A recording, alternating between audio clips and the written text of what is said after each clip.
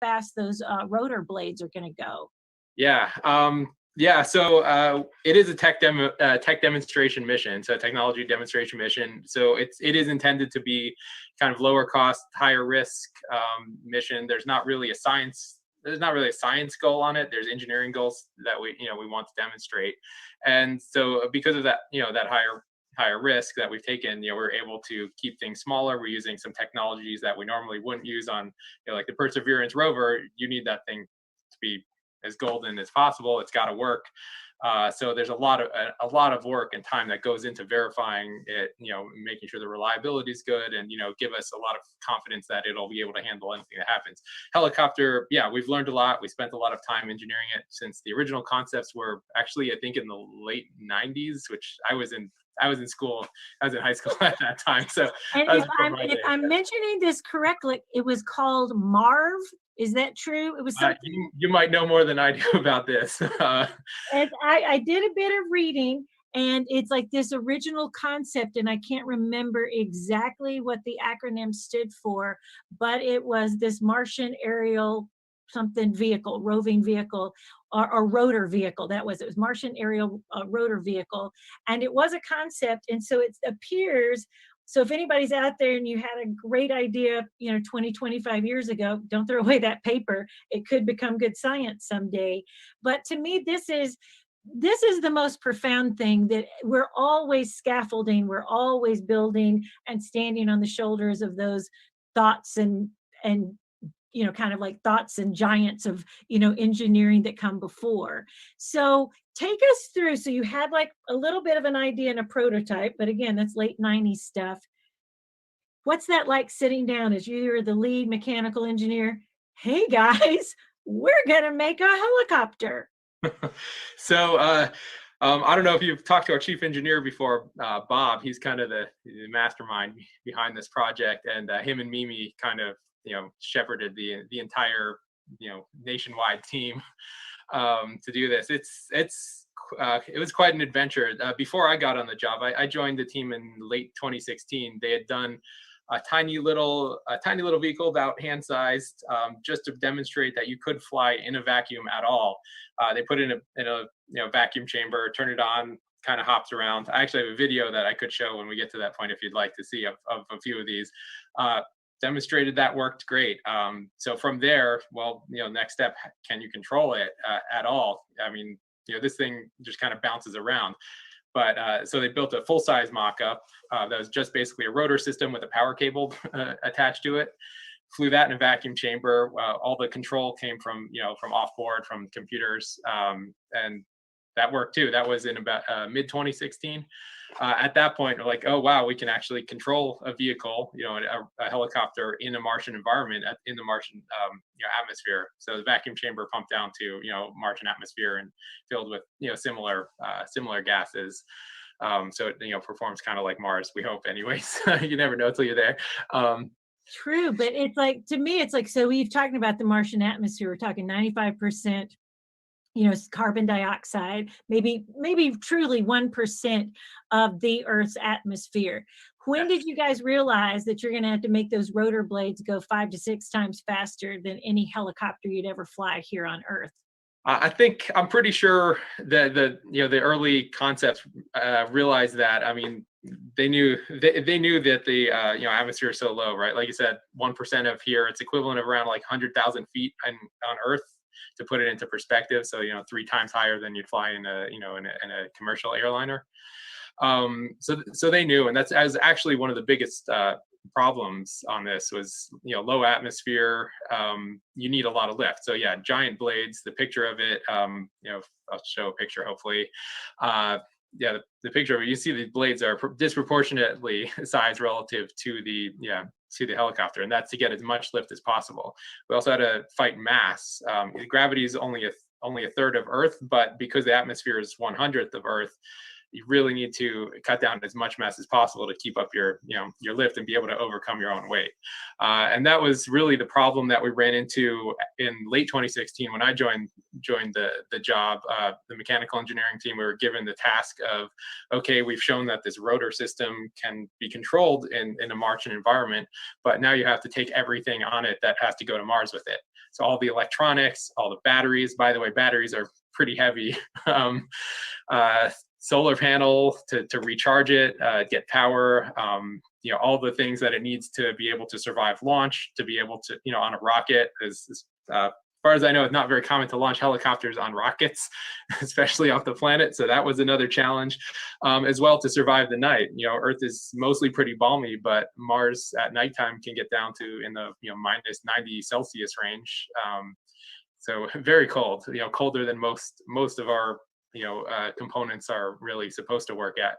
And that's one of the things that I read, that is actually one of the greatest power drains on the helicopter, is surviving a Martian night. You're absolutely correct. Our flights are roughly 90 seconds is the planned flight time, somewhere in that range. But the majority of the battery power held on the helicopter in a given day is used to just stay warm, survive the night. During the daytime, gets up to sometimes normal-ish temperatures, like around freezing temperature on Earth, is like a warm day on Mars. But yeah, that nighttime really is it really was a challenge. And that was the sorry, go ahead. Oh, no, you keep going. Yeah. So, and keeping the mass down, right? I mean, there's lots of insulations we have. I mean, you think on Earth, oh yeah, you insulate your house, and we looked at that. We actually had looked at one point aerogel, if you've ever heard of that. That's that really super thin, 99.9% air material, but that 0.1% not air was still too heavy for us. So,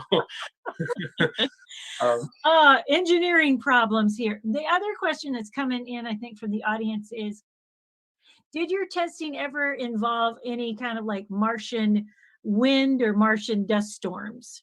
Yes, wind can get pretty high. Luckily, because the air density is low, it doesn't blow you as hard as.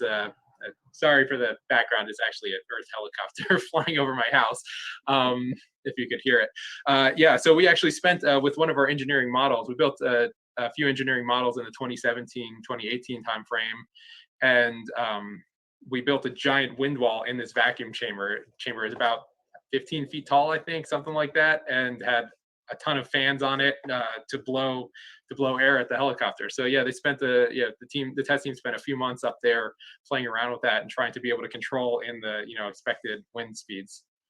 And I would expect it would be like any particular aircraft. You would look at Martian weather, wind conditions, and that sort of thing as to when you will fly. Do you want to show some of your pictures or slides or videos?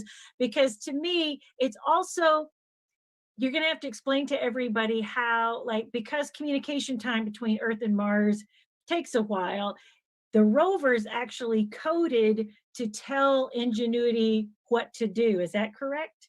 Yes. So yeah, lag time is around 7 minutes. If you might remember from the Curiosity mission, 7 minutes of terror.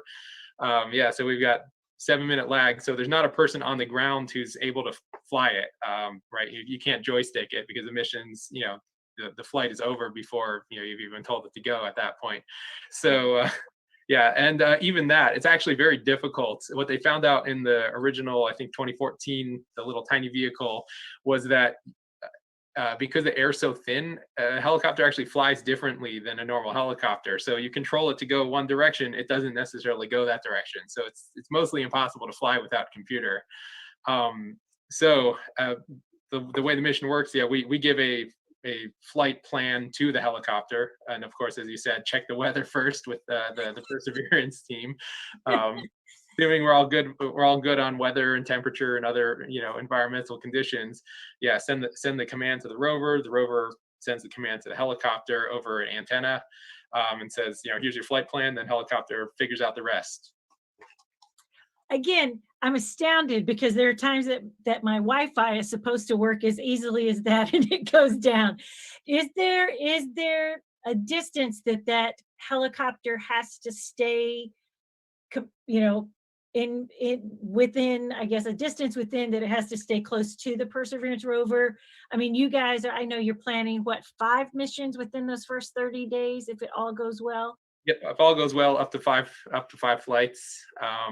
So somewhere in between 1 and 5, we hope. And yeah, line of sight to the antenna is a consideration, as well as distance. We'll stay within a couple hundred meters of Perseverance rover, something in that range.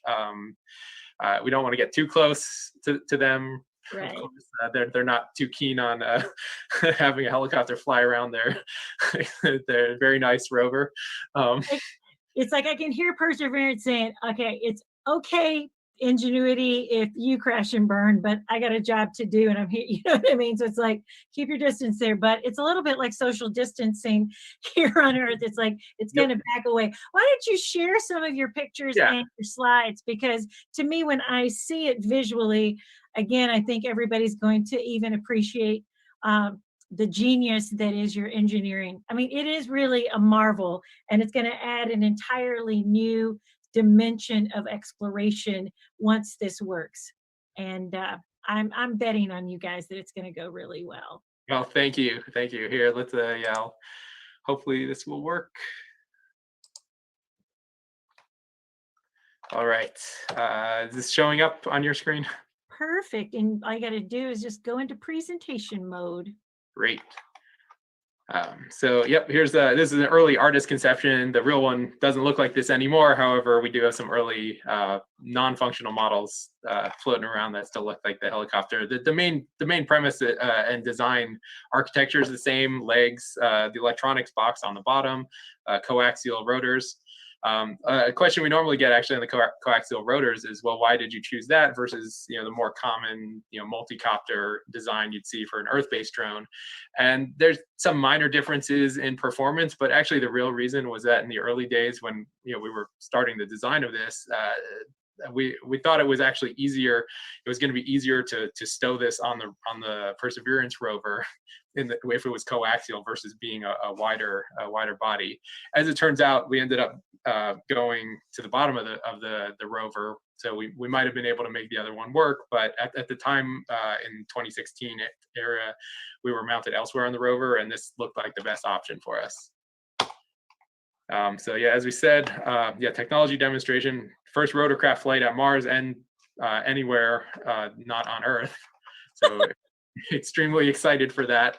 The team's just it was definitely a hard development schedule for the team. Everyone was really working hard, but it's just such an honor to be able to work on something like this. It's genuinely once in a lifetime opportunity. So here's a quick little video. Hopefully the sound comes through all right. Just to show kind of an artist concept of the mission. This actually does look very close to the flight helicopter.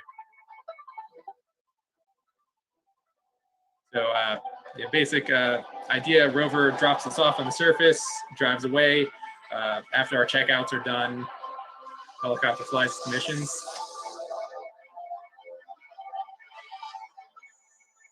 And actually, a video in a minute that has some of the videos from the chamber. You can hear the blade sound. You can actually hear it, and it's quite possible. I think Perseverance has a microphone, so it's quite possible you'll be able to hear.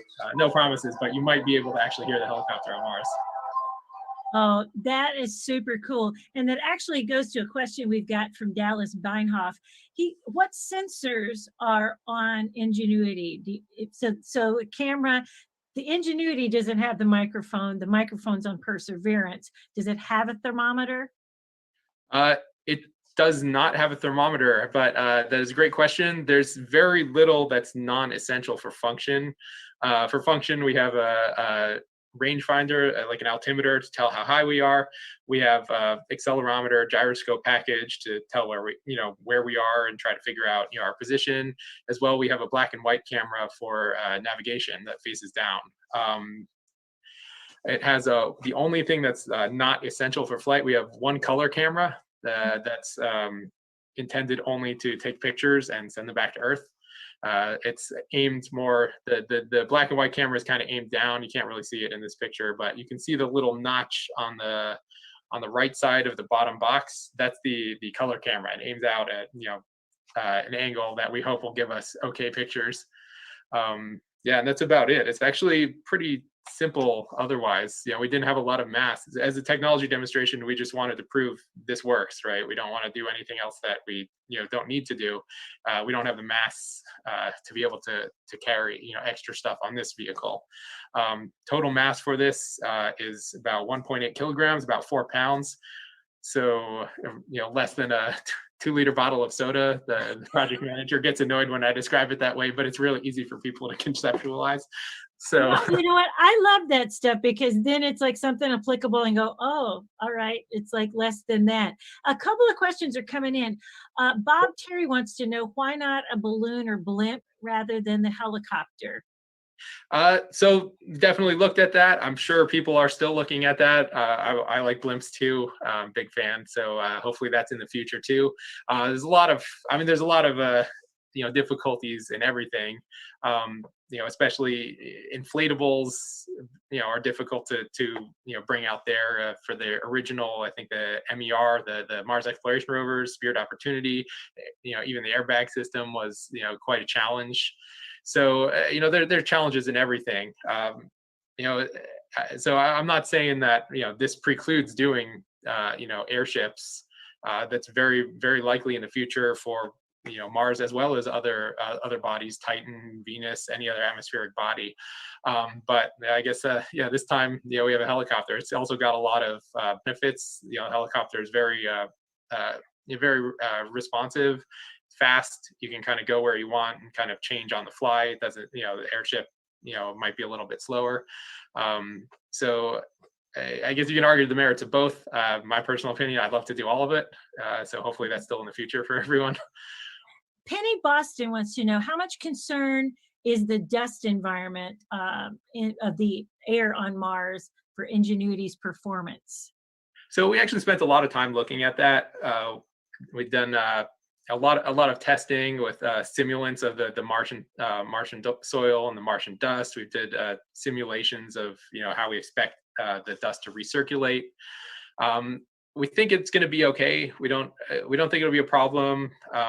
We looked at things like, well, how do you keep the dust out of our rotors? Is that going to be a problem if it gets in there as the things are spinning around? That doesn't seem to be too big of a deal. Solar panels, obviously you might remember from Spirit Opportunity, there's questions about, well, dust gets on the solar panels.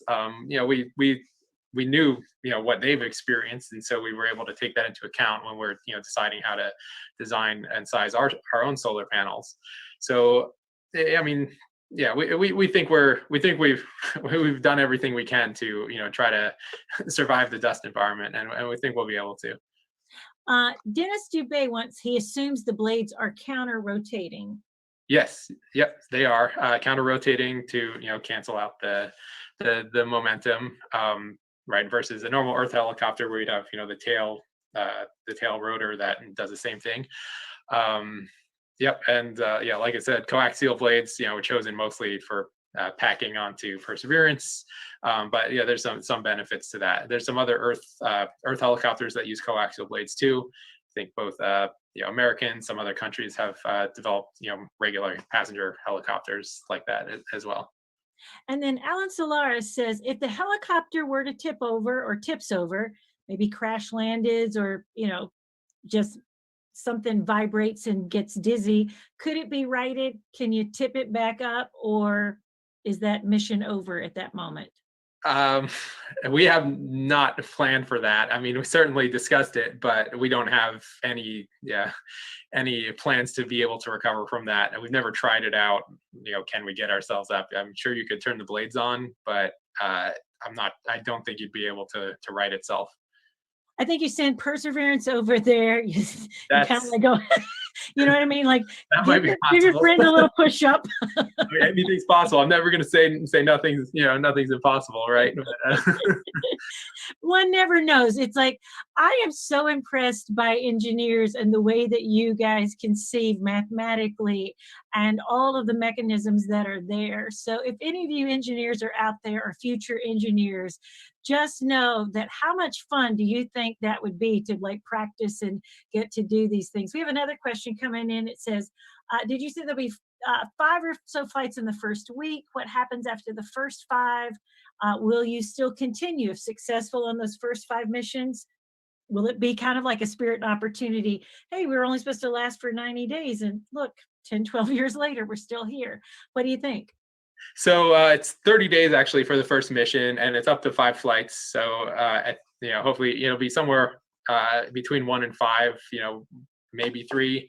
Beyond that, we don't really have plans. That answer to that question is probably above, well above my head. It's more of a NASA headquarters program level decision, what to do. The rover, the Perseverance mission has a lot of other things planned, and so we did our thing. We'll finish our 30-day mission.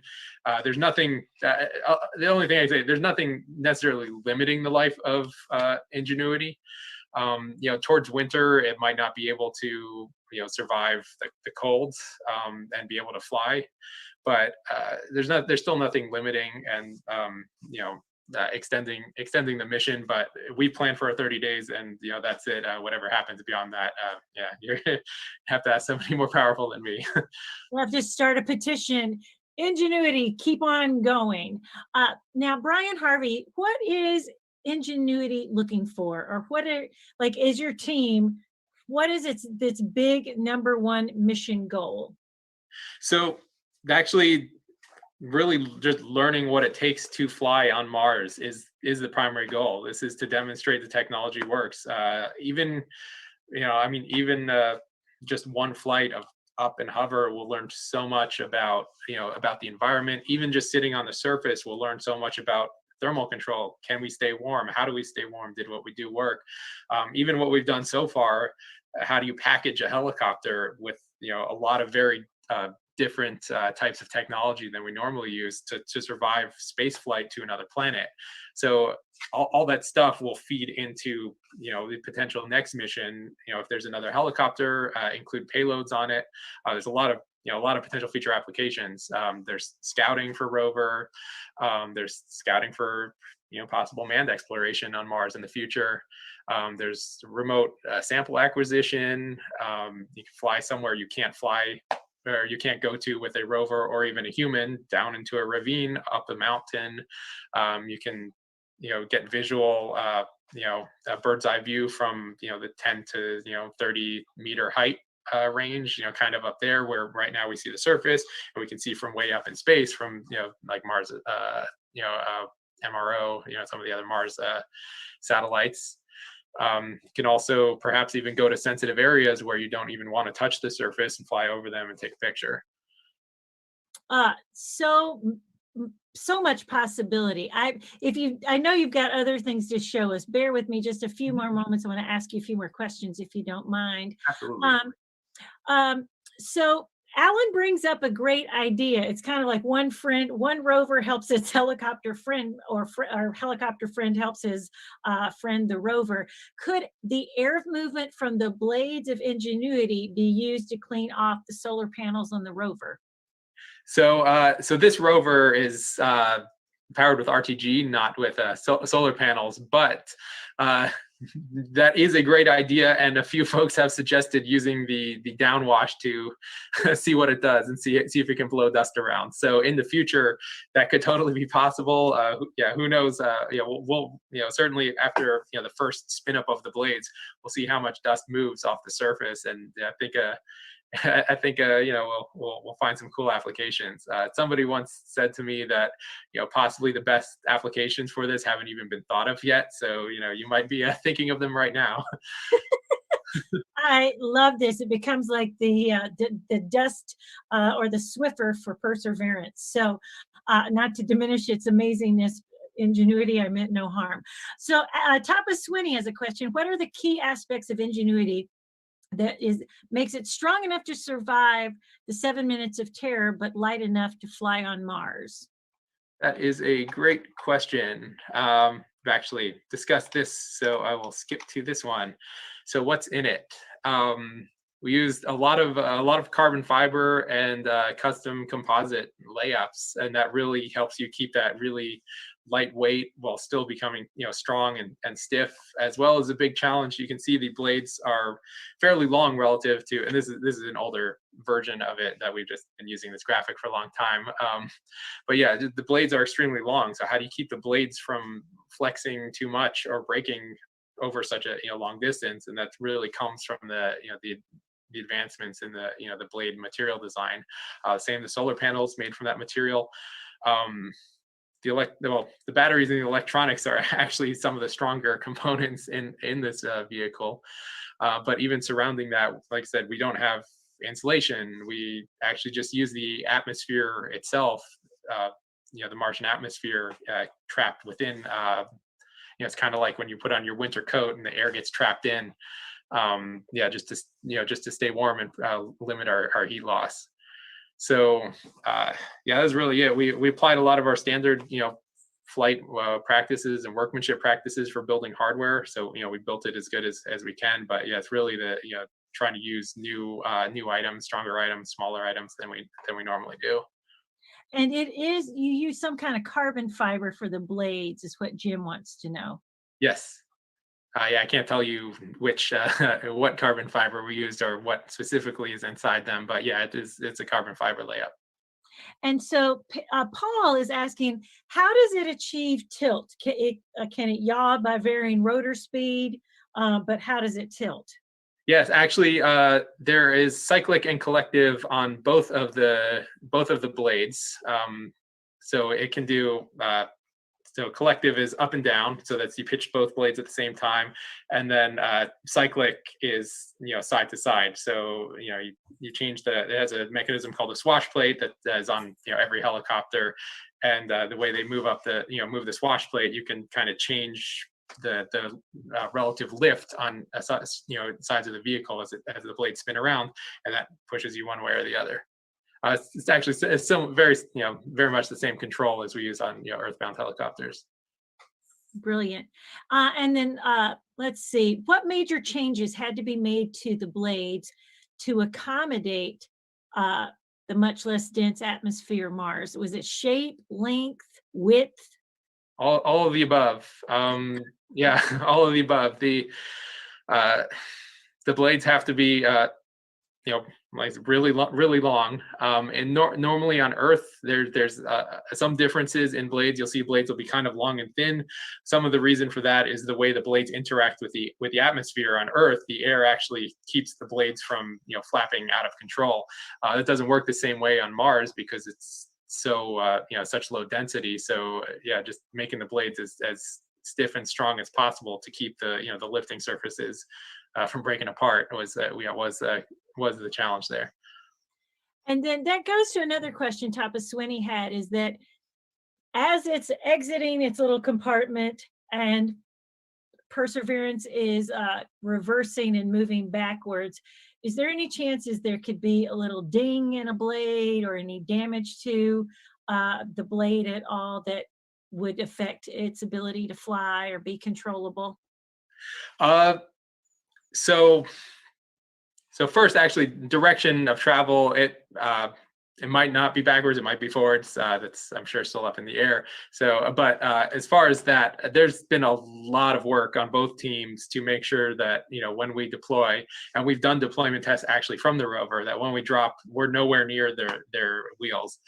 Besides, us being relative empty soda can to the Perseverance, for us to get bound up in the wheels would be a serious problem too. We don't want to affect their mission at all. So we don't expect that there will be any damage, at least between the interaction between the two vehicles. Of course, during landing, we learned on Curiosity, a lot of stuff gets kicked up, a lot of rocks get kicked up.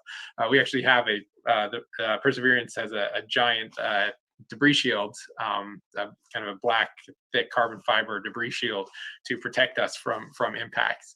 It's always possible that something gets through. It's always possible that, who knows, debris falls off of something, falls from the sky, whatever it happens to be, and hits us. I can't really say how much damage the blades can sustain and still work. It really just depends, where and how it's how it's damaged. Well, I will let you continue with the other things that you have there, and we'll wait for some more questions to come in. Absolutely. So, as we said before, first trick was, can you even lift? And for a long time, a lot of people, I think, around the world, were dubious that it was possible. But in 2014, they built a little little model here, and see kind of just hop up and down. I'll let the video run because it's actually in the end of it is you can see what happens. Here, this actually is a very experienced drone pilot trying to fly the helicopter, and you can see the trouble they're having doing that. And you can you'll see in a second what eventually happens. Let's see. Yeah, there we go.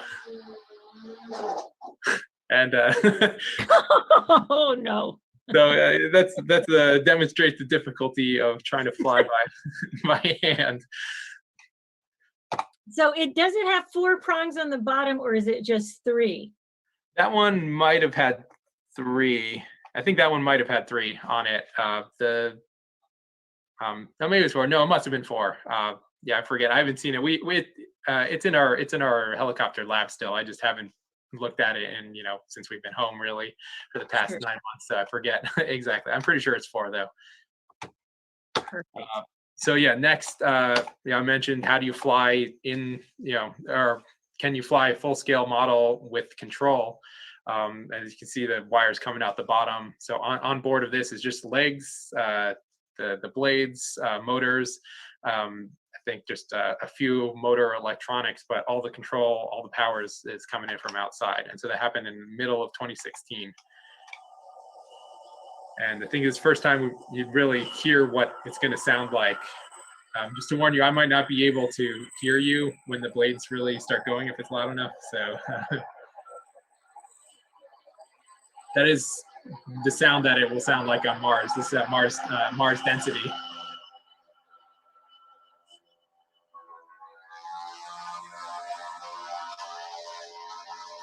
And the little balls on the top are actually a Vicon motion capture system, kind of like the people who do the movies, like CGI for movies use when you wear the suits with the little balls on them.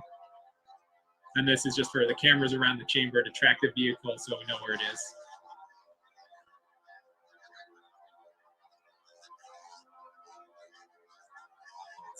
So skip to the next one. It looks like that for the next 20 seconds. And there's other flight videos too that are probably as interesting. So after that, went to the engineering model, right? How do you package everything you need to take? Which again, the electronics, the batteries are quite a sizable mass in the vehicle. So it really eats into the your lift margin. So this is an engineering model. Actually, you'll notice that it looks fairly similar to the flight helicopter. The blades are the same. The solar panel looks the same. The basic location of the electronics and most of the electronics are the same. The legs look a little different. The feet changed shape after some tests that were done to try to figure out what the best foot shape would be for getting into the sand without getting too caught up in the sand. And these legs are slightly different too in that they don't stow, whereas the ones that actually go in perseverance have to stow, so you don't have to have these giant legs splayed out while the rover is flying through space.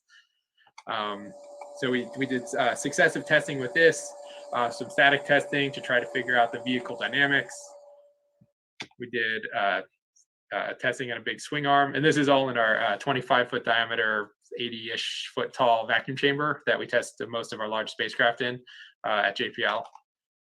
And I think we spent a long time in this chamber doing lots of testing, and then that culminated in the engineering model with the first free flight test with everything kind of Mars-like in it. And you can see at the top of it, there's a cable coming off the top. And again, excuse me if you can't hear because of the sounds. There's a cable coming off the top. That's actually a gravity offload because this helicopter is designed to lift in Mars gravity of which is 1/3 of Earth. This tether is actually attached to a mechanism that's pulling the helicopter up at 2/3 2/3 the weight of the helicopter. So a helicopter's about 4 pounds. It's pulling up at 2/3 of that. It's like 2.5, 3 pounds upwards. And if you stop flying the blades, if you stop spinning the blades, the helicopter would fall down because that can't actually hold it up. And to demonstrate that it's not actually providing stability for this, you can see that as the helicopter is moving and translating to the side, is actually pulling the cable sideways, trying to fight against it.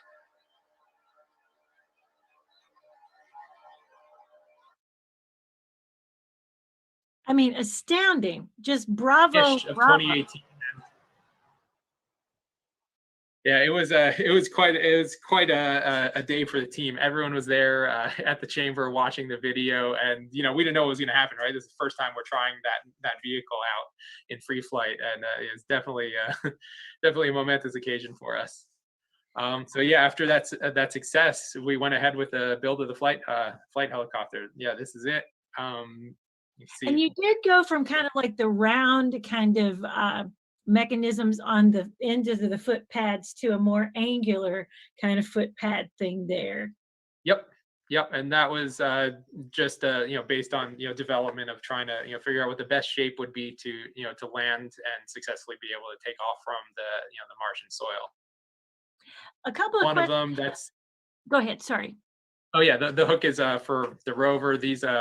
These legs hinge up and then they get grabbed by Perseverance rover to hold them in place, and that's just part of that. Again, Um, the thought process of how every bit and piece works together within the whole is stunning. A couple of questions that have come in. What would you say as a member of the team was the biggest challenge, and what did you guys do to overcome that? Was there ever a moment when you guys left work that day going, I don't think this is able, guys? Or was there ever like that moment where it seemed insurmountable?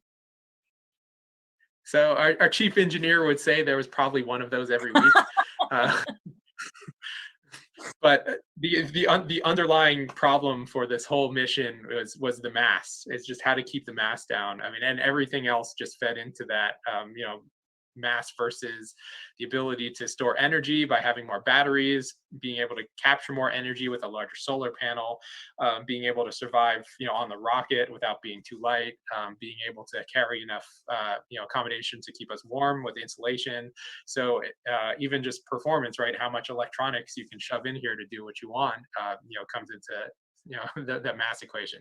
So that was the gremlin that we were chasing the entire time. And 1.8, we were that was we were right there on near our allocation. So we did what we could to get it under there, and we're very I don't know, I don't want to say lucky, but we worked hard at it. But it's fortuitous that we were able to pull it off.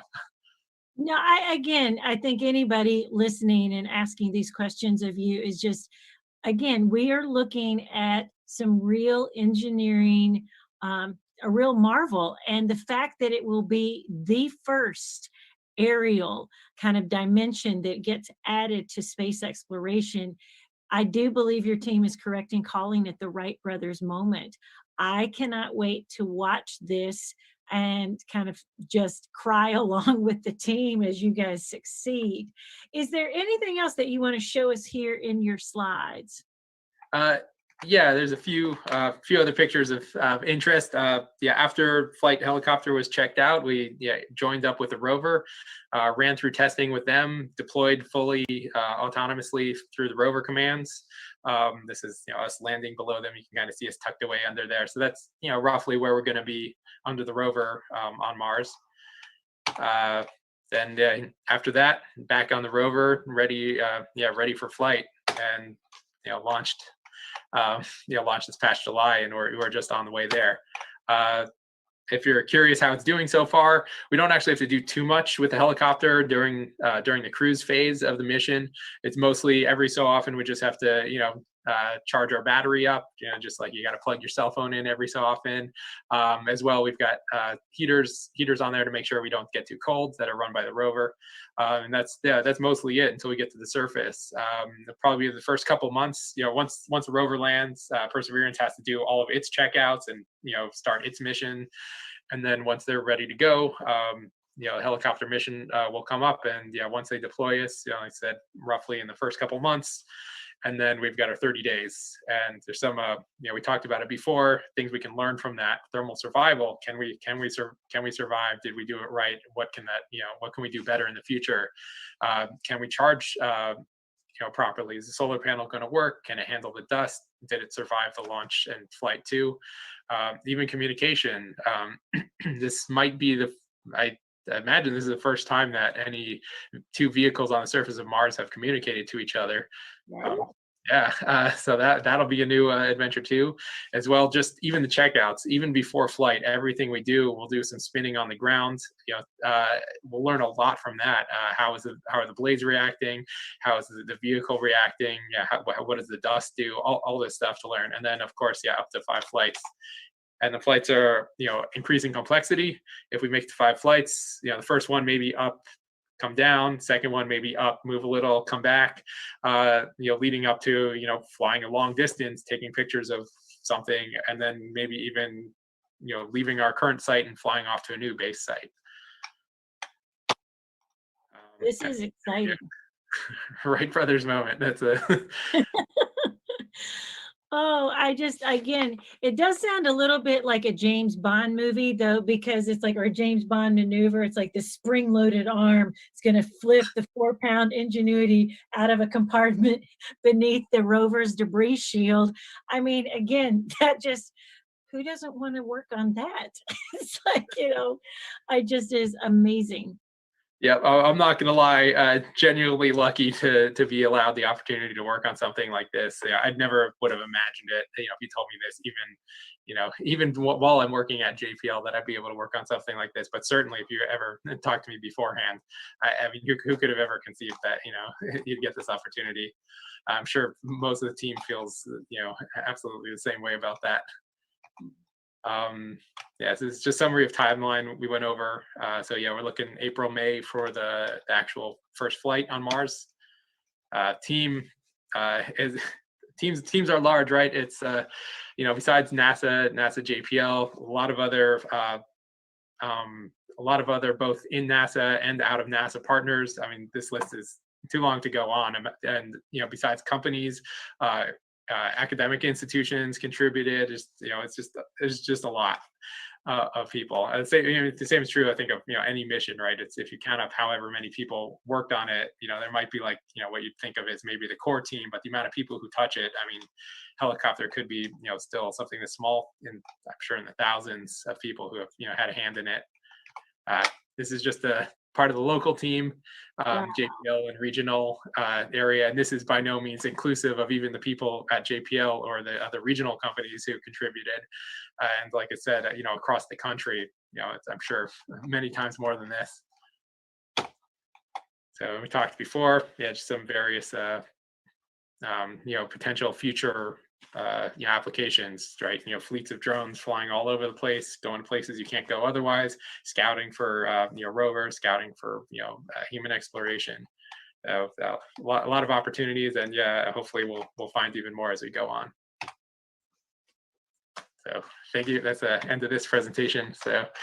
And one of the things that's interesting there, Josh, as you close out your screen, it's interesting. It's like to go into biologically sensitive areas. So when we think of planetary protection and those other things, being able to send and fly the Ingenuity helicopter there, where maybe we wouldn't allow a rover to go into, it could fly over an extinct kind of Martian riverbed where we couldn't, kind of feasibly do that with good conscience and everything.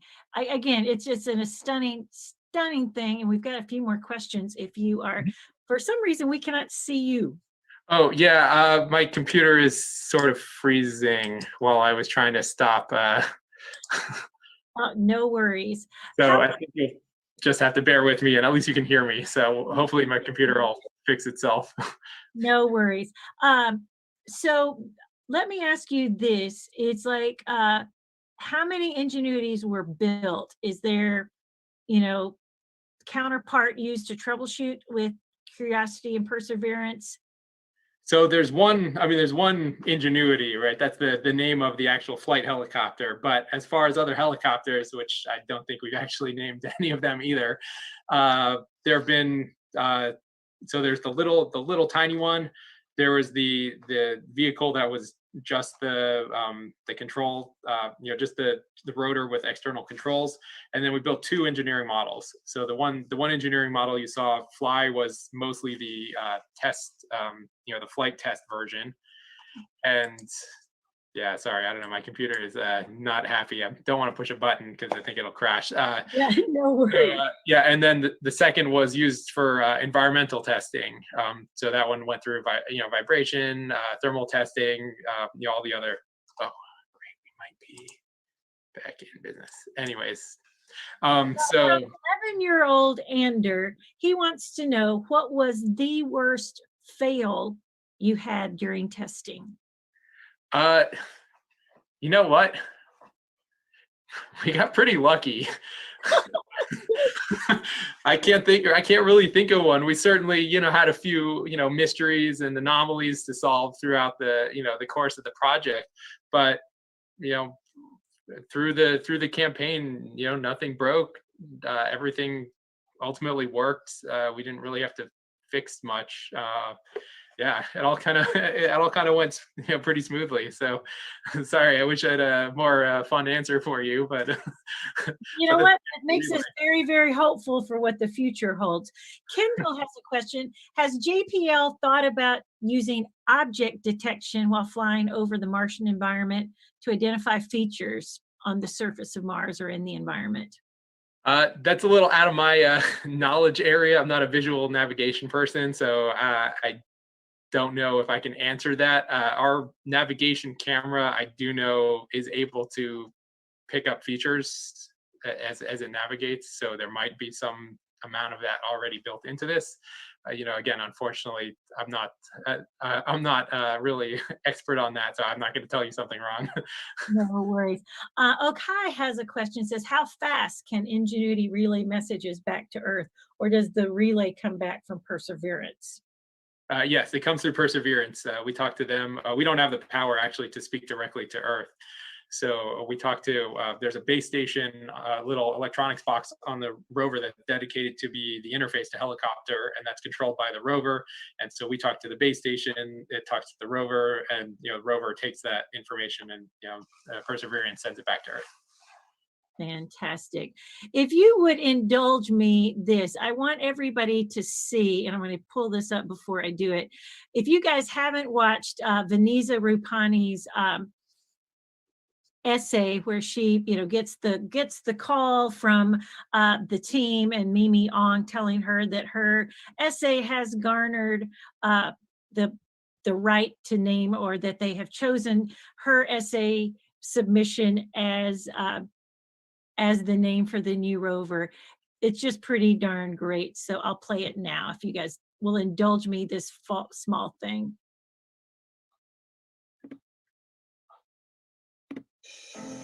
Ingenuity represents the most remarkable things that humanity is capable of. These achievements are not just the product of pure determination, they're a combination of human perseverance and ingenuity. Hi, Vanessa. My name is Mimi Ong. I work at NASA Jet Propulsion Laboratory, JPL, and my job there is project manager for Mars Helicopter. Mars Helicopter is a technology demonstration flight experiment that Mars 2020 Perseverance rover is hosting. And we're going for the attempt at flying the first ever flight on another planet.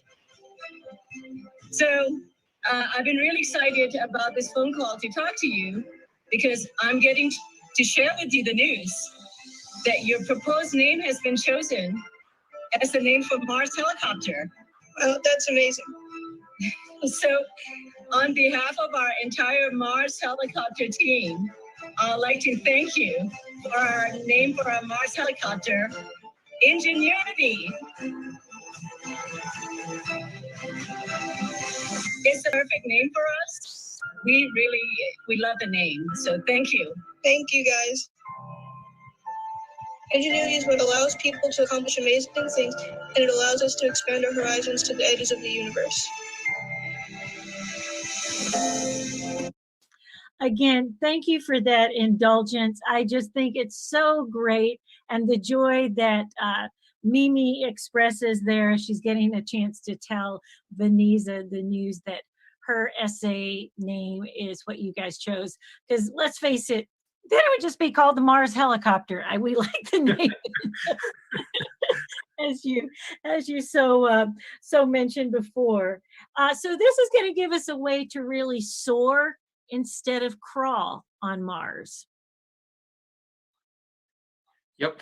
Yeah, it's just I'm not sure what else to say about it. It's just been a great experience, and I think it'll be amazing to see what it can see. Um, yeah, talking to Veniza for I think I talked possibly earlier with you about that. Yeah, we were lucky enough to get to call in with her too when the announcement was made. So I think that was when we all learned the name too. It's pretty wonderful experience for all the team. Oh, I can only imagine. And again, I've watched both her and Alex Mather, who named the Perseverance rover. They seem so completely like dumbstruck with the fact that they are getting the call that it is pretty profound. And for them to have a moment in time where they realize their voice matters in all of these exploration attempts. And again, we can't wish your team any better luck or success. We will look very forward to it, Perseverance landing in February, and then set our eyes and mark our calendars for April or May of 2021, and keep our eyes on Ingenuity and cross all our fingers. Any last things that you might want to share with everybody? And I'm going to go to, maybe before I ask that question, let me ask another one. What is your why? Why did you want to become a mechanical engineer? And what is your why to want to see this succeed? So I don't know. I just always like building things. I always like space. It just worked out for me. I I guess I got lucky getting the job I did, right? I mean, at some point, it just comes down to roll of the dice. But it's been so meaningful to me. There's a lot of reasons people like space. Some people are into the science, some people are into the technology. For me, I really like I like those too, but I really like the exploration aspect. Yeah, I like being able to go somewhere that we haven't been before. I like being able to do something we haven't done before. It's interesting, it's new, it's a kind of part of the human spirit, I guess. So yeah, this mission is one of those things, right? I mean, getting to contribute to something that has never been done before is just, it's hard to think of something more meaningful. So I mean, your name will go down in history with the success of this, alongside the Wright brothers, the first aerial flight on another planet. Pretty profound. Any last things you want to tell everybody before we close this afternoon? Just if anything's possible out there, I don't want to be too pithy, but anything's possible. Work hard. Hopefully, everyone had the opportunity to do something that's meaningful to them. Just hopefully, root for us. We're definitely waiting expectantly and rooting for it too. And we're just super excited to see what happens. Come February for Perseverance landing, and then April, May for helicopter for Ingenuity. Well, it's what I love to tell everybody. It's a grand time for Mars. Hope Probe will be arriving. China's TON1 will be there. It'll be a party on Mars in 2021. If we have any educators out there and you would like some great things, on the JPL Education website, you can get instructions and have your kids build their very own Ingenuity helicopter. There is also something very super cool. Yes, these things are called rover view glasses. All you got to get is some of those kind of like theater 3D glasses. They've got some great things that after you decorate this and make it look like the Perseverance rover, some great 3D images your student might really enjoy taking a look at. There's also the good old-fashioned, JPL has a paper template for a helicopter on their website as well. Bravo not only to your engineering team and the entire team of Ingenuity and Perseverance and everyone who's worked on this incredible marvel, but also if you need educational resources, check out NASA Next Gen STEM.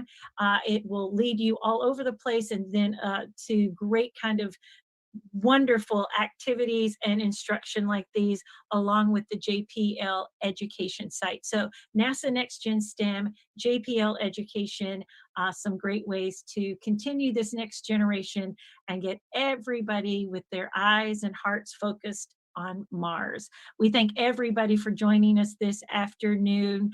And if, again, as we enter into a grateful season, maybe some of you guys are taking this next week to just have a bit of downtime. Josh, I hope that's true for you, but we are most grateful for your time and energy this afternoon.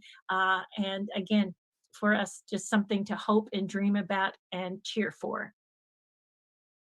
Thank you so much. All right, you go and keep doing great work at JPL.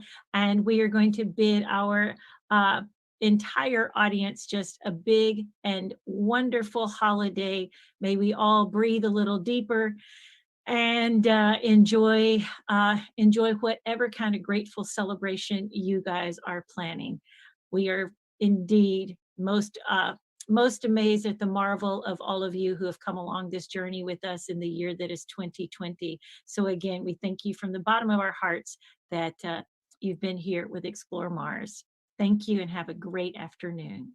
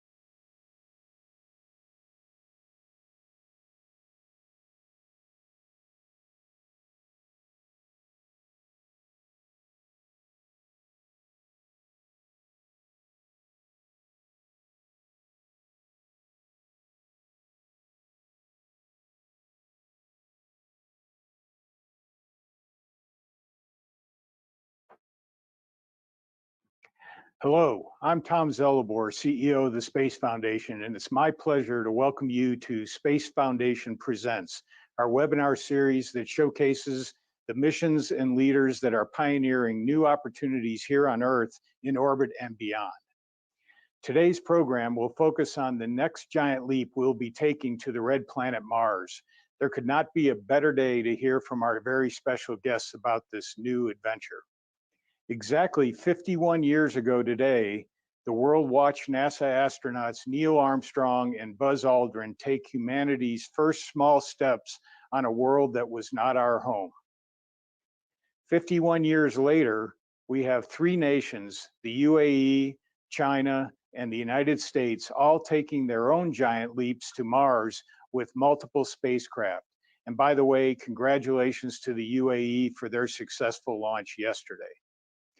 While this is a source of great national pride for each of these nations, globally, we can celebrate what humanity can learn and achieve when we invest in people, curiosity, and pursue bold, challenging frontiers.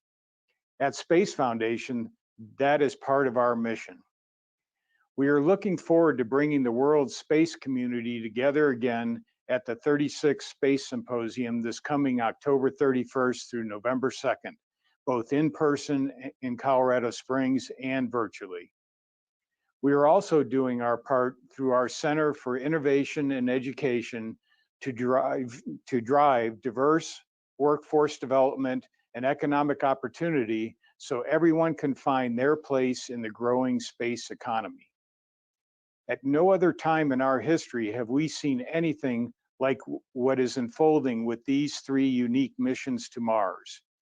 Each of them is a science and engineering marvel, but today we want to specifically call out the NASA and JPL team for building another remarkable rover, the Perseverance, that will kick up even more dust on the red planet, but also for building the aptly named Ingenuity Mars helicopter, the first aircraft to attempt controlled flight on another planet.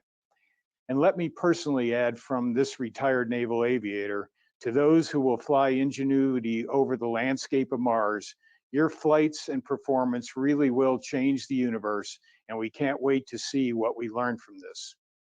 The missions of Perseverance and Ingenuity, along with Mars-bound spacecraft from the UAE and China, could not be happening at a more important time.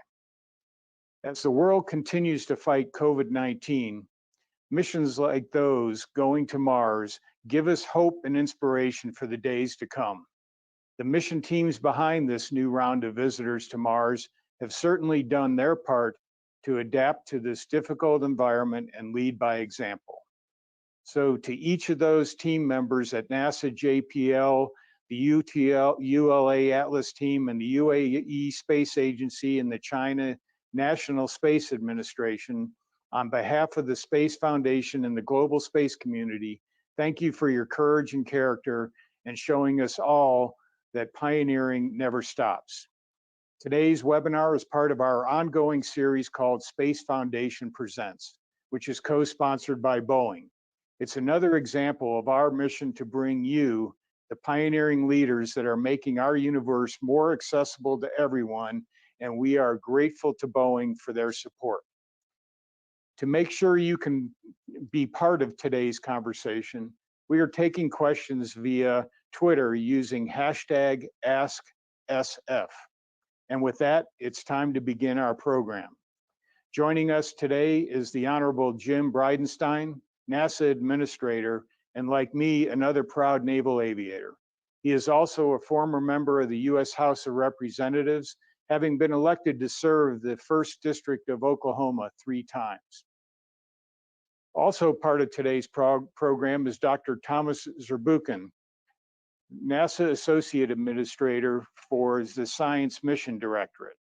We also have Dr. Michael Watkins, Director of NASA's Jet Propulsion Laboratory, and finally, Ms. Mimi Young, who is the Project Manager for the Ingenuity Mars helicopter out of NASA JPL. It's an honor to have them join us today. Now, before I turn the program over to Thomas Dormy, Space Foundation Vice President of Washington Operations, to moderate the discussion, we have a short video highlighting NASA's effort. It clearly shows that despite the challenge, NASA continues to inspire a nation and future generations of exploration. The video is appropriately titled, "We Persevere."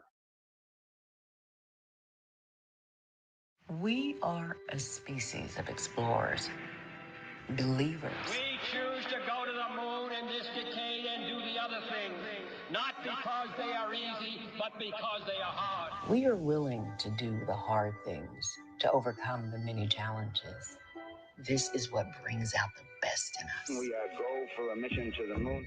Our path has led to success and to bitter losses. We come together today to mourn the loss of 7 brave Americans. Yet, even when faced with tragedy and setbacks, we persevere. We keep striving. We keep believing. From space, we see our planet as a whole. We see the challenges facing it, and we face those challenges together. We will not give up. We challenge convention. We refuse to accept the status quo. The time at hand is hard, but we will persevere. We can still draw hope from the moon and the stars, from space, from exploration. There is a new day beyond the challenges we face now. Curiosity, insight, spirit, opportunity. If you think about it, all of these names of past Mars rovers are qualities we possess as humans. 10, 9, we have ignition sequence start. But if rovers are to be the qualities of us as a race, we missed the most important thing. 3, 2, Perseverance. launch commit, liftoff. We have liftoff. We are a species of explorers.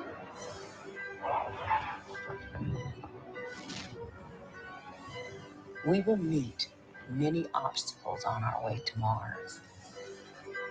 But as humans, will not give up. We will always persevere.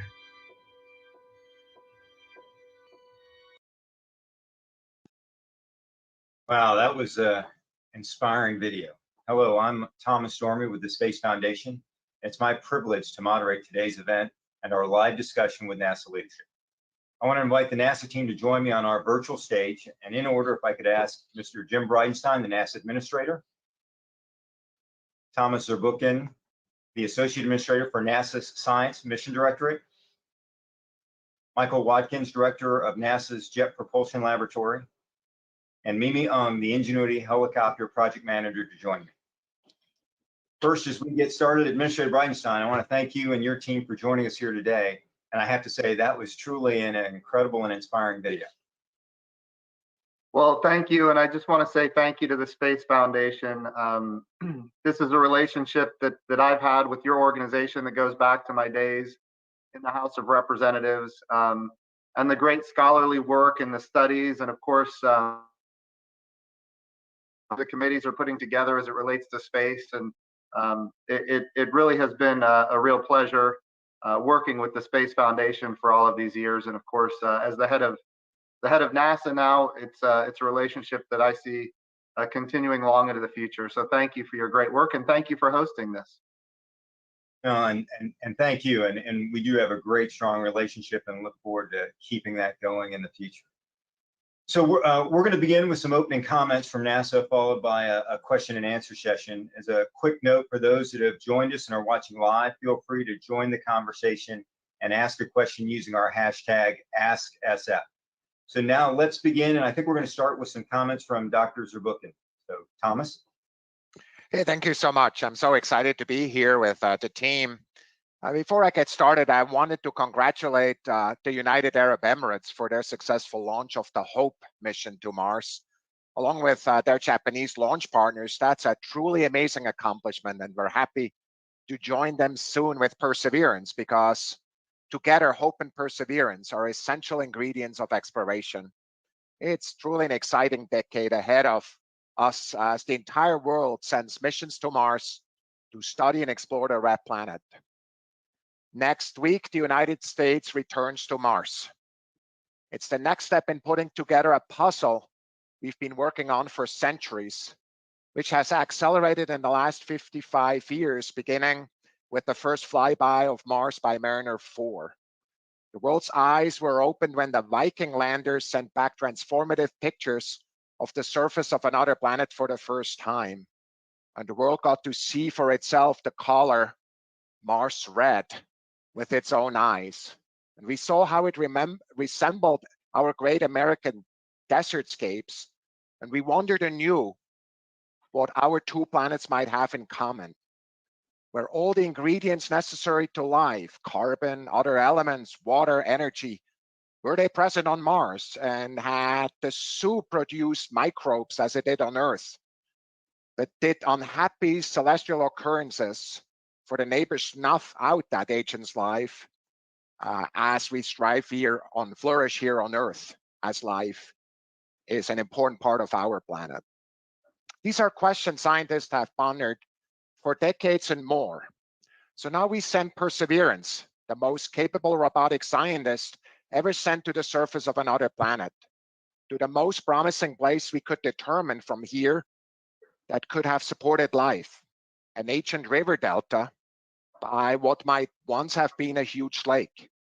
The Perseverance rover builds on the legacy of NASA's Mars exploration program and joins a fleet that right now includes a rover, a lander, and multiple orbiters.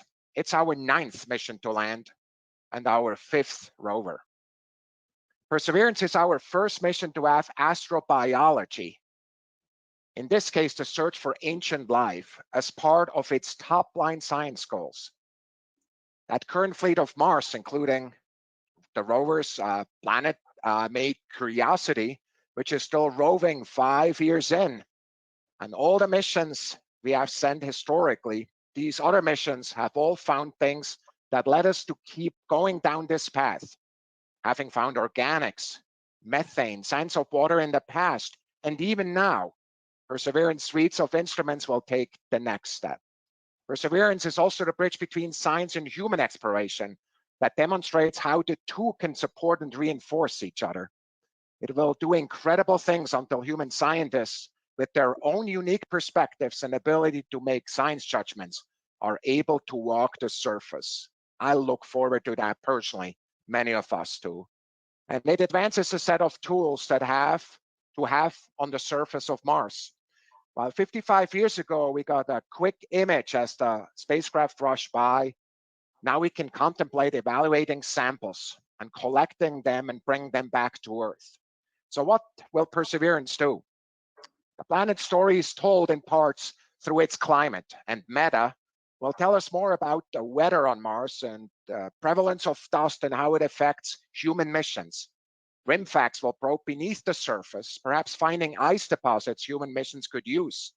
SuperCam and MassCam will survey and study the environment and turn amazing images. Basically, Perseverance will bring all human senses to Mars. We'll sense the air around it, see and scan the horizon, hear the planet with microphones on the surface for the first time, feel it as it picks up samples into cache, perhaps even taste it in a sense as Pixel and other instruments sampled the chemistry in the rocks and soil around it. As humans prepare for the greatest adventure here in person exploration of Mars, our robots can help. Moxie will help demonstrate how we might live off the land by converting carbon dioxide into oxygen that we can breathe, or for rocket fuel.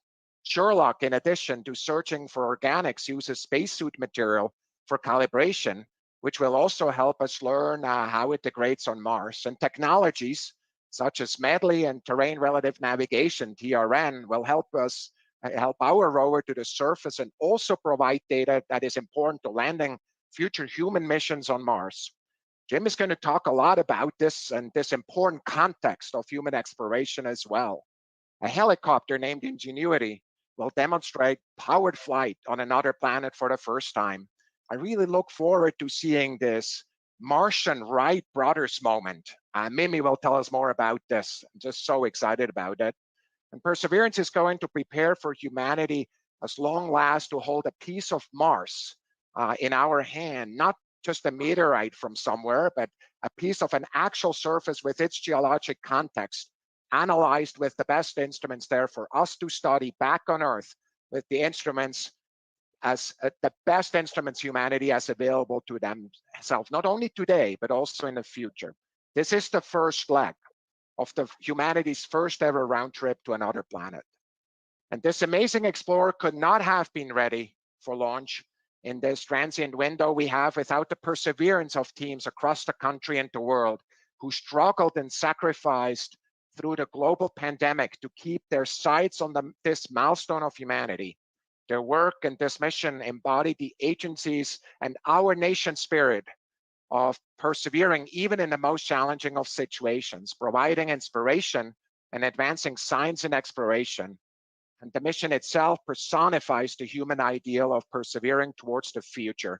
Mike is going to tell us more about this especially. Perseverance carries our hopes and dreams, the names of 11 million people from across the world who sent in their names to go with us under the plaque we read Explorers 1. I just want to tell you, both of my parents who are no longer with us, their names are there. That is really meaningful to me from that perspective, as well as also my family who's here, who's all of their names are on this list. And Perseverance carries the goodwill of the entire space community that we and other nations all send missions to Mars this decade. It reinforces NASA's commitment to working with our international partners to accomplish stunning achievements in science, technology, and exploration. So when Perseverance launches, it takes us all. Every one of us will have a chance to learn from and be inspired by this mission. Anytime we attempt something that pushes us to the next threshold is a time to celebrate. It is a big moment, a milestone for humanity that we all share. We explore and discover together, and together we persevere. And with that, Thomas, I'm sending it back to you. Hey, thanks, Thomas. Thanks for this. That was a really great overview. And I think it framed the importance of not just this mission, but what NASA, is doing at large with these scientific explorations. Now I'd like to invite Dr. Watkins from JPL to make some comments. Mike, over to you. Okay, thank you, Thomas and Thomas.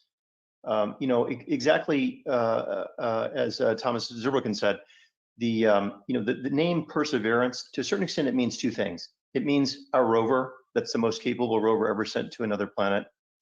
It also means the 1,000 team members, or even more than 1,000, that built Perseverance and will operate it on the surface.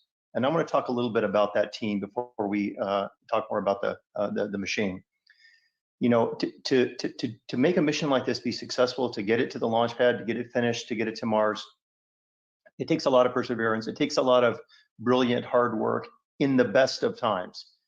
And I don't think any of us anticipated this COVID pandemic.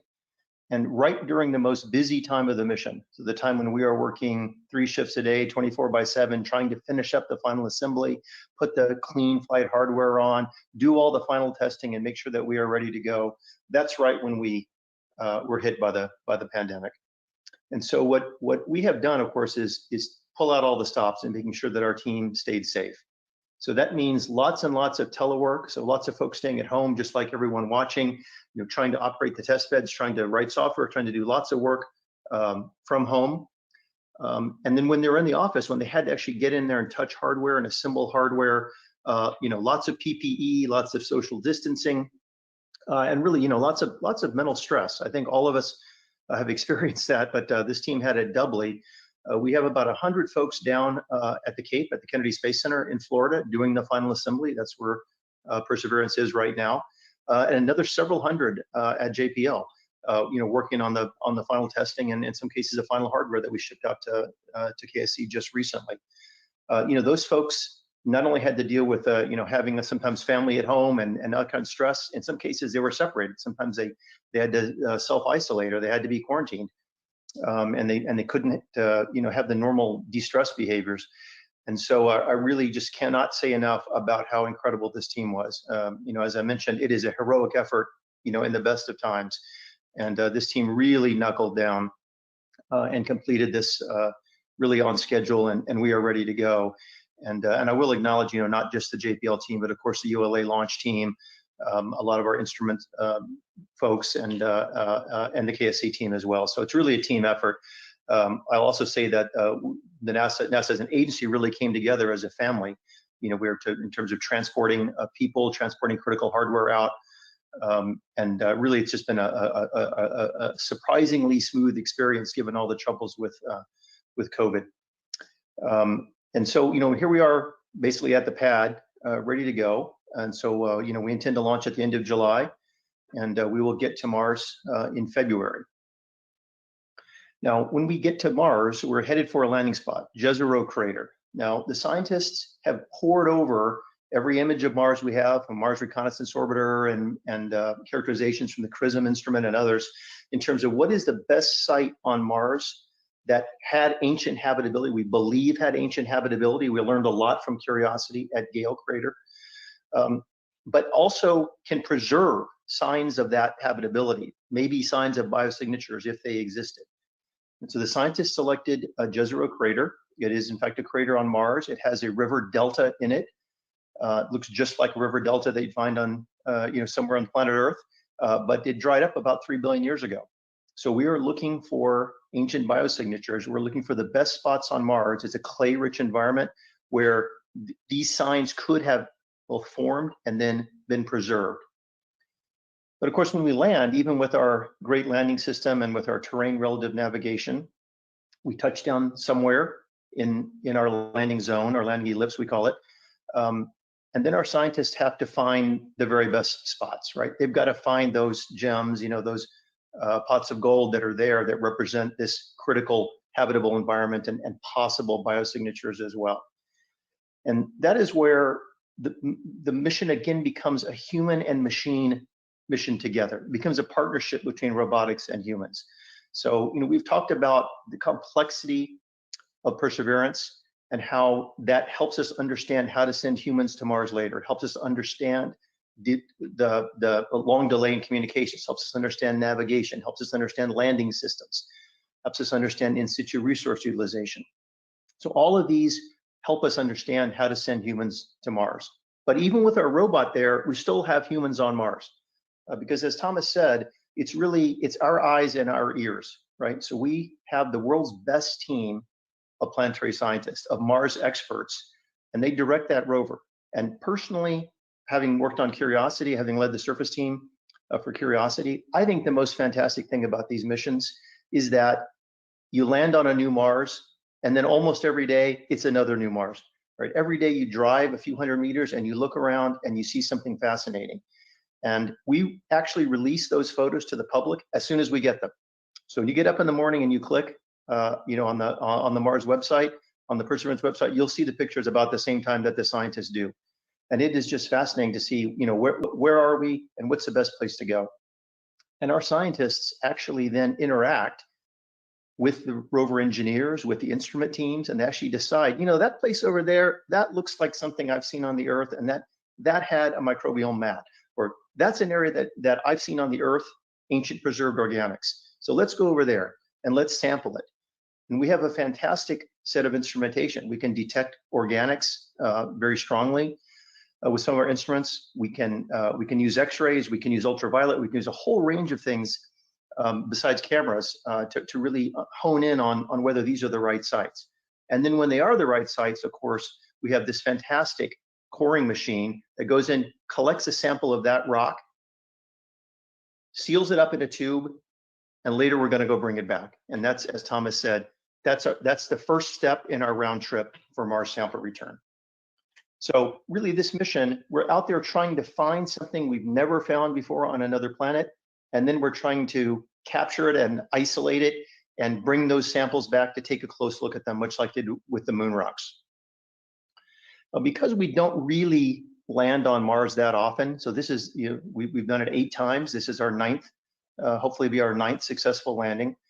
We use these advantages on the surface to also test out new technologies, right? We want to keep pushing the envelope forward of what we are capable of on the planet Mars.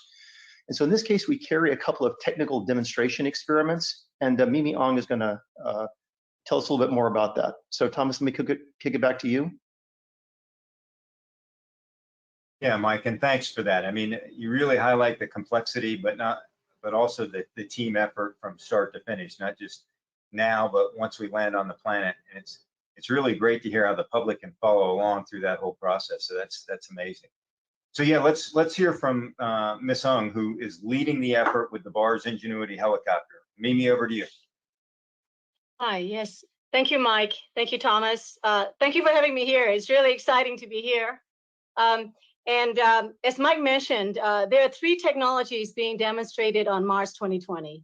The terrain relative navigation for safer landing in hazardous terrain, MOXIE, which converts carbon dioxide to oxygen for in situ resource utilization, and the Mars helicopter.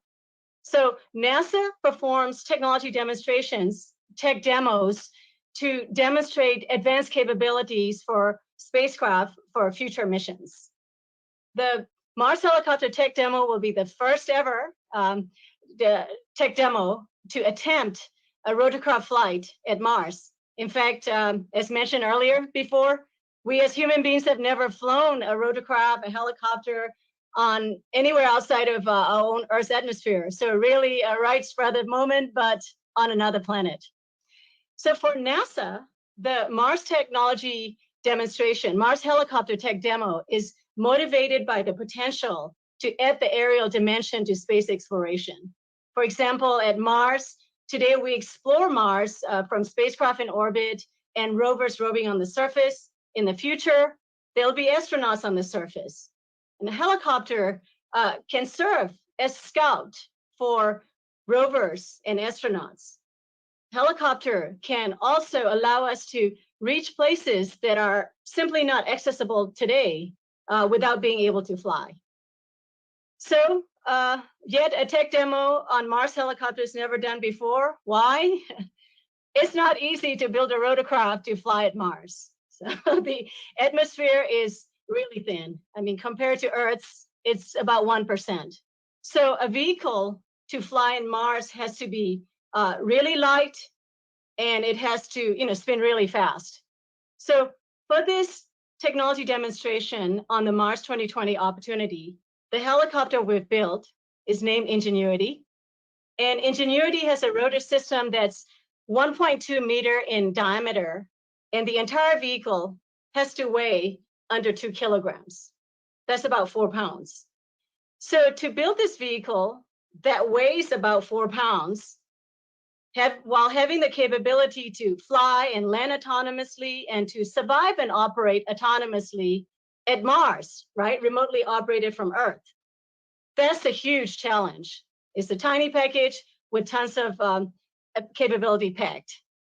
So to build this, there is a significant team behind this team. And I wish really our team, I'm here to represent our team. I wish everybody on our team could be here to share the stories. We really have so many, everyone from different disciplines involving from the fundamental mathematical equations to mechanical, electrical, software, thermal, avionics, materials and processes, and even the special test equipment and facilities that it takes to build and test something for the very first time.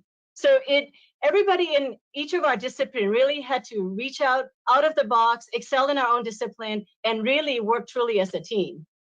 All to pack all of this into this 1.8 kilogram, 4 pound limit.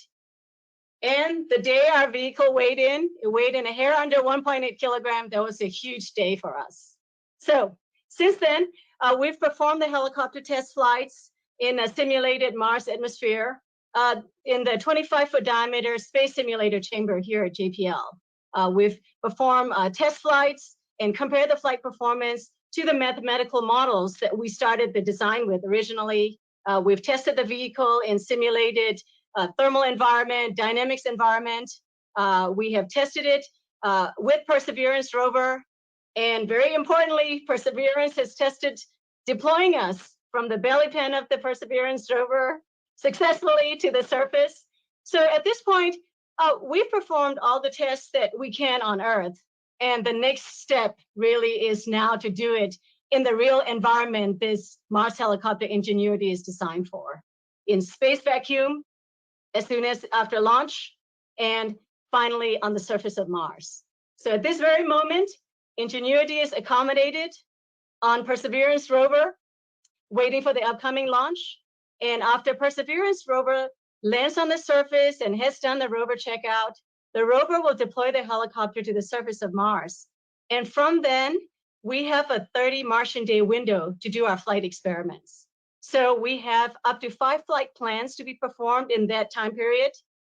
And the first and foremost, the most important flight for us, for our team, is the very first flight where we'll repeat the flight that we have tested multiple times in our test chamber here on Earth.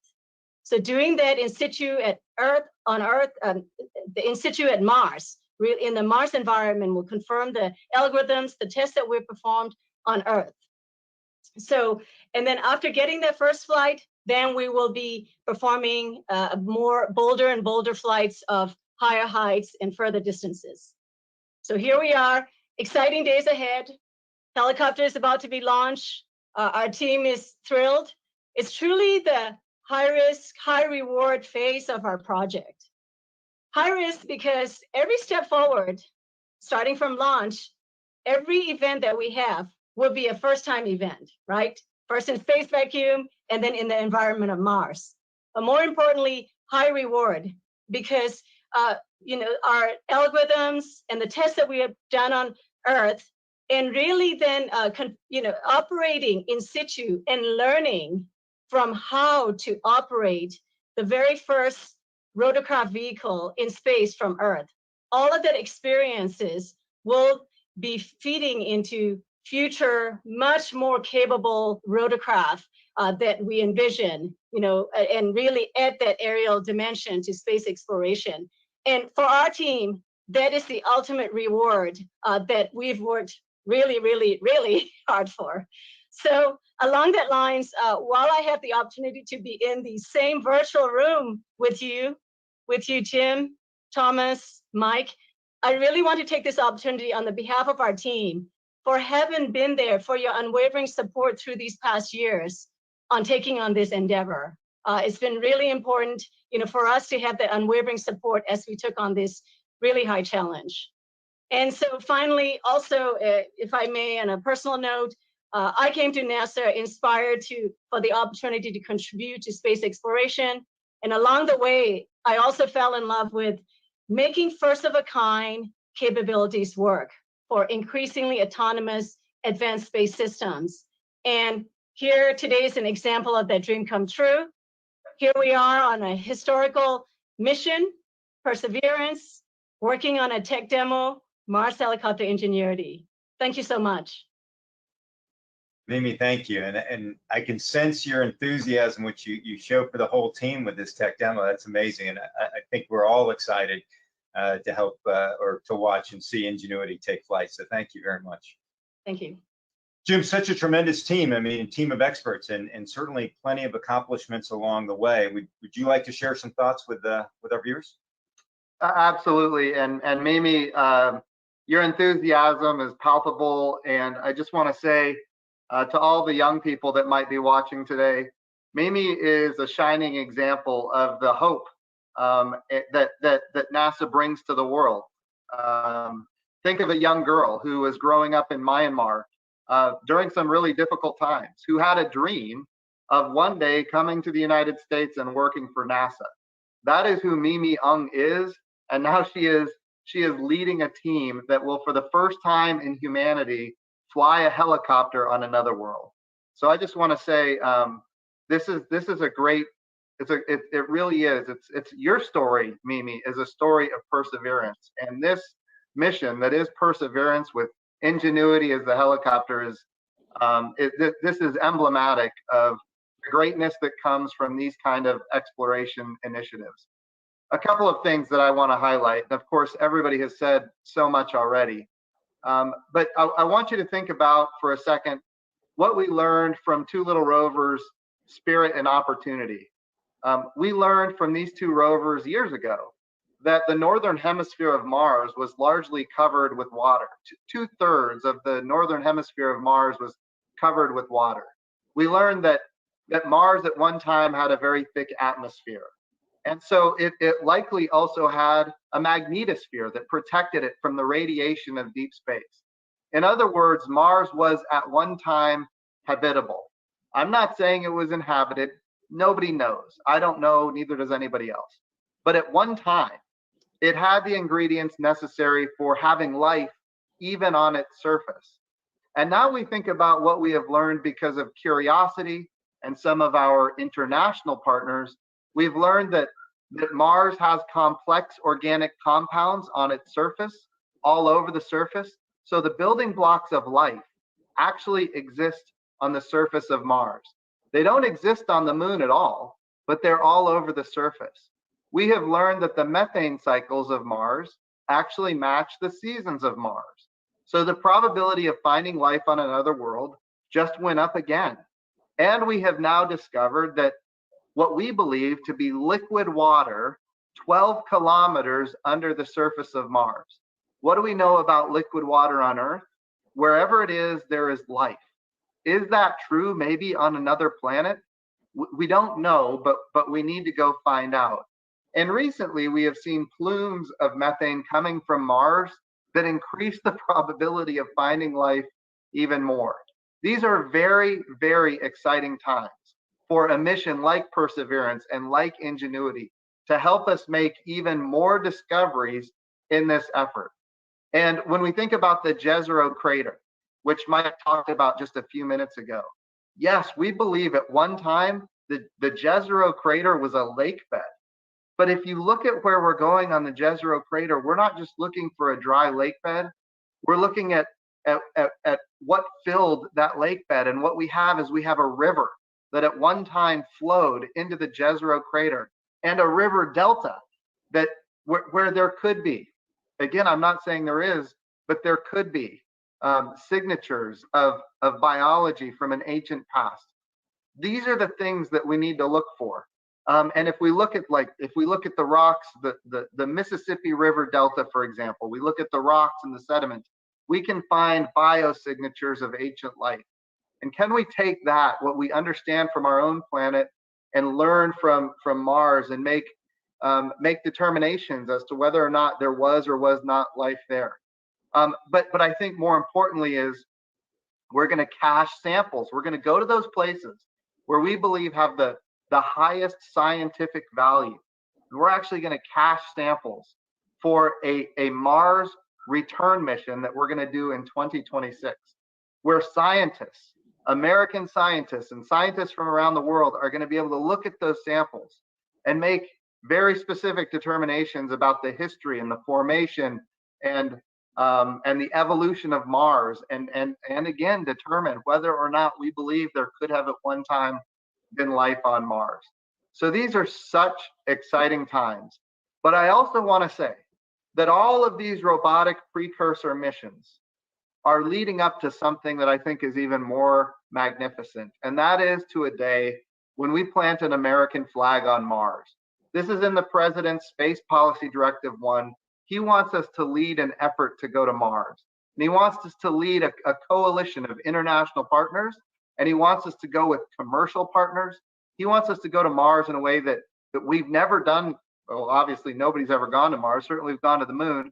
But when we think about the Moon to Mars program that NASA has initiated, we're going to the moon in a way that we've never done before with commercial and international partners, and we're doing it with a purpose. How do we live and work on another world for long periods of time so that we can go to Mars, where we will absolutely have to live for long periods of time in order to do what we need to do on the surface of Mars? The moon is the proving ground.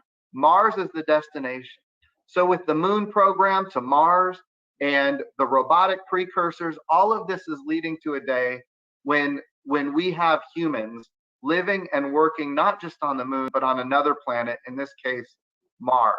So the future is very bright. There's lots of opportunities. NASA's budget is as high now as it's ever been in history in nominal dollars. The budget request now before the House and the Senate takes it up even more so than it is right now, but it's intentional. We are building what is necessary to make more discoveries, learn more about our own solar system, learn more about our own galaxy and universe than we've ever been able to know before. So this is just a really, really exciting time to be at the helm of this storied agency that is making history every day. And this mission is yet another example of that history in the making. So Thomas, I'll turn it back over to you, but I'm certainly here for questions. And thank you. And thank you all for those initial comments. So yeah, let's move into some questions and some discussion. And we're getting some good feedback in from our audience, so I'd like to try to get us through as many as I can.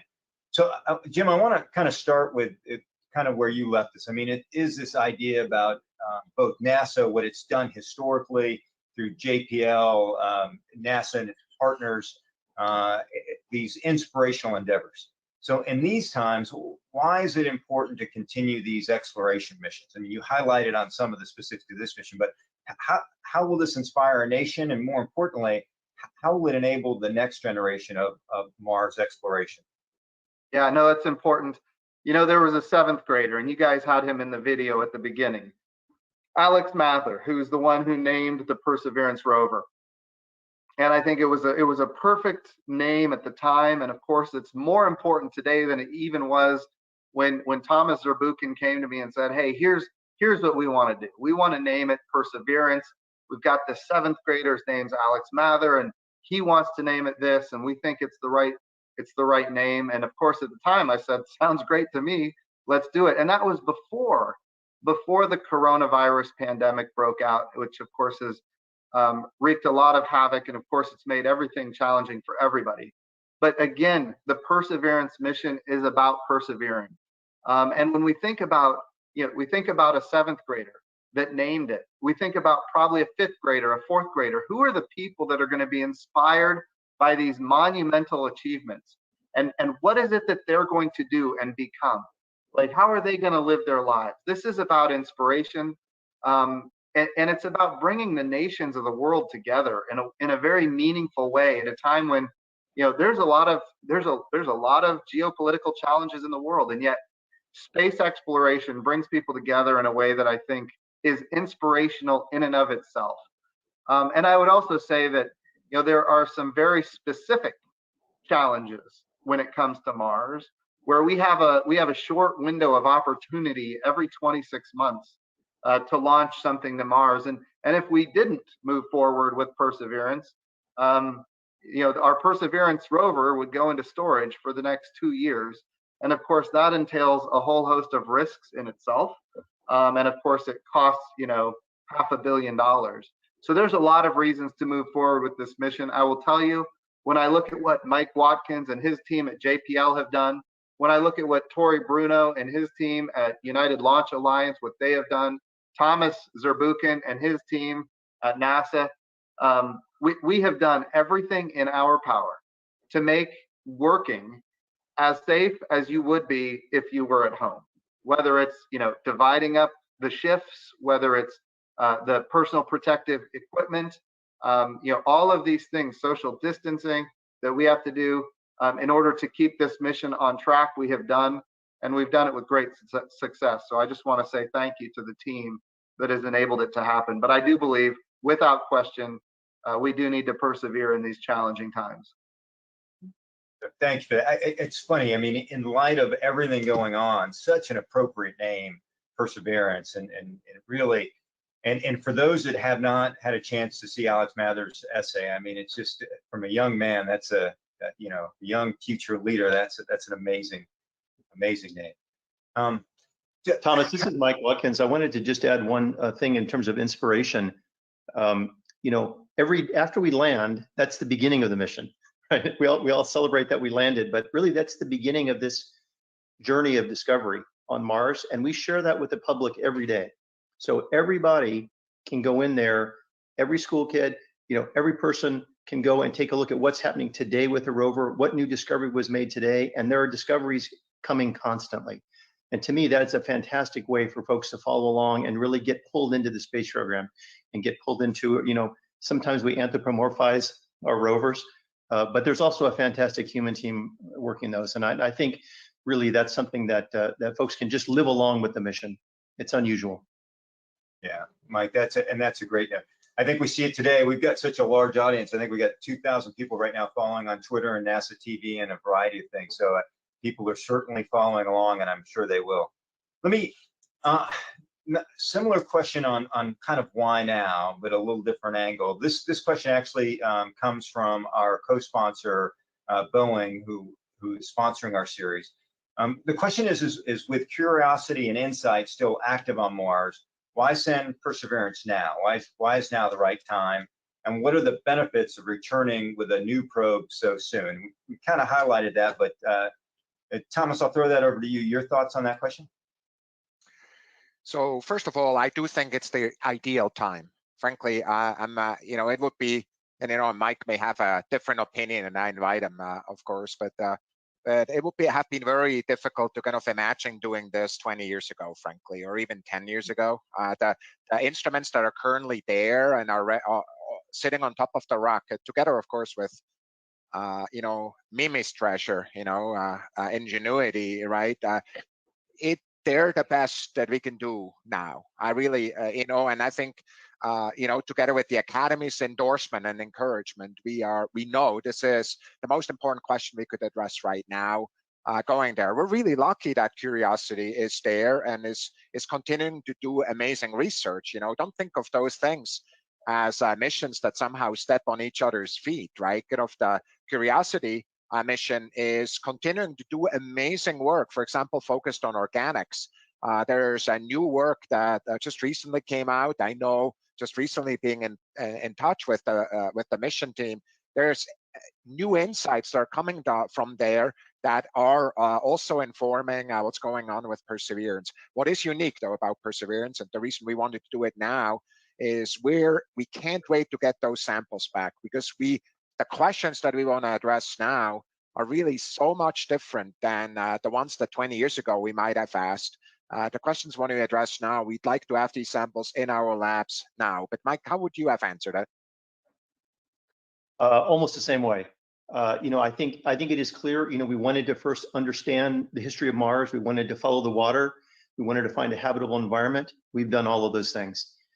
So from the scientific perspective, it's about astrobiology now. It's about these complex organics. What's their history? Can we find them preserved? Can we find biosignatures? I mean, this is really the next step. I mean, it's where we want to go. It's where the program's been building up to at this point, and that's recognized by the Academy as well. I would add one other item beyond just the engineering knowledge and maturity that we've gained through these missions, and that is that we're not alone on Mars. In fact, we rely heavily on orbiters to relay our communications, so we can get much high bandwidth. Our videos are these beautiful panoramas you see. Those all come back from the rover talking via UHF, for example, to Mars Reconnaissance Orbiter or to MAVEN or to European missions.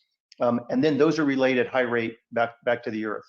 And so actually going back and doing sample return while we have that infrastructure in place, and we don't need to rebuild and replace that entire infrastructure of ComSats basically and of photographic reconnaissance satellites, is another efficiency that I think is really worth it to take advantage of that really significant investment in building that infrastructure, both engineering and even budget-wise.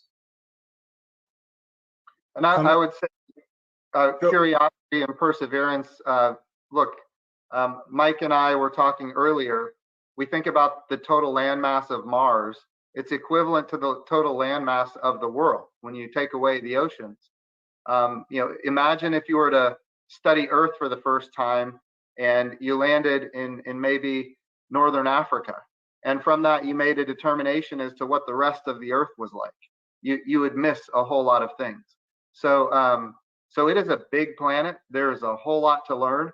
And yes, these missions don't step on each other. They really do complement each other. And we're trying to understand a whole lot more than just, one footprint on a really big planet.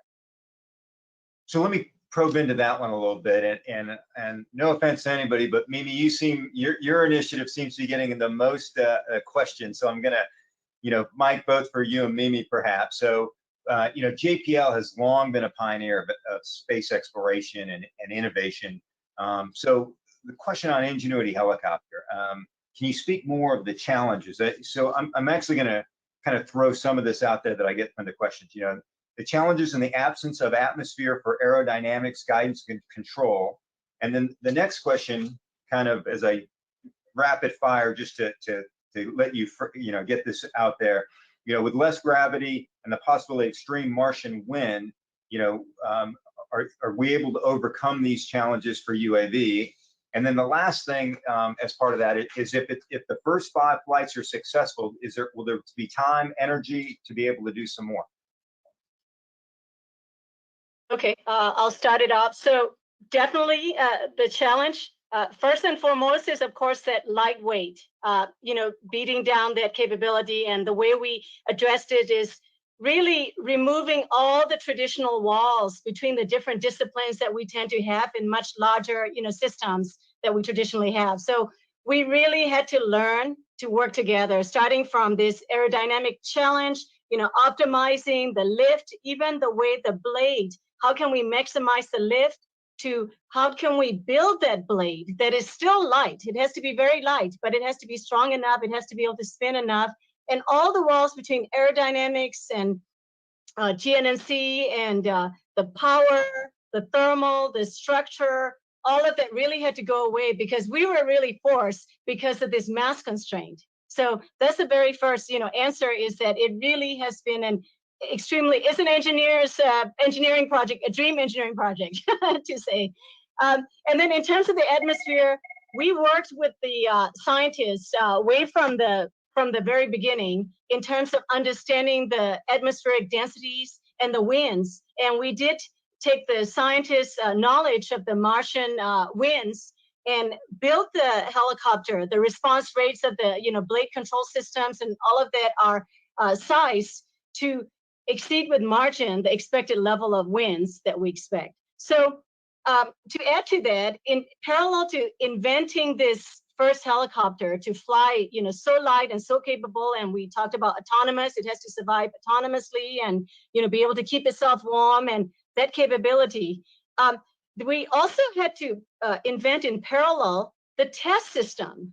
We've never, built an aerial vehicle for Mars. And so parallel to inventing the helicopter was parallel system to invent the entire test system. How do you, after building the vehicle, it's not like we take it to a chamber and say, now let's fly it, right? We really had to incrementally check all the assumptions that we made in our models and carefully check it off. So there was that invention. And then there's the third leg that we don't talk as much about, which we should here, is how to get it to Mars. The Perseverance rover team did an incredible job accommodating. Now that it's all working, it looks easy. There it is sitting on the belly pan. But the helicopter is one of the most tedious things to accommodate on the rover. And the rover team put us in a really nice location on the belly pan. And to minimize protrusion below the belly pan, the two teams worked together, the rover team and the helicopter team. We figured out how to put it on the side. On the helicopter, we had to adjust, some of the features. And there it is, accommodated and able to deploy. So quite a lot of innovation all in one effort. So, thank you for that. And I noticed that that's a copy of the Ingenuity behind you. Right. Full scale. Yeah, exciting. Yes. So we've got a little bit of time left, and I want to get to a few other questions. So, Administrator, this is kind of more directed to you. China and the UAE are also sending spacecrafts to the Red Planet this month, and what we noted earlier, UAE's successful launch of the Hope Orbiter earlier or yesterday. What are the opportunities for NASA to collaborate on these type of initiatives? I know you're heavily partnered on a lot of others, but how can we collaborate with the national partners for Mars exploration or other places beyond that?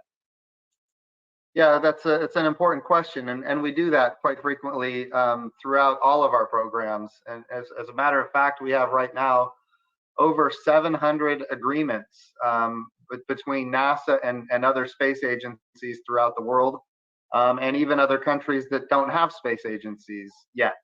We encourage everybody to get a space agency because we want them to be able to partner with us on our big missions. But NASA is a great tool of diplomacy. It's a great tool of bringing nations together. Here in just a few short months in November, we're going to celebrate 20 years of American astronauts and Russian cosmonauts living and working together in space on the International Space Station. And of course, while that's 20 years working together on that project, going back to 1975, we had the shuttle Mir, the shuttle Mir program in the 80s. We had the Apollo Soyuz program in the 70s. So this is not new. And we like to think that NASA and space exploration, it kind of transcends politics. Republicans and Democrats in the United States, everybody loves space exploration. It transcends geopolitics. And so I think this is really a great opportunity for collaboration. And of course, we do have many international partners on Perseverance here. So it's a very exciting time. So if I could, someone ask a follow-up on that. I mean, you make some very persuasive arguments for what NASA deserves. and the support, and it resonates across a large variety of people. So Courtney from Maryland sends this in. So, you know, so clearly this resonates with space nerds like me, but what and how will you persuade your former colleagues in Congress who are facing large deficits exacerbated by COVID-related stimulus packages? And is there something that the private sector can do more to help augment your efforts? 100%. And it's, again, these are all important points. We think about what NASA has enabled throughout its history. We think about how do we communicate? A lot of people are going to watch this because they have internet broadband from space. Or if you're watching on NASA TV, you might have Dish Network or DirecTV. These are all space-based communication capabilities that were born from this little agency called NASA that was innovating at a level that was well beyond what anybody believed was even possible back in those days. But the way we do communications, over the horizon communications, XM radio, for example, we talk about how we navigate, GPS technology developed by NASA, of course now operated by the Department of Defense. But again, the way we predict weather, the way we do disaster relief, and a lot of the national security capabilities of the nation, the way we access space in general for a whole host of commercial remote sensing capabilities. There are so many things that NASA has contributed to on the economic side. We think about the we're talking about Mars, right? Well, the camera in your cell phone was created because of a mission requirement that NASA had to create a really small camera when we explore Mars. That's just one of so many examples, but we think about the improvement of the human condition because of what NASA has been able to achieve. Right now, we're talking about JPL. They have a number of impressive missions. The GRACE follow-on mission, which is helping us understand where the drought is in the world, and EcoStress, which is enabling us to understand, can we increase crop yields while reducing water usage at the same time, feeding more of the world than ever before with less water usage. These are missions that NASA can do that nobody else, in the world is doing. So look, we are every day improving the human condition in ways that are absolutely immeasurable. And I'll tell you, as the NASA administrator, here's what I hear about. I hear about Tang and I hear about Velcro, which were two things that we, quite frankly, didn't invent, but we used back in the Apollo era. But I'll tell you, it goes so far beyond that. If you're looking for a return on investment, there is nothing better that the American government could invest in than NASA. And that's what's happening right now with bipartisan support. So it's really a good place to be right now. That's great to hear. I have to apologize. We're really at the balance of our time. I do have to ask before we go, Commercial Crew launched, just over a month ago, another historic thing. How are Bob and Doug doing, and how long till they return back to Earth on Dragon? So Bob and Doug are doing fantastic. 3 spacewalks. Bob Behnken and Chris Cassidy have done 3 spacewalks. Of course, Doug has been inside the International Space Station supporting that from the inside. And now we've got 1 more spacewalk to go. And then they're going to be focused like a laser on coming home. And right now we're targeting a date of August 2nd for a return.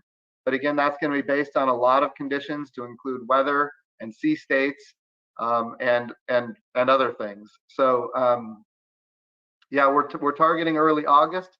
But so far that mission has gone very, very well, better than expected. And I'm knocking on wood because it is not over until Bob and Doug are home. So we're in good shape there. So I apologize, we are over time. Real quick, Administrator Bridenstine, any final thoughts before we sign off? Sure, thank you. And again, thank you to the Space Foundation and thank you to Boeing for hosting this. I just want to say, this mission that we're about to launch is historic in and of itself. But what it's building towards is something even bigger.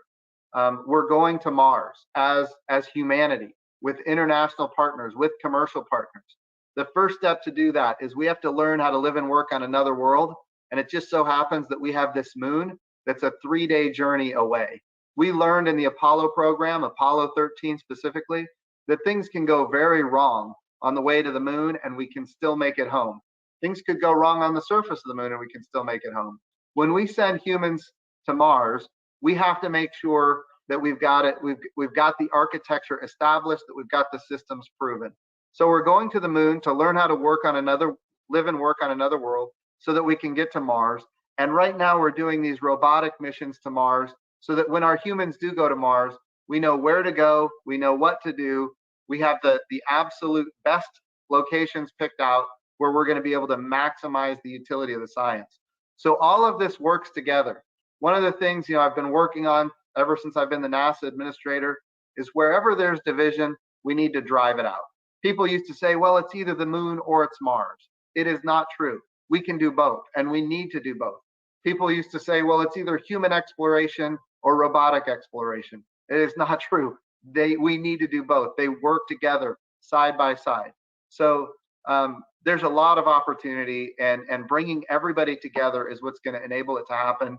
And again, right now we've got strong bipartisan support. We're working every day to grow that. And anything people out there can do to help is what makes these programs sustainable. We need to think not just in terms of administrations. We need to think in terms of generations. We need long-term sustainable programs that can go from one generation to the next. And if we do that, we will in fact be on the surface of the Mars in the not too distant future with humans.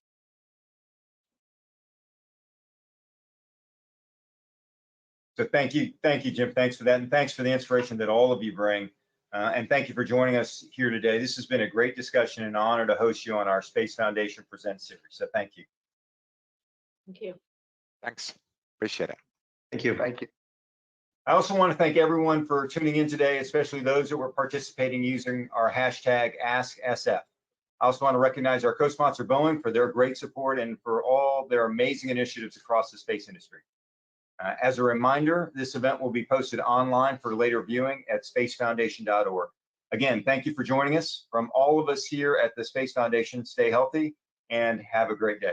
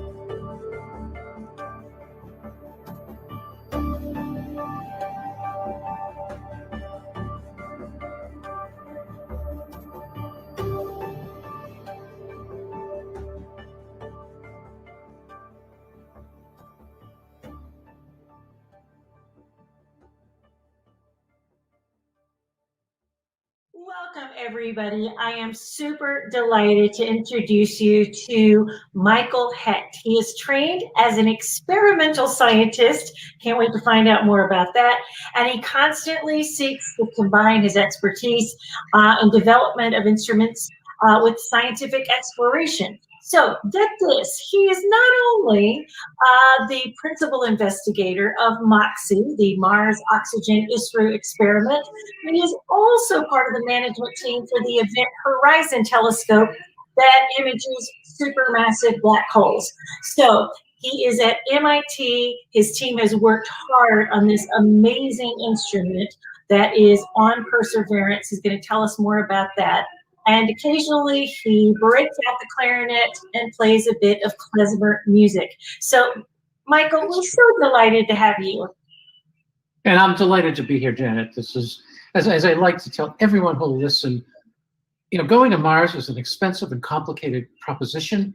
We do not do it just to enlighten each other, you know, the few hundred people on the science team. We do not do it to enlighten a few people up in NASA headquarters. We do this for the world.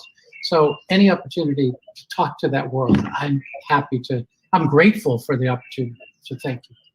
Well, it's like, let's start with the name MOXIE, because not only is it, as we know, everyone loves a good acronym, but it also has some other meanings and maybe some other origins. Would you like to talk about what those are?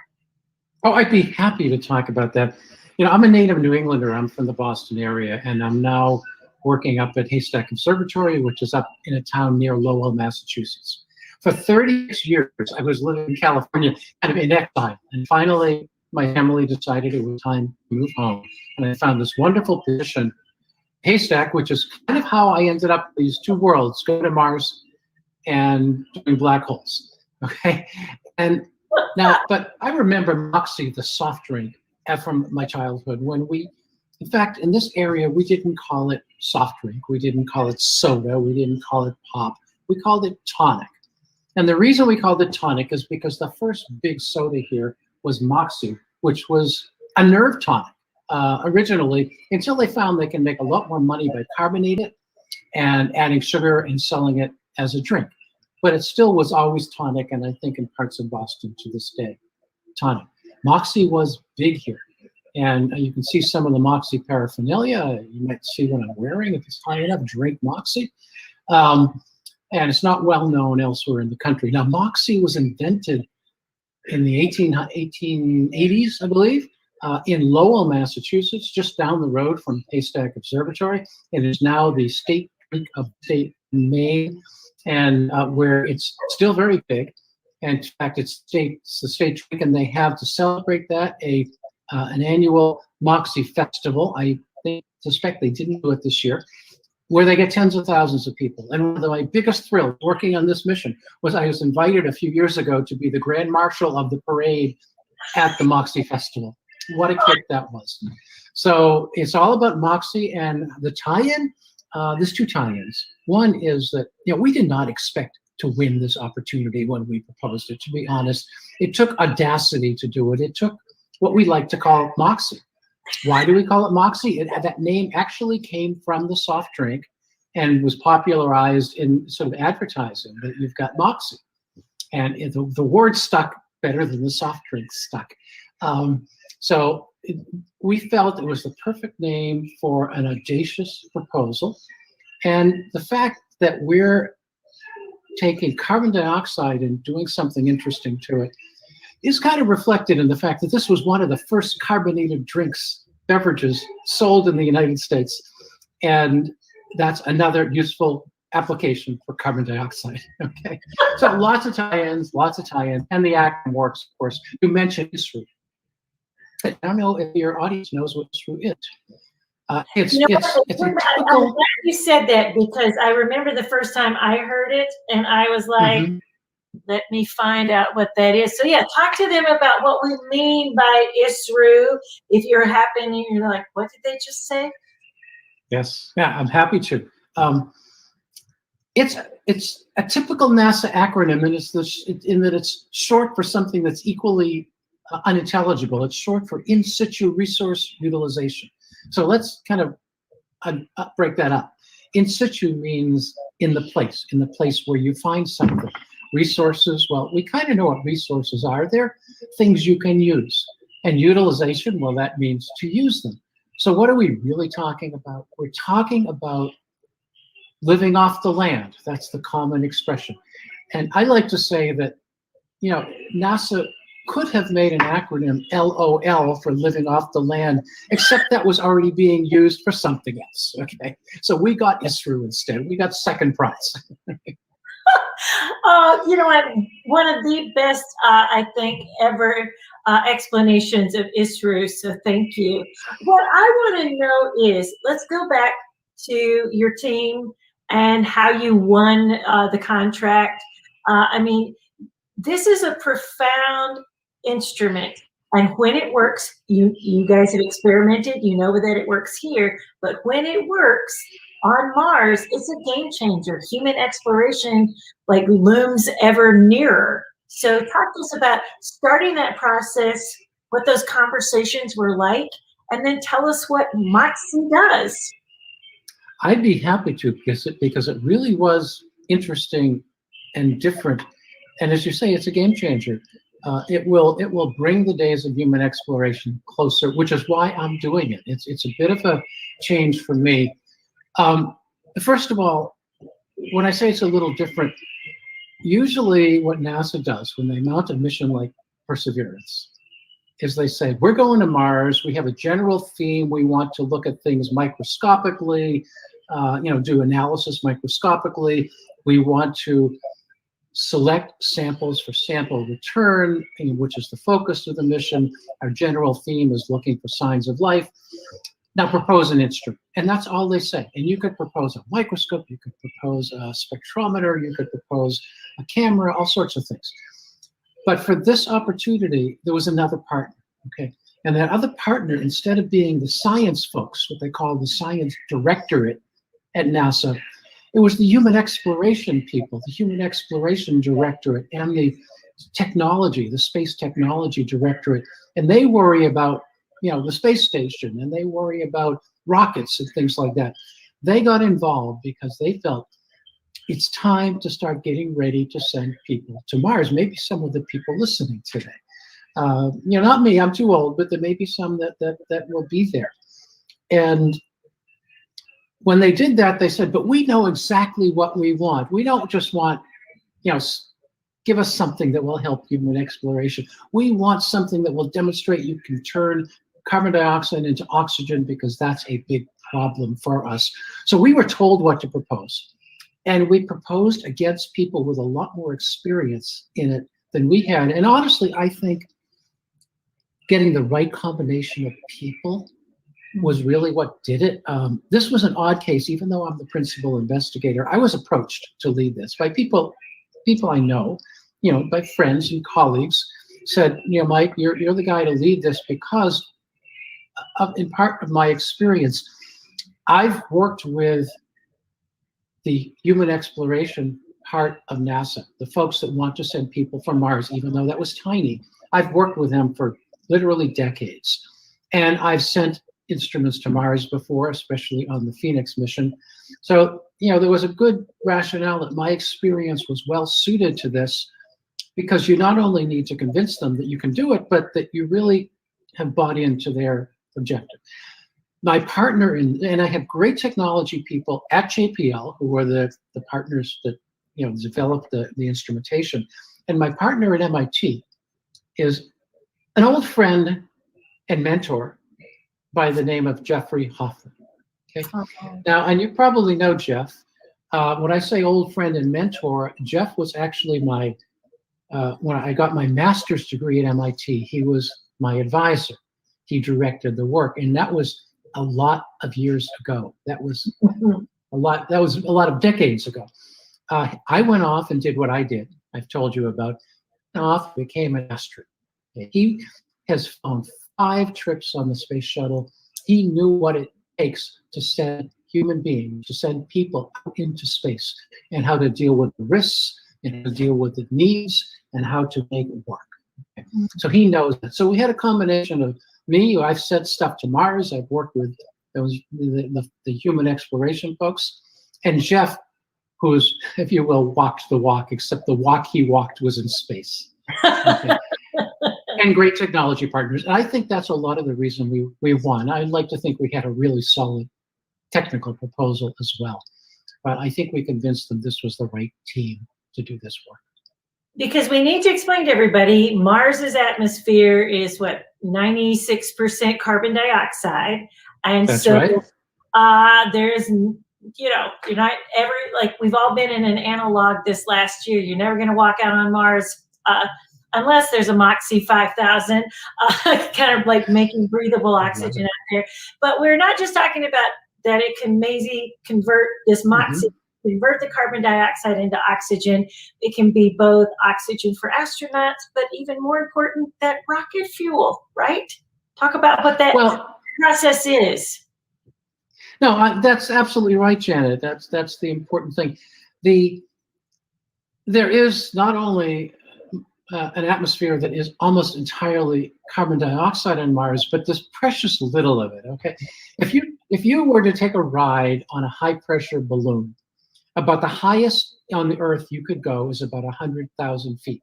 100,000 feet, 20 miles up, and at that point there's very little air. But there's about the same amount of air as you would find on Mars. Okay? And you would not be able to breathe. You would need a protective suit. Very little of it. Now on Mars, not only is there very little, but it's almost entirely carbon dioxide. And that exposes something that we almost never think about.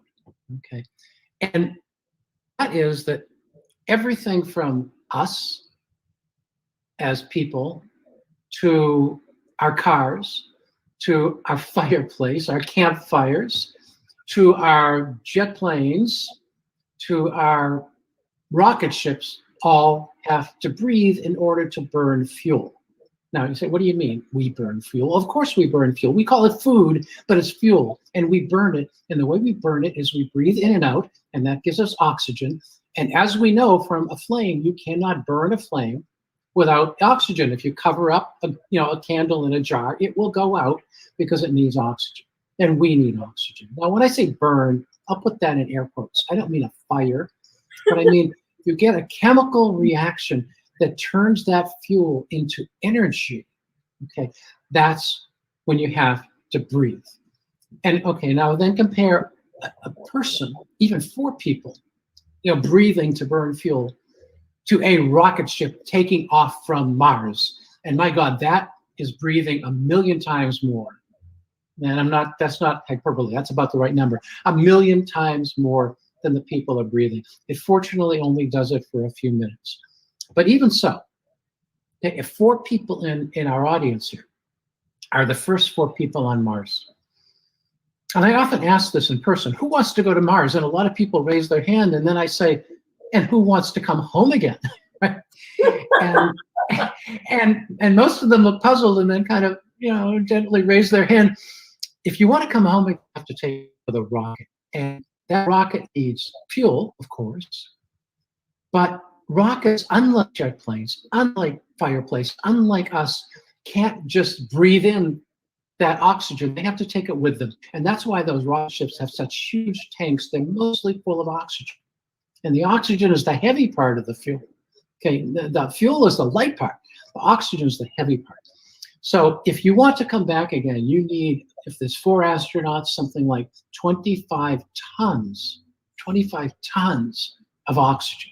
The whole crew won't use more than half a ton in the whole mission, which is a year and a half long. But the rocket, that needs 25 tons. And that's to burn 7 tons of fuel. So boy, bringing all that from Earth is a daunting, it's a daunting prospect. I mean, because don't forget how much fuel you need to lift off 25 tons of oxygen into the sky just to take it to Mars.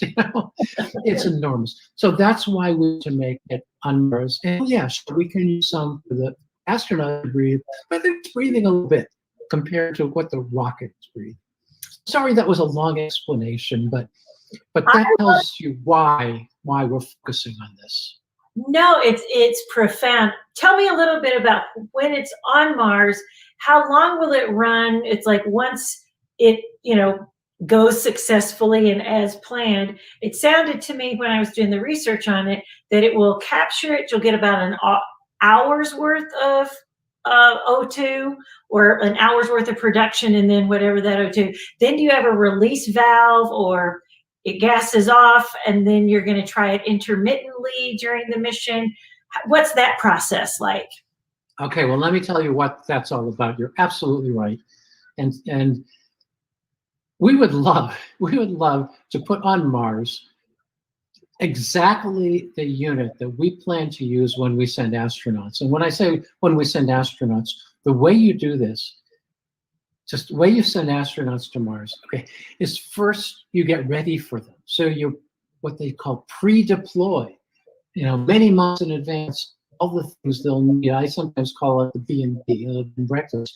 You bring the habitat, you bring a power plant, you bring rovers, you bring everything, and you bring oxygen for the ascent vehicle. You bring all that first, and when that's all ready, you tell the crew, okay, now you can go. Now we're ready for you. Just bring your toothbrush and your suitcase, and we're ready for you. Okay, so that's what we need to do. And to fill up that tank, of oxygen so that they can come home again. Okay, so your 4 people in your audience can come home again, is going to take us making 2 kilograms, at least 2 kilograms of oxygen per hour, every hour for about a year. Okay, that's a lot of oxygen, 2 kilograms an hour. What MOXIE can do is 6, maybe 10 grams an hour. Okay, so it needs to make 200 times more to support the human mission. And I'd love to be sending that big unit. The problem is, well, first of all, it's big and the rover's little, okay, so we can't fly a big one. But the bigger problem is that the rover is powered by about 100 watts of power. It's, it's what used to be light bulbs before they all went to LED, right? It used to be 100 watts. That's it. And what we're going to need for the real deal when we fly people is we're going to need 25,000 watts, not 100 watts, 25,000 watts. And so we don't have a big power plant like that on Mars now. So we have to settle for a little tiny scale model. It's about, this big. I'll tell you, it's exactly this big.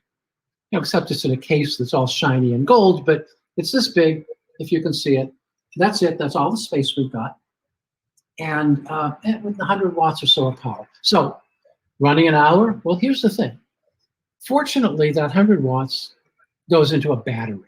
Okay, so you can store it up for the better part of the day and then burn it all, use all the battery power in a few hours, which is what we do. And so we actually run on about 300 watts, but we only do it for a few hours, and we use up the whole day's supply of battery juice, of power for the rover. Everyone else can take a day off when MOXIE is running. And of course, we call it a sol because it's not quite an Earth day. So we have a MOXIE sol, and when we run, everybody else, kicks back and catches up when they're asleep. But we can't do that very often because there's a lot of other instruments on this rover that need a chance to run too. We're not the only ones. So when we run, we actually, unfortunately, have to spend about 2 hours just getting this instrument ready to run. And the reason for that is because inside this red box, all right, is something that's called a SOXY or a SOX, a solid oxide electrolysis system. And honest to God, I'm not making this up. When they made this model, I said, you've got to make this box red because I want to be able to point to the red socks because I'm from Boston. Okay. So that's our red socks right here. And for that to work, it has to heat it up to 800 degrees centigrade, which is very, very hot. And that's what takes a couple of hours to do. And then once we're there, we've used most of our power. So we spend about an hour actually making oxygen, and then we call it a day. And then we do that again a couple of months later because the rover has to drive, we have to collect samples, the other instruments have to run. So that's what we're doing. Wow. So the heat is part of the process of extraction, I suppose, or conversion. And That's right. For all of us in the US, I always tell my students this, it is time for us to convert entirely to metric because metric is the language of scientists. But when we're talking 10 grams, we are literally talking 0.002 or 0.022 pounds, maybe. It's very tiny, people. That's all I know. Yeah, I mean, if you had like the definition of a gram, a cubic centimeter of water weighs a gram, and that's about the size of a sugar cube. So a couple of sugar cubes of water is a couple of grams. Couple of grams. All right. Yeah. Any other hopes for this mission? So it sounds like all the other instruments, RIMFAX, Sherlock, all those are like, take a rest, guys. No cam today. Moxie's going to be running, but how many times will you do it? How many times will you run that experiment? Well, of course, we don't plan the whole mission in advance, but we do plan sort of a strawman mission. And what we want to accomplish, the main thing we want to accomplish is to show that this instrument is rugged, that it's robust, that it's resilient. And for us, that means can we run in this, Mars has seasons just like Earth. In fact, even more so, they're more exaggerated. It gets very cold, the days get short, it gets long, they're warm, the days get longer. But also the atmospheric pressure drops a whole lot in the spring and the fall. Because literally the atmosphere is freezing out on the North Pole of the South Pole. And shortly after, at the end of the winter on either pole. And so if there's less pressure, there's less air for Moxie to use. And there's sometimes dust in the air. So we want to sample different times of year. And so what we're planning to do is to run every couple of months through the year, and remembering that a Martian year is almost 2 Earth years, okay? So every couple of months spread through the year is going to mean, not 6 times in a year, but more like, 10 or 11 times in the Martian year. And that's our plan going in. Now, reality, I expect we'll run a lot more than that because Moxie, unlike anything else on the rover, it doesn't care where the rover is. It doesn't care whether arms are moving, or what, because we're sitting comfortably in a nice warm belly in the rover. We just need to draw in air. So I suspect there will be times when, for different reasons, other instruments aren't interested in running. There's nothing new here. We were here yesterday. And Moxie will say, well, we can. So we'll see.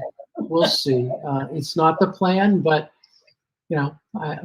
Eisenhower, I think, made famous the expression that plans are worthless, planning is everything.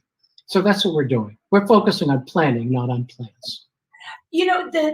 It's always surprised me that in any given NASA mission, and especially the rovers that have gone onto Mars, the hope or the intention was 90 days, say, for Spirit and Opportunity, and they both defied and went brilliantly past those, kind of hallmarks or benchmarks, I should say. So I have every reason to believe that you are correct. You're going to get a lot of chances to try this thing out. But when you start talking about time, let's talk about time on Mars. Next week, your life really shifts to Martian time as you guys sort of count the days and everything as you're watching this mission unfold. How exactly do you live in or on Martian time? That's a great question. It's a question that fascinates all sorts of people, including people that study, biology and psychology and human behavior, which underscores the fact that if anyone in your audience wants to get involved in going to in the space program and exploring Mars, you don't need to be an experimental physicist. You can be a physician. You can be you can be a researcher of all sorts. You can get involved in testing of human behavior. Human beings are generally locked into the cycle of light and darkness on Earth. That's why we get so jet lagged when we go from place to place. And Mars is really fascinating in that it is almost like Earth in the sense that its day is almost the same length as Earth. It's just a little bit longer, just a little bit, 37 or 39 minutes, depending how you measure it. And so if you always want to get up with the sun on Mars, okay, that means that every day on Earth, you need to get up 37 minutes later. And I like to look at it that way. I'm the only one. I said, this is great. I get to sleep late 37 minutes every day, more later than I did the day before. Isn't that great? Most people find it much more disturbing than that because their light-dark cycle is messed up. It's not so much the 37 minutes. It's like being on the shift one day and 2 weeks later being on the day shift. Every day, or moving around the globe and traveling one time zone or half a time zone every day, that's pretty wearing. For those of us that have a life, as most of us do, and have kids to take to school or doctor's appointments or who knows what, you can't quite just say, well, it's okay. Tomorrow I don't wake up till 6:30 in the evening, so too bad about school. You can't do that. So it's stressful. And so you say, well, then why do we do it? Well, an important thing to realize about Mars, people always ask, what's the time lag when you talk to Mars back and forth? And I answer, if you're on the surface, on the rover, it's not about the time lag. It's about how you talk to Earth. And the way you talk to Earth is actually through a relay, meaning on the ground, you use a local, something like a cell phone, okay, to send your data and your information up to a satellite. And that satellite is going around Mars, and that satellite in turn will relay the data back to Earth when its time comes around. So it can be hours. And typically what you do then is to say, okay, it doesn't really help me to talk to Earth too often because I have to give the rover instructions. I have to wait until it carries them out. And then I have to get the data back so I can make the next set of instructions. So you can think about it this way. Okay, when the sun comes up in the morning on Mars, the first thing we do is we talk to it and we say, hey, here's what you're doing today. Here's your assignment for the day. So we have to prepare those instructions very carefully. Okay, there are no do-overs, right, on Mars. If you mess up the rover, game over. You send up the instructions in the morning, you take the rest of the day and let the rover do its thing, and then in the evening you come back and get the new data down, and you now have to scurry like mad all night long, and I mean Mars night, to get ready, get the commands ready for the next day. And then you can sleep while the rover's working in the Martian daytime. And why does the rover have to work in the daytime? It's not solar powered. Well, it turns out, even though it's not solar powered, power is precious. It's precious. And it costs a lot more energy to run at night when it's colder than it does during the daytime. So we naturally settle in on mostly a daytime cycle of operation. And we let the rover sleep, recharge its batteries at night. And by sleep, it means it basically turns everything off except a clock that keeps ticking. And recharges its batteries. So we're locked into it. The rover is locked into a Mars day-night cycle, as you might expect. And we're locked into the rover. Now, in practice, we'll do that for a month or 2 or 3. And then we'll go to Earth time ourselves and just live with the fact that sometimes when we send our instructions up to Mars, it won't get, the rover won't do it till the next day. We don't want to start that way, but we'll ease into that after a couple of months. And then we can all go back to our normal life schedules. Do you miss Martian time once you go back to Earth time? That's a kind of a funny question. I would say most people say, oh God, no. It was miserable. I did it once on the Phoenix mission. I had the advantage that the mission headquarters were in Tucson. I was living in Los Angeles. And so I didn't have any family commitments, etc. I had nice dark blinds on the windows, and it's too darn hot in the daytime in Tucson in the summer anyway. So I was happy to be awake at night. But more than that, it was one of the most exhilarating times in my life. I mean, it's just so hard to describe to someone what it's like to land on Mars, and everything you do every day is the first time anyone has ever done it.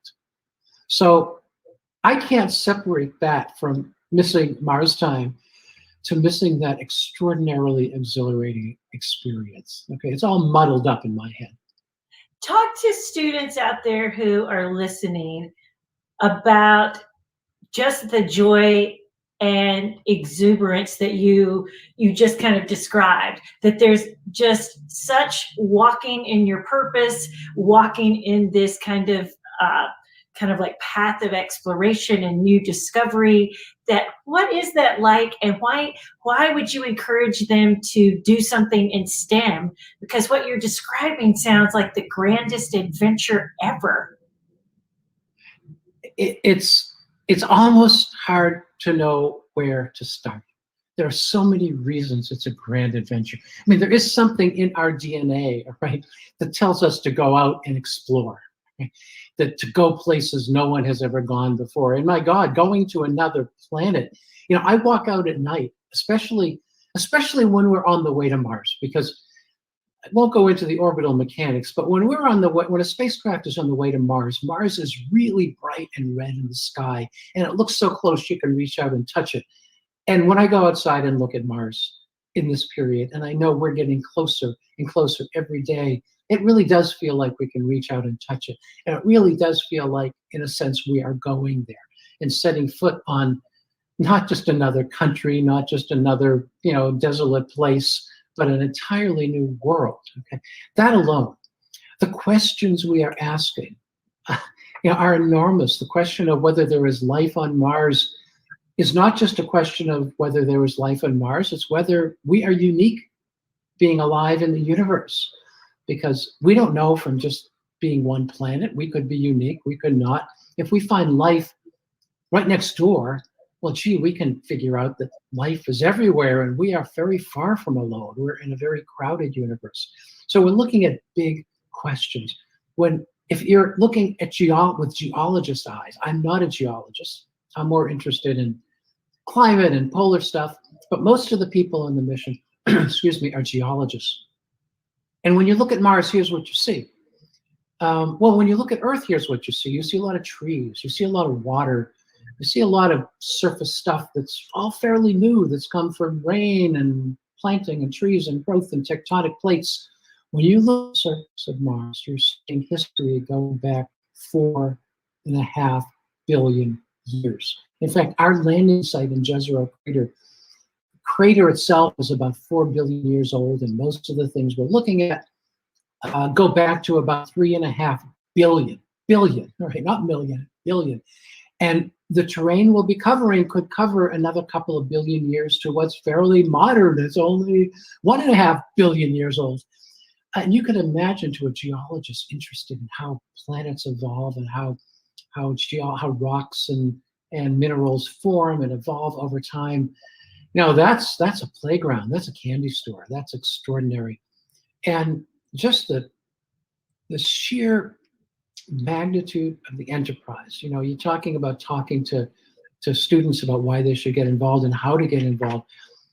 This doesn't take a village. This takes a city. This takes a community. This takes a country. This takes literally thousands of people with expertise ranging from how to weld two pieces of metal together, to how to make how to make a logo, to how to build an instrument, to how to interpret a scientific result.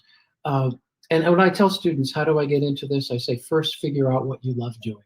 First, figure out whether you want to be an electronic engineer or you want to be a radio show host. There's room for you, whatever that is. And then once you do that, well, then stay involved. There's so many ways to stay involved. As kids, from space camp to sort of summer internships when we get older, to programs like yours. So the discipline is not important. Being an experimental scientist is not important. What's important is having all of these different talents and abilities available. And that's what I find exhilarating. Working with people in a common cause, such different backgrounds and interests and skills. I don't know what can be better than that. Wow. I have to ask, who was the biggest influence on you becoming a scientist? Where was that beginning of your hero's journey to where you are now? Was there a person? Was it a family member? Was it an event? You know, I'd like to say it was, and I guess I could point to a couple of events that convinced me this was the way to go. But you know, for most of the people I know in this business, okay, the answer that they will tell you in a more, you know, in a more unguarded moment, right, is that they were science fiction fans growing up, right? Really, you know, and I devoured everything I could find. I was just pulling out when I was a kid.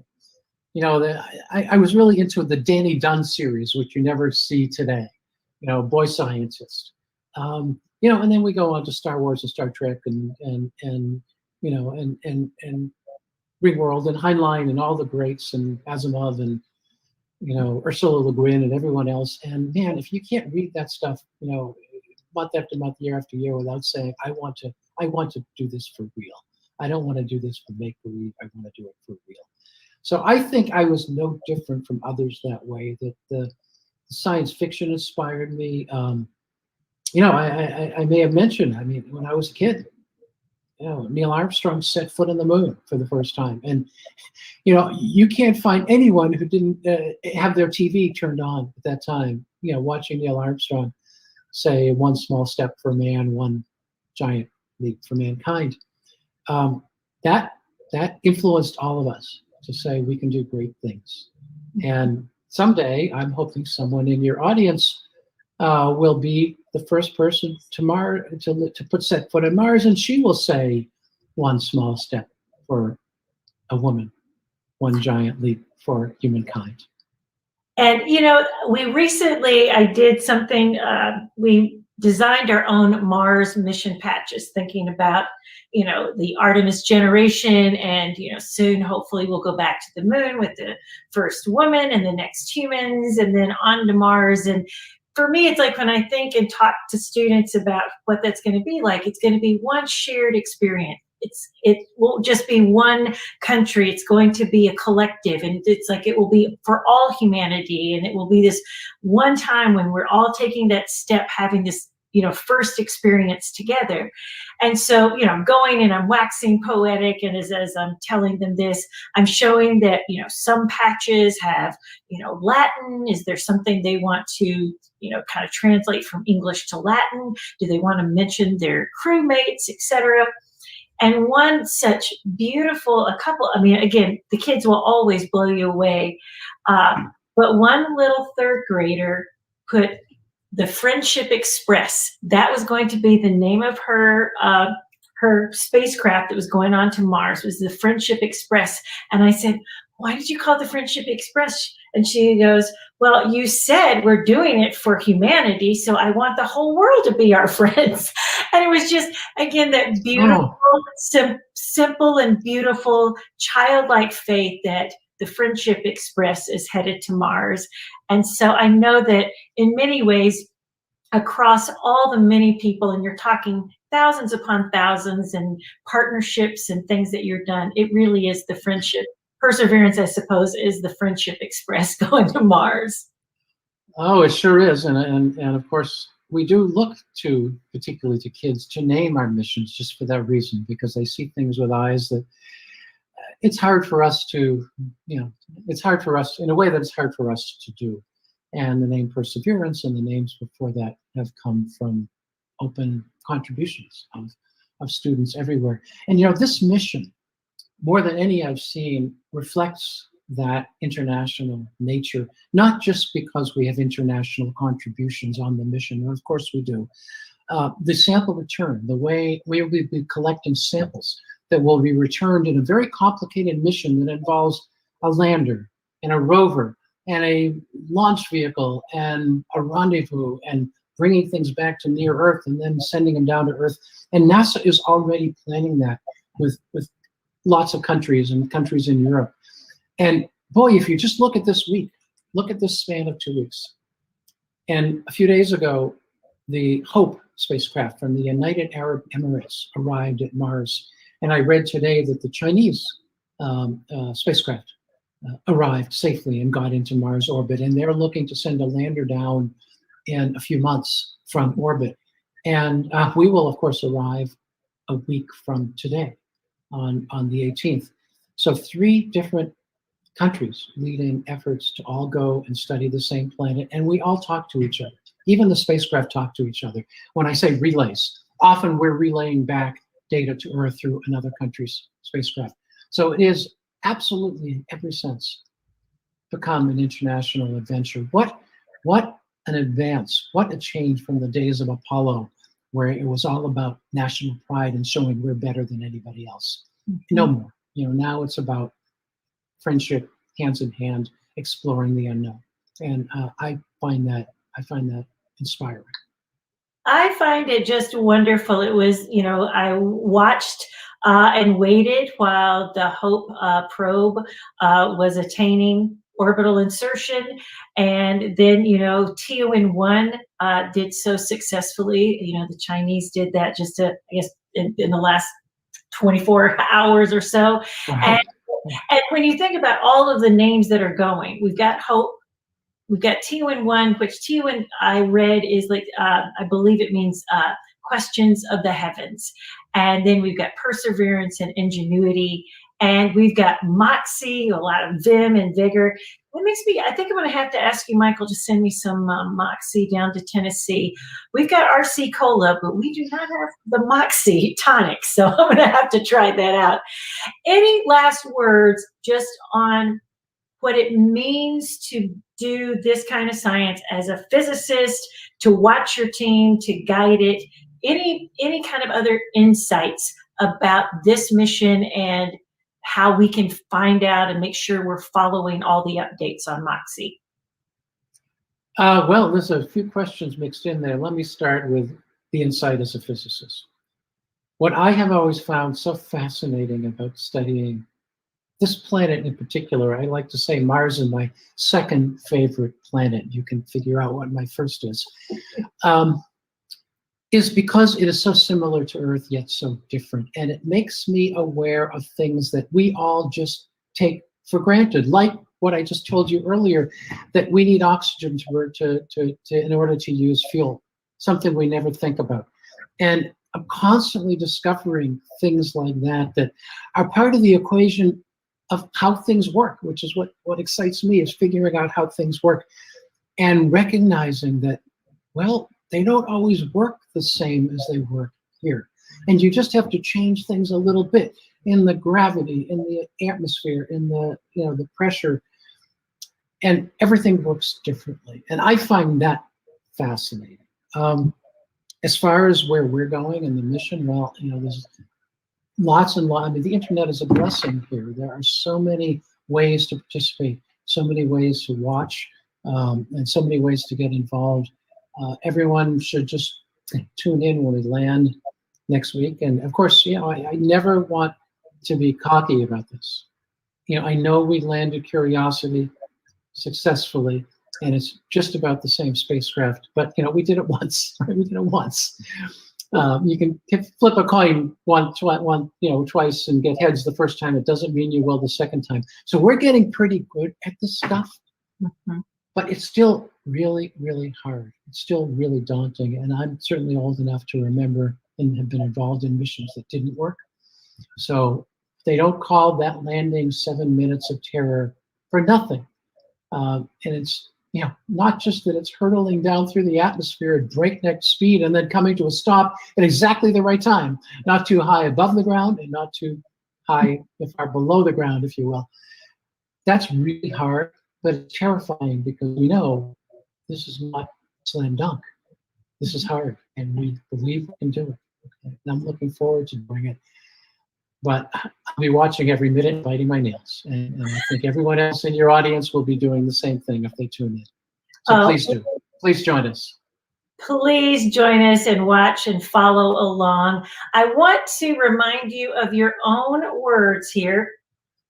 You gave this quote, you said, when we send humans to Mars, we will want them to return safely. They're going to need to lift off the planet. And what Moxie is doing here is that literally we're going to find out. We know that it works here in 1G. Let's see if it works in 38% gravity there.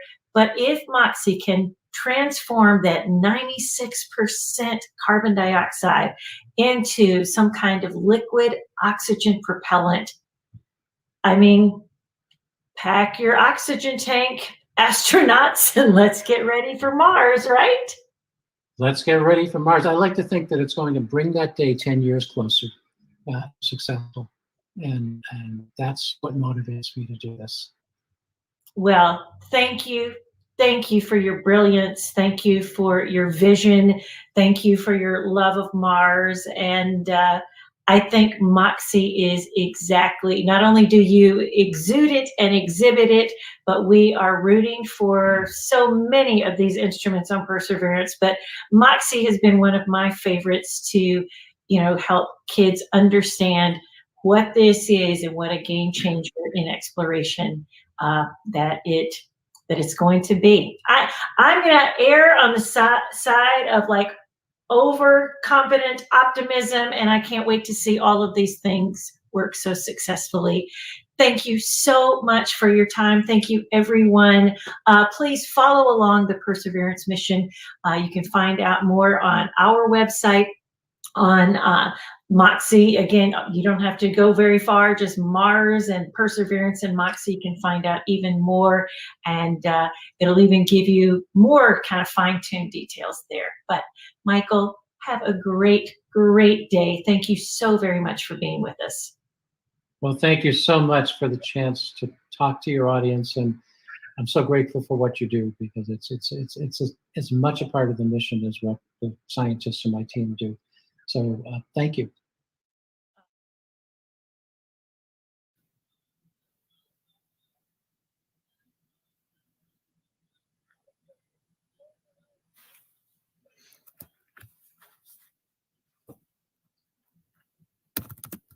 Okay, John, I think we're good. All right. Well, good morning, everybody. I'm John Reed, United Launch Alliance Chief Technologist. And Tom? Yeah, I'm Tom Martin. I'm with Aerojet Rocketdyne. I'm a Director of Strategy and Business Development in our Space Business Unit. Happy to be here. So if we could go ahead and put up the slides. We're here to talk about the Perseverance launch, and just wanted to share a little bit of background. Go ahead and go to the next. United Launch Alliance is a joint venture of Lockheed and Boeing. And actually our systems and our heritage systems have flown missions to every planet in the solar system.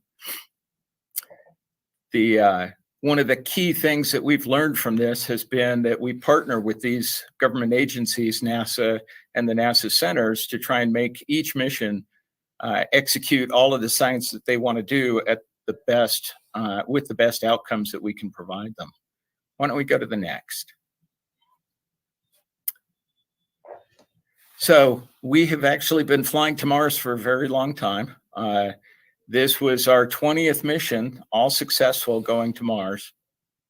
And really, this has been enabled by our partnership with companies like Aerojet Rocketdyne. They have provided the thrust systems, the control systems for every one of these launches. One of the things that we talked about yesterday that Tori brought up was some of the constraints on flying to Mars. And in the lower left of this graphic, you can see where the Earth is in relationship to Mars when we launch and when we arrive. And this is really enabled by doing a Holman transfer, which is the most energy efficient path to get to Mars. By doing that, you end up with the minimum delta V to depart Earth. You basically raise apogee so that it's intersecting with Mars's orbit when the planet gets there. And that gives you the lowest energy insertion into Mars or descent into the Martian atmosphere. For a lot of those missions, you end up having to either do correction burns on the way, and specifically a fairly large burn when you get to Mars in order to stay in orbit, or you're entering the atmosphere with all of that delta V being converted to heat on the aerobraking system. Why don't we go to the next slide? So just wanted to show a little bit of graphics on the hardware that was used to fly Mars 2020 Perseverance. You can see in the upper center, the payload itself, that's the Perseverance vehicle with its heat shield facing up. And you can see around it our payload fairing with the blue acoustic tiles. It ended up needing a 5-meter fairing to be able to fit the width of that payload inside there. And so those tiles are used to control the environment to what the payload needs for the launch environments and mitigating that. You can also see on the left-hand fairing, the payload fairing door that was used to put the Aerojet, the thermal RTG, radioisotope thermal generator, the power source for Perseverance in late in the flow. And of course, you can see the ULA 541 launch vehicle on the right-hand side launching Perseverance. Next. And of course, I should point out the fact that that was our 140th launch, all successful. The other piece of that is our success is really judged by our customers. And so part of what we've gone through is developing systems to try and give them the best insertion accuracy we can. That's really got two contributors to it. One is the shutdown impulse from the RL-10 rocket engine that's on the upper stage. And the other is the navigation system that I've helped develop. The main thing you can see on this chart is within range of what we said we could provide them from a C3 perspective, the energy that we departed with, we were less than 3% of that for the injection accuracy on this mission. What that really translates to is a very low correction delta V that the payload has to then provide on the path to Mars. Another thing that's worth noting is when you're flying to Mars, the launch vehicle, the upper stage, cannot hit the planet because of planetary protection, which means NASA ends up targeting the launch vehicle's flight to be off of planet so that we will fly past Mars and just keep going into deep space. By having a better accuracy on our system, it means that you can actually move that target place closer to the planet, so that then reduces the delta V that the Perseverance has to provide for the planetary atmospheric entry in those wonderful 7 minutes of terror. And I think that pretty much sets the stage. So we're looking forward to having questions and discussing them. Yeah, and John, I'll go through a little bit of Aerojet Rocketdyne's role in the mission, because we play key roles across the different phases.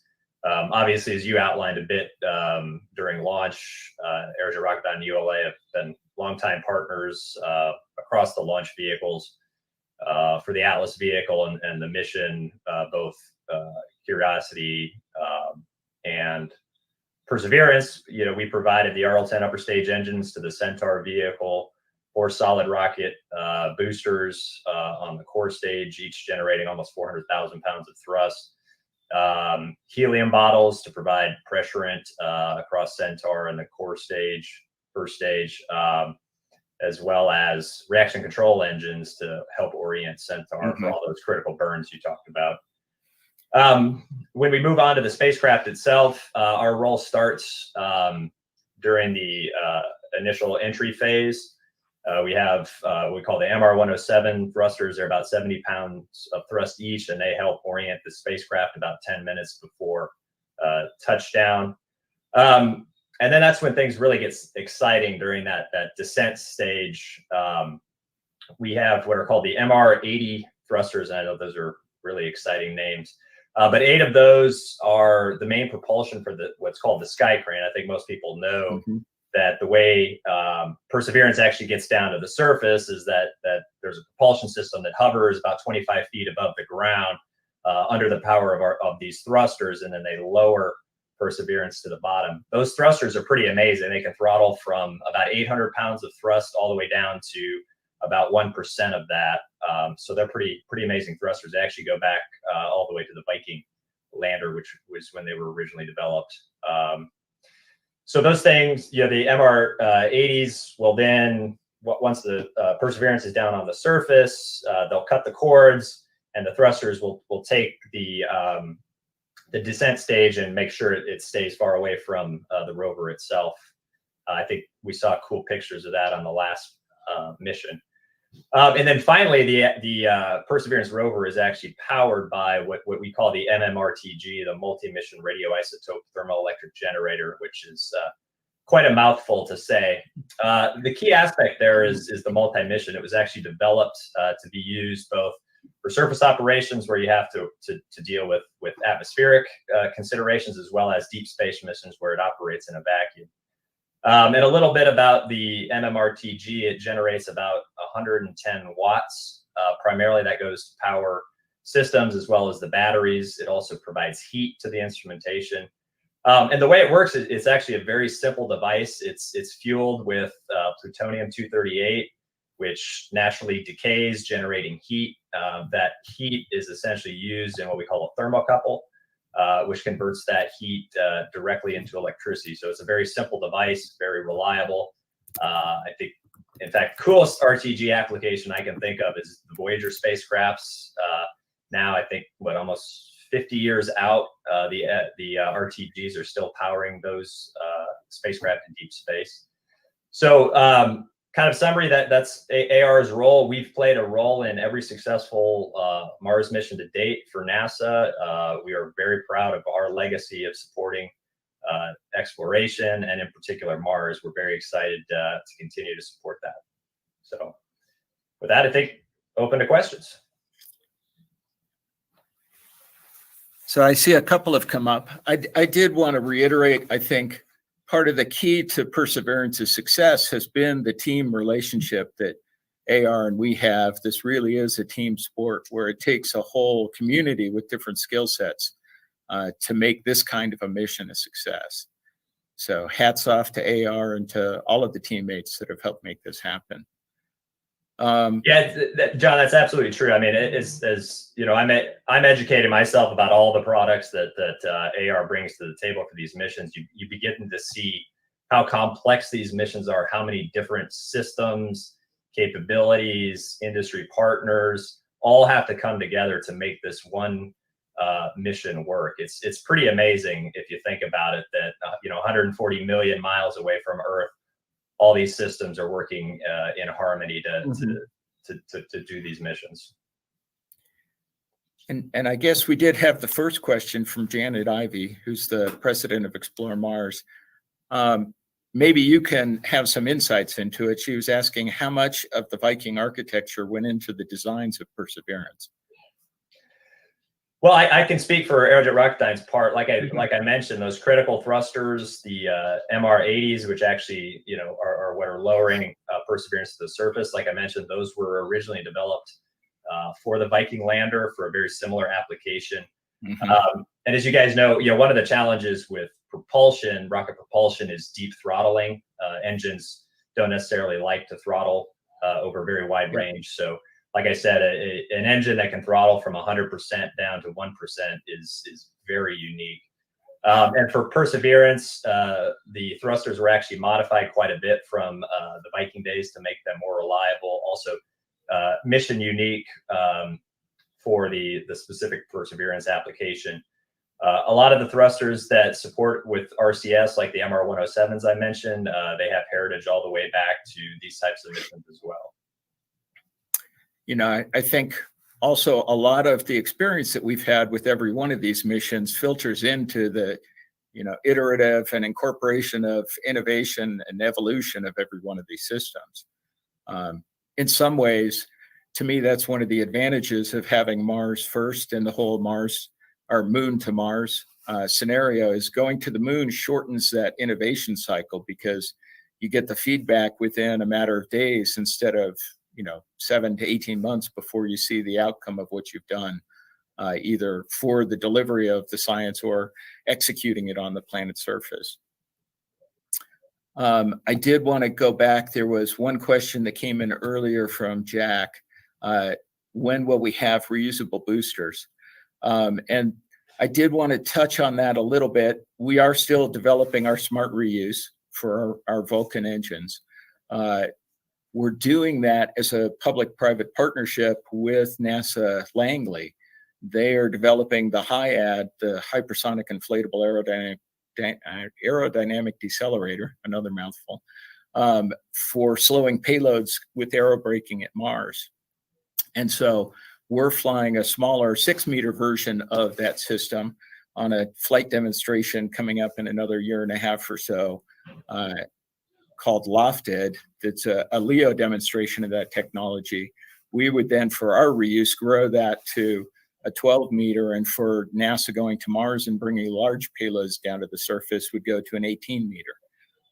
And so we're kind of working together to mature those technologies that both would be used for reusing our booster engines, as well as delivering more payloads to Mars in the future. So it's kind of, again, a teaming relationship that really helps move technologies forward. Yeah, and if I could comment on reusable boosters, I mean, it's a topic that we discuss quite often. And you can see the highly accurate SLS model I have in the background there that my son built. You know, when we're looking at the architectures that are going to take us to the moon and Mars in particular, you know, the lift requirements are so large. You know, SLS can lift 40 metric tons to cislunar space. When you start talking about the performance hits that occur with respect to reusability, it starts to become a real challenge. And so that's a key thing, right? Reusability makes sense, we think, for certain applications, but for other applications where performance is really the key, you know, expendable systems still trade very well. Sure, there's always going to be a penalty for reuse of any kind, right? You've got to have the weight of that reusable the retrieval components, and so you're giving up payload performance. And if you're maxed out or selling every ounce, that's always going to be more valuable than the recovery hardware that you're right. flying. And the reason that's important, we look at the architecture, right? The launch is just a piece of an overall architecture, and like we were just talking about with Perseverance, all these different systems, all these different capabilities have to come together to make the mission. And we've looked at the amount of complexity that has to be added when you take, essentially you end up taking smaller pieces, right? And putting all those pieces together becomes more challenging from an architecture perspective. So again, when we talk launch only makes sense in the context of the architecture, what we're trying to accomplish the mission. And for cislunar activity and for Mars, you know, having as much lift capability as you can get, having a big payload fairing, all that stuff plays better for the overall architecture. Okay.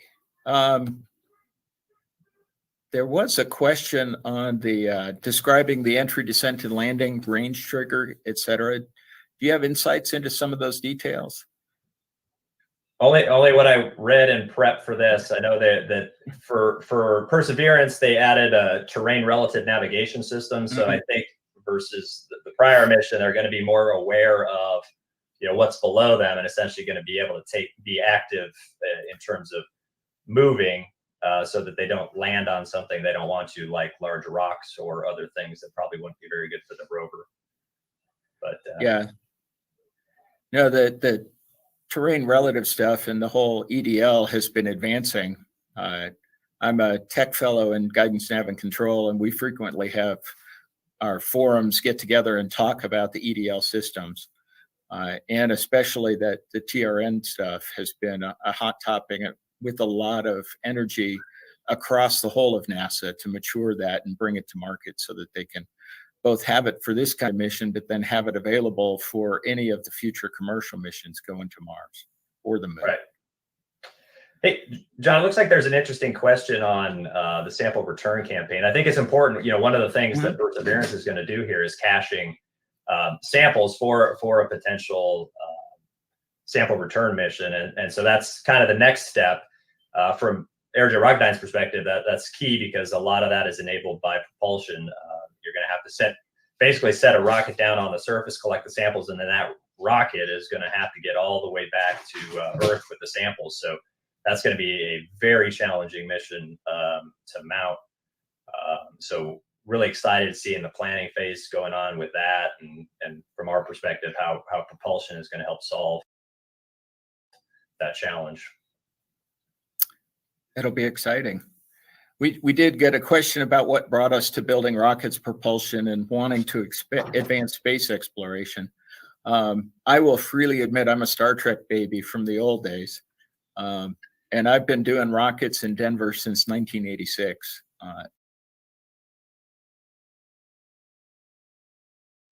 To me, it's really cool to be able to actually develop and mount a mission in a matter of 1 or 2 years. And a lot of my counterparts on the satellite side will spend their whole career basically pursuing one mission. Yep. I guess from my perspective, I'm a slightly different vintage, but my grandfather actually gave me a copy of Carl Sagan's Cosmos, and I don't know how many times I read through that as a kid, and that's partly what sparked my interest in this field and in engineering. So it goes way back, and I guess I'm actually a Star Trek: The Next Generation fan. That's kind of where I grew up. Yeah, I'm actually a fan of The Expanse these days. Oh, that's a good one for sure. To me, the future in cislunar space is just incredibly bright. There's so many opportunities, both commercially and for science and for humanity in general. And so thinking about what that architecture, as you were saying, really needs to be to enable that future is kind of the fun part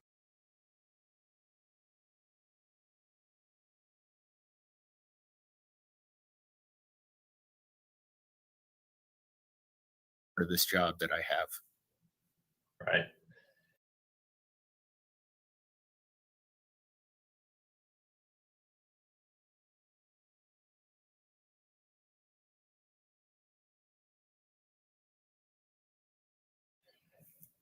Absolutely. Plus, I just kind of have an engineering brain. I guess my wife always makes fun of me for looking at things through the engineering lens.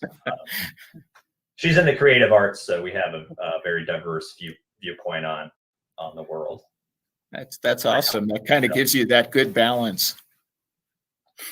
Well, and that's the other thing you see is just how diverse the skill sets you need. We always think of space exploration as being science and engineering driven, but it takes absolutely every skill set to get this done, from the political aspects, the communication aspects. Mm-hmm. I think Victoria actually, answered a question about why ULA sponsors Humans to Mars, and it was that outreach, right? Everything we do is backed by the public, and at the same time, what we do inspires the public. So there's a really important feedback that we need to be out there and communicate what we're doing. Oh, definitely. Yeah, I feel really energized by the public outreach that I get to do and all the conversations I have, both with public, with school students, with college graduates, and just sharing that vision for the future. Let's see if there was one last question or not.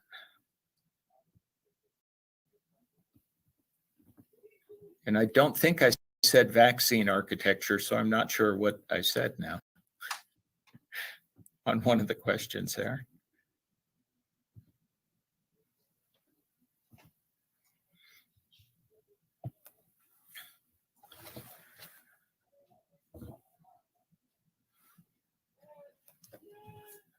Oh, there's one.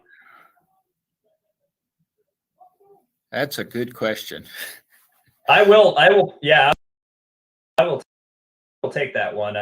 One of the most interesting things going on right now is in the area of nuclear thermal propulsion. Mm-hmm. There's actually kind of a resurgence in the interest in nuclear thermal propulsion. It's an area that Aerojet Rocketdyne has participated in, since the beginning through the early 70s and work that was done there to today. So we are working both with NASA Marshall as well as DARPA on several programs to advance nuclear thermal propulsion. And actually, right now it's in the trade space for the human portion of the Mars architectures, how we would get the humans to Mars as quickly as possible. And so we're looking at an engine that would be about the equivalent of an RL-10 in thrust, about 25,000 pounds of thrust, fueled by hydrogen, offers essentially twice the miles per gallon of very high performance liquid hydrogen engines. So that's one of the very exciting things that I think will be needed for actually mounting a Mars campaign. Yeah, and it's kind of fun. We're also supporting some of those efforts from a ride perspective. And so it's kind of like the roles get reversed occasionally, where we're, in the passenger seat, as it were, in this development and looking for how can we help move the technology forward. Right. Working with ULA, I mean, one of the key technologies we need for nuclear thermal rockets, since they are hydrogen fueled, is the ability to store hydrogen for very long periods of time. And that's where I think ULA is one of the leaders in cryo fluid management. Yeah, that's kind of our forte with having Centaur upper stages with hydrogen and oxygen in liquid form for long periods of time. Yeah, I kind of think of a nuclear thermal propulsion stage as basically a Centaur where you just pull off the oxygen tank. Exactly. Yeah. Well, I think we're about out of time here. So I would like to thank everyone for their questions and look forward to future opportunities to engage with you all. Yeah, ditto. It's always fun to be on these panels and be able to talk about what we do.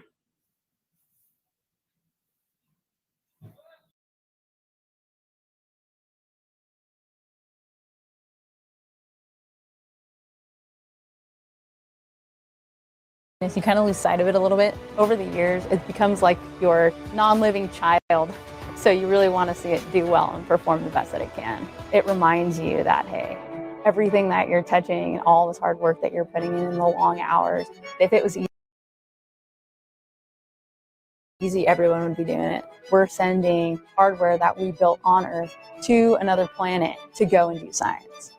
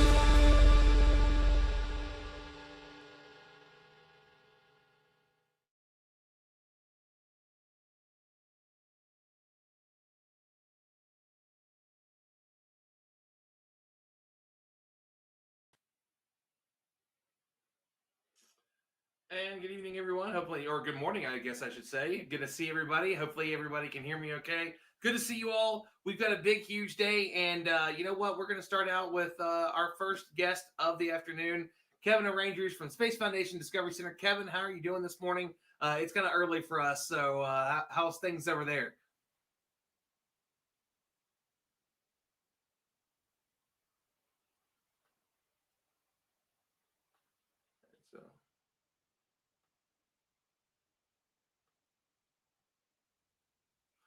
Interesting. You are still muted. I thought it was me for a minute. I apologize, Ron. That's on me. So You started a couple minutes early anyway, so it's okay. yeah, listen, we should all be doing this, the unmute mute thing fairly easily, but of course, some issues this morning. So once again, good morning to everyone. Good afternoon and good evening for those of you that are watching, again, our international folks. And Ron, to answer your question, we had a little bit of snow covering here in Colorado Springs at the Space Foundation Discovery Center headquarters here overnight. So unfortunately, we're on a delayed opening for today's programming. Again, we're excited to get started here beginning at 12 noon Mountain Standard Time with the opening of the Space Foundation Discovery Center. Well, I mean, it's a big week. There's been a lot going on. I believe started the week a little bit earlier with an event at the Garden of the Gods, which is a new friendship relationship. So tell us a little bit about that and what people got to see on Tuesday. Sure. So again, as you mentioned, we have a fantastic partnership that is the Discovery Center here in Colorado Springs. Our neighbors, literally just around the corner from us, is the Garden of the Gods Visitor and Nature Center. Again, the folks there have the pleasure of having Garden of the Gods Park, if you will, in their backyard. So we're very, very fortunate and pleased to be partnering with all of the fantastic educators and scientists at the Garden of the Gods Visitor and Nature Center. And with that, this past Tuesday, to celebrate a Marsapalooza week, if you will, of programming here at the Discovery Center. We did a partner program at the Visitor and Nature Center with the folks from Garden of the Gods. We actually brought our Sphero rovers, which are our Mars Robotics laboratory rovers, over to Visitor and Nature Center to do some programming with their guests. And in turn, we're super excited to have the Garden of the Gods folks, their resident geologist, Jen Haney, here on Saturday here at the Space Foundation Discovery Center, doing a deep dive, if you will, into the geology of Mars. And for those of you that have either have not been to Garden of the Gods here in Colorado Springs or potentially will be coming as a tourist, it is the closest thing, if you will, to the geology of Mars. It is a beautiful outcropping of rocks here in Colorado Springs, and an amazing attraction for us here locally. Well, I mean, it's if you've never been, you have to go. It's quite literally, it brings people from all over the world here, not just absolutely. Yeah, like I was in Nepal and I was with somebody, and she was like, "Oh, a British lady," and she's like, "Oh, I went to go climb Pikes Peak." Like it's beautiful here. Garden of the Gods is another thing that brings people from all over the country. So we love that we get to start that partnership with them. And of course, we've got stuff all throughout the week. We've got this today. So how about anything else that's happening? We got anything on Saturday? What's there? Absolutely. So just to repeat for today, we're really fortunate to actually be open to the general public beginning at 12 noon. We'll be doing simulcasting, awaiting the landing of Perseverance on Mars today. So we're celebrating, hopefully celebrating that arrival on Mars, and I'm sure it'll be a successful one. So our visitors will be able to come in today to do all kinds of programming with us. One of the things we're very fortunate to have is a Mars Robotics laboratory that gives all of our visitors an opportunity to have a Mars robotics experience where you can drive a rover on a simulated surface of Mars. So we'll be doing that throughout the day. And then again, sort of, if you will, wrapping up our Marsapalooza week this Saturday, we will be doing programming all day, beginning with our partnership with the folks from Garden of the Gods Visitor and Nature Center. We'll be doing a discussion about the geology of Mars. We will be building and testing landers, and you'll be able to essentially drive those in our Mars Robotics lab. We'll be doing kind of an exploration, if you will, of the surface of Mars with our huge Mars map, allowing folks to explore where both Curiosity and Perseverance are landing and where a lot of the missions have occurred and are occurring. Again, we'll be doing presentations with our fantastic volunteer corps. A lot of the Space Foundation Discovery Center volunteers come from within the space industry. So several of those are trained on our Science on a Sphere, which is our huge presentation. It's a 6-foot sphere that gives us an opportunity to do projections where we can tour the solar system, but we'll be concentrating extremely heavily, if you will, on Mars on Saturday. And then again, our Mars Robotics Lab will be open for the general public to really have some fun in driving those rovers and doing a mission on the surface of Mars. So we're delighted to be, if you will, Mars-centric here at the Space Foundation Discovery Center, and we're looking forward to an opportunity of once again opening our doors safely to the general public and do so in a way that still provides that social distancing, but at the same time, some incredible fun for families and guests. And that's a great point. A lot of people don't know that we are back up, and we have been back up. And so just a quick breakdown for hours, all that fun stuff. How's that going? When can people come in and visit? When are we closed? Anything like that? Because we were gonna have a star party tonight. We had to cancel because of the snow and the so that's unfortunate. But unfortunately. So typically our hours run for winter, which generally runs from January 1st through the end of March. We are Tuesday through Saturdays, 10 a.m. to 4 p.m. This week, and particularly today, because of the snow, we are on a delayed opening. So for folks coming today to the Space Foundation Discovery Center, our doors open at 12. We close at 4. Again, unfortunately, due to the snow and some potential overcast, that's going to make seeing very, very difficult. We've canceled our first of the year in-person virtual family, our in-person family star party. We typically have been doing those virtually, but we look forward to the opportunity of returning in person. And then again, throughout the rest of this week, tomorrow, 10 a.m. to 4 p.m. And of course, Saturday's our big day. And again, 10 a.m. to 4 p.m. to the general public. Excellent stuff, man. I mean, we're already getting good mornings from all over the world. We've got people that are chiming in from Germany, from the Netherlands. Let's see. We got Dr. Proctor, who's going to be on a little bit later. She's doing fantastic. I don't know why Nick's got his hand up, but Nick's got his hand up. So hi, how's it going, Nick? So we're always happy to see smiling faces and people jumping in. Well, I mean, there's a lot going on with the Discovery Center overall. It's not just Mars stuff. There's been the virtual home study program that's been really popular. Let's talk about that. I also want to talk about the birthdays.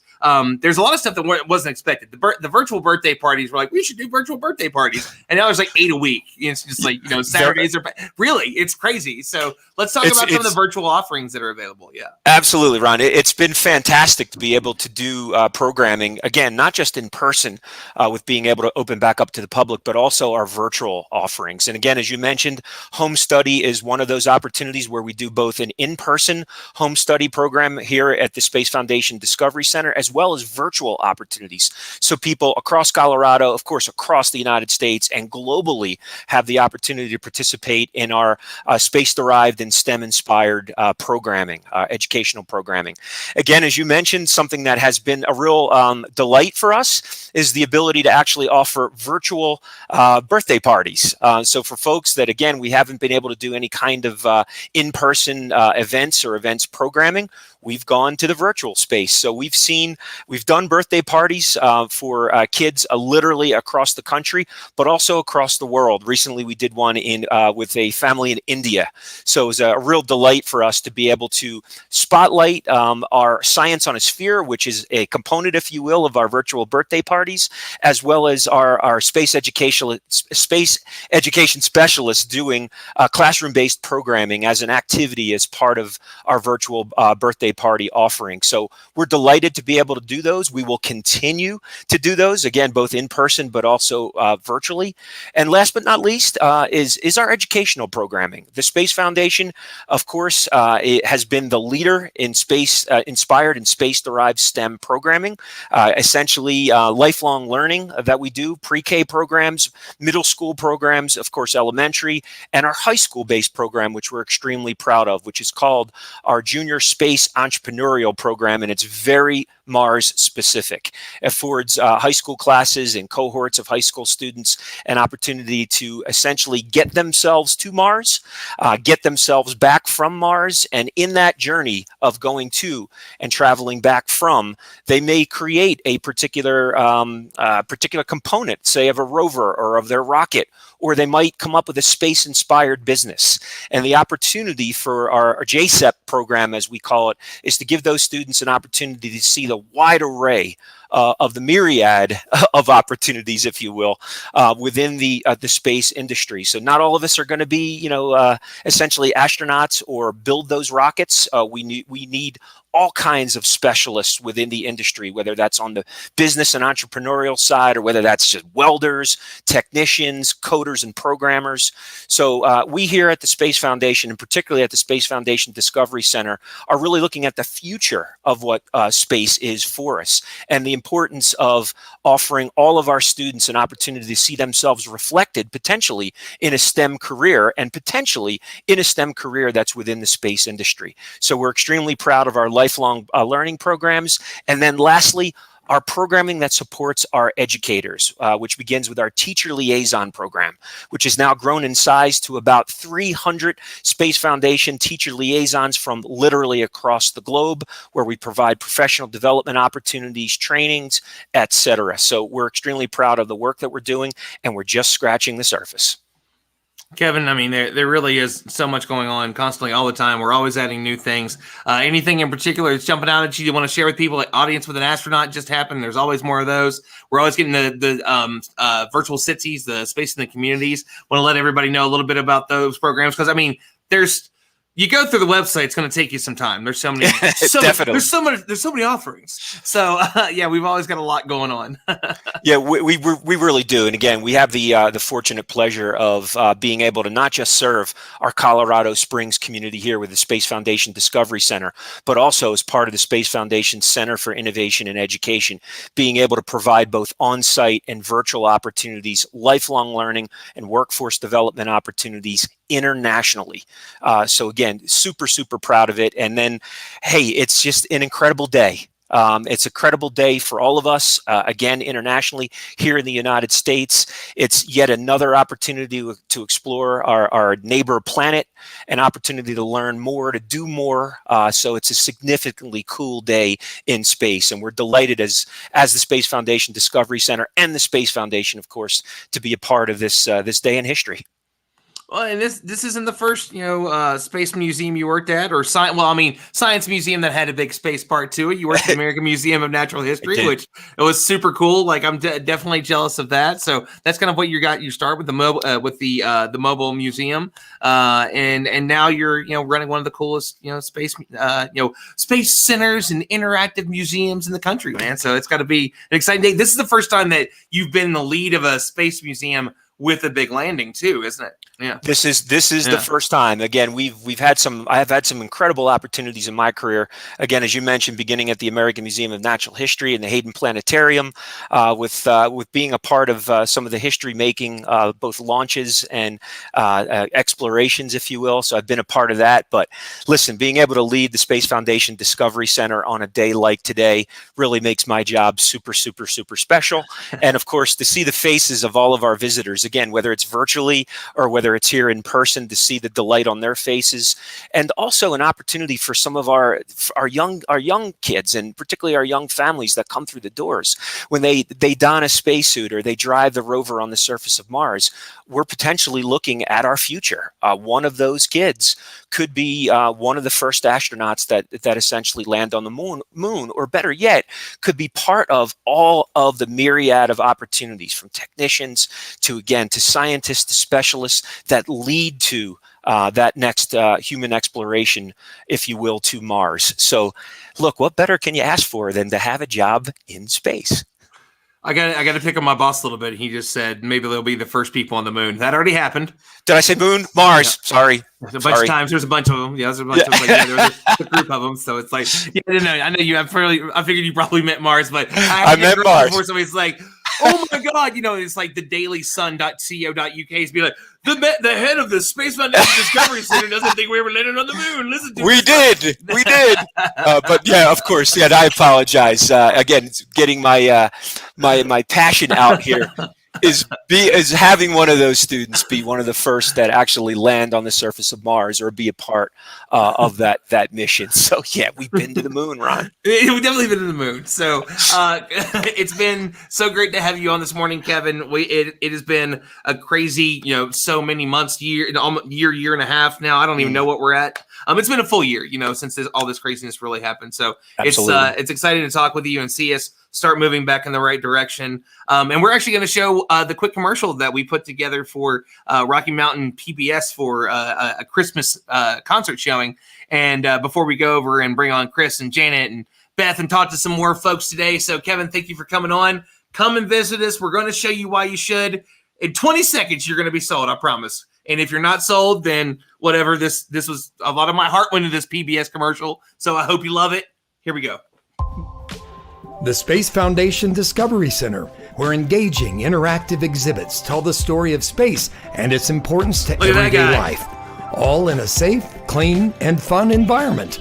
Make new discoveries together at the Space Foundation Discovery Center, Colorado Springs. The only thing is I want to reshoot that commercial because my belly's gone now. So now that health issues are over, just want to get that scene out there. Just want to replace it. So Kevin, again, thank you so much for coming on. We're so glad to talk with you today, and good luck with everything. And I will definitely be stopping by on Saturday to see everybody. Please do, and please bring that rig behind you there for our next our next in-person star party. I was going to bring it tonight. It is so heavy. It weighs like 100 pounds. So I'm going to be leaving it probably in the car. Well, listen, get it here. And again, if for those of you that are local to us and really want to take a look at the night sky, please look forward to our rescheduled in-person family star parties. And again, Ron, get that OPT telescope here to the Discovery Center. I definitely will, brother. I definitely will. All right, brother. We'll see you soon. You got it. Have a good morning. Absolutely. And so next up, we're just going to keep things rolling right along with some of the best experts in the business. So first, we're going to bring in, he's kind of a big deal around here. He's been in the news all morning. Our the man, the myth, the legend, the CEO of Explore Mars, Chris Carberry, and our boss lady, the president, Janet Ivey. And one of our really good friends is going to be in and out of the stream all day. And we're also going to take some time to talk to her to kind of see her thoughts on everything. Beth Mund from Casual Space. So we got a wonderful group just to start our morning here a little bit. Ladies, gentlemen, how are you doing? It's the big day. I know, I'm very exciting. But I heard a rumor, Ron. I don't know where. I heard that the director of the Space Foundation Discovery Center doesn't believe we landed on the moon. see, it's already out there. It's already everybody. I just say, you believe in the moon? We're so happy to have everybody on. So Chris, I want to go to you first. How are you feeling this morning?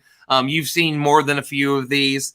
We've got Jack Attack. Jack is Jack. Hopefully, the one thing you normally have in your hand, you don't have in your hand at 10:15 in the morning. So since this isn't our normal evening event, but we're glad to see you. We see Artemis is out there, Sai is out there joining us this morning. So Chris, how you feeling about today?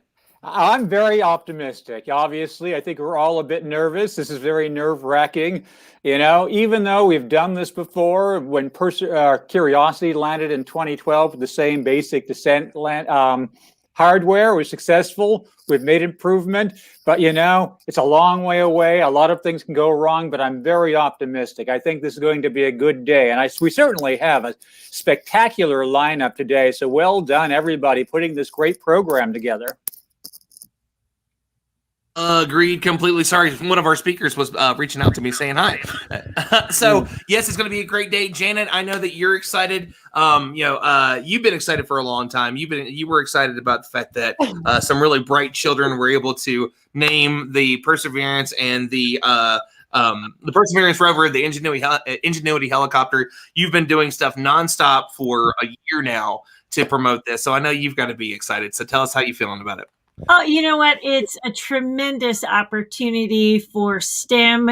And hello to all of my Janet's Planet Astronaut Academy. I know Metro Nashville schools are watching today, Canton County in Ohio, and several other places across the country and world. So welcome this morning. So if you're going, wow, it's a few hours until we get to, confirmation that all is nominal and everything is fantastic. If you want to go to, and we'll post this link for you, you can actually print off a template and make your own rover view glasses. That's right. You can have your own super cam right there.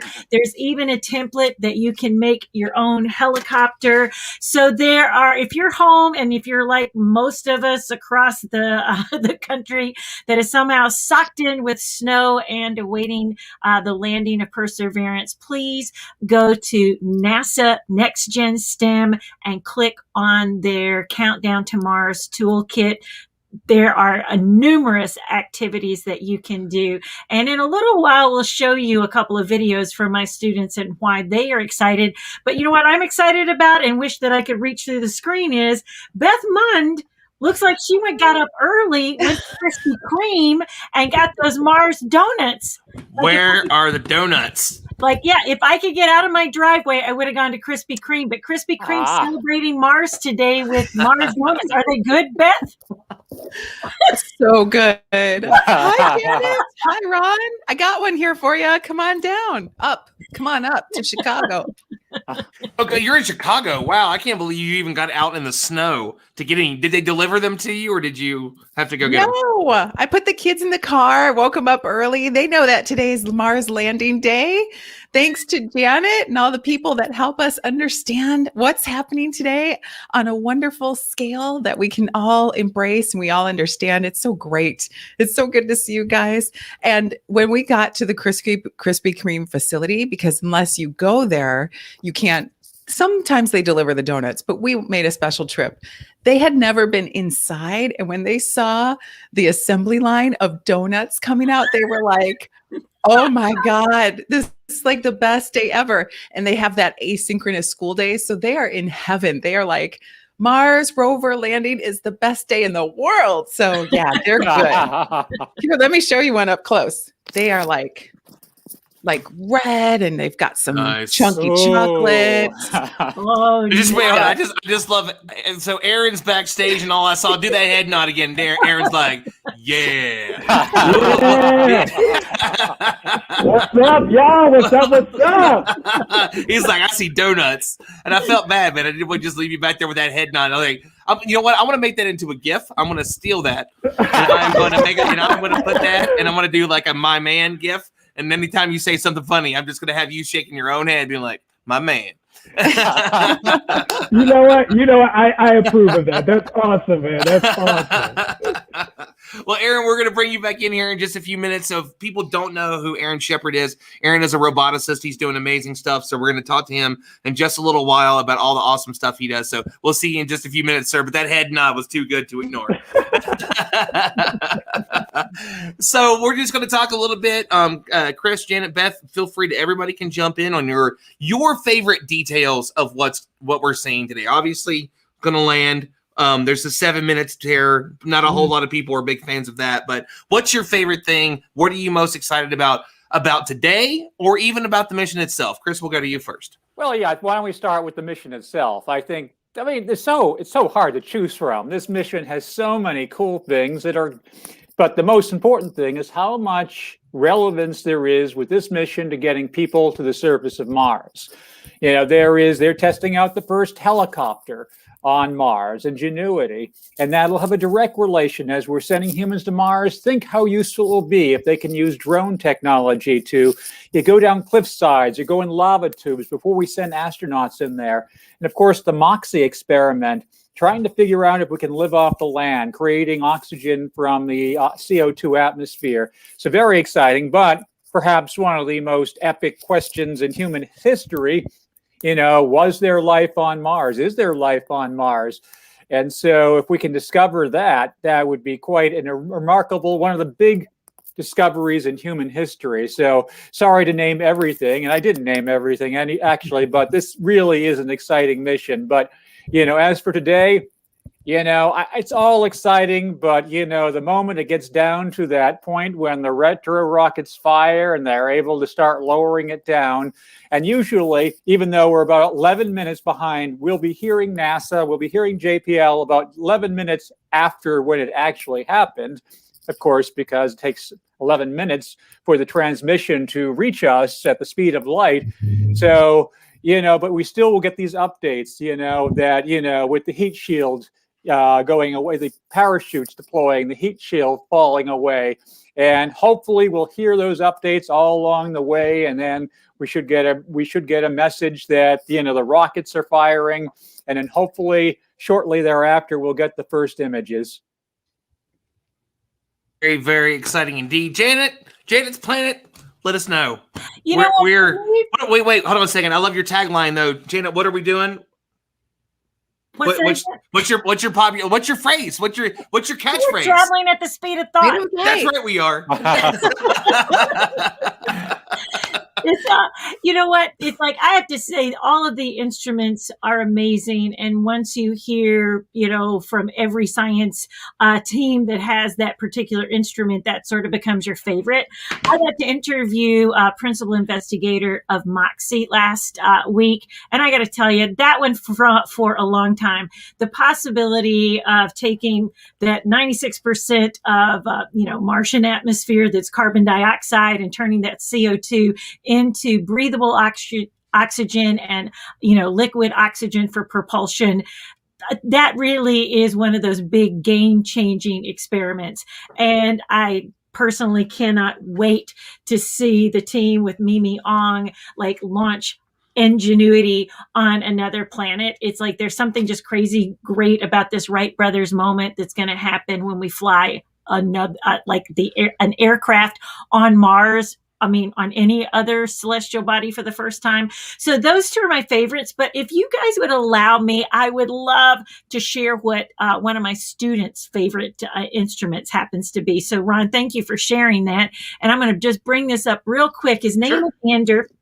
Yeah. He's fantastic. And guys, I wish so often you guys could know all of my sweetheart kids because they're just so amazing. Let me make sure the audio is up and good. All right. So again, you guys see that, and then I'm ready to go. All right. I'm excited for Perseverance to land on Mars because it will give us the opportunity to test out things that we take for granted on Earth, like transportation and flight. Seeing Ingenuity fly on Mars will make me excited about the possibilities of colonization on Mars. The instrument I'm most interested in is a camera on the Perseverance rover called Mastercam Z. Mastercam Z is a camera that will allow us to see images of Mars like what we would see if we wore 3D glasses at the movies. And again, it's like, I can't help but just love that, right? So the kids are excited. Yeah. They've picked an instrument. Moxie and Ingenuity are a few of my favorites. But again, just getting Percy there safely today is my biggest hope for today. Oh, that's, seriously, I think that's where we all are. In Artemis, President Emeritus, I think I said that right. I've only ever said it out loud twice, says, let us send positive thoughts to Perseverance for landing with enough of us concentrating. She should be doing well. And I love this is one of the things that I do love, is that the majority of us are in no way, shape, or form superstitious ever. But when it comes to landing day, listen, man, I don't care. You can give me beads. You can give me whatever you want. I will rub them. I will eat the chicken wing. The popcorn, the peanuts. What are we doing? The peanuts. Yeah, everybody should have their jar of peanuts out, right?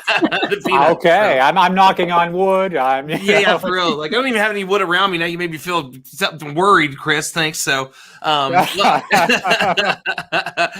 I want to go to you. What are you most excited about today, other than, of course, the donuts?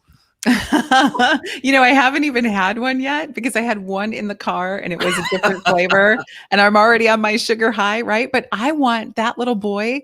Can he work at NASA? because he is perfectly positioned to talk about the Mars rover and the camera. I see him being a little engineer one day soon. And, you know, that's something that I love talking about. And Janet certainly knows she gets to have the blessing of experiencing this and bringing it out of those kids every day. Janet, I'm so excited that we're going to be able to share. The kids get to share this with you. And, you know, so many kids are in school when it's going to happen and land. And they were asking me too. They were like, what time is it? And they're like, oh, man. But this kids, the message that I think is going to go way beyond today's landing is that there were not only kids that were part of this mission, right, in the naming, but there are kids today that are going to be the engineers of tomorrow and the geologists that will get those Mars samples in their lab. And they're going to be the artists. So today, when we're talking about what we're going to see, a lot of the reason why we together are talking about today is because there were artists that are doing those renderings, and they are making those animations available for us so we can imagine in a very real way, right, what it's going to look like. And so just a shout out to all the people who have a creative mind and a scientific mind, and the artists and the poets and the people who are thinking about Mars long before we put a mission like this together. So this is ongoing. And I think today for all of those folks, again, the poets, the musicians, the artists, and all the other folks in the world that are excited about today, but perhaps maybe not necessarily in fields that are the hard science fields, they are rejoicing as well, and they see their future in the arts on the planet Mars today just as much. I'm so happy for them. I'm excited for them as well, because I think when we talk about, you know, habitats and structures and designs and the way we are going to live on Mars, once we get samples returned and we get those baby steps and we start with the rovers going first and then the machines and then the builds, when we go, all of those things have been thought by some of the most creative people on Earth. So I'm looking forward to that today, and I can't wait. And all my friends and folks and colleagues who are in those fields, as well as the STEM and STEAM, that's what it's all about. So congratulations, you guys, and your vision for the future of tomorrow. It's all coming to fruition today. So thanks again for having me. I wish I could send you guys these donuts, because just smelling the sugar is getting me high. Oh my word. Between that and the coffee, you're just good to go, right? So And to Beth's point, sorry, Ron, I didn't mean to interrupt, but to Beth's point about the poets and artists and everything, Harley Thronson, who is a longtime friend, colleague, writer, and friend extraordinaire of Explore Mars. He sent us this very prescient poem written by Yoko Ono. Today is actually her birthday. She was born February 18th, 1930. So happy birthday, Yoko. But this is what she wrote. Spring passes and one remembers one's innocence. Summer passes and one remembers one's exuberance. Autumn passes and one remembers one's reverence. Winter passes and one remembers one's perseverance. Wow. Thank you, Harley, for sharing Janet with a that mic with drop. us this morning. I know. I love how Janet was We could just just like, close out the show right now. That was just perfect. So anyway, I was going to wrap everything up for today. No, but honestly, it's a lovely sentiment as we, you know, in the beginning of what is going to be a beautiful, wonderful day. We are just hours away from such a huge, huge event. So we're going to bring in our next guest. Our next guest, again, Aaron Shepard, roboticist. And you are the CEO of what, and what do you do as the CEO, Aaron? Let us know. So yeah, I'm a roboticist. I'm the CEO of Cogito, and we create mind-controlled technology. So I create things that you can move with your mind, everything from robots to drones to lights to video games. And we're using this technology to help fight ADD, ADHD, and to address mental health. I'll take 12. You'll take 12? Okay. Yeah. Look, man, we'll talk afterwards, because I can make you 12. That's not a problem. He's like, I will make you 12, Ron. I got you. Aaron, you do awesome stuff. So I do actually have to talk about this because we talked about it before, because he went all Magneto. And that was I'm trying to think if we got the video. I'll try and see if I can find it on Instagram while you're talking. And in the video, it's just like he's got the thing on his head, and he puts his hand towards it and it magnetizes and it pops up into his hand, and he's just like, the look on his face, the look of satisfaction on your face was just, you were just like, yeah, I did that. So I mean, it's fascinating what you do. So tell us a little bit about your background. How did you get to here? Because this is not what you thought. This wasn't what you were planning on doing. You were sitting somewhere doing something else when you were like, I can't do this. I want to do a thing. So tell everybody, because I don't want to steal your story. Yes, and it ties into today so much. So in 2014, 2015, I can't even remember, when the European Space Agency was landing on the comet, I was watching all of the live streams, all the conferences, all the animations from that. And I was actually sitting in my class in med school. So I was going to be a doctor, specifically a surgeon. And I saw that and I was like, oh my gosh, there are people landing robots on rocks in outer space. Like, that is what I want to do with my life. Like, forget saving people. I want to put robots into space. So, and so days like today are important because you don't know who is being inspired right now. Like that moment, 5-6 years ago, whatever it was, because I'm terrible at math right now, that inspired me to change careers. It got me involved in science communication. It got me involved in the space field. Because of that moment, I was inspired to pursue career opportunities with NASA. I've worked with NASA for the last 3 summers. I'm probably going back this summer. So so many things happen when you have events like this. And so that's why it's important to share these moments, share this story, like show all of the graphics and the conversations and highlight the people that are working on this, because you don't know who's watching and you don't know what will be and what you will inspire by showing these moments in space exploration. Absolutely. Beth, I know that you probably got, I see you grinning over there in the bottom. She's got the microphone like, I'm ready. I'm so excited to ask Aaron so many questions. Okay, this is totally off topic and yet totally related to Aaron's field. There was recently a Super Bowl ad. Have you seen it, Aaron, where I think it was Coors put people to sleep with thoughts of Coors and the cool mountain crisp delightful waters, and when they would sleep they would literally dream of beer and they would wake up and it would be front of mind. Is that what we're looking for in the future? And if so, have you seen this? Do you know what I'm talking about? I know what you're talking about because I heard about it. People have been like messaging me about it all week. I didn't see it because this Super Bowl was like not entertaining to watch, and so I stopped paying attention. But yes, I mean, honestly, that is what we're looking for. There is this. Sorry to interrupt, Aaron, but that's why you go to YouTube the next morning and it's all in a playlist. Just start it out there. And most of them were in a playlist before it.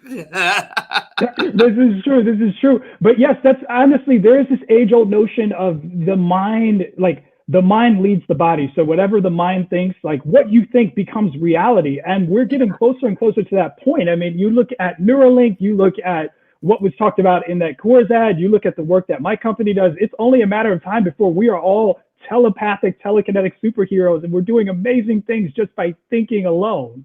That's incredible. Yeah. That is so incredible. It really is. Chris? Yeah, now this is fascinating. Now, I can think of a lot of different applications to sending humans to Mars, but from your perspective, what do you think are the most critical uses of this technology when we send humans to Mars, or when we're actually living there long term? So besides you could get really deep into certain things. Like you could go all Avatar, where you could have a robotic explorer and then you can have that explorer respond to the controller's thoughts. But from a more pragmatic standpoint, if you're sitting around your habitat at Mars, it's boring. You're stuck inside the place for 6 months to a year at a time. On top of that, you've been in a spaceship for another year. This could be a great form of entertainment. It's a great way to keep your mind sharp. You can create all these games where it's responding to how you think. It's just a great way to keep you entertained, sharp, and ready for the next part of the mission. So I think there are tons of applications ranging from controlling external devices to keeping yourself entertained while you're sitting on Mars. So that way you don't end up like Matt Damon did and just sitting there bored all the time. Yeah, Matt Damon. That's they did that in Ad Astra in that movie. I know whenever Brad Astra is just so. Why do they? There's so many movies where they have one single person is going to go to Mars. One single person is going to float all the way out to Saturn, and then when he gets there, like spoiler alerts, pause like the audio if you've not seen the movie. I'll give you a So second. one of the things, you're right. It's just One of like, the what things took so long? he would do. Well, they would often take him in between his mission responsibilities and put him in these like solace rooms where he could have the nature scenes and the water sounds. Mhm. And it's so important as human beings that we have those experiences. And Yes. as a person who is an analog astronaut who just spent a mere couple of weeks with my Sensoria crew on a Mars mission on the Hawaii mountain, I can tell you that this kind of technology is a great mind booster, morale booster. I can tell you how much we miss the outside smells, the outside fresh air, seeing the sun, having the wind on our face. And so if there's any way, even if we can get close to simulating that or believing that we had that in our restful sleep or in our mind to calm our mind so that we can focus on what mission activities need to happen, I can see the mental benefits of having this balance. I'm so excited about your technology, Erin. I can't wait to hear more. And someone who makes the big choice, I just want to applaud you for your bravery, because there was this moment in your life where you were like, I have a path and I know I can do it and I'm studying to do it. And I'm going to totally take a turn and I'm going to help in a place that, is going to need my future forward thinking. And there really is no guarantee, right? When you took this gamble, you're like, this is not done before. I'm going to go check it out, right? And here you The are. medical field, or I'm going to build mind robots. And mind robots, it turned out, good bet. Who knew? And it's great now because I'm 5 years removed from it and I'm seeing everything play out. But you are absolutely right. That was the hardest decision for me to make. I was giving up everything that I knew. I was giving up a clear path to stability. But you know what? That is what space exploration is ultimately about. You are leaving what you know to explore the unknown. And in that exploration, you're going to inspire, you're going to create technology that will benefit the rest of the world, and you're going to help humanity understand its bigger place in the universe. So yes, like I totally, at this moment, I'm definitely appreciative of it. Now I'm still working through school, and earlier today, I'm like, oh my gosh, this sucks. Why am I still in school? But then when moments like these happen, I know like, yes, this is right, because ultimately space exploration calls for people like us, people who are forward thinking, people who are willing to take risk, and people who are looking to inspire. And you know what? That is something that I believe you do so beautifully. And working with kids every day, my friend, it's like when they see all of these great forward thinking things, they begin to see themselves there. So you not only trailblazed a fantastic path for yourself, born out of that grand adventure and promise, or the promise of the grand adventure of exploration, you're also inspiring a lot of kids out there. I mean, Beth said earlier, it's like, I do have the privilege and the blessing of working with some really great minds. And it doesn't matter whether they are 7 or 10 or 12 or 14 or anywhere else in the world. The future looks really bright, everybody. And in fact, if you guys wouldn't mind me playing one of these videos, I think, Erin, you're going to love this next little kiddo that I'm going to play. He's telling us what he's excited for today about Mars. And it's like, maybe sometime, it's like I might have to put you guys in touch with one another, because I will tell you, this kiddo is going to Mars. I promise. This is my good friend, Christopher. Christopher's awesome. So Yeah. I gotta just share some love real quick. Christopher and his mom reached out to me when I was sick to check on me and see how I was doing. It's like, we heard about what was going on. We wanted to check in with you. We wanted to say hi. We wanted to let you know you were thinking about you. Christopher is ready for the future, man. He is awesome. He has better social media than 85% of social media influencers. I'm serious. Like, he's got they got the emotion. I even reached out to him once. I'm like, listen, little dude, you're awesome, but is this you? He's like, my mom helps me, but it's mostly me. I'm like, you are going places. You're like the next Alyssa Carson or Astronaut Abby. He's awesome. He's so awesome. He's awesome. It was his birthday the other day. His mom surprised happy birthday, him man. with a first flight. So that's been exciting too. It's like we've been trying to connect a lot of our students with their first flight lesson and aviation lesson, whether that's through Civil Air Patrol or EAA. But yeah, take a look at Christopher. This is pretty amazing. Hi, Christopher here. The landing of Perseverance marks a brand new chapter for exploration, as we will gain new and exciting knowledge about the planet Mars.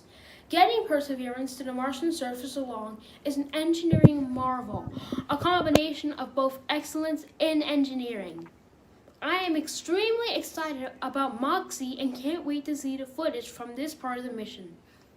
This mission to Mars puts us one step closer to understanding the red planet as we humans will one day step foot on Mars. Yes, my generation on Mars. I love that kid. Oh man. Yes. Aaron's like, why haven't I met him yet? Why have I not? Like, I am saying this now. Like, I will pour everything that I know into this kid, and I will do my part. Aaron, let me connect you, because that is my very favorite thing, is to put kids in touch with their next mentor.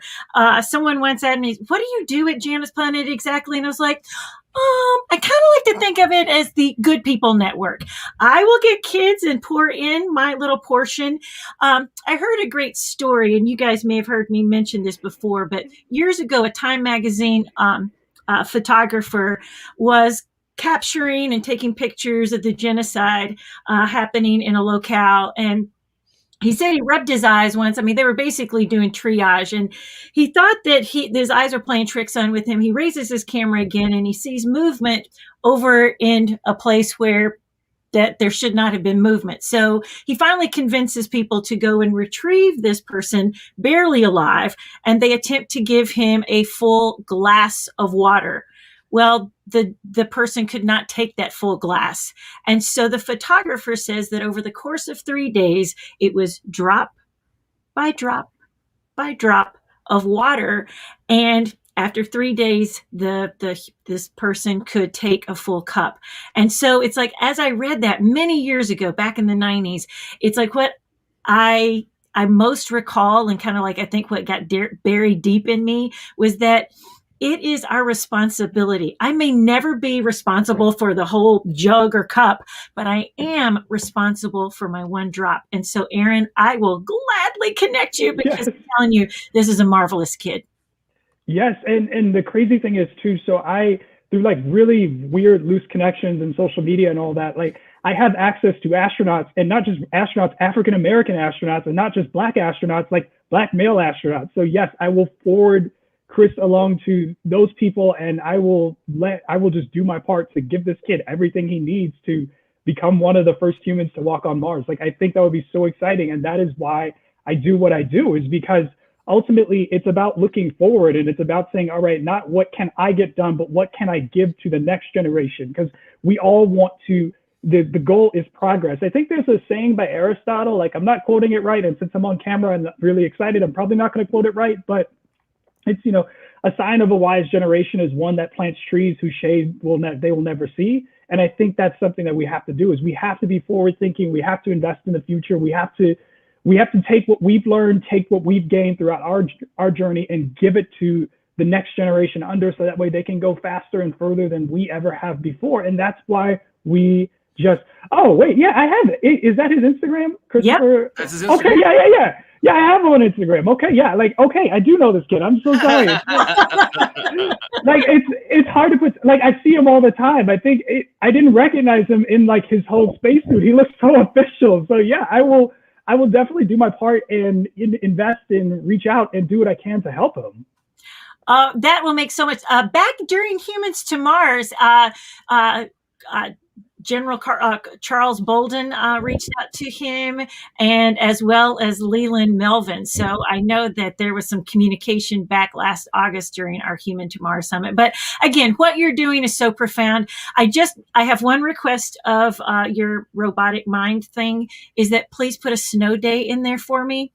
It's like, we don't get it very often here in Tennessee, but over the last week, first of all, we had ice, so you don't have to put ice or sleet in there. I just want big, fluffy, kind of Kleenex sized snowflakes, right? That just are beautiful, falling down.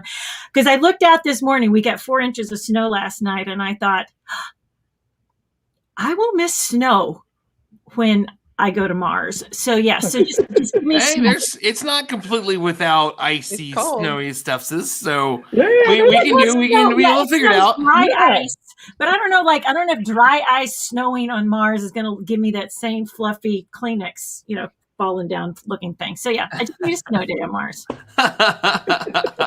I love it. And, Aaron, it's always so good to have you on, man, and talk to you about all the amazing things that you're up to. I'm not trying to hide your face right now, but Mark, wanted to give some love to you here. Mark's one of our favorites. He's always popping in, saying hi. Massive respect to Aaron for teaching, for reaching for his dreams, and to Janet for helping the kids to be the first humans on Mars. And thank you. That's a huge compliment. I think Explore Mars was certainly out there before me, but I'm glad that it more virtually I can share it and all the cool stuff that's going on there.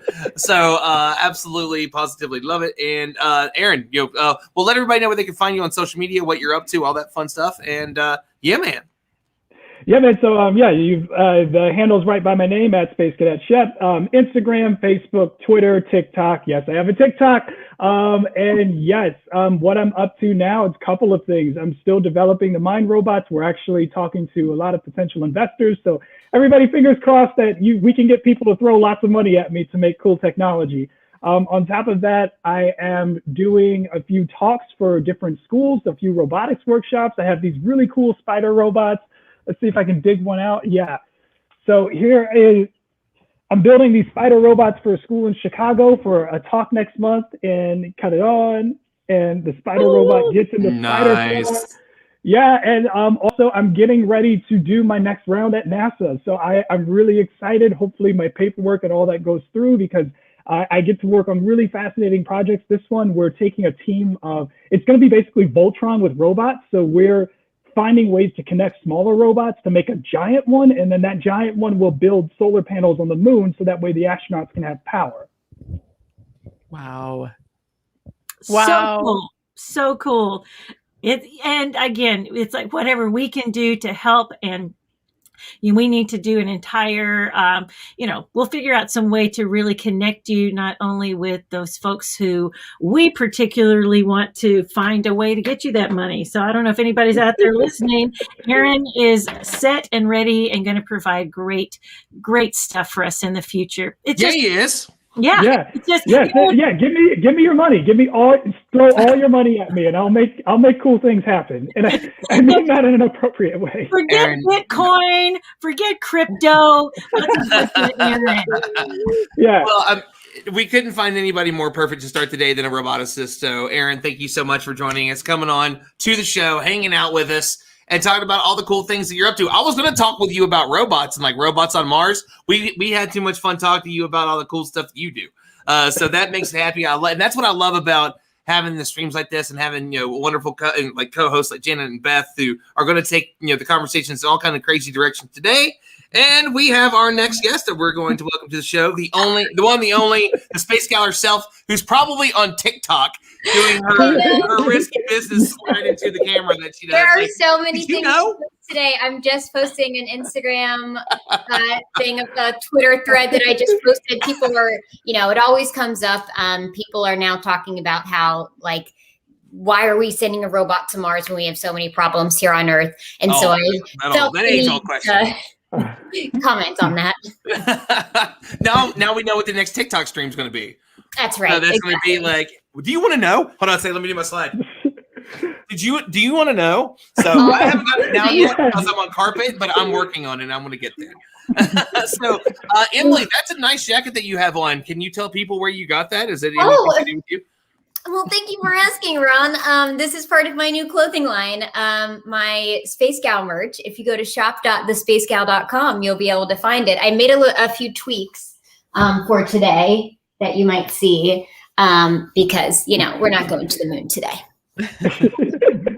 Not today, but we will soon have the first woman, the next man on the moon. It's a very, very exciting time. There's so much going on. And honestly, so I did not know until I watched your inspiration video the other day, and we'll get to that here in a few minutes, of how many followers you now have on TikTok. Like, you're at 500,000. I think your next biggest platform's like 100 and something thousand. Oh, yeah, it's 100,000. That's 5 times that, and it's less than a year old. And it's you debunk stuff, you share all this cool stuff that's going on in space. It absolutely blew up. So tell us a little bit about sharing your love of space and science, especially Mars, and how it's kind of taken over on this newish platform. Yeah, so it all started because of the pandemic, and all of my jobs got canceled. And I was like, well, well, I have some time on my hands. And so I started making TikToks, usually just doing little experiments here and there. Honestly, I was doing them like late at night after my daughter went to sleep. My husband was like playing video games in the living room, and I would literally shut myself in my bathroom and like do these little experiments in my bathroom. And so it started off as just sort of like, let's see where this goes. But it's such a fun platform. It's so fast paced and high energy. And the people on TikTok are just so incredibly creative. I don't know. I love it so much. And I have found an audience that really loves science there. And there are quite a few people. I think, Aaron, you've been doing for Black History Month. You've been doing all the Black astronauts, correct? Yeah, right? Yeah. And it's so, like Emily said, it's such a fast-paced platform. But then one thing I'm realizing too is that it is just a new way to reach the next generation, which is why, again, we're all in the business of what we do. And for me, it's been a fun journey. I'm learning the new technology, learning the new way that social media has evolved, and just coming up with exciting ways to share the things that we love. It's so fascinating, and watching it reach new people just is so amazing to me. There's a lot of, it's one of the things too that a lot of people are talking about. We're figuring out ways that we could possibly utilize it for museums. So I started doing it, and I started doing silly moves like, everybody get out to Mars, and I was like showing Mars on like, our big science on the sphere. And I was like, I can do this, and then, but there's just lots of like funny ways, because they'll have people that they'll talk to each other. Like there's a lot of fun stuff that I've seen on there. I'm like, man, I could totally snag that and do that, as some sort of space way. And there's so many creative people out there that are doing great things with it. And, again, Emily, you're killing it over there. You have been. It's been a big year for you. You already were kind of a big deal to begin with. I mean, so I got to be one of the finalists on the Student Astronaut a few years ago. And I remember how nervous I got when I was a finalist. I'm like, oh, wow, people could start like looking into my history, and hopefully everything's okay back there. Like, I don't really know what's out there on the internet. And no, but I mean, it's a really exciting thing. And it's also too, you all have a really great way of picking people that end up going on to do great things. Like Lee's in the middle of, raising all this money to help bring stuff, which Aaron is part of as well with Passage, to bring STEM supplies to kids all throughout South America. Like there's just so many people when you pick this and you look back through that list of people that are doing really, truly amazing things. So you've got that, you've got the TV show, but now you've got the next, you're the next big thing. You're always, you're everywhere. You're all the time. So what's next for Emily Calandrelli now that she's got like the first pregnant host of a Netflix show? You know what I mean? Like, and like kids are crying because you're saying sweet, like they're like, oh my God, Emily said hi to me. So like, that's going to be kind of a cool feeling, like all the work that you've put in to get here. Yeah, it's definitely a cool feeling. And Aaron mentioned he was also in the student astronaut world. That is like, I met the coolest people by doing that contest. It was the best. And so, yeah, you mentioned the inspiration for things. So just to kind of explain that in case you haven't talked about it yet, the inspiration for is going to be the first all civilian mission to space.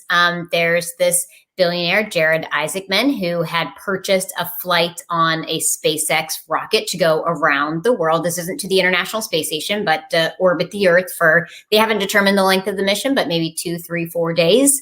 And he is offering up the other 3 seats on the flight. Now, he wants to do this to raise money for St. Jude. He donated $100 million to St. Jude. He's using this contest to donate even more. I think his goal is something around $200 million for St. Jude, which is wild. So one of the seats goes to a St. Jude ambassador, which is awesome. And then the other 2 are up for grabs. And one of them is going to be chosen by someone who donates money to St. Jude. You just have to donate a minimum of $10 and then you're in the running. And then the other one, which is the one I applied for, is the one that's supposed to be for business owners, for people who are entrepreneurial. And you set up a shop on his Shift for Shop website. This is a company that he owns. It's kind of like a Shopify competitor, I think. And then you just tell your inspirational business story on Twitter. And I did that. And part of the judging criteria, oh, look at you. This is cool. So part of the judging criteria. I hope you'll. Oh my gosh. I'd like to go to space. Part of the judging criteria is the viral ability of the video. And so if anybody is out there and wants to help me get to space, please retweet and then quote tweet the video, because that counts as two. And that would really help me, because then I could go to space, and I think that would be awesome. And not just because like thank you, Janet, not just because like I have wanted to do something like this for a while. Clearly I like space, but I think it's because of the kids who relate to me now on the ground. It would be for them. Like all of these kids who now follow me from Emily's Wonder Lab would get to see somebody that they feel like they know, that they feel a personal connection to, go to space. And then of course, because I'm like a content monster, I would be sharing the entire experience play by play on TikTok, on Facebook, on Twitter, on Instagram, on YouTube, on literally everything. And so they would feel like they are on the ride with me, and on that journey with me. So anyways, please help me share that video. That would really mean a lot to me. You're incredible, and I know we got. I can't imagine that Janet or Beth don't have a question for you. I don't want to take all of it, and we're going to show your video before we go to the next segment. So I want to give everybody else a chance. Like I get to talk to you all the time, which I'm very fortunate. So I know that Janet loves you. I'm sure that Beth loves you too. Beth will probably want you for Casual Space podcast. So ladies, if either one of you have a question you want to ask real quick before we go to Anna's Spanish. So Anna Cristina Olvera is next. She's going to be giving a 12 to 15 minute breakdown in Spanish of the mission to all of our Spanish speaking audience. So Janet, Beth, anybody want to jump in? Janet, you're muted. I did that because like I told you, there's a bunch of snow here, and I heard my husband up there. Apparently, he's fixing soup, so I may go get some soup in a minute. My two things are: I've got a dear friend, a dear sweetheart of a little girl named Abby in West Virginia, and you are her heroine. So if I could ever, I don't know if there's a time that we could ever connect you to, that would be huge. But thank you also for your work that you did on NASA's Mission to Mars Student Challenge. I did my best to get the word out, but thank you for all the promoting of that you did. That was extremely fun. And so I just kind of followed in your footsteps and said, hey, Emily's got some great stuff over there. I'm going to make sure I get that toolkit out there. But have you gotten a lot of response from the Mission to Mars Student Challenge? Oh, yeah. I mean, I think that it went really well. I literally just helped promote it. So I don't have a hand in actually helping to run it, but I hear that it went really well. I hear from a lot of teachers and students that they're participating, and some people were sharing their like handmade helicopter. They made Martian helicopters and Martian rovers. And so I think people are having a lot of fun with it. And also, hello, Abby from West Virginia. That's the other part of this whole space thing, is that I would be the first woman from West Virginia to ever reach space. We don't have a lot of astronauts from West Virginia, and the people we have one, right? John McBride, and then there's another one who was born in West Virginia, but then later grew up elsewhere. But okay. Some people claim him. I mean, that's the thing in West Virginia, is like we memorize all of the people who do literally anything that are from West Virginia. It's like Don Knotts and Jennifer Garner and Brad Paisley and Steve Harvey, and like we memorize the names. There's like 7. Emily Calandrelli. And so, but I hope to be an additional, maybe newer name to that list. That would be really awesome. Awesome. Thank you. Absolutely love it. Beth, if you got a quick question before we go over to Anna. Well, I'm sorry, before we go to Emily's awesome video that she created, and that will probably make you cry. Definitely made me cry. Just into my feels. Beth, anything you wanna ask real quick? Of course, always. I know. And then Aaron. I'm sorry, Beth and Aaron. Sorry. Yeah, Aaron, you go ahead with your question. Emily, you are welcome to join me on Casual Space Podcast anytime, and I am going to make sure I get over and retweet for you so you can get to space, so that you can share and encourage all of the women and students everywhere. So I'm going to root for you. I'm so proud of you. I'm going to hand it over to Aaron so he can ask you your questions, and we'll see you on Casual Space sometime soon, real soon. Love it. Yeah, so actually, Emily, there's a bit of backstory to this question, because I've asked you this question before, and I don't think you realized it was me. Years ago, you did an AMA on Reddit, and you got a question from this kid who was like, hey, I really want to get into science communication. Like, what advice do you have so that way I can learn to launch a platform similar to yours? And so I want to ask that again for all of us in the audience, because what a lot of you guys may or may not know is that through the student astronaut contest, through a lot of Emily's work, she's kind of brought all of us who like space, who like science, and who like inspiring and communicating together. And so she's kind of started, like, I know, Ron, I called you the Space Nick Fury, but she may be the Space Nick Fury now that I think about it, because she's assembling all of these really cool people from all She these would be like different the Space Captain Marvel, though, wouldn't she? Like, so, Oh, well, but yeah. isn't Captain Marvel the Space Captain Marvel? So I'm not entirely sure. Emily, what do you think about a blonde mohawk? Is it something that you would consider?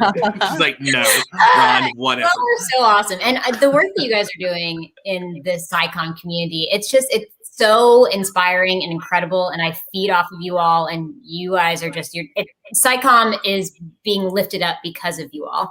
And so I would say for people who are looking to build a SciComm platform, the thing that I always say is the 3 F's: frequency, focus, and first class. And so frequency, you got to post frequency. You got to feed that content monster. It's just got to be something that you are reliably posting something new. And that number, that frequency number is different depending on the platform that you're on, but you just got to post frequently. Focus, people want to kind of know exactly what they're going to get by following you. And so figure out what makes you unique. What is your angle that you're adding to it? What are you focusing on? What are you adding to the conversation? And then first class. So whatever you do, if you are doing science communication, make sure that you're really doing a deep dive into the science and that you're fact checking it and that it's high quality science. And then if it's photos and videos, try to work to make those look better, like nice cameras if you can, good audio if you can, good lighting if you can. I mean, I think the lighting is really probably the best. I rely on my ring lights so much. And I'm still learning about that last part because I'm not in production and I don't know very much about all that stuff. And so I ask my friends, like, why does my lighting look so bad? How can I make it better? And so don't be afraid to ask those questions to people where you're like, wait, that looks good. Mine doesn't. What are you doing that I'm not? So don't be afraid to ask the questions. That's great. And so last thing is, I know that you're going to be on another live stream later today. Is it anybody that anybody here's ever heard of? Any organization that's out there that you're streaming with later today that might be doing something cool? Oh, NASA. Okay. I was like, am I doing a different one? So NASA, that was trying to be funny. Sorry. The NASA live stream starting soon. I'll be talking to them about some of the common questions that kids have asked me about Mars and just why generally I'm super excited for this. Yeah. Absolutely love it. Emily, you want to let everybody know where they can find you real quick before we show your video? Yep, I'm at the Space Gal everywhere, and my merch and everything else is at shop.thespacegal.com. Alrighty, let's bring up the there we go. Hold on a second. Maybe. We've got so many screen sharings right now that I'm trying to find the right one. Make sure that I get just it's production. Yay. In the meantime. There we go, right? And then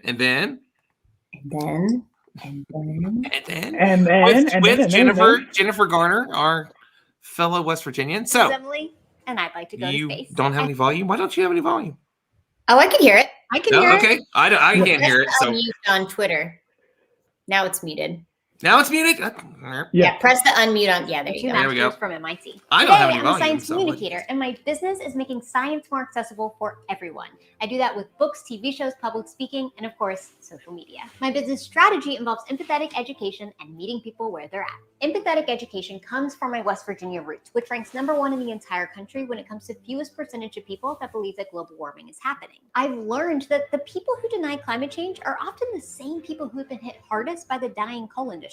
People who have lost their jobs, their livelihoods, and because coal is so interwoven into the culture of Appalachia, they may feel like they've lost part of their identity too. Empathetic education means first listening to those we'd like to convince so that we can understand where the distrust in science comes from. Without first doing that, science education can't happen. I also work to meet people where they're at, even when they don't have internet, which is the case for 1 in 6 American kids. My educational show, Exploration Outer Space, airs on Fox broadcast stations nationwide, meaning you don't need internet or even cable to see it. Listen, everybody learns a little differently, but it's easier to learn when it's in a style of media that you naturally enjoy, which is why it is critically important to meet kids where they're at and bring science education to social media.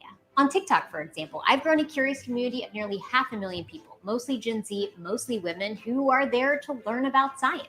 And I'd love to...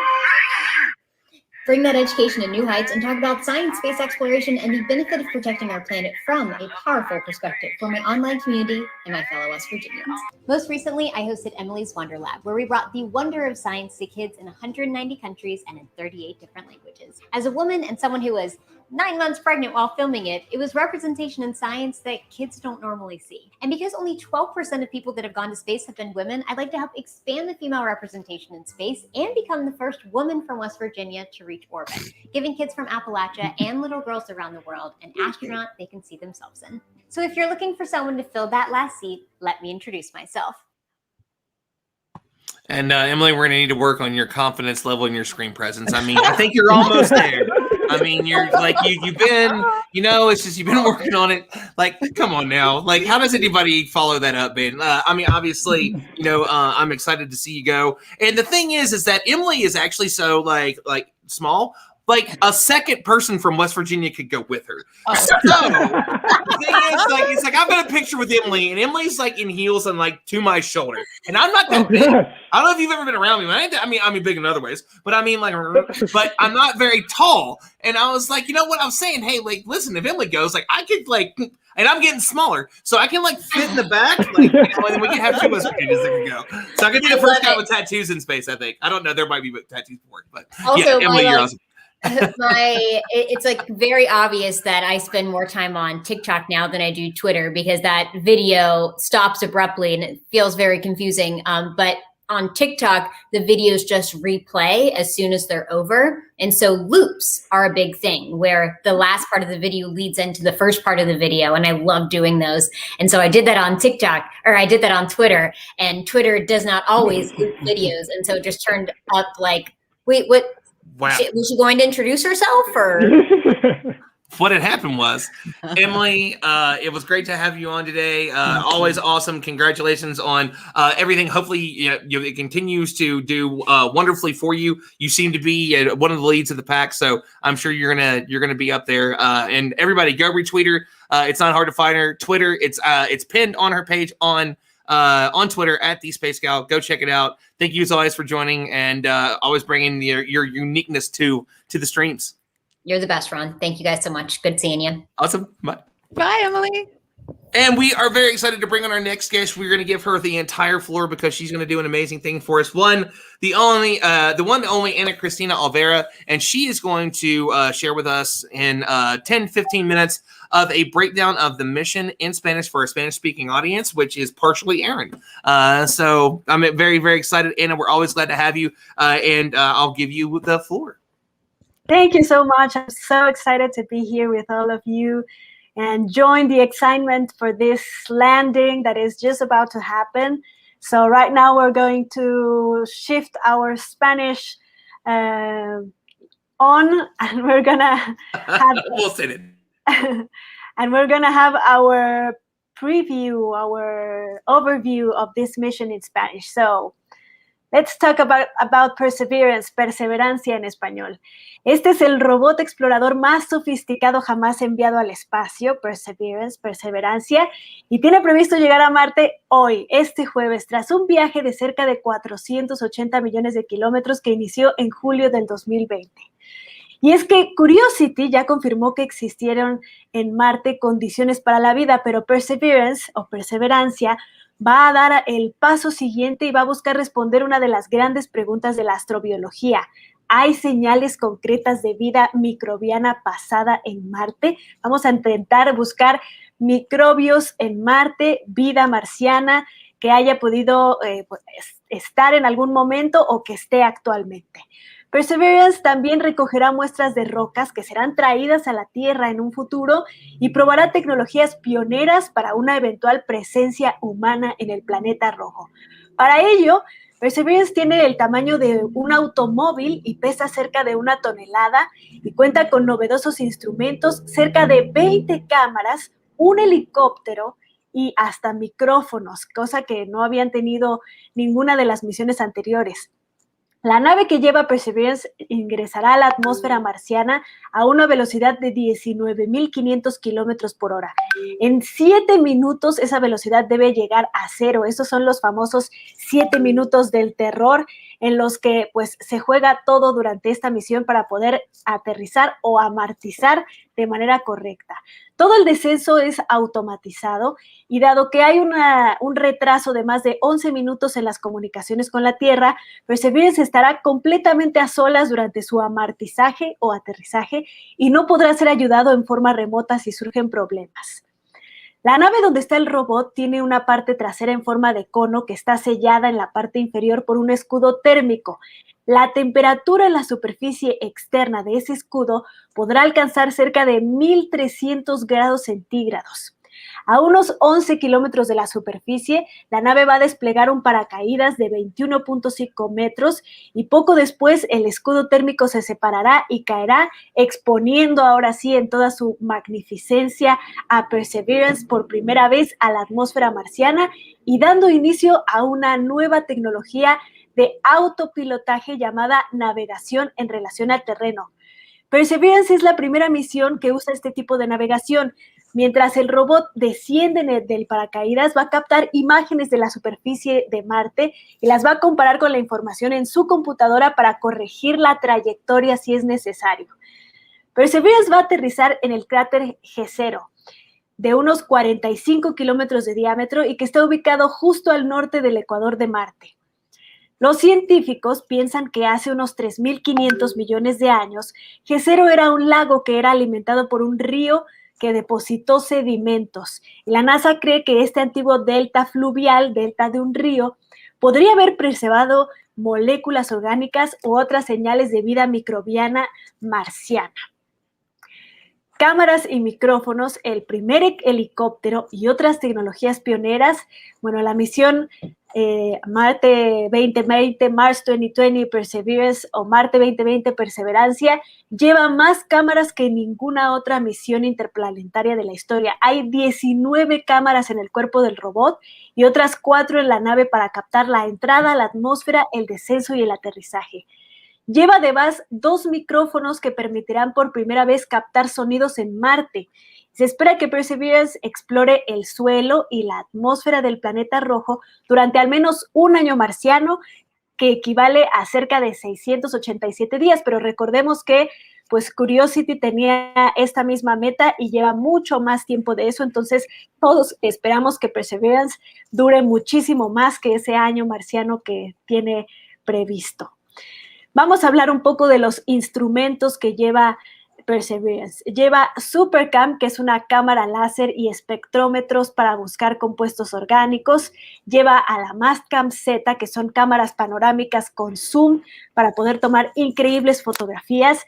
Lleva a RimFax, que es un radar que penetra el suelo hasta 10 metros de la superficie. Lleva a MEDA, que es una estación meteorológica que va a medir las condiciones medioambientales en Marte. También está Sherlock, que es un espectrómetro ultravioleta.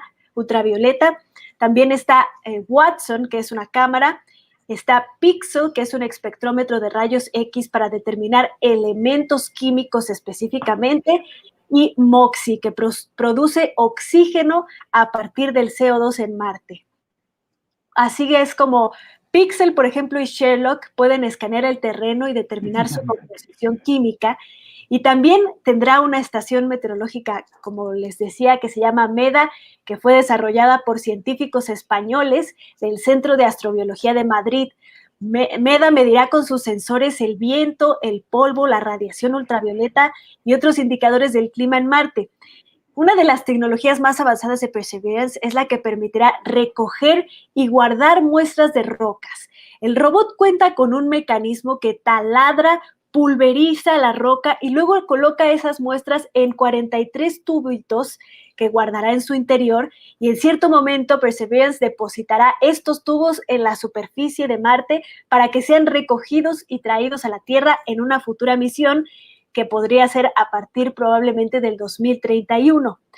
El robot además lleva el primer helicóptero que volará en otro planeta, llamado Ingenuity o Ingenuidad.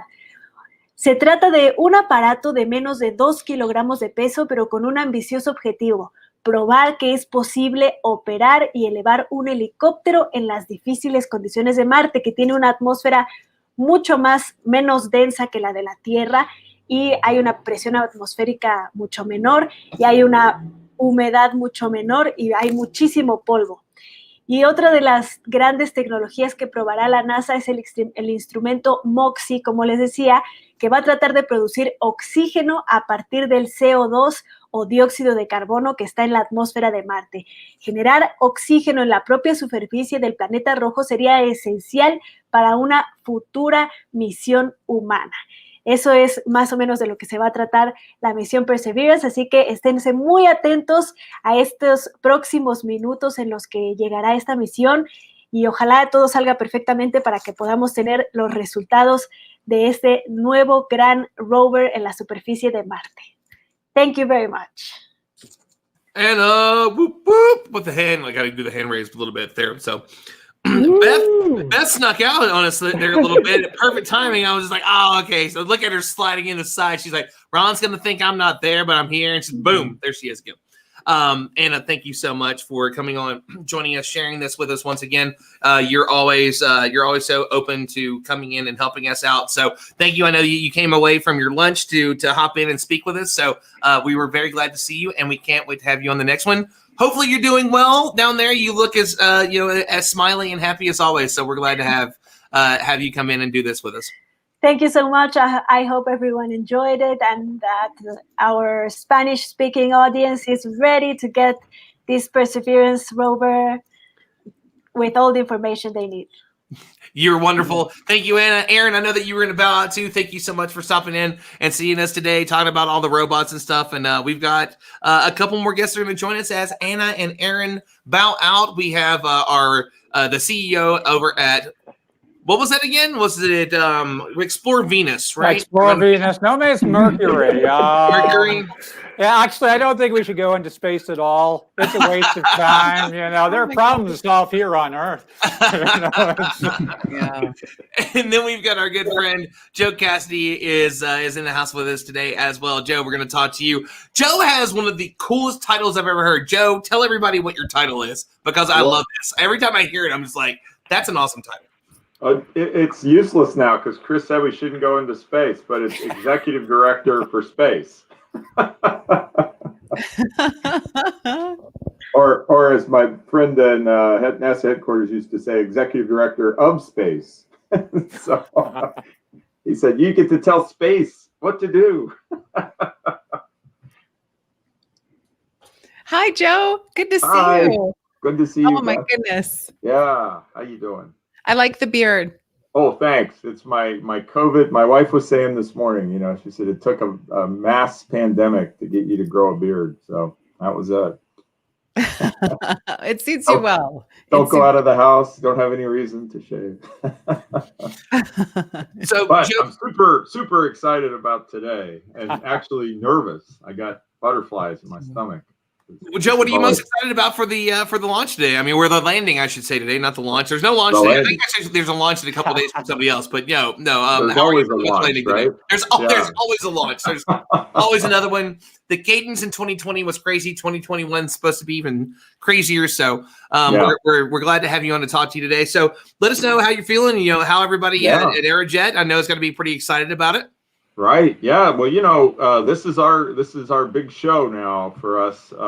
It's kind of like if things don't go right, there's no second chance. And we hit the atmosphere, and we're kind of on there to keep everything pointed in the right direction. So we got some little thrusters that are lining us up, and as the hits atmospheric entry interface, we want to be right in the right corridor, so that things don't get too hot and all that, or we don't skip off and bounce back out into space, which is never good either.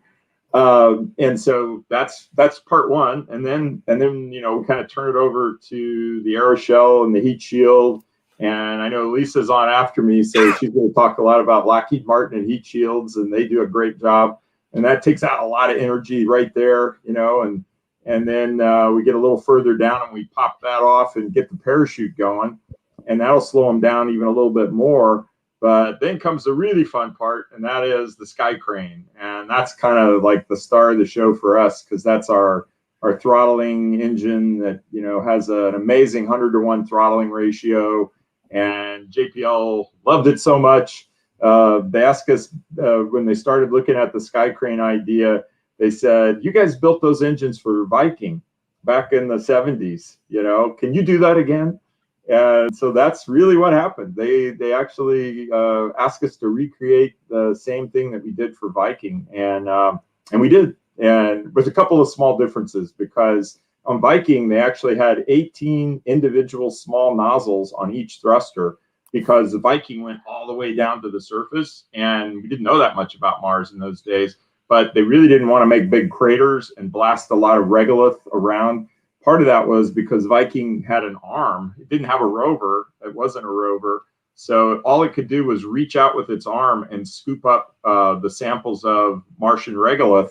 And one of the other things about Viking was it, just like Perseverance, was actually tasked with looking for potential signs of microbial life.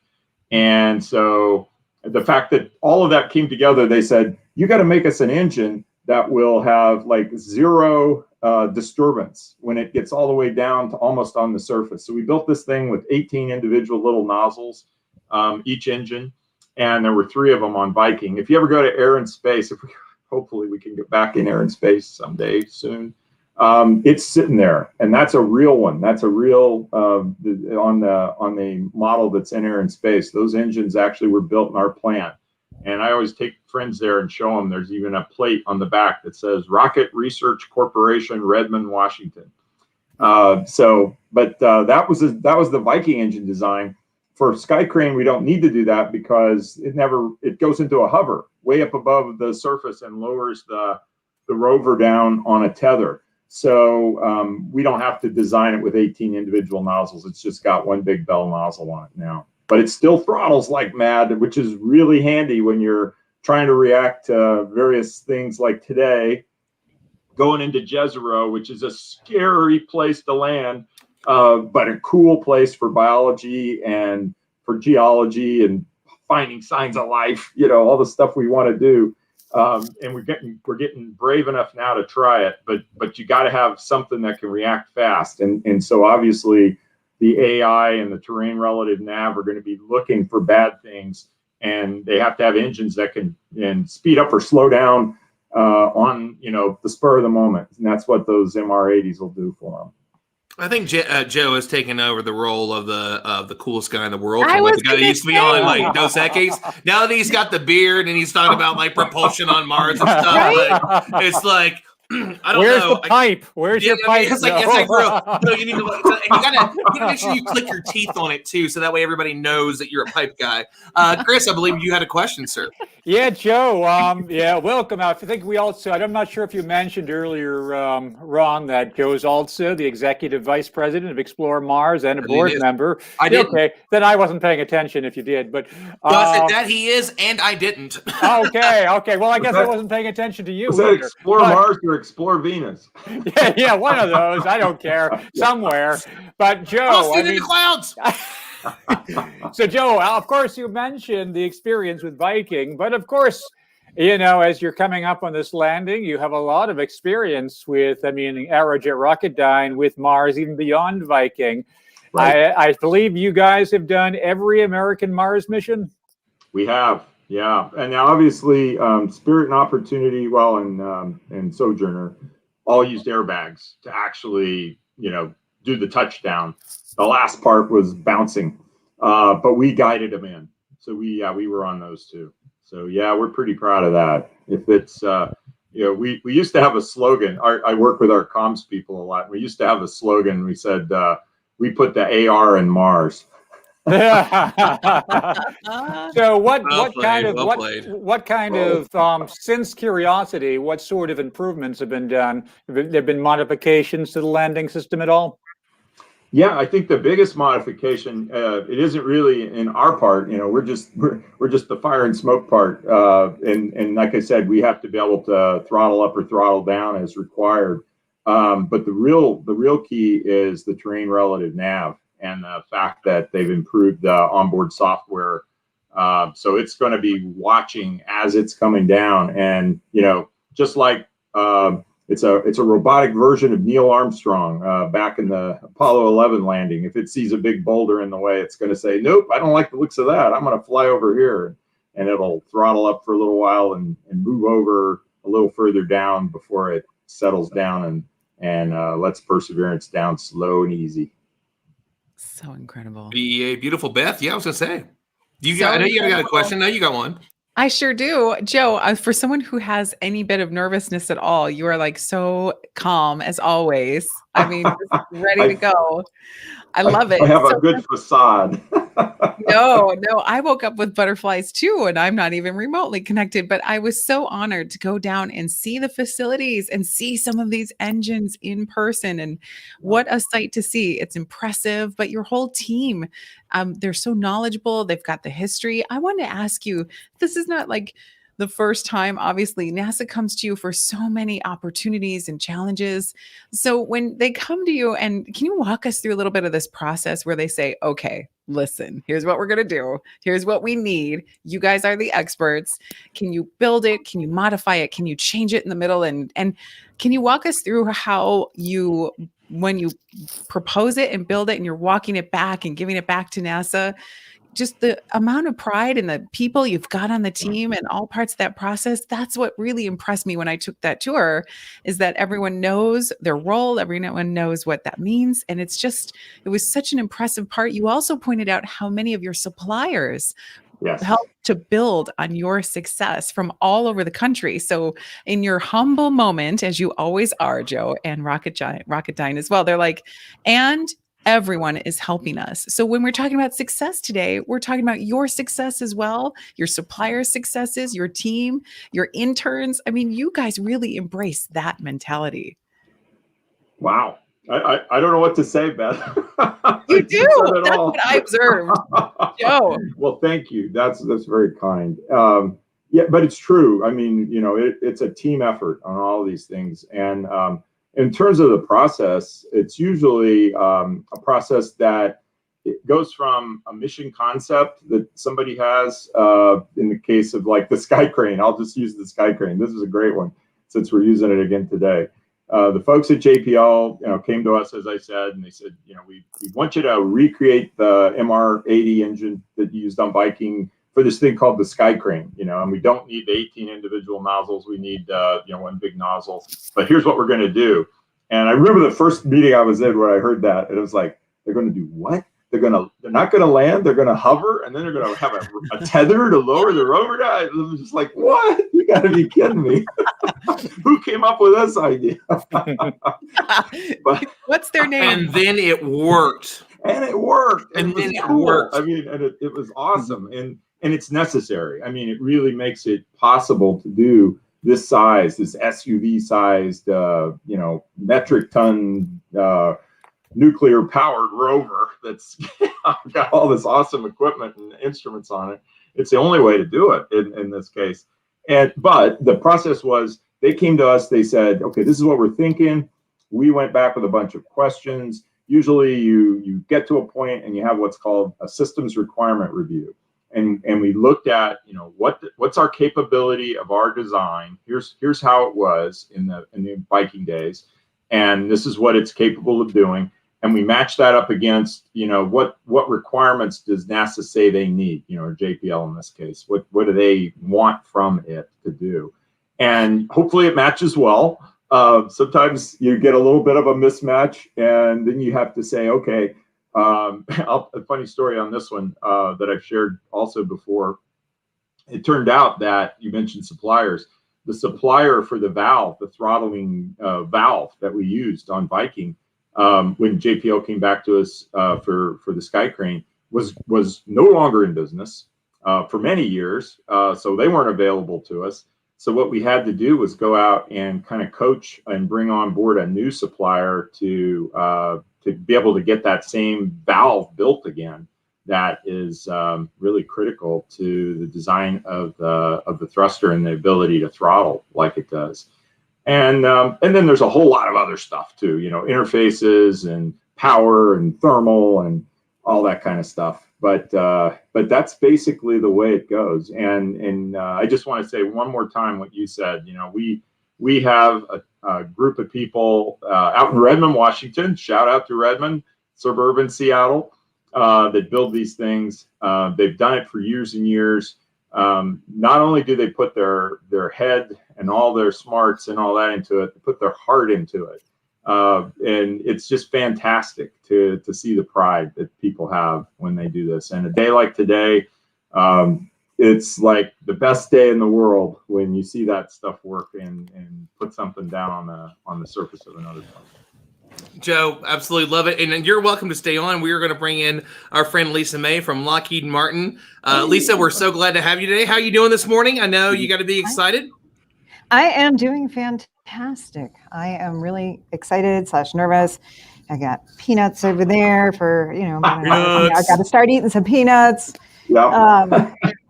Well, yeah, and Lisa, it's a great day let's here get a in little bit of the Colorado. history. Let's get a little bit of the history. You were mentioning it in the comments.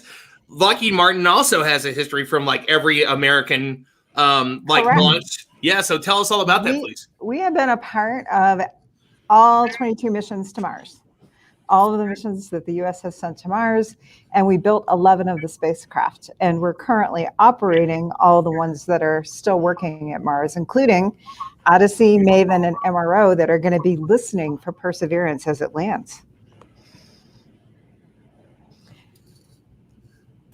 Did I lose you? We're still here, Lisa. Oh, okay. Ron, are you there? I was hearing some You odd just- voice. Yeah. No, I was hearing a random. I'm hearing voices in my head. Uh-oh. Did we lose Ron though? Oh well, y'all can just pick up. Joe. I thought you left Ron speechless, which is pretty hard to do.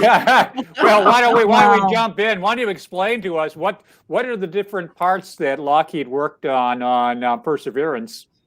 Okay, it's really exciting. So where Joe was talking about the thrusters on the sky crane, we're 2 steps before that. We built the aeroshell, which consists of the heat shield and the back shell. So the heat shield that actually protects and ablates and transfers away the heat of the initial phases of entry at 12,000 miles an hour. And the back shell, which also protects the parachute and the spacecraft, and has holes for Joe's thrusters. So your thrusters would be nothing. We forgot to put the holes in. No holes for Joe. Yeah. So and also the aeroshell, for the first time, the back shell is instrumented. So on Curiosity, the heat shield itself was instrumented with something called Medley, so we could get data about the entry phase. So, I don't know if someone else has already mentioned this, but there's 3 phases: entry, descent, and landing. Entry is our job. Descent is the parachute, and landing is the sky crane and thrusters job. So during the entry phase, we collected a lot of data from Medley off of the heat shield for Curiosity. And so now we have also instruments on the back shell for the first time ever. So that will be really great once we get all that data after we land successfully and see how they performed and if there are ways to optimize them for the next set of landers. And it will even inform how we make bigger and bigger landers when we're ready to send humans. And I mean, speaking of sending humans, you all are working on something that's a little special with the Orion capsule, right? Correct. Orion. Correct. So yes. what can you tell us about? So for those people that don't know, what is Orion? Okay. And and then also when can we look forward to seeing this thing finally go to space? And it's not that long. It can be this year possibly. And Joe, I know you got to be excited too, because everything with the Aerojet. Yeah, she's like, oh yeah, there's another test coming this month. So some other thing and whatever. Yeah. So we it's really exciting. So Orion, we actually delivered the Orion to NASA last month. And the first Orion capsule that'll be used on Artemis 1 later this year when it's launched on the SLS. It'll be an uncrewed test mission. And so that'll be very exciting. And Orion, for those who don't know what it is, it's the human capsule. It's the capsule that will take astronauts to the gateway, and from there they'll go to the surface of the moon. But also Orion is really almost completely capable as is of being a transit vehicle to go to Mars. So it's part of a fundamental element of our Mars base camp concept, which is let's get some people to the moon and practice there and practice aggregating these elements, and then put a substantial propulsion system with an Orion near the gateway and send it on to Mars. So it's a multi-purpose deep space human transit capsule. And I mean, it's deep space. That's what we're all excited about. Like it's not only going to take astronauts to the moon, but then on to Mars, which is super exciting. And one of the things I'm excited about, because you all brought it to Space Symposium a couple years ago, well, the mock-up of it anyway, was the Mars Base Camp, which I think is just the coolest thing in the world. So if people don't know what the Mars Base Camp is, what is the Mars Base Camp, and how is that going to help us with astronauts going to Mars? So, as I was mentioning with Orion, it'll be a human deep space capsule that's derived from the Orion capsule, and we'll put propulsion and power systems on that. So the initial concept from our space camp was chemical propulsion with some big solar arrays as well. And that will go from the cislunar region. It'll be aggregated there, which means, of course, being put together with the propulsion system and the Orion, which would be launched separately. And then take humans from the Gateway region onto Mars and enter orbit at Mars. And we even have a single stage to orbit landing system concept. And Joe talked a little bit about how you start with the concept and then you address reality afterwards. So we're working on those designs now. We're working on designs now to be ready when NASA's ready to send humans to Mars. I love address reality. Beth, I want to go to you next. You got a couple of questions. Please. Hi, Lisa. Hi, Lisa. So for Lisa and Joe, for both of you, what are some of the estimated human power, both domestically and internationally, for this mission that you expect, or that you can walk us through? In terms of people that contribute, you mean? In terms yeah. Yeah. So I was thinking about that. Gosh, we have dozens of suppliers for our thrusters alone. And I know I saw a picture the other day of the team at JPL out in front of the main building there at JPL. And it was well over 100 people. And they said in the picture, this isn't even everybody. I would got to say be in the thousands. I mean, it has to be. Sure. There are hundreds of people on each of our teams, right? Yeah. There's, on the heat shield. And I didn't even get around to mentioning that we built the Mars helicopter delivery system as well. We'll go back to that maybe in a minute, because that's also super cool. But we had that team. We had the aeroshell, which was the heat shield and backshell team, and then there are the rover team, and there's the cruise stage team, and there are the ops folks and the scientists who are eagerly tapping their fingernails waiting to get data. It's easily in the thousands. Yeah, I was just talking to one of our friends when it was an astrogeologist, and we were talking about those 7 minutes of terror, which all of us are going to experience today, right? And then there's also this 7 years of terror plan where, honestly, like you mentioned, Lisa, we're all waiting for the samples. Can you imagine having to wait several years? People are literally on the edge. Yeah. So what may not have come up previously is while I was at NASA headquarters, I actually was the lead for Mars sample return from 2008 to 2015. And I chaired an international working group largely focused on returning sample from Mars. So I'm well aware of the science community's appetite for having those samples back, and the enthusiasm for having that land here and be able to look at pristine samples from Mars. Everything we've seen here is meteors that have come through the atmosphere and they've been altered, and looking at that actual record of Mars here in labs with sophisticated instruments beyond what we can take on the rover, which has a sophisticated set of instruments of its own. I mean, that is just, this is a Mars sample return campaign itself has been talked about for decades. Oh yeah. And so many of us, I mean, every time I go into a meeting and it comes up, it's like, well, my turn was this slice of it, and somebody else's turn was that slice of it. And to see the first element go, oh my gosh, this is great. Just amazing. Yeah. You know, And, okay, so let's get back. We got to back up this just a little bit because Lisa mentioned it, and I'm excited about it because there is officially in just a few hours there is going to be. Honestly, we're only about 2 hours away. We're a little more than 2 hours away, which that's exciting for people that don't know. We're just a little more than 2 hours. Oh, is something landing today? Is something landing today? So we're only 2 hours away from that. There is going to be a helicopter, a Mars copter, as it were, that's going to be on that is on Perseverance, and Lockheed Martin had a bit to do with that. Let's hear all about it, Lisa.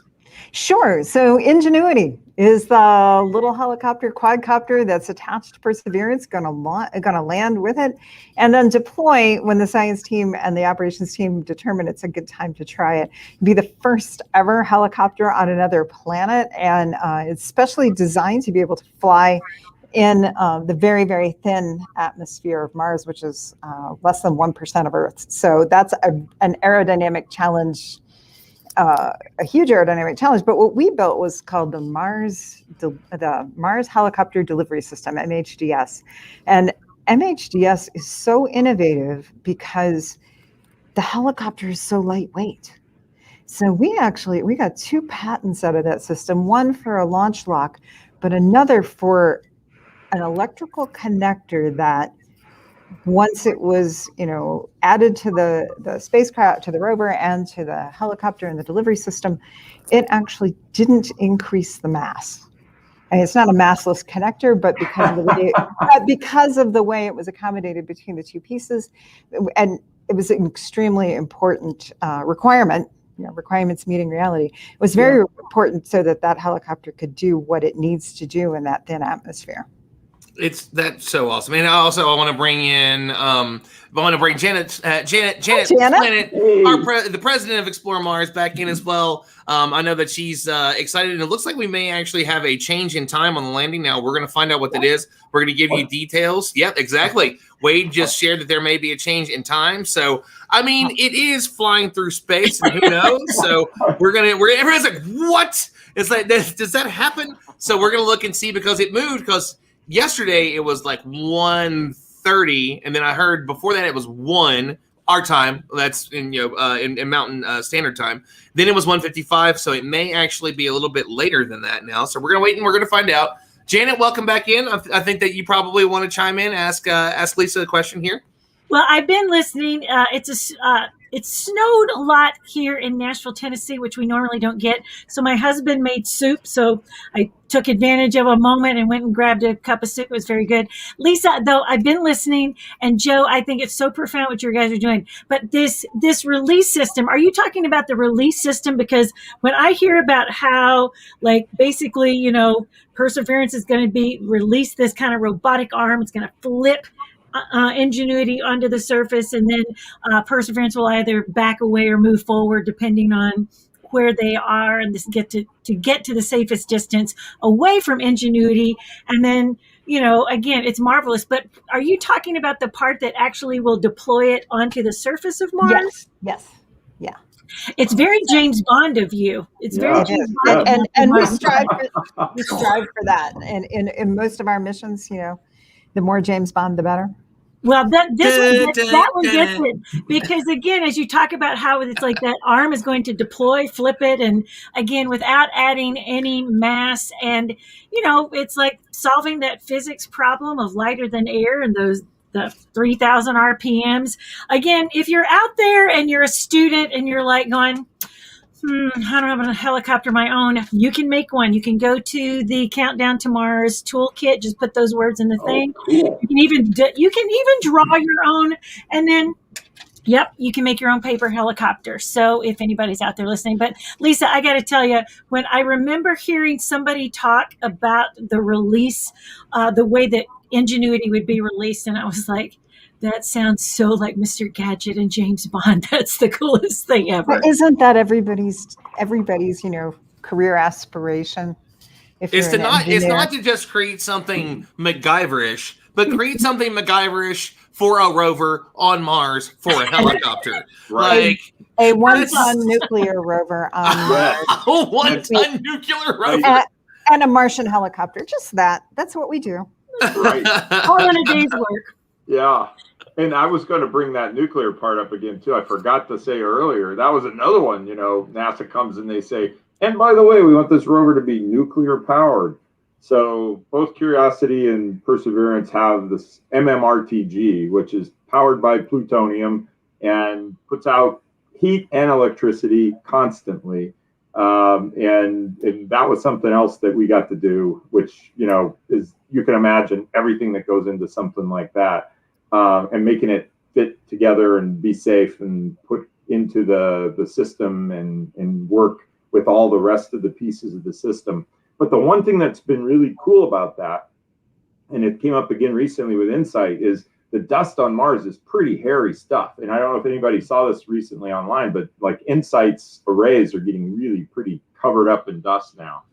And it happened to Spirit and Opportunity all the time. They'd have to park in the winter and things like that. The cool thing about a nuclear powered rover is she goes through all the weather and the day and night. And, it's basically got heat and electricity all the time. Wow. Wonderful. Yeah. Lisa, you want to that was a big surprise on Spirit and Opportunity, though, was the fact that the dust storms actually cleaned off the dust. The dust devils, yeah, right. Yeah, Mars is full of surprises. We built Phoenix, and Phoenix went to scrape the ice, and the whole Martian regolith didn't behave at all like we expected. Mars is a confusing and difficult planet to anticipate. We're getting pretty good at it. We have built 2 landed missions, Phoenix and InSight, here at Lockheed Martin, and it's always a surprise when you're dealing with Mars. But to go back to your point, Ron, about samples, getting samples. Was it Ron that asked me about samples? Getting samples back and the science community being so excited. We at Lockheed Martin, we've actually been part of every U.S. sample return mission as well. So building sample return capsules is part of our in our wheelhouse. And the one that's on its way back now is the OSIRIS-REx sample from Bennu that we collected last October. So we're looking ahead for being part of every sample return mission. Absolutely love it. Lisa, Joe, we were so happy to have both of you on to talk with us a little bit about the technologies that are there. Lisa, you're closer than Joe. I'll probably see you before that, but it's always great to see both of you and have you on the show today. So thank you for joining us and giving us all the details and all the cool things that both of your companies sort of now the same thing. I don't even know how that works yet. All the things that you guys are working on. So thank you so much for joining. Thanks. Thank you, Ron. Thank you, Ron, Janet, Beth, Chris. See you soon. Absolutely. And next, we're going to bring in Scott Hubbard. Scott Hubbard, how are you doing, sir? It's so good to see you this morning. Welcome to the show. And how are you feeling? The Mars-R himself. Glad to be here. Yeah, this is I'm feeling that nail-biting tension that comes with imagining sitting in a control room. And after years of effort and a cast of thousands, as Lisa was saying, you're pretty much an observer. You've done everything you could reasonably do to ensure mission success. The software is in control, and you're there waiting for good news. Well, I mean, it's got to be a wonderful time for you, like all the work that you put in, all the people that that are still there, that are still a piece of this. So how it? Well, let's start with the obvious. What are you most excited about today? Well, today it has to be the culmination of about 8 years of work and a lot of people getting to the surface. But the big excitement, of course, is having the chance to answer the life question. There are some instruments on the Perseverance that have never been flown to Mars before. When I was the first Mars-R, I got lobbied heavily by the science community to include a Raman spectrometer. And I won't get into all the details of that, but when I looked at it and evaluated it, it was not ready. It was not ready to fly as a spaceflight instrument. Now, it is on Perseverance, and that unit is very sensitive, exquisitely sensitive detection of organics, which, as we all know, are the fingerprints of life. And then there's the samples coming back 10 years from now, if everything lines up if NASA and ESA work out their arrangement that was signed a couple of years ago. So the big excitement is starting the Mars Sample Return Campaign, looking for organics on the surface, but we have to get through the famous 7 minutes of terror first. And Chris, we'll go to you next. Yeah, so welcome. So I don't think your influence, your impact on the Mars program could be underestimated, noted. You know, what was it, when you became Mars Czar, what was the environment like? And what did you do to turn that environment now around, which actually led to our current renaissance of Mars exploration? Good question, because it was not only engineering, it was budget, and it was trust. There was a severe chasm between NASA headquarters and JPL. There were the issues of whether Lockheed Martin did all they could do to ensure success of Mars Climate Orbiter and Mars Polar Lander. And so my counterpart that we drafted at JPL, Firuz Naderi, and I spent a lot of time talking about what you might call institutional culture issues. How do you put together back something that is broken? And that included inserting systems engineering, which had fallen by the wayside in all the enthusiasm over faster, better, cheaper, and also redeveloping the contacts. I'll tell one illustrative short story. Let's see, it's difficult to hear me, it says, okay. What would you like me to do, Wade? I just turned you up. We actually have the ability to give you some more mic oomph. It's a new setting, so I gave you a little more, a little extra, so you're good to go. Okay, excellent. But it does sound like your mic it doesn't sound like your mic's picking you up. It's sounding like it might be just coming directly out of your computer. So that may do it, but I did turn you up. Okay, no, I'll check that again for later, but I'm using a new high definition camera that's got a supposedly built-in high definition microphone. I might want to check that. So to get back to the question at hand, Firuz Naderi and I made a deal over dinner one night when I had first been named as a Mars program director, that we would never react to anything that we heard about the other person or the institution without talking to each other first.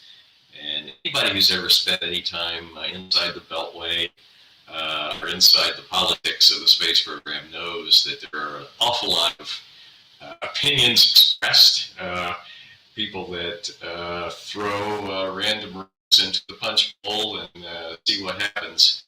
And this whispering campaign that sometimes emerges is something that can be very, very detrimental, even destructive. So numerous times I would hear something, you know what JPL is up to? And Firuz would hear something like, those guys at NASA headquarters, they don't have a clue. And we would talk to each other and sort it out. And that really was an effective beginning to repairing the culture that was broken. Man, the history, the stuff that you know, Beth, do you want to, anything that's jumping out to the Mars Czar himself?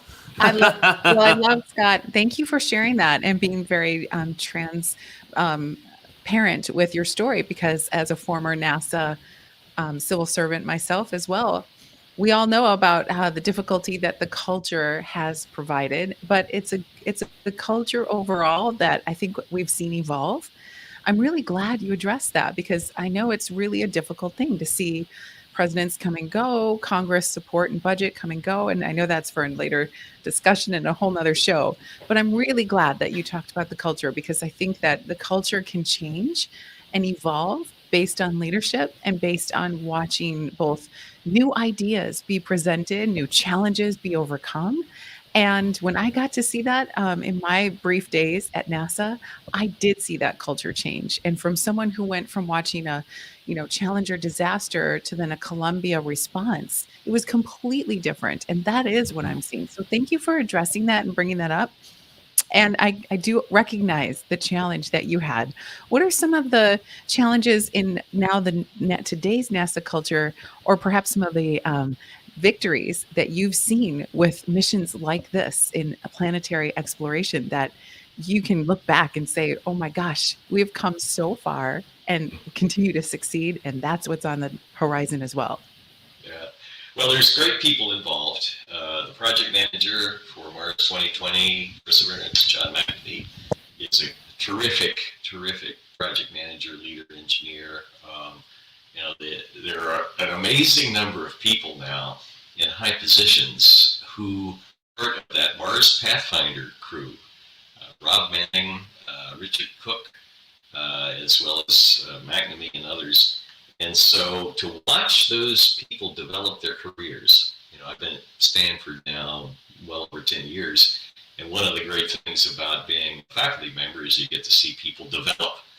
And they come in as first-year graduate students, and then 3, 4, 5 years later, they're walking across the stage with their brand new PhD, and you see an enormous growth, personal growth, and that's extremely satisfying. And so not only have we now established, expecting that Mars 2020 will be successful, established mechanisms to get large payloads safely on the surface of Mars. I think we've developed a system, maybe I don't know what you would call it, a baseball analogy might be a farm team and the major leagues, that I see people coming through the system that are the future leaders. And you, in an institution that depends a lot on corporate knowledge, I don't think you can ignore that. Beautifully stated. And let me bring everybody up here. Honestly, you've been around for so many of these amazing, moments in history. What is it that you're looking forward to with this one? Is there anything that jumps out that you think, oh, this is going to be a moment that we're looking for life, and then there's also the helicopter. There's a lot of pieces to this that are exciting to everybody. What do you think might end up being the most newsworthy? Obviously, this is all speculation, of course, but what do you what stands out in your mind that what are you wishful for, hopeful for? Well, first of all, I'm hopeful for a precise and successful landing. There's new technology in here. I gave a talk to some people from DARPA and AFRL a few months ago on a question of, can you successfully incorporate artificial intelligence into high risk or high consequence systems? And there's a lot more AI in this mission in Perseverance in Mars 2020 than there ever has been before. The whole terrain relative navigation technology depends on the computers and the software being able to recognize and land with almost pinpoint precision.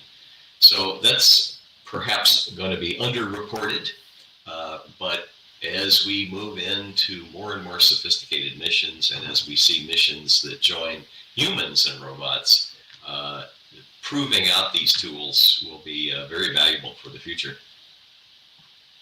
Beautiful stated. And it looks like Janet's back with us again. Janet, we're glad to have you back in the game again, man. How's it going, everybody? Listen, we have such an incredible panel today. Scott, Chris, any last questions? Beth, any last questions as we wrap up with the Marsar himself today? Yeah, I do have one more question. Sure. So what if life is discovered on Mars? I know this one, Perseverance, is looking for evidence of past life, but if we were to discover life on Mars, how would that impact humans to Mars?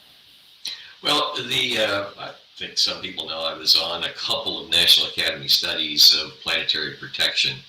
And the current trend, as best I understand it, is to define exploration zones where humans can land. And as humans will do, there's going to be suit leaks. There could be a blowout in a habitat. Any number of things that would contaminate that local area.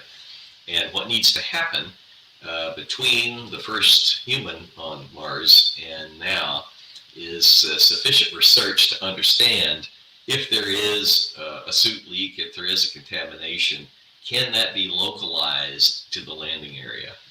When we were doing these Academy studies, when NASA did their own independent review board chaired by Alan Stern, the conclusion was probably, but there needs to be research to do that so that the human's landing doesn't forever change the entire planet's biological makeup.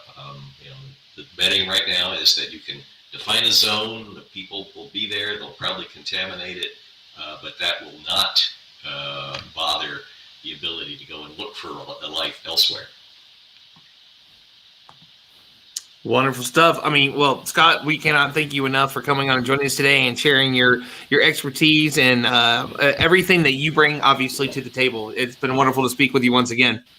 And one of the things I want to make sure that everybody out here knows about the Mars Czar, he is not just scientist extraordinaire, he is musician extraordinaire. And to that point, as we talk about and we share with students all the time, scientists are not one-dimensional standing around in their lab coats. They are indeed, they have multiple talents, and music is sometimes, one of the biggest ones, or art or photography. You see all of these things. So if you think he's impressive as far as his Mars knowledge, wait till you hear him, do a little riff there. Terrific. Yeah, I created a new website, scotthubbard.com. You go to that website and you can get the whole backstory of how I went up through NASA and then over to Stanford. But there's a YouTube channel that's hooked to it that has not only some of my space talks, but it's got recordings from my current group, the Space Rangers, as well as remastered tapes from groups I had almost 50 years ago. So you can see my musical development as well. So check it out if you want to. Beautiful. Thank you.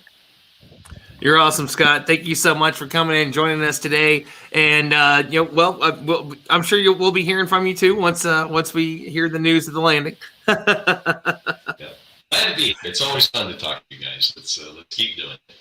We appreciate it, sir. Thank you. Thanks, Scott. So everybody, I mean, we've got a little bit of time here. There was a fine gentleman who was supposed to be on now. I think there may have been a little bit of confusion with possibly. I think I said confusement there. I think that's a new word I just made up. That's a good word. Confusement, I think might be a word. I don't know. We're gonna have to go Google that, but if not, just made a new one. That's whatever. So I just wanted to sit and talk to everybody a little bit about the mission today. I mean, we are an hour and 47-ish minutes from the landing when we'll hopefully get that wonderful good news from NASA and JPL. So Beth, I'll go to you first. Let's talk a little bit about it and where we're at, maybe some details about it that maybe people don't know. What's Moxie's been a big one. We had a brand new webinar earlier. Moxie's been a big thing. The helicopter everybody's excited about. So let's talk a little about it. Oh my gosh, so many things. What direction do I get to pick? Well, I want to tell you a little bit about something that is near and dear to my heart that does relate to this mission. And those are analog missions. And I want to, we talked about the sounds of Mars. Can you hear me? You good? No, I just said I love it. Yeah. No. It's great. So when we talk about the sounds of Mars, I recently spent several weeks on an analog mission with a musician / scientist, as Janet so well pointed out, that scientists are multidimensional. We've got a lot of talents, right? And this person who was my teammate came and she was investigating what sounds lava tubes might make. What are some of the sounds of Mars? And this is exactly what the rover will be able to capture.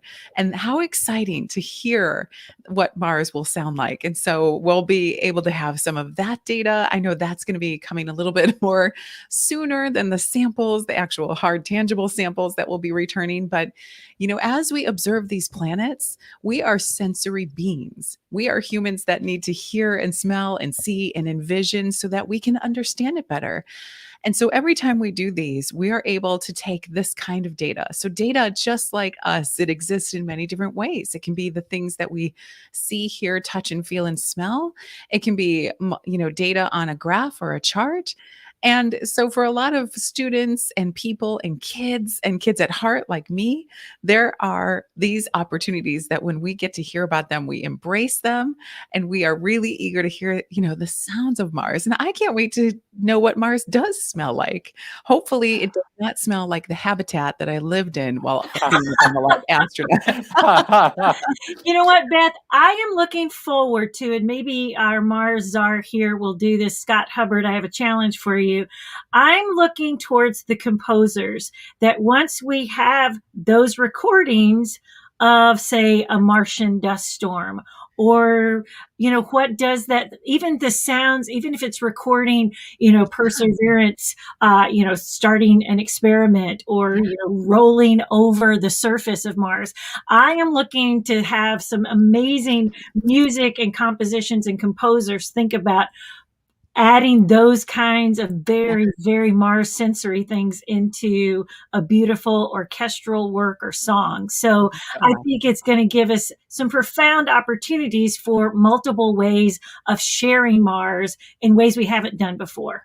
Well, interestingly, we haven't announced this yet, but Explore Mars is going to be starting a composer in residence program soon also to start investigating. Oops, I just lost it. What had happened was, let's hope the Sky Crane doesn't do anything like that. Just the cat pulled my earbuds off. So I just want to do a quick shout out to, for Janet, what you're mentioning, what you're talking about. Yes. So Dr. Brandy Nunez, my crewmate, actually so she's practicing, right? So that when we go to Mars, we know exactly how to do this right. But it's interesting. We talked to Scott Hubbard just now in his group, the Space Rangers. Dr. Brandy Nunez, she is known as an electronic musician, and her name is Space Racer. And she takes electronic sounds. I know, isn't this crazy? So she takes the electronic sounds that she captured while we were on the mountain and in the lava tubes, and she puts them together into beats and backgrounds and even launch music and things like that we experience here on Earth. And so when we do these analogs, we can practice our music and our art and our science and our growing and our agriculture and our data. Like, that is what analog missions are for, and so that they do it. And we know that when we go, how to do it. What are the hiccups? What are the places we had problems with? How do we transfer this data? How do we share the data? And how do people embrace and take that data to the next level, like Scott Hubbard and like Space Racer and Space Ranger? So I'm so excited that we're both excited about this, because there are people right now doing this exact thing. We had an artist on the team. We had several communicators and poets. We had so many wonderfully talented women. And like you said earlier, we're all multidimensional. So some of us came in with the hard science and the research that we had set out to do. But also on the side, we are looking to take full advantage of our sensory perception when we go and explore. So as we go explore these planets and these places, right, we have to be able to translate. And so that's why I think as I have a little bit of a bias as a former NASA communicator, but we want to be able to translate with effectiveness how we're telling the rest of the world what we're seeing and hearing and smelling. And that's so important. And that is, in a way, what the rover will be doing for us today. And as I was saying before my cat pulled off my earbuds, Chris recently got a new cat, and that new cat is just not respecting his authority. I know it. I tell him, No, we will be starting a composer in residence with Explore Mars. So we will be having that composer produce orchestral works for us. But I'm glad, Beth, you also brought up the sounds of Mars, because it's a really fascinating topic. I talked to Chris Hadfield recently about it, the whole physics of music in space. So the physics of, whether, in different atmospheric pressures, different gravities, how does that affect sound? And we know with, if it's less atmospheric pressure or even lower atmospheric pressure, he'd mentioned going down into a deep ocean habitat where there's positive pressure. So it's really interesting looking at these and how this will impact music moving forward. Will there be whole new sounds, whole new musical cultures? But I also wanted to mention something that we really haven't brought up today is that in addition to today's mission, Perseverance is not alone. 2 other missions just recently arrived at Mars, the UAE Hope mission, the orbiter, and then China just has a mission that just arrived in orbit also, but we'll also have a lander that's landing sometime no earlier than May as well. So there's a lot of interest around the world on this, and I think this is just great because it's just building over time, and there are a bunch of other international missions coming up over the next few years. Well, that was actually what I was going to ask, because ESA was supposed to go this year too. They were having some issues, I believe it was with their parachute. They wanted to make absolutely sure, hey man, listen, we lost one a couple of years ago. It was COVID, Ron. It was COVID. It was. I mean, and who could say it wasn't COVID? I mean, how many people? I mean, and I know obviously you're jesting, also sort of, but how many of us have seen the world completely change because of COVID? It's just in every single way, shape, or form. It was amazing that the space industry got as much done as it did last year with everything that was going on. Like, nobody can come, but we're sending astronauts back to space for the very first time from American soil, and everybody showed up. And then, of course, Florida went through the roof. But it's still, we have so much that's happening. But ESA does have one on the way. If anybody wants to talk about that one real quick, because that's another one we have look forward to in 2 years now, I think. 2 years, yep. 2 years. Chris, you want to talk a little bit about it? If somebody else wants to jump in, Chris doesn't know anything about it, Janet. I do, but whenever we're talking about these missions, and it's like Emily Calandrelli mentioned, it's like there are questions of like, why do we spend so much money, or if it didn't work, why not deploy that money elsewhere? But we are called to action, and so what ESA will do, and ESA's mission, again, once we send the Mars 2026 rover, it's a NASA and ESA partnership at that point. And this is super cool how this mechanism is going to work. Basically, it's like ESA's machine rides along with the 2026 rover, kind of like Ingenuity's doing with Perseverance. And then the ESA little kind of like, I don't know for better word, it's like cache sample collector. We'll go get those. And then again, it will rejoin ESA's orbiter, and then a spacecraft will bring that back to Earth. So, I don't know a large amount of what, the mission or the delays with. It's like in a moment, I'll share a great video from a planetary scientist working at JPL, and she can go into a little bit more detail about, it's like they're clean suits and there's all this prep. And, when we think about that in the middle of a pandemic, we had 3 missions launched to Mars last summer, UAE, China, and, the US, along with all of its international partners. It's really quite extraordinary how we can adapt and move things forward. So I have no doubt we've got great friends at the European Space Agency. Again, it's like, I always think about it. It's like, I think it's like we're quick to jump. Oh, is that a failure? Or is that, no. That's good, smart engineers deciding that there are ways that we can improve. And when we get there, we will get there. And that is when we will deploy this mission. So again, whatever we learn along the way, always improves some other thing.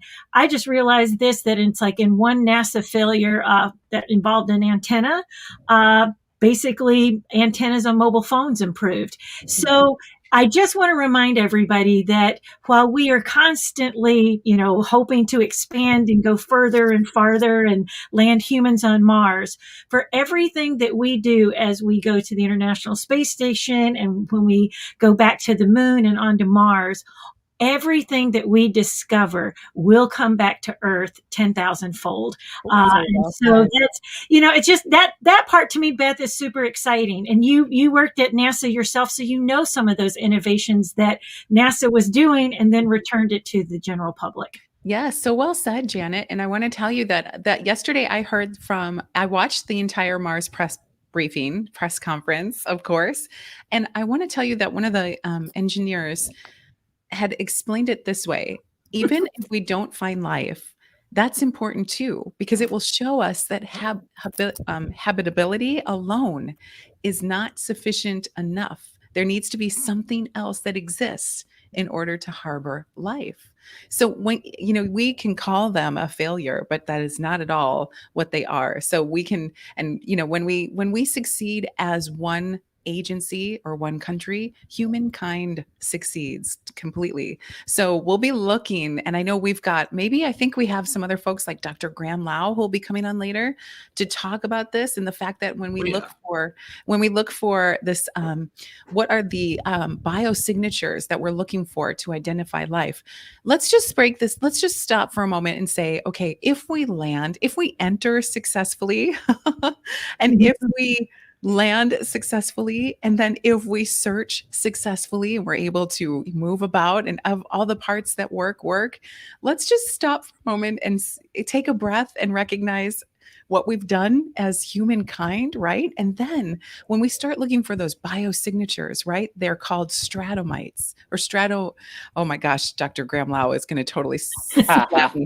I think it's called stromatolites. There you go. There we go. When we study those rocks microscopically that the rover can do, and we're going to be able to detect the ability that it could have had in the past, this former organic matter, because we are at this shallow part of the Jezero Crater that could have had water and harbored life at some time ago, 3.5 billion years ago. Even if we don't find life, now we are able to know that habitability alone is not the answer. And so how is this a failure, right? We can still find life perhaps elsewhere and with other missions, with other countries and other agencies, right? Always. Go ahead, Chris. Okay. And sorry to punt earlier. I was trying to get to a press text. And so I've been trying to duck away for a second. But yeah, I brought up a lot of great questions, but and with the ExoMars one coming in a couple of years, as you can imagine with ExoMars, it'll also be looking for life, as will be China's mission as well. So really exciting. But I think, Beth, you brought up a great, not Artemis, Janet, you brought up a great, hi Artemis, you brought up a great point about innovation and how the failures and the successes can have a dramatic impact. With all the different technologies, innovations required for sustainable humanity on Mars coming up, as well as the robotics. Yeah. These are things that could transform Earth. And I just kind of want to plug some of our upcoming programs, because this is going to be one of the big focuses of Explore Mars over the next couple of years. With innovation programs, we're going to have the Mars Innovation Forum in May, the week that Humans to Mars Summit usually takes place, to take a look at those things that aren't the rockets, the things that are required for sustainability on Mars, like making food, communications, power, artificial intelligence, environmental systems. It's just a whole range of things that not only will benefit humans on Mars, but could have direct benefits to people here on Earth. As we're looking at problems through the Mars lens, we can sometimes make those giant leaps that are going to benefit us here on Earth.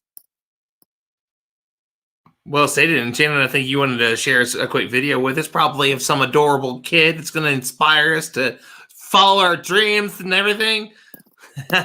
You are muted, Miss Janet. This is my sweet friend, Evie. She's just a talent, but this goes directly into what we're all talking about, that search for life. Hear what Evie wants to do when she gets to be a scientist on Mars.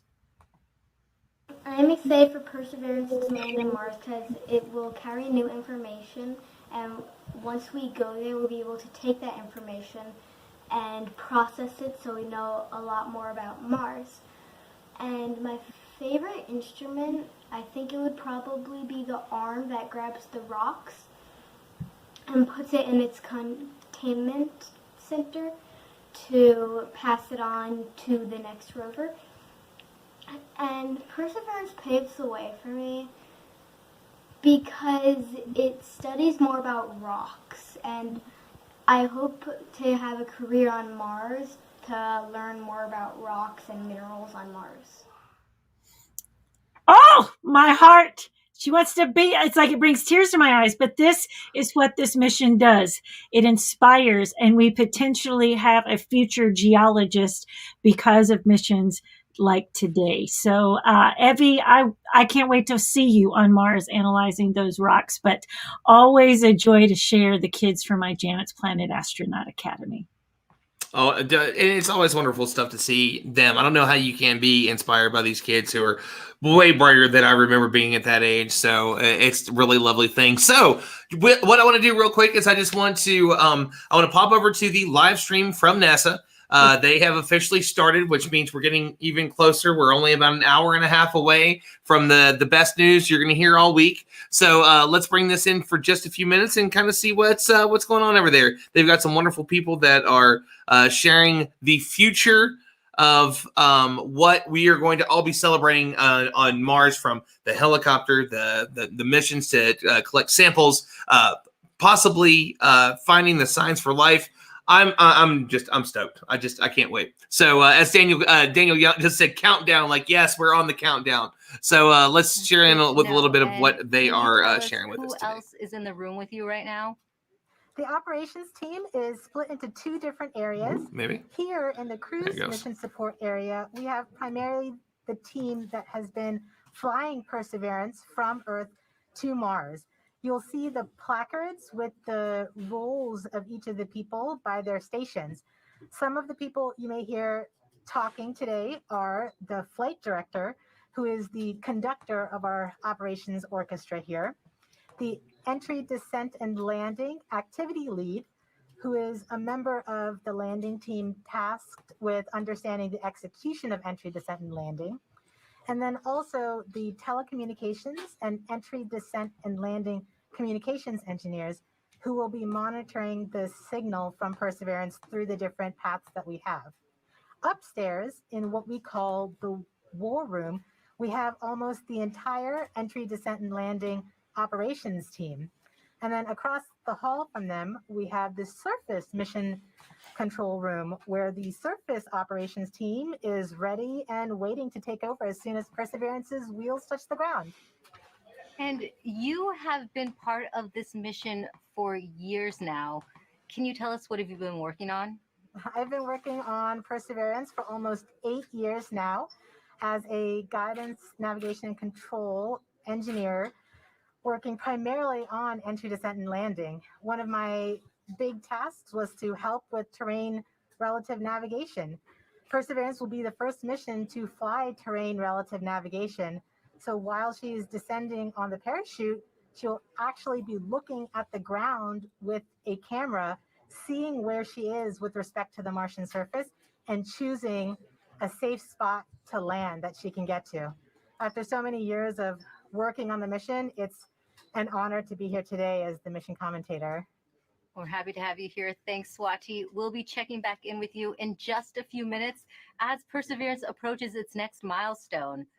But for now, let's learn more about the rover's mission once it lands on Mars. You know, Mars is the closest place that we can reach with robotic exploration that we think had a really good chance of having ancient life. The Perseverance rover will land at a location called Jezero Crater. Jezero Crater is a very interesting place. It's a crater that once held a lake.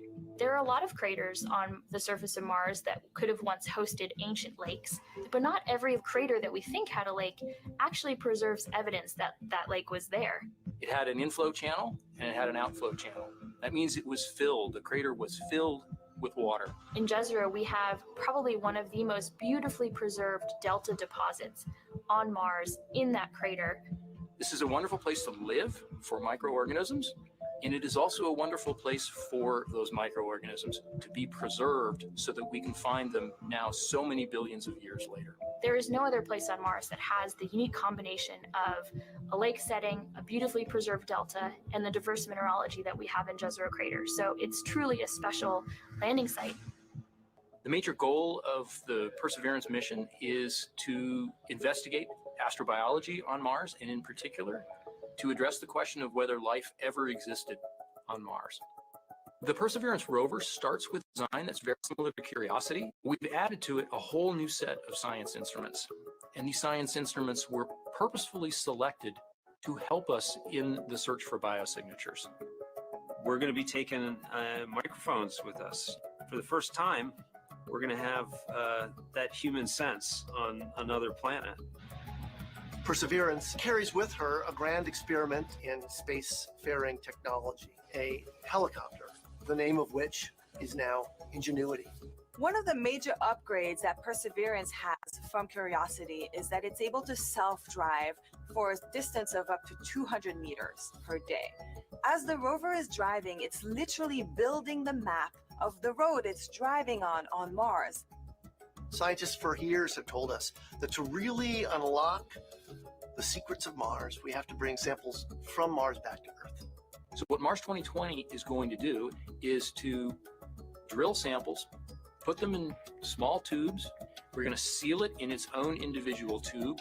We set them on the surface to provide a target for the second two missions, which hopefully will get in development in the next several years and could potentially get the samples back to Earth by 2031. Perseverance is a very, very profound first step in both our understanding of our place in the universe and a stepping stone towards human exploration on Mars.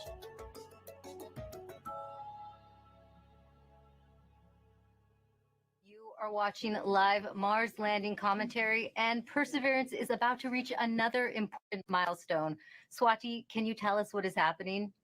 We are at a milestone where the operations team determines whether they're ready to turn off the transmitter to Perseverance. Turning off the transmitter is like taking your hands off of the wheel. At this point forward, Perseverance would be on her own to execute entry, descent, and landing over 500,000 lines of code. Let's listen in.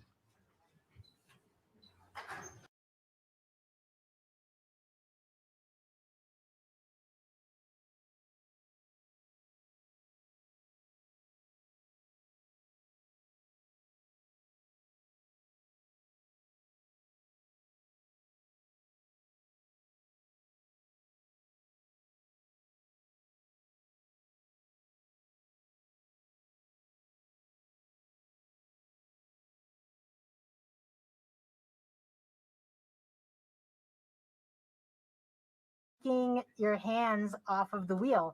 At this point forward, Perseverance would be on her own to execute entry, descent, and landing over 500,000 lines of code. Let's listen in. Go. Propulsion. Go. Art lead. Go. Team chief. Go. Ace. Go. Launch cruise phase lead. Go. Deputy mission. Go. EDL phase lead. Go. Mission assurance. Mission assurance is go. Chief engineer. Chief is go. Project manager. Projects go.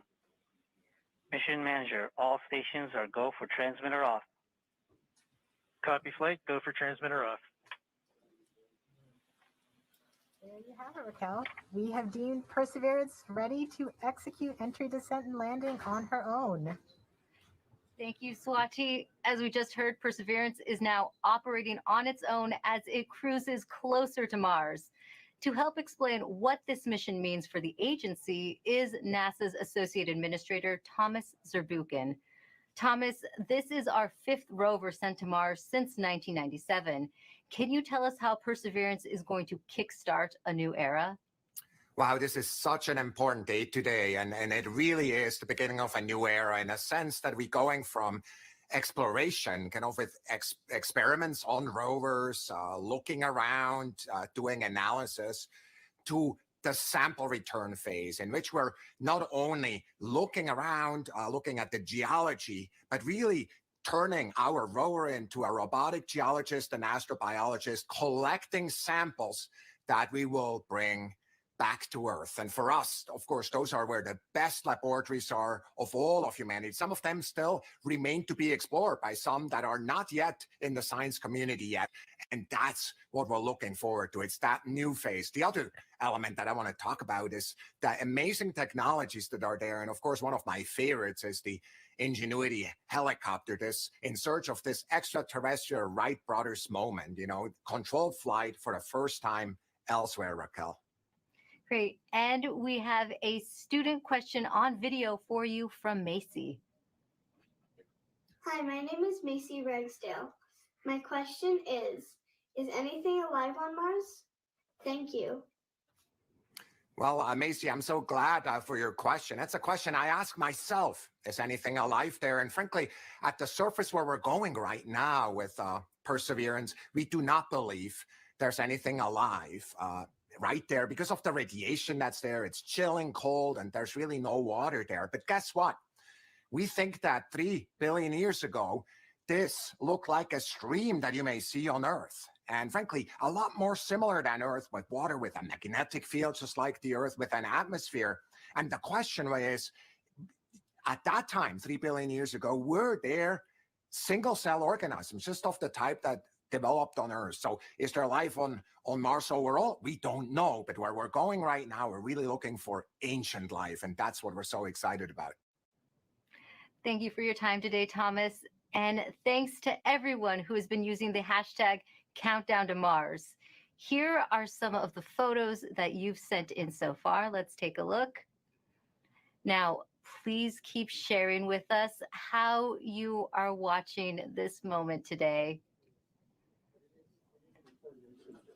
For now, let's go back to Swati for an important update to what's going on in mission control as we get closer to another milestone. Hi, Raquel. This next milestone is a communications poll.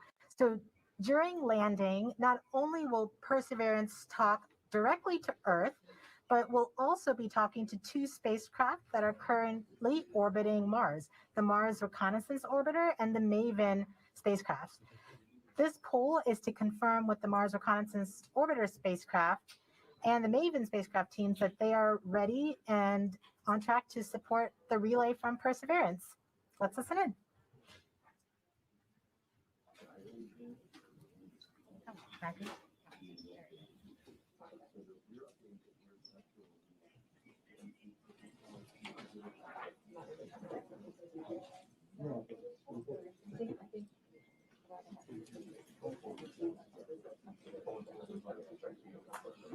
EDL flight. Go flight.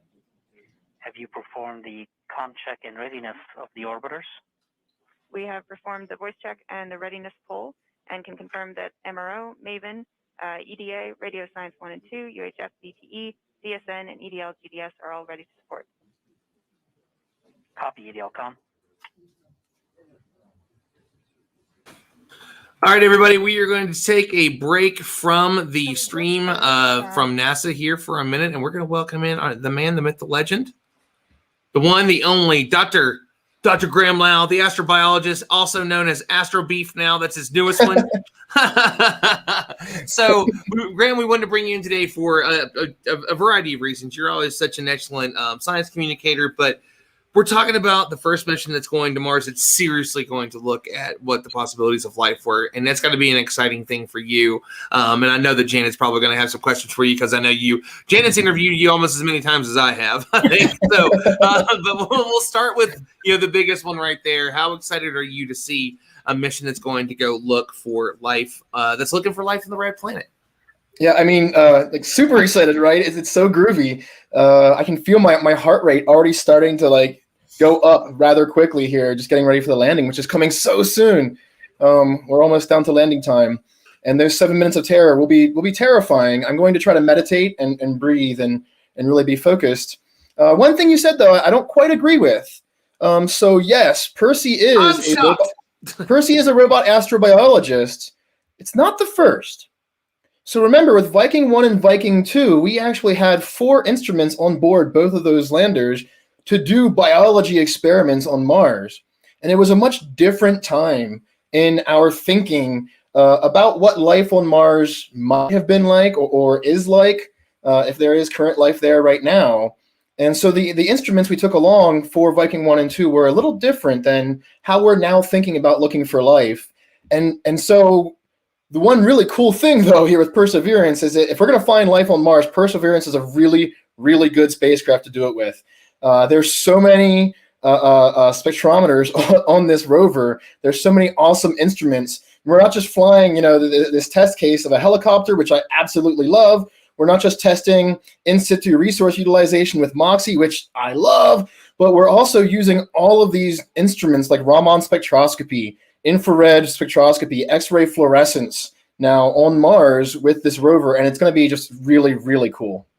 And you know what, Graham, expound on that, because the super cam is an extension of the chem cam, and what it's going to do is it's going to like kind of pulverize that rock and then be able to kind of like analyze those chemicals. But also that RIMFAX, you're talking about getting that kind of like ultrasound of Mars. Tell everybody a little bit more about why that's so exciting to an astrobiologist. Yeah, absolutely. When we think about what we're doing with our instruments, think about what a microscope is or what a telescope is. These things that we design, these instruments, they allow us to extend our senses, to see things that we wouldn't normally see in the cases of microscopes and telescopes, to understand the chemistry, to basically smell what other molecules are like inside of rocks and minerals on other planets. We're going to have microphones now to listen to the sounds of Mars. All of the instruments on board this rover are basically the way that the rover then is sensing the environment and feeling the environment around it. And so with something like RIMFAX, which I really love that it comes from Norse mythology, the name RIMFAXi, this instrument will be a ground penetrating radar, basically allowing the rover to look into the ground without having to drill down into it. So basically sending waves of radar down and back and seeing how they interact with the ground below. It can let us learn a bit about the structure of the ground below the robot, which is really awesome. And then SuperCam, oh my gosh, like this is an incredible instrument. If you had told me back in the 90s when I was really starting to get involved in wanting to pursue astrobiology as an education, that we would have this kind of instrument on board this rover, basically this giant eyeball that can shoot this really high-powered laser out, this red laser, and do what's called LIBS, or laser-induced breakdown spectroscopy. It's breaking down the rock and reading the chemistry inside of the rock from a distance, from far away. And so it doesn't have to hold the rock or touch it or put it inside the robot. It can shoot this laser out and learn about the rock from a distance. And then this will also have some other instruments on board too. There's also a Raman spectrometer on SuperCam. So Sherlock isn't the only Raman on board this rover. There's actually a couple. And this will be just a really cool use of doing spectroscopy from a distance from the rover with rocks that are hard to get to, or just to help us determine before going over and using some of the more sensitive instruments on these rocks up close, what we want to find. And so SuperCam, super exciting. And RIMFAX was made in Norway. There's another instrument on board from another country, MEDA, which is this environmental analyzer. Basically, it's going to be studying the dust and studying things like the weather around the rover, which is really cool. I mean, there's so many things on board this rover. It's incredible. And, it's got 23 cameras, but when you talk about MEDA, and this is what's exciting, because the HOPE probe, you could, again, this is oversimplifying things, but it's kind of be sort of the first weather satellite for Mars, because HOPE probe, the UAE's Mars mission, is going to get a really great kind of like geographical weather in all regions of Mars. But the MEDA is kind of like the little kind of like local weather guy on the Perseverance rover. What about this mission do you think has gotten everybody so excited? Do you think it's just the time that it's landing in, or is it because it really is, with everything we'll find out about these chemicals, it does tell us how that will affect a human if we go there? So talk a little bit about that, like about what you think as an astrobiologist might be the coolest. What do you think would be the coolest thing we could find out, Graham? Oh my gosh. I mean, the coolest thing we could find would be like definitive signs of life. Right. And I also tell people that that's not exactly what we're looking for, unfortunately. I mean, it'd be great if we find it. If we see some Martian turtle or Marvin the Martian walk in front of one of the cameras, that's a pretty good sign of life. If we see, some hieroglyphics written by a Martian civilization from long ago, that'd be an interesting thing too.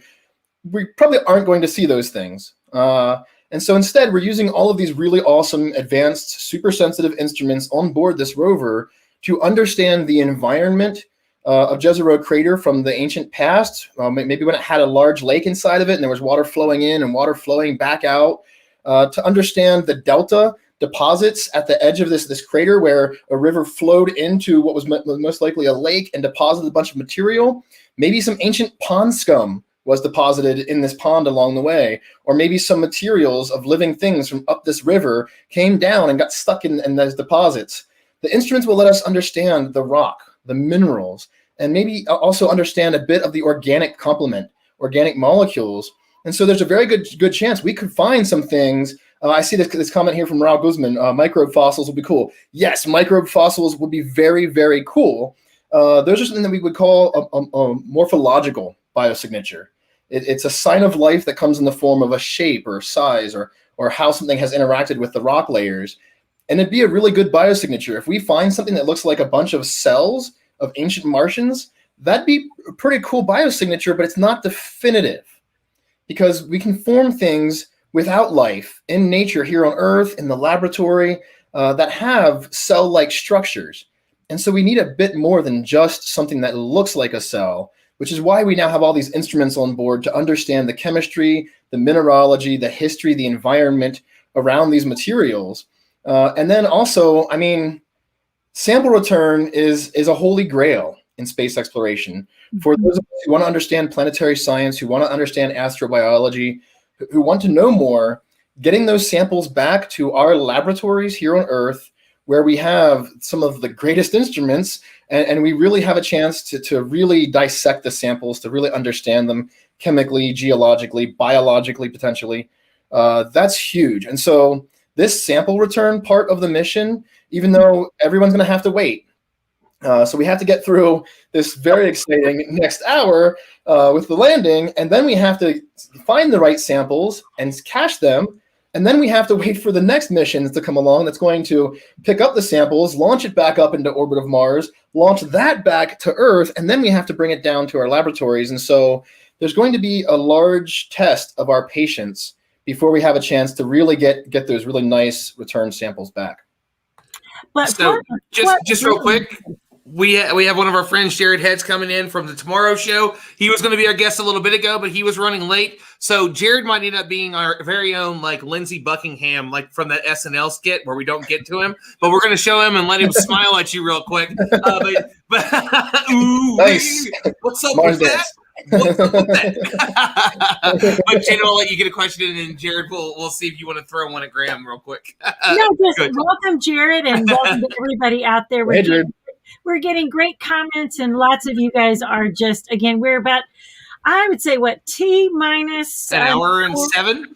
Just a little over an hour. Yeah. Well, actually, technically, it's an hour from the 7 minutes of terror right now. Right. And then it will, no, I'm sorry. I'm actually off by a few minutes. So we're close. 11 minutes, something like that. Yeah, so, well, it would be 11 minutes. So it's 4 minutes away from the beginning of the 7 minutes of terror, and then the landing. So there we go. I had to do the math. What's a couple minutes at 5 kilometers per second? Who's counting? Well stated. I'm sorry, Janet, go ahead. No. It's like, Graham, it is true. Somebody posted that you can make pond scum sound exciting as an astrobiologist. And that's what I love about interviewing you or having you talk to students, is because you have this way of making this like looking for life and these kinds of like biosignatures. And really tell everybody a little bit more about what we mean by agnostic life. I've heard, our good friend, Jim Garver talk about that, but it's like, really, we're talking about this biosignatures of agnostic life. Tell everybody what we mean by that. I'm agnostic life. So there's this idea, right, of an agnostic biosignature. So a biosignature is a sign of life. It's something that we're looking for that tells us that life or a biological process might have been involved in a phenomena, in the formation of a molecule, in the isotopes that we see in the rock record, in the minerals that are present. These can be signs of life. But we've been doing a lot of thinking in the realm of astrobiology and the philosophy of this science, and how we look for other life and what we might actually find out there. And, right after Percival Lowell published his book Mars in 1895, and H.G. Wells then took that idea and wrote War of the Worlds, and we started this whole era of kind of alien science fiction. A lot of our aliens that we have in science fiction were always humanoid. They had 2 arms and 2 legs, and it was usually, a human wearing a monkey suit on Mars or something like that. But in the last several decades, we've been thinking a lot more about whether or not we should expect other life out there to be like us, to be like life as we know it. It could be drastically different. Sure. And so an agnostic biosignature is one that doesn't necessarily rely on life being exactly what we know. And so these are very basic, fundamental chemical and physical features of the universe that we can look for that would imply biology without necessarily implying terrestrial biology. And so a lot of these things will come in the forms of things like looking for the chirality of molecules, the handedness of molecules, looking for isotopes. There's a lot of work going on right now within the realm of agnostic biosignatures to figure out if there was life on Mars or is life on Mars that's not like life as we know it. We need to be ready to find that as well. This is just, again, exciting. And I love how you describe that, because we do need to be thinking about it. It could be life as we have never known it. But just as a reminder, remember that from the, calcium in your teeth to the carbon in your DNA to the iron in your blood, all of these elements exist in other places, and to find that we're not only, biologically related, but we're chemically related to things in the universe and everything. Oops. People can't get enough of this Mars stuff today. Stop it, folks. But thank you so much, Graham, for being here. I'm going to let Ron take over for a second. It looks like I've got a press thing I need to attend to. But again, guys, it's a great day for Mars. Thank you guys so much for being here. Janet, we'll see you in just a minute. And Graham, I was going to say, if you want to stick around too, we're going to bring in Ashley. We're going to start talking to her from over at Aerojet. You are more than welcome to stick around for as long as you want to. We're bringing people in and out. If you got to take a break, you know how I do it on my shows, man. Yeah, we can have 5 or 6 people, so you're more than welcome to stick around as we bring in Ashley Reiser from Aerojet Rocketdyne. And of course, Boss Man himself, as he gets up and walks away again. And right as I bring Chris in, he literally walked off screen. But Ashley, it's great to see you this morning. And now he's back again. Quite literally as I'm bringing him in. Sorry about that. Let me plug in here so there's no echo. No worries. And I'll meet you as we go to Ashley first. Ashley, how are you doing? Welcome back to the show. You were with us last time. So tell us everything that's been going on at Aerojet, what you guys have been so excited about with this mission today. So we're glad to have you back again one more time with us. Ashley may hear us. She might hear us. Ashley, can you hear us? Oh, Ashley can't hear us. Okay. She's going to go out and be right back. So this is perfect. Chris, you are muted. This is a perfect chance. So we didn't get a chance to give a full introduction. Jared Head, he does multiple things, host on Tomorrow's Show, has his own YouTube channel as well. Excellent science communicator. Jared, you've been talking about all the missions that have been out there recently. So I just want to throw it to you for a minute, man. Tell us a little bit about what you're excited about today with this incredible mission. We're only an hour away. Oh my gosh. What am I not excited about in terms of today and this entire weekend? I literally put out to all of my friends on Facebook. I was like, you are not going to hear from me this weekend because I'm just going to be focusing on everything coming out of JPL this weekend. So sorry, if you can't get in touch with me, you can't get in touch with me. And I'm not sorry about that. So I'm obviously super excited for entry, descent, and landing as an aerospace engineer. The system that JPL has made for Curiosity and now for Perseverance as well is probably one of the most ridiculous. I think Adam Stelzner, the lead engineer on the mission, kind of described it correctly when he called it the right kind of crazy. So those are the kinds of things that as an engineer, you love to see. And in addition to that, the things that I'm most excited about with landing today is the engineering cameras that are going to be taking that footage today throughout the entry, descent, and landing process. Those cameras looking up at parachute deployment, those cameras looking down from Perseverance as it's landing, the camera on the deck of Perseverance looking up at the descent stage as it gets lowered on the sky crane, and then a camera on the descent stage that's going to watch Perseverance get lowered on the sky crane as well. I know we're not going to get that footage until this weekend or next week, But I'm very excited about that. One thing, though, that I have been waiting forever on is that microphone. I remember a small little 11-year-old Jared watching on the NASA Select TV channel back in 1999 with a press conference in December with a whole bunch of JPL engineers, and Bill Nye was there, and they're talking about Mars Polar Lander, and it's going to have this microphone, and we're so excited to hear the sound from it. And it ended up being like a 5-hour-long awkward press conference of, well, we'll get the signal pretty soon. We're pretty confident of that. And of course, we know how Mars Polar Lander ended, which was in a small crater of feet and meters at the same time. So this is sort of like, for me, the microphone has been like 2 decades of waiting, and that like, I'm so excited.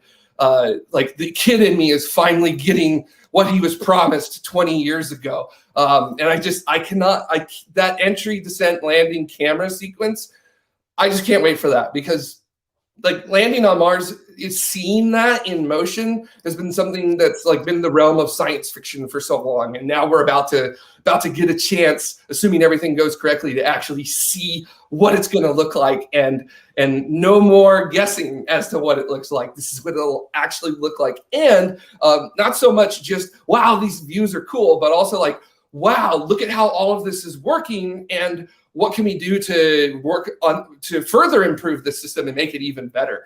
So that's the stuff that just makes me so excited today. And one of the reasons that I invited you on is because you're a wealth of knowledge.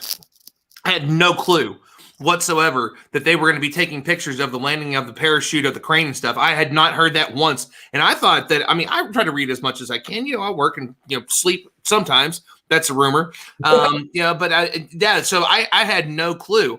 And so we obviously, the big part of this today is landing on Mars. And we have somebody that's going to talk to us a little bit about how their technology is going to land us on Mars. And I think that she now has sound. Ashley, can you hear us? Hello, loud and clear. Hooray! We got Ashley. Awesome. Ashley from Aerojet Rocketdyne. You know what? I'm going to go ahead and bring him in early just because he's so awesome, and he's going to be on after this, and he's going to give us a breakdown of all the stuff. But Rod Pyle, I just want to say hi to Rod because Rod's got just the coolest voice ever, and and he does stuff like that. Ooh, and he reminds me, his voice reminds me a lot of one of my all-time favorite people, Kevin Smith. So I always like to hear him talk.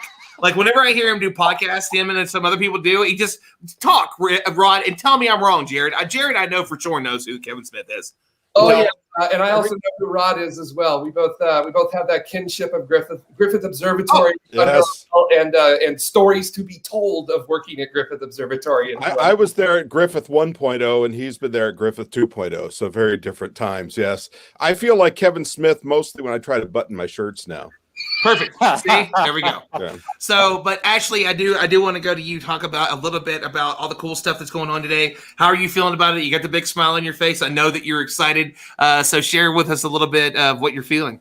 Well, I'm extremely excited, and it's funny. I'm sorry again for my technical difficulties. We can somehow launch a spacecraft and have it land on Mars, yet I can't figure out how to use the microphone on my iPhone. So apologies for that. I think that today, the most exciting thing is that, this is the culmination of literally years of work. My company provides propulsion for everything from the launch vehicle to the spacecraft as it's entering Mars's atmosphere, to the awesome throttling descent thrusters, also to the power generator on the rover. So many people have touched this mission across our company from sites literally across the country. And so I know that it's going to be a really big milestone for everyone who touched it, from Florida to Redmond, Washington. So we're really excited. Is this your first Mars mission? Have you been there long enough, like for any of the previous missions? Because Joe Cassidy was on earlier. He mentioned that they've had a piece in all of them over the U.S. missions, all the U.S. Mars missions. So is this your first one, or is this old hat for you now? Oh, it's not necessarily an old hat. Haven't been around quite as long as Mars Joe. But, being with the company for the launch last year and then the InSight landing back in 2018 was absolutely fantastic. And it's just really exciting being part of the company and being able to learn more and more about our rich history with Mars. As you mentioned, we have been on every single NASA mission to Mars dating back to the 1970s. So we were the ones who provided those thrusters that really enabled the Viking landers to land on the surface of Mars, which, as you know, was a huge deal. We've also been on every single orbiter, lander, rover that's gone to the planet that NASA has spearheaded. And if today's landing is successful, this will be the 9th landing that is successful for NASA and that Aerojet Rocketdyne has played a role on. Chris, I see that you got a question, sir.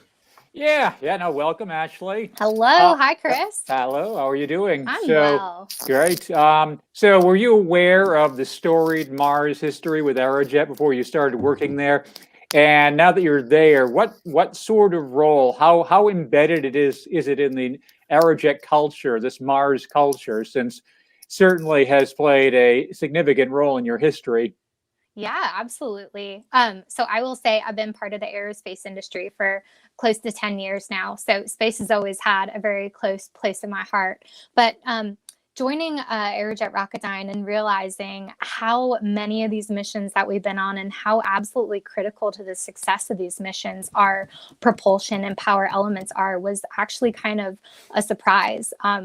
It's interesting because, you can kind of link it to talking about a car. You see the Hondas and the Hyundais and the Toyotas in the news, but you're not really hearing about the people that make the engines and the guts of those that really enable those cars to work. And that's us. We're kind of behind the scenes, but on days like today, when you're actually going to be, hearing them talk over the live stream from JPL in Pasadena and saying, the thrusters are firing, they're altering, they're stabilizing the spacecraft as it enters Mars atmosphere. It's really cool to be a part of that because it's kind of our engine's time to shine. Rod, I'm going to go to you next. I know you got a question there. Editor-in-Chief of Ad Astra magazine. Also part of the National Space Society. Good to see you, sir. Yes, good to see you guys. So, Ashley, my question is, I was talking to Rob Manning, who you probably know, years ago for a book on Curiosity. And my understanding from talking to him was when they first started working on Skycrane and knew that they were going to need to come back to you for those descent motors, that an awful lot of the knowledge trust, they thought at the time anyway, had been lost. So were those re-engineered, or did you essentially resuscitate what you had from the 70s? So I guess thank you for that question. And kind of going back just to give viewers some background, the MR80 engines, which are the ones that throttle up and down and kind of adjust their thrust level to gently lower the Skycrane towards the ground so that it can let the rover go down on the nylon cords. Those are powered by our descent stage thrusters. And those thrusters, they can vary in thrust levels from about 10 pounds to 800 pounds. So a really wide level depending on how, fast or slow it's going or what it's kind of hitting in the atmosphere. And so since we made those thrusters back in the 70s for the Viking landers, it was the first time we landed on Mars.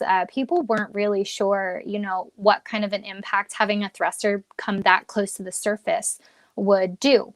And so instead of having just one central nozzle kind of, blowing all that downward thrust on the surface, they created what folks like to say they were like the cow udder engine. And so it had 13 different nozzles to dissipate the thrust so that it wouldn't really make a big dissipation of the surface when it landed. And so when JPL came back to us and said, you know what, we need those engines again. We don't necessarily need to do, the 13 different nozzles. We'll be doing a Skycrane. People were like, okay, well, let's get this together. Let's get this for Curiosity. And, you hear from engineers who worked on this program that they were literally going back and finding, handwritten notes and little sketches about the engines and kind of taking that from the 70s and making it a more modern program. So definitely made some improvements on it. But it is really cool looking back and seeing the success of that mission and the longevity of the design of some of our engines that have kind of, evolved, but kept the same, purpose over the decades. I think we might have a out of left field question from Graham. Ashley, are you prepared? And just in case you're not, yeah, you can be ready to tell Graham to go cut his beard off. Like, all right, Graham, you got your scissors ready? You got your scissors. I don't know about all that, Ron. we almost, one night we came close to raising like a bunch of money for a thing that we both do together. Close.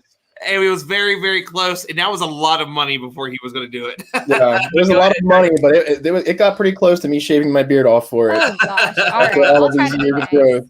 So actually, I love. Yep. First off, I really love hearing you talk about how many people are involved in building these engines. How many people have touched something that's landing on Mars today? That's really cool.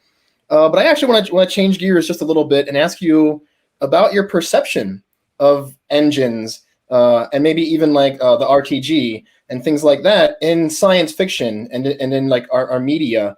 When you see like video games and comic books and movies and television shows for science fiction and they're using these engines, are they getting it right? Or is there something you feel that like we really need to show people in science fiction and in television and such about what your company's doing? All right, Graham, I'm not going to need to cut your beard off because I'm going to admit I'm a huge sci-fi nerd. And it's really cool because after joining Aerojet Rocketdyne, and I feel like I talk about thrust levels and specific impulse all day long, it's really cool to be able to read these books that I grew up on and be like, I know what they're talking about. And that might not be right, but I'm not an engineer, so I'm not going to call them out. So I can't speak to the intricacies that the engineers would have a little bit more information on. But I will say it is really cool to see, TV shows and novels kind of pulling in these aspects. And it's showing that, writers and producers are really reaching out to the industries to make sure that what they are, showing their audience isn't just something that, they're pulling out of left field. And I think that it's really important to kind of have these accuracies, because one of the most important things for the space industry is to have the general public's buy-in. It's easy for us in the industry to say space is awesome. We need to go. We need to make sure that we can have a sustainable presence on the moon. We want to eventually have people on Mars. But we're not going to be able to do that if the general public and our stakeholders aren't really invested. And so I think it's really cool that they're actually talking about the technologies that companies in the industry are working on today. Love, love, love it. Janet, I'll go to you next for a final question with Ashley before we go to Rod's breakdown. And he's going to be talking to us today about all the cool missions that have been going on in the city. But Janet, one final question for Ashley. So Ashley, thank you so much for being here. But I would wonder if you have something specific to say to any of my female students out there about being a woman in STEM or a woman in science, a woman in rocket propulsion. You mind giving them a good message as to why it's such an exciting proposition? I absolutely do. And I really appreciate the opportunity to address this because I think it is something that's close to my heart. Even though, I feel like I've been a self-professed, science nerd for years, I think that it takes a lot of different kinds of people to make this industry work. We definitely need our scientists to do the research. We need our engineers to go ahead and construct these amazing, spacecraft and launch vehicles that is getting us to the planets. We need, more engineers and scientists to help us prepare for in situ resource utilization. But I think that the thing that's often lost is that you don't have to be a scientist. You don't have to be an engineer. You don't need to be able to multiply to the nth degree to be in this industry. I'm in the communications field, so I've been working in public relations. And one of the coolest things is how wonderful this industry is at really recognizing that everybody plays a role. Joe Cassidy was on earlier and Beth mentioned, your company is really big on the teamwork aspect. And when I say that, there are hundreds of people across the country that made this possible. I think it's really important to recognize that not all those people are on the floor bending metal. Not all those people are, on their computers doing CAD designs. A lot of them are in support roles. And I think it's, just as important to let younger women know that if you want to go into this field and He's given a really good, college effort towards being the best at math or the best at science. And you're not, that's okay. Still come into the industry. We need people like you. We need people who are going to be passionate and help us to, make space. I think it's already cool, but make it even cooler and make it mainstream for folks to want to kind of embrace this and join us on our next step to continue, exploring deep space and making it possible for us to, eventually colonize off of Earth. Thank you for that. And that works for any student out there listening. Space needs all of us. It does. Is a perfect segue to Rod Pyle, because you've got lots to share with us, my friend. Thank you very much. And it's a good segue to me because I was one of those people that wanted to be like Ashley and be smart and get an engineering degree, but differential calculus and I had a disagreement along the way, and here I am writing instead. Ron, do I hit share here? Is that what I'm supposed to do? You sure can. You'll share your screen and I'll put it up there for you so that way you can do it. Now, would you like to? Right. Would you still like to be on the screen while you're sharing, or do you want it to take up the whole screen? Oh, let's take up the whole screen. People don't need to look at me. Okay. All right.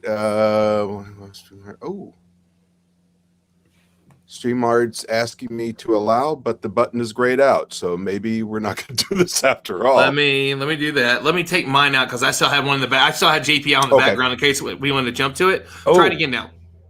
Okay. That should do it. Okay, hold on. Sure. Sorry, everyone. That was on me. My bad. Come on now. Screen. Yes. Your browser has blocked your screen. Well, maybe we'll have a conversation. So we're going to talk. Well, I guess I should have come in on Chrome, huh? Well, if you want to switch over to Chrome real quick, we can talk amongst ourselves for like 2 minutes and then come back to you. Okay, I just don't want to foul up your schedule, but I'll give it a try. Oh, we can figure that out. We got this. Yeah, we got all the time in the world. That's what they always say. All right, I'll see you in a few seconds. We'll see you in just a few seconds, Rod. So while Rod's doing that, I mean, we're in the hour. We're in the witching hour. We have like 40 minutes away from the 7 minutes of terror.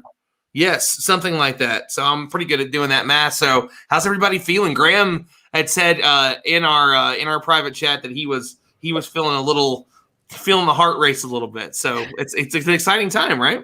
Wait, what? Graham's the one that was supposed to lead us on a breathing exercise so we could relax a little bit. Yes. Yeah, breathing heavy and quick. He was going to do a meditative experiment. Where's my paper bag? Yeah. All right. I think, that was very, very quick. It looks like Rod's back already. Rod, are you back? Hey, what do you think? I'm back. Well, let's find out. I'll try it again. All right. Share screen. Yes. Warnings. Thank you. Nope. My browser has blocked you. So I guess we're going to have a chat. Okay. Well, that's much more fun anyway. Yeah.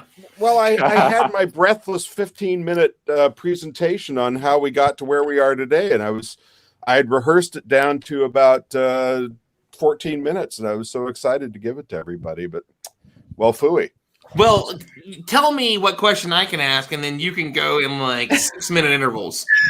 So you know what? I know that we have been obviously a lot's been happening recently. We had the Hope mission that just happened. So, is there anything? Oh, I want to go back further than that. Oh, you were going back further than that. Okay, then I don't know where you were going. Now have a dissertation from Rod Pyle. From Rod Pyle, sir. Thank you. No, we haven't been up since 2:00 in the morning. We're not loopy at all. Go ahead, Rod. No punchiness there. So years ago, I was given a talk at JPL with a couple of other authors. It was great fun. And so it's my turn to get up, and I got up to the microphone. I looked at everybody, and I said, I just have one thing to say before I start. And they leaned forward as much as people like that ever lean forward for people like me. And I said, you guys ruined my childhood. Okay. And of course, most of them, weren't born until 30 years after I was, but I was still going for effect there because when I was a kid in the early 1960s, the solar system was a really friendly place. We saw Mars through telescopes. We had just barely gotten and flown past Venus. And when I was even littler, when I was a tiny kid in the late 50s, there was still science was getting a better idea of what these planets were like, but there was this idea that Venus might be somewhat temperate and that Mars might have a denser atmosphere, and von Braun's plan of having his big winged landers go gliding down to the surface and then righting themselves and taking off was still something we considered, and we weren't even absolutely certain of the atmospheric content yet. And Mars looked like kind of a sister planet, and it had this sense of place. It's the only other planet in the solar system that we thought, okay, that might be a place where we could go for vacations and relocate, and certainly go for missions with an oxygen bottle under one arm and a flight suit on, like the guys in the 1950s and early 60s matinee movies did. And then in 1965, Mariner flew by the planet, Mariner 4, which is what I was picking on the JPLers about, because that was their mission. And it returned back images of this dead, sterile place that looked like the moon. And for an awful long time, the doors were sort of shut on that Martian empire, which was kind of crushed in that 1 second. And I was a bit heartbroken there. So that's the beginning of it. But moving forward, as I think you've already talked about a little bit, we did many more flyby missions to varying degrees of success. Orbited in 1971 with Mariner 9, which is an incredibly exciting moment because there were still planetary geology people arguing about it, but you look down at the surface of Mars in 71 for Mariner 9, and it's really clear that there are channels there carved by water. There were still people saying, nah, we think it's aeolian erosion, it's the wind, but that would have had to have been some pretty powerful wind. So that's when you start seeing this idea of Mars emerging as a planet that's actually evolved and has changed, is continuing to change and grow. And I could talk about this all day. You probably have other things you want to talk about, but the one more thing I would add leading up to today is this is the first astrobiology mission since Viking. The Viking landers went down in 1976. They're the first missions to land on Mars successfully and operate for more than a few moments, like the earlier Soviet lander did. And they were an astrobiology experiment. They had life science experiment tub in them about the size of a small dishwasher. And, it was very naive. It was what we knew at the time. It was designed in the late 50s, early 60s. And the idea was, and I hope you haven't already talked about this, stop me if you have. It was barely touched on, but not really in detail for people. I mean, Graham definitely touched on it for a little bit because I said this was the first astrobiology mission. He was like, "No, in fact, it wasn't." Sir. So yeah, he did. We have touched on it a little bit. Yeah. Okay. Which please keep me honest. That's the best way to do it. I'm far from perfect. Well, join the club, my friend. I've been far from perfect for probably twice as long as you have. But the idea was, look, we're going to take soil samples with this robotic arm. It was really cool design for an arm, by the way. It was like 2 tape measures put together with convex steel, spring steel, and it unwound from a spindle to make this 6-foot arm. It was really cool. It had some problems, but it was really cool. Anyway, so they get these samples, they bring the lander, and they're either baking the soil to see what the results are, or they're injecting some nutrient broth in there and then burning it to see if, basically, they're trying to see if there's any metabolism taking place. 4 experiments, 3 said, nope, nothing here, nothing to see here, move along. And the 4th one said, wait a minute. So we got some weird spiked readings that weren't repeatable. And as I recall, that was Viking 1. I think Viking 2, we didn't get those readings. When I say we, I mean the people at JPL. I wasn't there. And so it probably was just reacting to soil chemistry, but there's still a lot of arguing about that, which is kind of the fun part. So this is the first astrobiology mission since then. It's a quantum leap in sophistication above what was had then. And part of that is because science knows so much more about extremophiles than they did at that time. Now we know that life can take a lot of different forms, that bacteria can live below the surface of rocks in the Antarctic, that bacteria can live down at these hot vents on the bottom of the ocean. So I really have high hopes that at the very least we'll find stromatolites, which are these fossilized, almost like an algae mat on Mars. But if not that, at least a heavy dose of organic molecules. And that's what's, to me, is so exciting about Perseverance, along with its navigation and landing system. Well, I mean, beautifully stated, right? Right. You have time to stick around with us. So we lost a few minutes there. You're more than welcome to stick through. Honestly, you can stick through it with us as long as you want to until we get to the wonderful moment that we hear the announcement from JPL. You're more than welcome. Stay with us. Let's bring in Janet Ivey. So Janet Ivey, again, our president of Explore Mars, CEO of Janet's Planet. She wants to share a couple videos from some of the awesome kids that she works with before we go to the one of my personal heroes. I don't know if John knows that or not. John's one of my personal heroes. I said I wanted to be like, I'm into astronomy, but I also want to go to space. John happened to do both and even saved Hubble. So hero of mine. Can't wait to bring him in. But no, there's no pressure, John. I'm just kidding. Like, he cares. But Janet, let's go to you, and then we'll bring in John Grunsfeld. Well, it's like astronaut John Grunsfeld. I've got some people that I believe will follow in your grand footsteps. So if you see that video that I shared there, can you see Maggie there? Hi, I'm Maggie. I'm excited for Perseverance to land on Mars because I'm excited to see if there's any life on Mars, so that way we can better understand how adaptable the conditions on Mars are to live in. I'm most interested in the 3D picturing that Perseverance is going up to Mars and the images it brings back. So there's my dear friend Maggie, and then you guys have got to hear from Lucas. And I just wanted to make sure that I gave them their due because they are my students and they are super excited. Well, that video is showing a bit of a problem, so let me see if I can go to Lucas over here. Come back to me in just a second. Let me get Lucas's movie working better. But I just want to say to any students out there, it's so very important that you guys think about it because space is your next destination, and we're excited for you to do just that.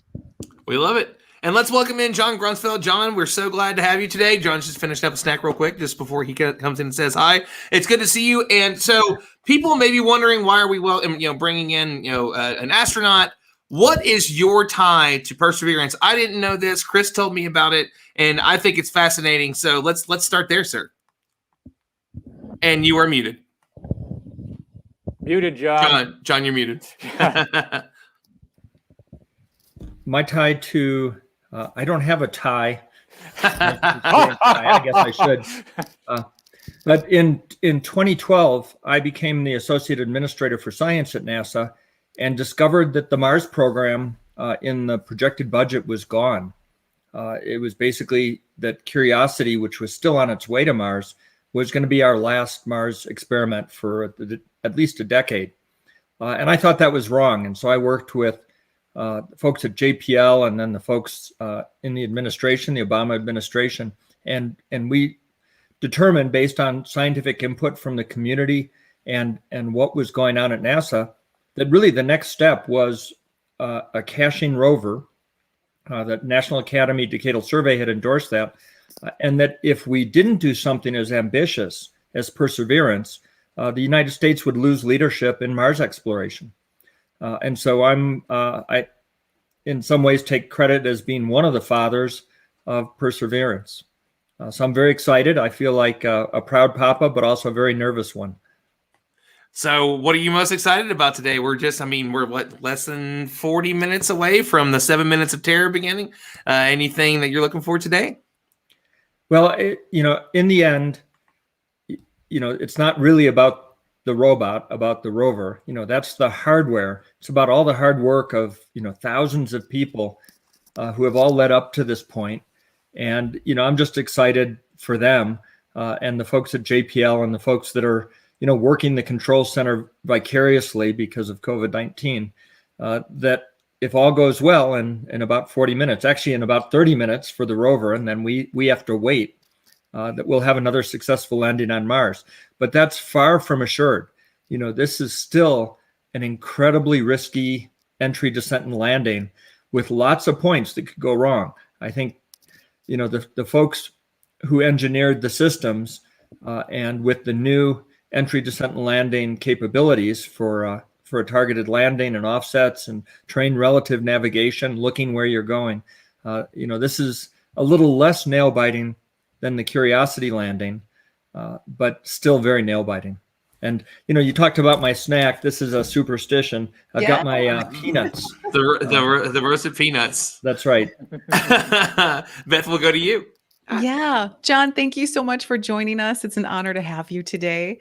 I have always wanted to ask an astronaut this question. I'm really going to put you on the spot, but I hope it's something that I hope it's something that if I can help pitch it up, that it's not directly putting you on the spot. But when we have this pie of finances and resources and availability that Congress can only approve so much, NASA can only direct so much, I have always wanted to ask what an astronaut feels like if we could blur the lines of that pie or share it a little bit more, because it's not just human exploration. It's not just planetary exploration. It's not just robotics. It's all together, right? And unfortunately, that's just not how we can cut a pie sometimes, unless we can figure out how to better cut a pie. So from your perspective, when we have these victories and we are able to showcase these resources that are going to robotics, and then help aid, therefore, human exploration down the road. Can you talk about how all those resources can and maybe perhaps should be shared, but yet the challenges that NASA often has with the limited resources?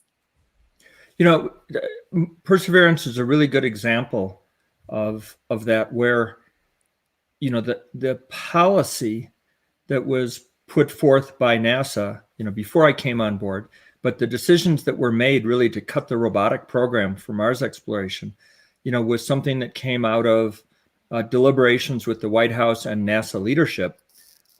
Once we decided to go forward with Mars 2020, now Perseverance, going over to Congress, both on the House and the Senate, to convince them that it was a reasonable thing to do, was absolutely the easiest part.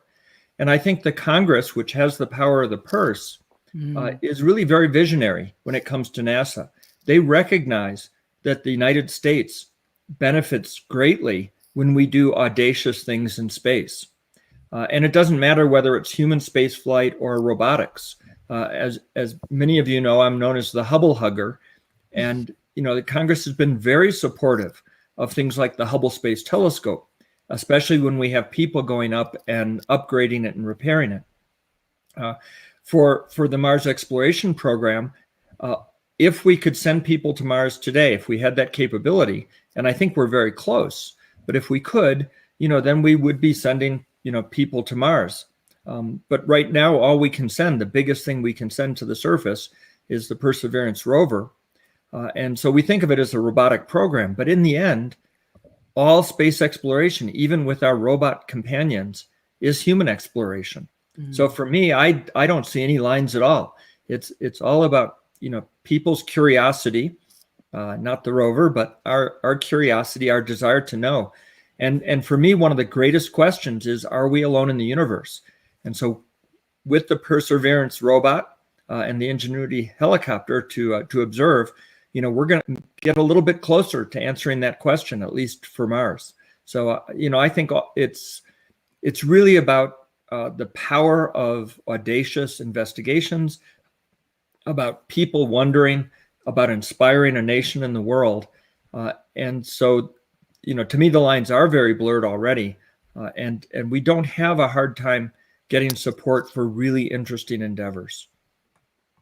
Beautifully stated. Chris, we'll go to you next, sir. Yeah, 2 questions. First one's Mars. One, I'm going to actually address another topic. But first, since you had mentioned the search for life, do you think there's life on Mars, or in the past or in the present, personally?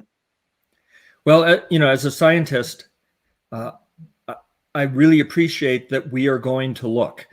And, that was one of the prime drivers that allowed us to go forward with Perseverance, based on the incredible and interesting results from Curiosity that showed that there are organics preserved on the surface of Mars, organic molecules. Now, that doesn't mean life. It just means that, the organic molecules that are all throughout the universe, that we see with telescopes in molecular clouds, that we see on asteroids from meteorites and from going out to asteroids, that we see all over, that were part of our early solar system, that Mars also has those organics, which means if there was life on Mars, some of that evidence might be preserved. But as far as probabilities, we really have no way of knowing. I do think it's interesting that life started on Earth about 3.9 billion years ago, and that we are investigating rocks on Mars, both with Curiosity and soon with Perseverance, that are about 3.9 billion years old. So if we do find evidence of past life on Mars, or maybe extant life someday, it's entirely possible that we're Martians. Yeah. The other question I had was, which is a little bit different, but another major mission launching later this year, James Webb Space Telescope. What are your expectations for that and your hopes? What do you think we'll find with that? Well, another very audacious mission, the James Webb Space Telescope, is in some ways a super Hubble in that it is a great observatory, but it observes in the infrared. And one of the interesting parts about the spectrum in the infrared, which is light that we can't see, it's more red, but the universe is filled with organic molecules that emit radiation and absorb radiation in the infrared. So we'll be able to vicariously explore parts of the solar system and other solar systems to look for evidence of organic molecules. Now, we know that James Webb will allow us to explore the very early universe. That's one of the reasons it was built. So we're going to see the first stars and galaxies that emerged after the Big Bang, looking back 13.5 billion years in the universe's history. And so it'll make many discoveries there. It's going to allow us to look into the center of galaxies that we can't see now because they're obscured by gas and dust. But I'm really excited about its ability to look into other solar systems and see if we see organic molecules there that might help us target future missions to see if there's any sign of life in those solar systems. Rod Pyle, let's go to you, sir. And you're muted, sir. Ahoy, Rod. And it looks like you might be asleep. There we go. Yes, it's boat life. How are you? I want to drag you back to Mars for a moment and just ask about the status of the European NASA collaboration to bring the samples back, because I know that that's been something that's been funding challenged for a couple of years, but last I heard there was development money there. I was just wondering how far along that is. Well, there's been a lot of planning going on since we started Perseverance in architectures for Mars sample return. And NASA's just done a great job in putting together international collaboration with the European Space Agency and others on an architecture that has elements that are very much like our experience base so far with the InSight lander, Phoenix lander types of architectures, the rover architectures. And so I think we're at a point where the architecture has been reviewed by a number of technical committees for looking at reasonableness. I think it's still a very challenging program. As an aside, when I went to the Office of Management and Budget to sell the Perseverance rover, they were very insistent that we go forward with the rover as I requested, but that we don't start planning for actual Mars sample return until we got a little further down the road. They didn't want to make the camel under the nose effect. And so NASA's really doing a very deliberative job of planning how to actually do that Mars sample return. And there's two things that are, to me, very exciting about Mars sample return. One of which, of course, is getting samples back of sedimentary materials from Mars that might contain evidence, of the existence of life on Mars. The other exciting thing is it will, effectively be the first round trip to Mars that humans have made. And to me, that's a very important first step before we send people. I think people are going to want to make a round trip to Mars, not a one-way trip. And so we just got one more question. Obviously, we've all heard about the helicopter, the Marscopter, as it were, and being one of the fathers of the program. Was that something that you were involved in? Were you excited when you heard that was going to be a piece of this? What are your thoughts on that? I would say I'm kind of the benefactorial uncle of the Ingenuity helicopter, in the sense that JPL brought that idea to NASA headquarters and shopped it around. And when the team presented it to me, I pointed out that actually I had about half a dozen radio-controlled helicopters. And so, I was already on board with that. And in fact, in my office, I had a small helicopter that looks, quite a bit like Ingenuity that I would fly around just for recreation. And it's a brilliant idea, absolutely brilliant. And so as associate administrator, I have very little discretionary funding. Most of it's directed towards programs and scientific research and education outreach. But I did have a little bit of discretionary funding, and I applied virtually all of that to the Ingenuity helicopter team. And what I said was, if you can prove that you can fly a helicopter in a Mars atmosphere, then somehow I'll find the funding so that you can go forward with the project and we'll include it. And so they went off to JPL and did a demonstration of a small helicopter flying in a Mars chamber. And it was really quite unstable, but also remarkable that it was successful. And so we went forward and continued to push it. And there were lots of obstacles.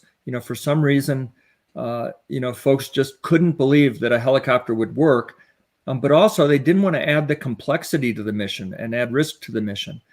So I'm just thrilled that, tucked under the rover is the Ingenuity helicopter. And I can't wait to see, the first panoramic vision, of the helicopter flying above Mars. I think, it's also an essential tool for the future. Human explorers will definitely have, helicopters like this. I was backcountry skiing in Colorado where I live last weekend. And a really crazy looking fellow, he was sort of dressed up as a wizard, came snowboarding down out of a tree, being followed by a quadcopter. And I immediately thought of Ingenuity flying above the Perseverance rover. It's going to be pretty exciting to see that. And I hope it lasts a long time. Love it. And I believe Janet's going to have one of our last questions. And before I forget, actually, John Digger and Cheryl, who I work with at Space Foundation off and on, wanted me to tell you hello next time we had you on a live stream. So just want to say hi. Yeah. Janet, I know that tell him I say hello. We'll do. Absolutely. I'll see him. We're doing another audience with an astronaut here soon. So hopefully I get to see him there. So Janet, I know you got our last question for John today. I'm still recovering from the wizard and the drone and the ski. But, John, any suggestions out there to kids? It's like you're obviously such a hero to so many of us and all of the amazing things you've done, not only as an astronaut, but how you have moved so many of these missions forward. What's your message to students watching today? Well, first of all, I want to give a shout out to Maggie and Lucas. I hope they are glued to their computers watching the entry, descent, and landing activities. But, for all students, I think, I would say, follow your curiosity. We live on such an amazing planet. It's a very delicate planet, and we need to take care of it. And in an incredible universe that's just filled with wonders and awe. And, science helps, us understand how things work, how nature works. But it also allows, with the scientific perspective, for you to see great beauty in nature. And so, especially in this time of COVID-19 where we're stuck in front of our computers a lot, I encourage kids to go out and explore nature and use science to try and understand it. Ah, beautiful. That is a perfect segue. We're going to go to Lucas right now, who probably will take us into NASA's live stream. So, Ron, if you can, let me see if I can assist with giving you the play. Are you ready for that big screen? I'm good to go. I am so excited about the landing of the Perseverance rover. Once the rover lands on Mars this week, it will begin to explore the surface of Mars and will take all sorts of data. This data will go to scientists at NASA and will help us learn so much about Mars. Some things that the rover may be able to tell us is whether there was ancient life of any kind on Mars, what is on the surface, and even what is below the surface of Mars. Can't wait to see if they discover anything that is or was alive on Mars. How awesome would that be? Another exciting thing about Perseverance is that the rover will have 23 cameras. Boom. So it will take a lot of pictures and video. That would be so interesting to see. I love seeing photos from space, and up-close pictures of Mars would be super cool. My man. Like a boss. Like a boss. You guys, he's 7, and he's 7? Is he really? He's 7. Yeah, he turned 7 last year. We got everything started online, and yeah, he turned 7 last May, so he'll soon be 8. He reminds me often that he's a genius, which I agree with him. Yeah, yeah. I thought he was like at least 10 or 11 from just like what he was saying. I was like, all right, fair No, enough. it's as John can tell you as a proponent of education, the future is bright. It's like they will be standing on the shoulders of giants as we go forward, but the students of today are going to do great and amazing things. Can I say that Walter Cronkite and Eric Severide are applauding from above at the delivery that young person just did? That was spectacular. And for those members of the audience who don't know who Walter Cronkite or Eric Severide are, Google it. That literally, Walter Cronkite. You know, that is literally, again, the voices that captured and told the story. And it's nice to know that we've got energy like what that young man just displayed. That kid rocked. 100%. Can't agree more. John, thank you so much for joining us today. We can't thank you enough. Always great to have you. One of the fathers, grandfathers, fathers. I don't remember which one it was. Uncles. I know that you mentioned uncle too. Perseverance. We're glad to have you on, sir. Thanks. Thank you so John. much. Thank you. Go Perseverance. Yeah, baby. Everyone, obviously, we're getting ready to come up on our on the Perseverance landing here in just a few. But first, we got one of our awesome folks from Space Foundation joining us today. We did not mean to match, but let's be honest, there was no chance that the neon red Space Foundation shirts we had that we weren't going to wear them today. So it just fits perfectly. Rich Cooper, the boss man, how are you doing? I know you got to be pretty thrilled. You know, it's the next landing on Mars. This is if, again, we can't do the Times Square New Year's Eve thing because of COVID. We get that. But this is the next best thing when you get a bunch of us together, all get together in a room. The only thing we don't have are, you know, the confetti. Maybe somebody does have confetti. I don't know. Or, you know, the horns or the secondary containers of so we can imbibe, you know. But again, we may be doing that later here. This is the countdown. This is what's going on. But I have to say this, and listening to John Brumsfeld, he's not just a national treasure. He's not just an international treasure. That man is a galactic treasure. For what he has done for science and aeronautics and astronomy and so many other things, that man is truly a galactic treasure. And what he has been able to do, and a lot of his work, I think we can all agree, has rewritten all the textbooks that we all grew up with.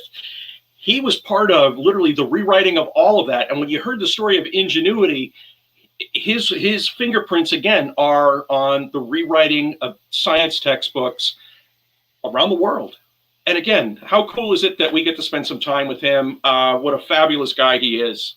So. And that is, I mean, honestly, it's true. Like it's huge. I mentioned this to Chris not long after we had started working on some stuff together. And I was like, oh, John's going to be at this event. Like, I'm super stoked about this. John's, you know, high on my list. Honestly, he's still one of my top 10.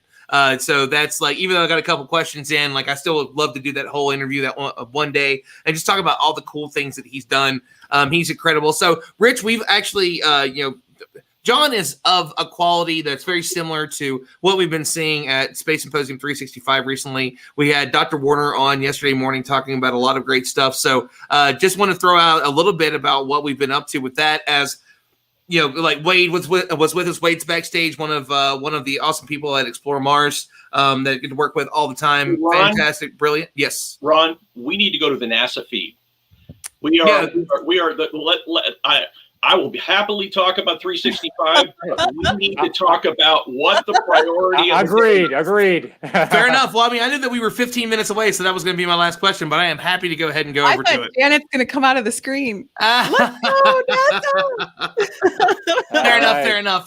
Here we go. Here we go. 65 later, let's go to NASA. With its entry thrusters. These pulses ensure that the spacecraft gets the thrust that it wants during entry interface. We're about 9 minutes from entry interface. You can do it. It gets funky sometimes. Okay, so now there we are. 9 minutes of terror. I thought we only had 7 minutes of terror. Now we have 9. And we'll Oh, there's eventually, Rob Manning in hang the his top of the custom atmosphere. mask. We're not far away. This is going to go very quickly from here on out.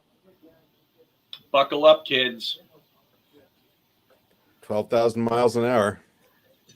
That's confirmation that we got shadowed by the cruise stage as it passed through our beam to the Earth.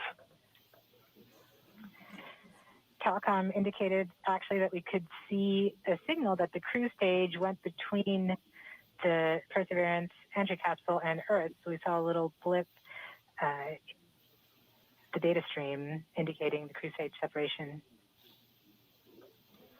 We have confirmation that the vehicle has started warming up those entry thrusters. Warm-up pulses have begun.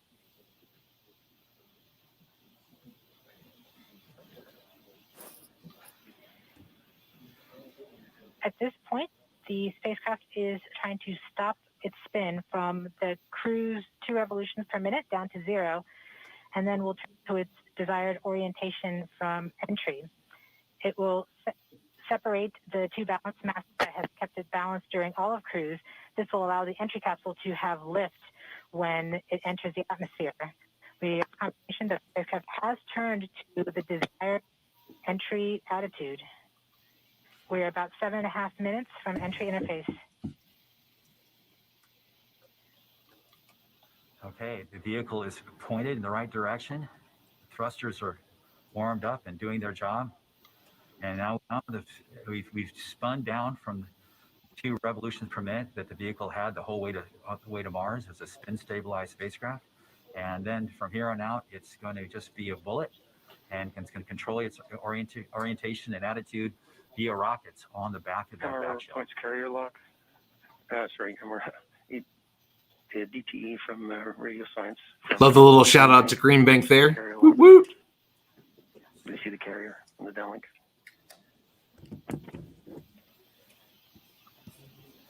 Flight level 1. We are continuing to wait for entry interface. We're about 6 minutes and 45 seconds from entry interface. We have confirmation from Greenback that they are receiving direct to Earth telemetry via that path.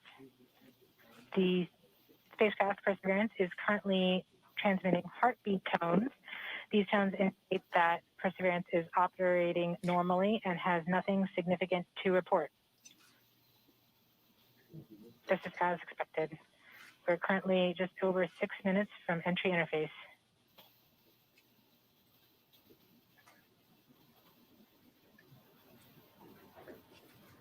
Okay, and now we wait.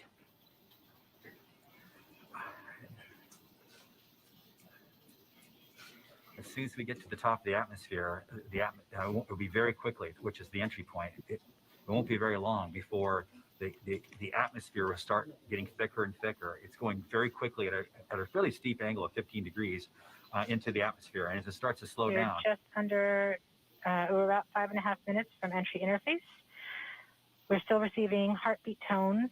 We expect to continue receiving heartbeat tones until about 5 minutes after entry. At that time, Perseverance will be no longer in view of our antennas here on Earth. About 90 seconds prior to entry, the Mars Reconnaissance Orbiter should begin receiving telemetry from Perseverance and streaming it to Earth in near real time. There are a few expected short outages, such as when we have a plasma blackout or when we enter the peak heating phase. Aside from these outages caused by the plasma blackout, antenna switching, or high dynamic events, spacecraft events, we should have telemetry until about 90 seconds after landing. A plasma blackout is when the signal from Perseverance isn't strong enough to make it through the superheated, super fast air flowing around the spacecraft all the way down to Earth. Once the temperature drops below that peak heating, we do reacquire the signal from Perseverance. We are currently about 4.5 minutes from entry interface. Perseverance continues to report heartbeat tones, indicating everything is nominal. Okay, what we're looking for now is Mars Reconnaissance Orbiter should be in view soon of our vehicle and be able to listen to ones and zeros coming from a separate radio that's really designed to talk between spacecraft. MRO reports the electro radio is powered on, ready to receive signals from the lander. Okay. MRO is ready and able and waiting for to hear from our rover. Mars Reconnaissance Orbiter has reported that it's ready to receive the signals from Perseverance. It should be in a few minutes here. We're just Flight level 1 from entry interface.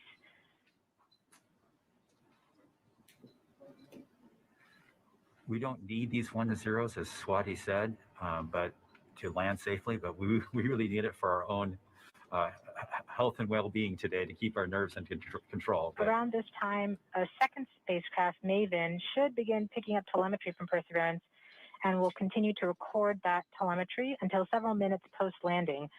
We won't get that data for several hours after landing, as it's being recorded and then will be forwarded to Earth later. We are continuing to receive heartbeat tones, indicating that everything is nominal. We're currently at about 3 minutes until entry interface. Okay. Very soon we'll be getting 1s and 0s, I hope, from our radio on the rover.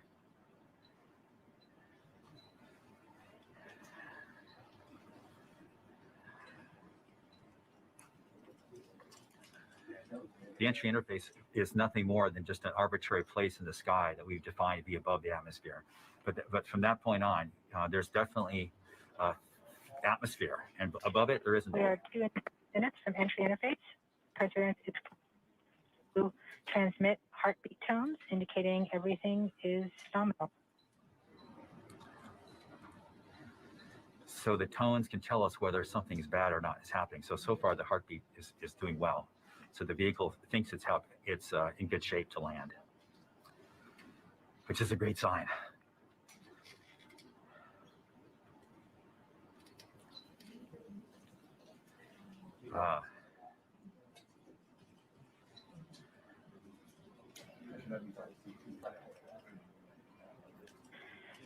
We're just under 2 minutes from entry interface.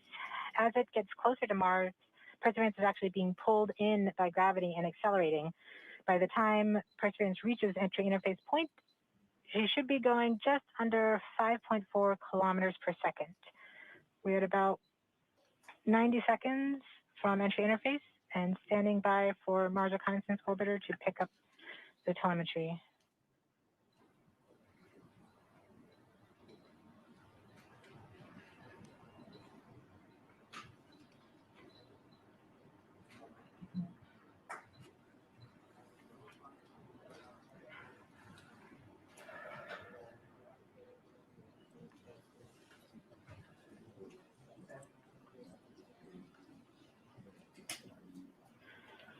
We are 1 minute from entry interface.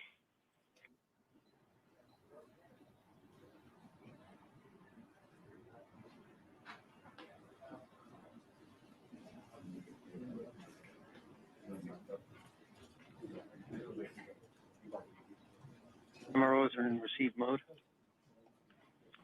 We have confirmation that the Mars Reconnaissance Orbiter is now relaying data from Perseverance.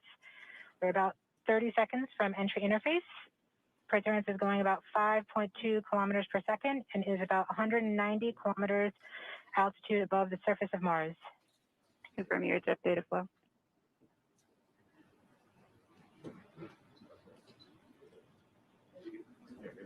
About seconds from entry interface. 5.3 kilometers per second and an altitude of about 150 kilometers from the surface of Mars.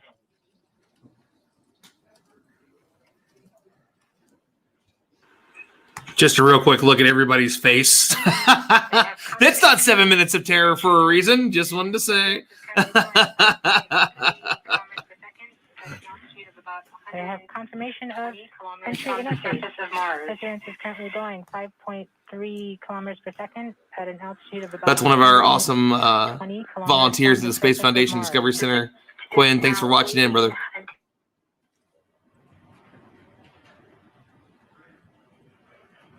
The spacecraft is now waiting until it begins feeling the atmosphere of Mars slow it down. Once there's enough atmosphere, it will start controlling its path to the landing target.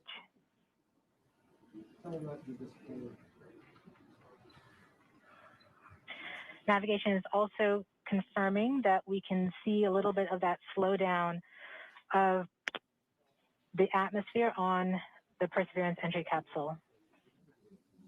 Our current velocity is about 5.36 kilometers per second and an altitude of about 67 kilometers from the surface. We are probably seeing MRO plasma blackout at this point.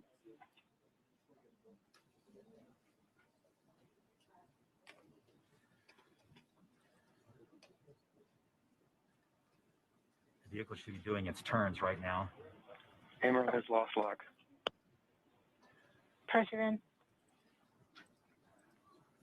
We have indications that Perseverance is now performing bank reversals in the atmosphere. These are the steps in order to control its distance to the landing target.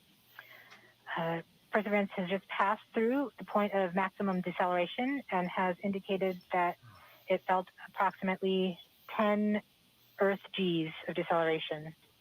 MRO has lock again. Yes.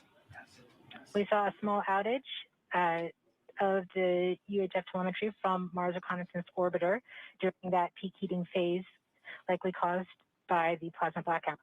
Perseverance is still continuing to perform bank reversals in the atmosphere to control its distance to the landing target.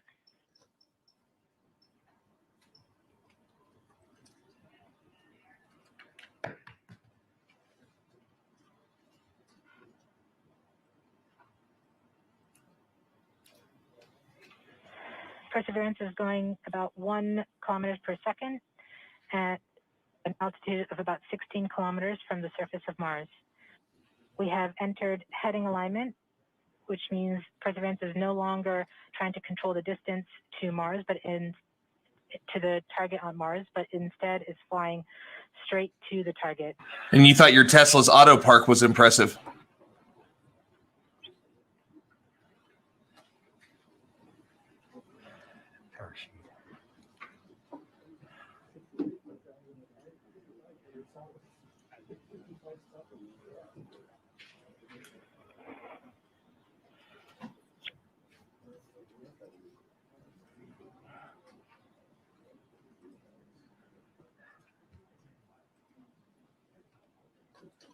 Our current velocity is about 550 meters per second at an altitude of about 15 kilometers from the surface.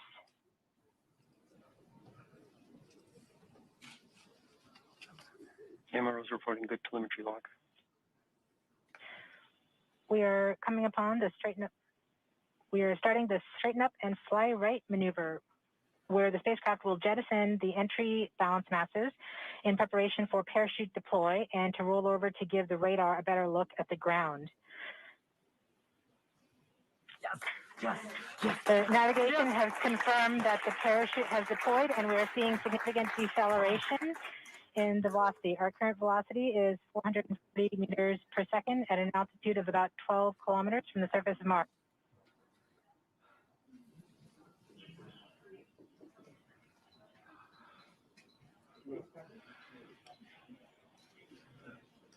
Perseverance is now slowed to subsonic speeds and the heat shield has been separated.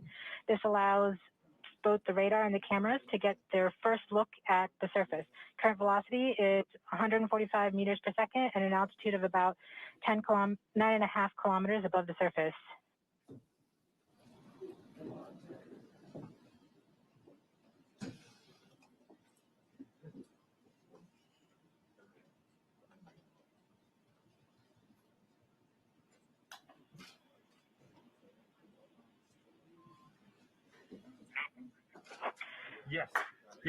Yes. Perseverance now has radar lock on the ground. Current velocity is about 100 meters per second, 6.6 kilometers of the surface. Perseverance is continuing to descend on the parachute. We are coming up on the initialization of terrain relative navigation and subsequently the priming of the landing engines. Our current velocity is about 90 meters per second at an altitude of 4.2 kilometers.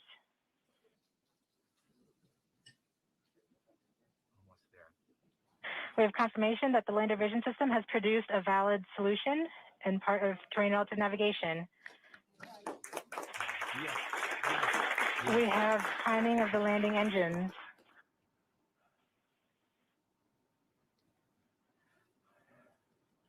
Current velocity is 83 meters per second at about 2.6 kilometers from the surface of Mars. We have confirmation that the back shell has separated. We are currently performing the divert maneuver. Current velocity is about 75 meters per second at an altitude of about a kilometer off the surface of Mars. Here in Safety Bravo. We have completed our terrain relative navigation. Current speed is about 30 meters per second, altitude of about 300 meters off the surface of Mars. We have started our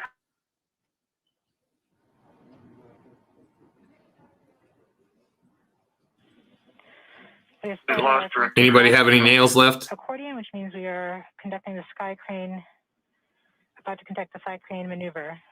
We've lost direct to Earth tones. As expected. As expected. Sky crane maneuver has started. About 20 meters off the surface.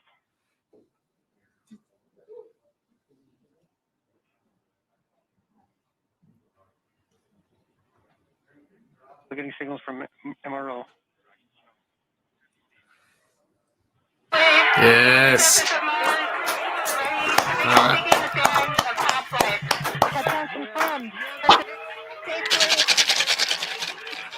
Ah, the peanuts. That is good. Wow. I got to get in. Yes.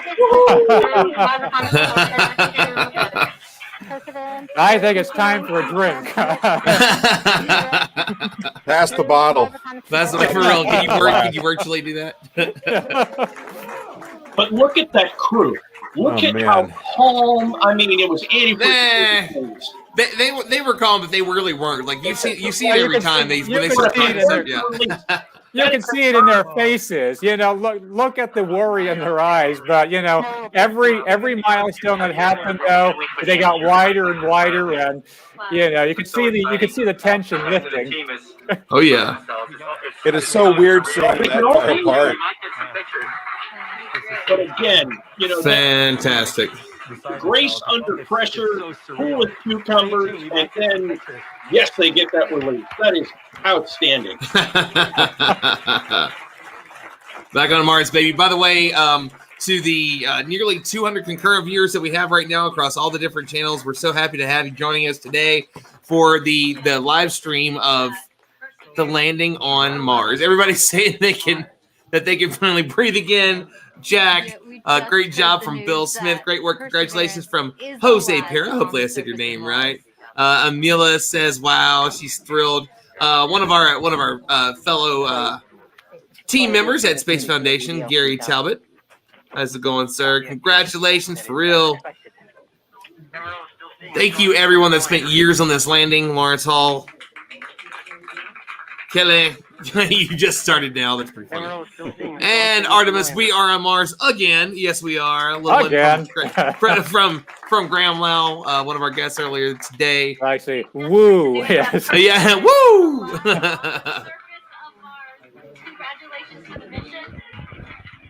We've just heard the news that Perseverance is alive on the surface. Lee's asking, wasn't there supposed to be video at some point? So pictures and video were taken on the rover, but I mean, who knows when we're going to get all that information back of the landing. First image. Here, take a look at the first image. On the map when you are ready. We are ready, OL3. Go for it. I have the target point on the map when you are ready. We are ready, OL3. So quick. Go for it. Whoa! Oh wow! Oh wow! That's cool. Cool guy. I'll be moving in, showing you the safe zone that we've landed in. Wonderful, wonderful stuff. I'll be moving in, showing you the safe zone that we've landed in. Just put the first image for Perseverance on the surface of Mars. Now, it comes from the engineering cameras, known as the hazard camera. This camera is mainly used to help the rover drive safely around Mars, and we will get higher resolution photos later in the day.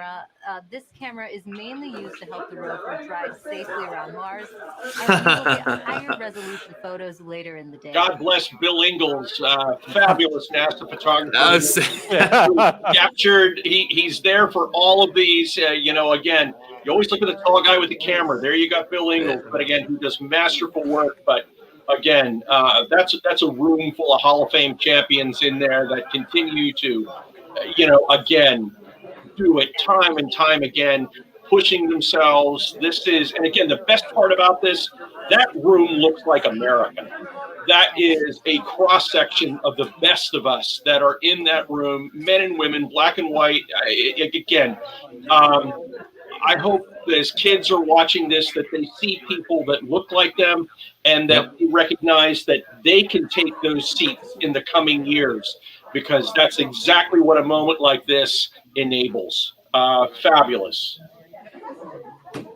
I couldn't agree more, Rich. And, it's like the best possible name that Alex Mather could have given or written his essay about was Perseverance. And certainly for, imagine all of this success happened during a pandemic. Exactly. So we have, again, I think that's that moving part to me. It's like it's the celebration of years worth of work, but it's also NASA collaborated with many international partners around the globe. So this isn't just a NASA victory. This is a global victory. And every scientific instrument and every scientific experiment that Perseverance is going to perform, is going to serve as inspiration for all those future engineers, scientists, and astronauts, and hopefully for every citizen here on Spaceship Earth today. Just remember, everybody, amazing things are possible. All we got to do is persevere. Yeah, I agree with you, Janet. I think this is a wonderful point. We've gone through such a dark period over the last year. And I think this is perfect timing as we start, more and more people get vaccinated for COVID. We see the light at the end of the tunnel. Now we have this spectacular, positive achievement. But as Rich had mentioned, it's open to everybody. And that control room, as you said, it was just incredibly diverse room. It shows what the whole world can participate in these sorts of projects. So great news. Again, when you think of the team that put this all together, again, it would be, if you're a baseball fan, it's like walking into Cooperstown and seeing Babe Ruth and Ted Williams and all of those names. But when you have JPL, whose town was that? You've got JPL, you've got Lockheed Martin, you've got Sierra Nevada, you've got Aerojet Rocketdyne, ULA, L3 Harris, and then all of the other universities that have contributed research and students that worked on this. I got to tell you, this is the true space renaissance that is unfolding for us. But it is a cross section of people that come together and make this stuff happen. And we all sit here and we can take a big sigh and catch our breath. But it is, what can we do next? Talent. Well, no, and just think of this. This is just the beginning of 2021. This is a really impressive year. I mean, this is a terrific start. And there have been other things that happened before now as well. But, this is going to be a jam-packed year of exciting space activity. As I mentioned earlier, of course, later in the year, the James Webb Space Telescope, Artemis 1's supposed to fly, Boeing's supposed to try its crew vehicle again, and on. That's and in on a few weeks. That's a month from now, yeah. Yeah, it just goes every month. There are exciting things going on with all the activity and commercial crew activity as well. I mean, commercial space activities as well. Everybody is just ramping up. I mean, this year looks to be probably the most exciting year that I can think of in space exploration, certainly since we landed on the moon. So Beth, I'll go to you next, then Rod. And you're muted.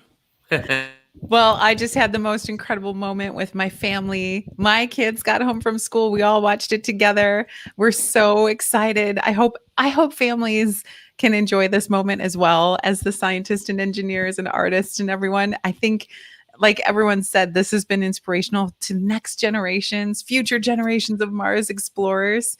And I can see it in my kids' eyes. You know, they're asking questions, great questions. And I mean, it's hard for them a little bit to understand. Like I was telling them, if this already happened, now we are just waiting to hear and confirm that it happened. And they looked at me like, wait a minute.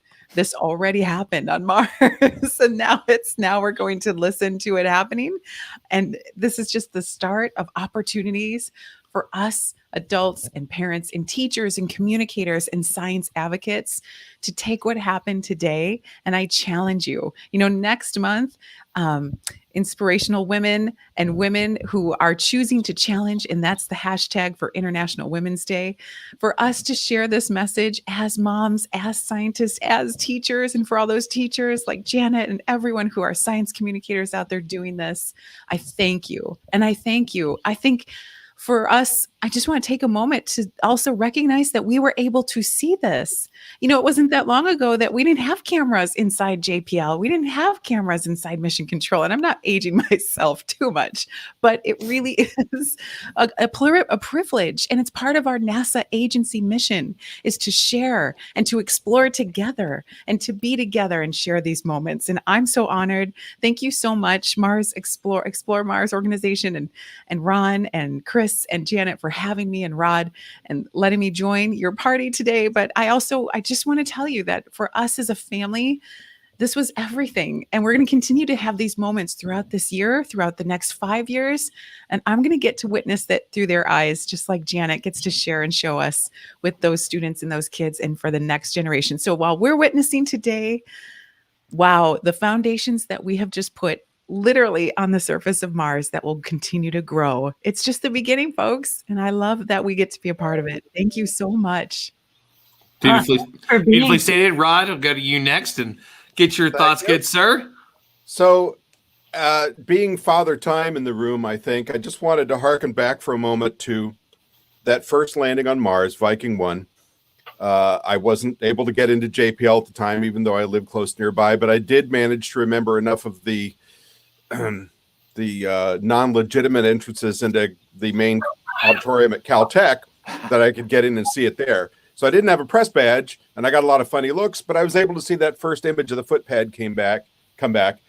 And this was every bit as exciting as that it is every time. The difference is that was the wind down of the space race. That was a very nationalistic time. That was us against them. In this case, us against the Soviet Union. This year, it feels like truly something, there's been a sea change here. We have a huge shift in internationalism. We've got China in orbit getting ready to send down their own rover, which has extremely good capabilities.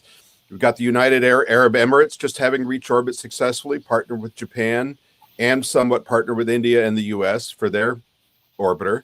We have India that reached orbit a couple of years ago. We have Europe that reached orbit a few years ago. And of course, we have the latest in a long succession of successful American ventures, in this case, the Perseverance rover. And it's exciting beyond description for me. The thing I always look forward to with the JPL in particular projects is to see, it's like I want to set up a betting pool to see how many exponents past their warranty they operate. For Pathfinder, it was supposed to be 1 month, ended up being 3. For the MER rovers, I think it was supposed to be either 6 months or a year. It ended up being 15 for Opportunity. And I suspect we've got Curiosity going for 8 years, and I suspect Perseverance will do the same because these things have nuclear power supplies.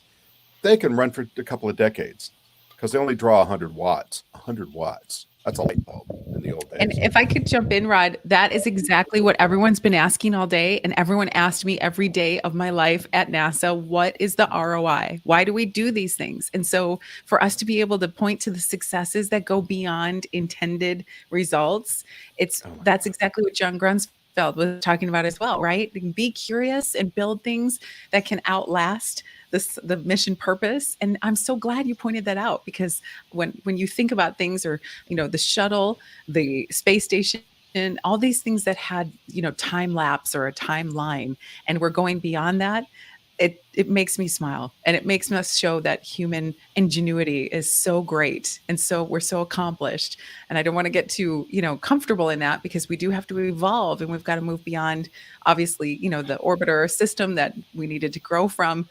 But my goodness, thank you for pointing that out, Rod, because years from now, I think we'll still be back here with Ron talking about the next crew that's going, and there will be Perseverance roving along. Beautifully said. And I kind of want to jump to Rich for this one real quick, because it's something that is a big part of the Space Foundation is space awareness, with what Carrie does and all the different technologies that are out there. Not only is it what we're putting out there, but how these technologies, touch us on Earth every single day. It's actually part of the Discovery Center. We have a whole new exhibit on it, Better Living Through Space, where it's in sports, where it's in medicine, and all the amazing things that come from this. And everybody always asks, why space? And so, Rich, that's something that we try to answer as often as possible. I had a conversation with a young man today from Latin America who's trying to help his fellow citizens better understand why space is something that they also should pursue. And the comment that I made to him was, it is hard for we as regular people take for granted the things that we have access to, and the things that turn on when we want them to. And as I said to him, if you take space out of the equation, none of that stuff happens. It is literally the connective tissue between so many things. It is the critical infrastructure of critical infrastructure today. And again, whether that be agriculture, whether that be public safety, whether that be national security, whether that be supply chain, whether that be finance. And again, what we are having happen here. And again, we talked about the power bit that's going on here right now as to how much power is on Perseverance. The lessons learned out of being able to take an object and put it on another planet, hundreds of millions of miles away, and have that thing continue to run. The lessons learned that come out of that are the same things that can help us provide power to a lot of different places and for a lot of different needs.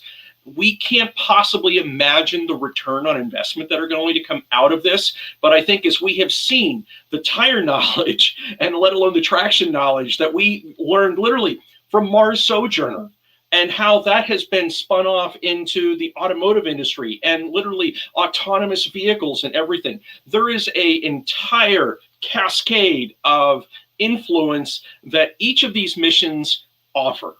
And so today there are literally, and I hope and pray that there are hundreds of millions of kids out there that are looking at this thinking, what can I build? What can I put together? How can I support something like that? How can I go do that? Because again, I mentioned earlier the team members that were in there and the team members that came a part of this.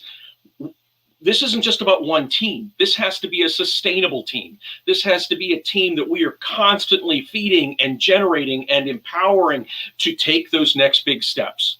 And this is where, again, a date like, February 18th is another one of those days we can circle and as to when a whole bunch of people had the spark light in their heart and mind to want to do the next bold thing. Because the men and women that are in that room, and when you look at them, yeah, there were some gray hairs that were in there, but there were a lot of young people. And those are people that were probably middle school or high school or maybe even younger when Sojourner landed. And again, you're starting to see that next generation of talent go into that room. And when Ingenuity flies, which will not be a Wright brothers moment, it will be a Wright sister moment, because the woman who is leading that team is going to inspire a slew of aviation and aeronautics people by what she does. She's going to lead our Kitty Hawk moment on Mars.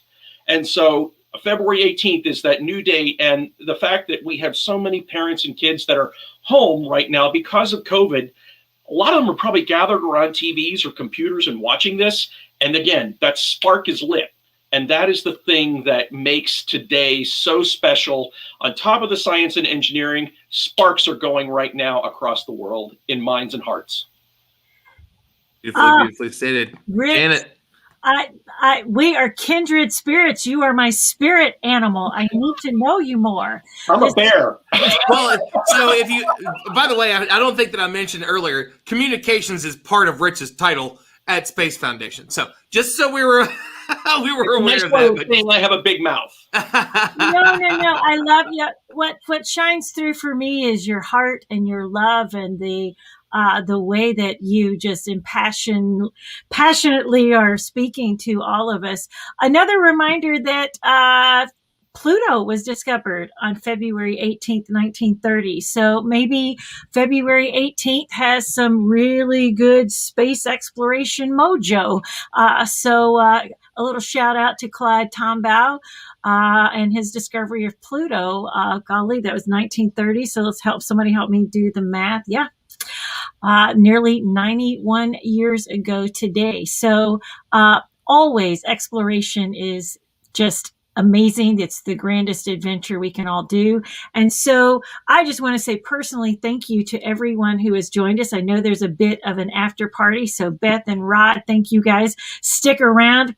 I've got kids to go and talk to here. So yeah, we're going to go debrief in my Janet's Planet Astronaut Academy about the Mars landing. But what a day. Thank you, Ron, for being a brilliant host of all of this. Thank you to all the people who've been watching and keep on watching. I'm just going to go have some fun with my students and sort of say, hey, what'd you think of that? So again, a great day for exploration and just a great word for us all. Let's just all keep on persevering. So go Percy. Janet, we are always so glad to have you on here. We'll see you back. And if you get a chance to come back before we wrap up, we'd love to see you one more time. But we know that you got the kids to go teach, so we appreciate you. Thank you, guys. Take care. Bye, Rich. Bye-bye. So again, Janet just mentioned it. We actually have quite a bit left to go. We got a heck of an after party because so many of our friends. Actually, the cool thing is the numbers are ticking back up again. So as other people apparently are ending their streams, they're realizing that we're still going. That's in fact what we're going to do for about another hour and 45 minutes. We have more wonderful voices coming in. Dr. Tanya Harrison, Raquel Nuno. We're going to talk more with Rob. We're going to talk more with Rich later. Rich, I think you have some other things you have to do, but you were going to come back later. Is that right? Or you want to hang out with us for a little longer? That is the plan. I will say the weather here is not near as bad as what the poor folks in Texas are dealing with, and it's warmer than Mars, but I got to see what's going on out there here. But I will say, Ron, you are the host with the most who can make the most of any occasions like this. We are thrilled to have you as part of the Space Foundation family. And in case those of you on this watching this don't know, Ron was recently recognized by the Colorado Springs Business Journal as one of the rising stars. He is part of the class of 2021. And of the rising stars, we are thrilled. He is our fourth star at Space Foundation. That's right. So we have a constellation of talent that we have that we're really, really proud of. And again, Ron, we couldn't be prouder of you. We're thrilled you're with our team. We're thrilled that you have this constellation of people that you know that we can have these conversations. Because again, the more people we bring into this conversation, the better off we're going to be because there really is space for everybody. Thanks, Agreed. Ron. Beautifully said. And Rich, we'll see you whenever you get back. And now we're going to bring in Dr. Cyan Proctor. So Dr. Cyan Proctor, very much like Beth Mund, got to do some analog astronauting or analogging astronauting. I don't know exactly how you say that. I'm just making stuff up as I go along now. But you've done some amazing things. I know that you've got it on your board behind you, which probably from your coffee show. I'm sorry, your tea show. It's a tea or is it coffee that you drink every morning and talk to people? Tea. I am a tea drinker. I'm now a tea drinker too. It actually happened while I was sick. Some people were like, you should really try and drink, the tea has actually been really helpful for people because I thought that I had COVID, may have had it. I'm not entirely sure. But the point is now I'm a tea drinker. I did not mean to do this. Now I drink tea every day and I was never a tea guy. But you've been doing awesome stuff with Instagram conversations and drinking tea and talking with people. But let's talk a little bit first. So you are you're a geologist. So you've got to be a little bit excited about the science that Perseverance is going to talk about or going to discover on this mission. So let's start there. Yeah, as a geologist, it's all about digging in the dirt and looking at rock. and so I'm super excited about all of the instruments that are on Perseverance and what we will discover as a result of digging around and using these. The number of cameras is just like what, and being able to see in different electromagnetic spectrums and to really analyze what's happening. I mean, the level of detail is something that we just haven't been able to achieve. And now that the 7 minutes of terror are over and we know that the rover is on the ground, it's landing, it's sending information back, now it's just all about like roaming around and digging in the dirt and finding cool stuff. I am muted. I love it. So, Beth, you and Cyan both did analog astronaut missions. I know it's something that is near and dear to your heart. And actually, you were on the very first high seas mission, right, Dr. Proctor?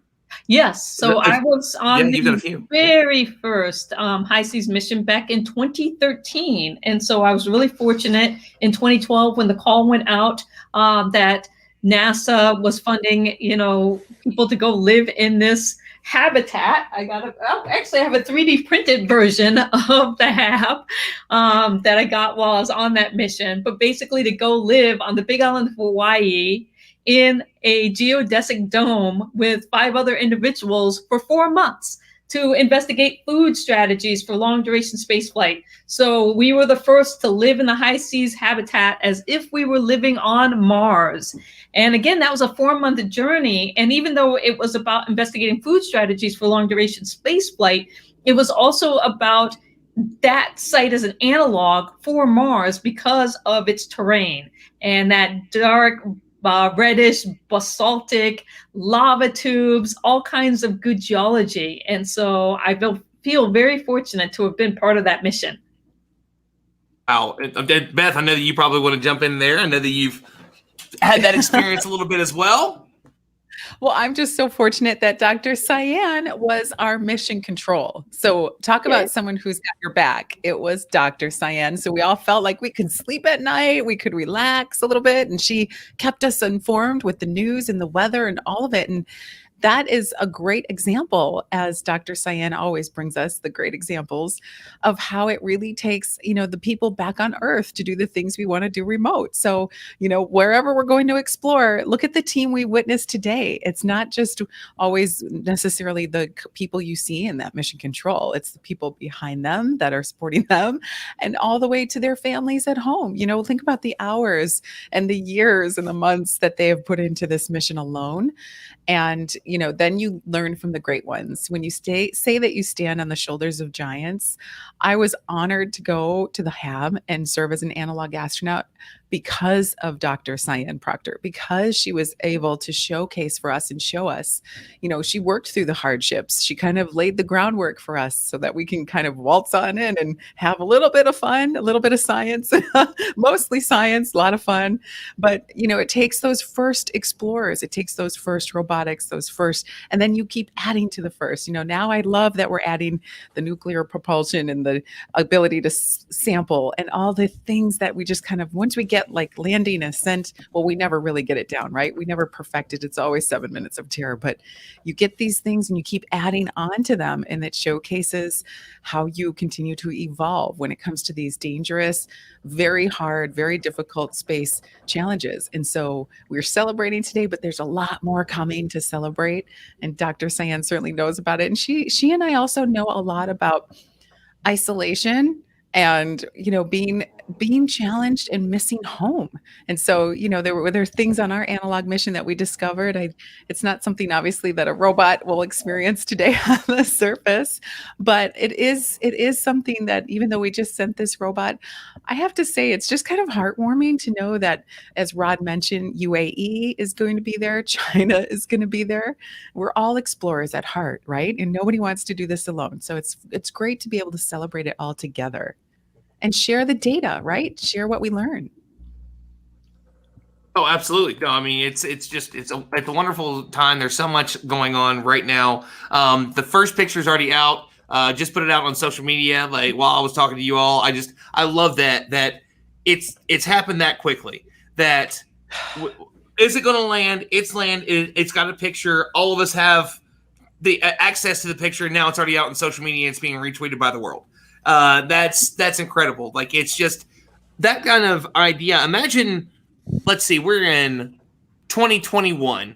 Imagine thinking back to going back to 1921 and saying that you're going to have something in your pocket that will allow you to talk to anyone in the world at any time that you want to. And then on that thing, you're going to receive a picture of something that's still relatively new to you as a technology anyway.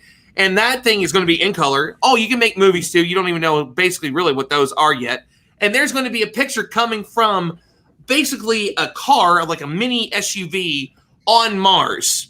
And it's going to send you a picture back that you can share with your friends, and you're going to talk about it. And some people are going to say that the billions of dollars that were spent should have been spent and it's fake. But we won't even go there. But I mean, it's an incredible time. We have so much going on. Cyan, I want to go to you one more time on just what it is that you're most excited about. And I'm sure that Rod has a question for you too before we go to our next guest. So what are you are you excited about more about life? Are you more excited about the geology part of the mission, or Moxie and looking at the resources on Mars? What you looking at?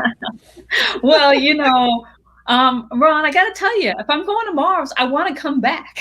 So Moxie is a good thing. But of course, I'm always going to be excited about the geology. And, part of being a geology, and when you get into geologist and paleontology, is that ancient life. And so it fits right into my wheelhouse. It reminds me of this 2 summers ago. I was on the JOIDES Resolution in the Antarctic Circumpolar Current. And so I was on the JOIDES for 2 months, and all of the scientists and researchers there, basically the JOIDES is a floating research vessel that travels all around the world, and it sends drill strings down into the earth and pulls up core samples. And the thing about it is that these are core samples that contain ancient life.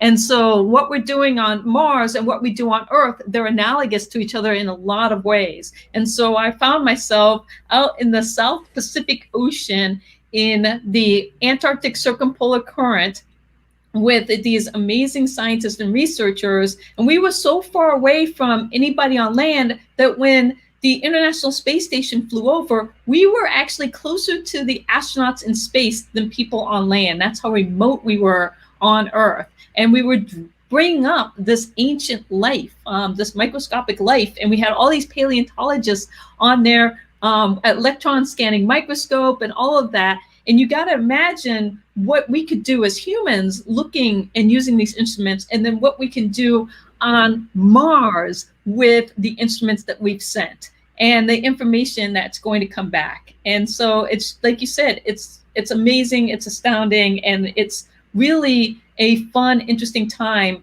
to be a part of this next phase of exploration. And robots lead the way to human exploration. And so they're making it so that it will be safer, not only for us to go there, but getting through all the kinks of how do you land and how do you do this successfully, and all the systems that go into that.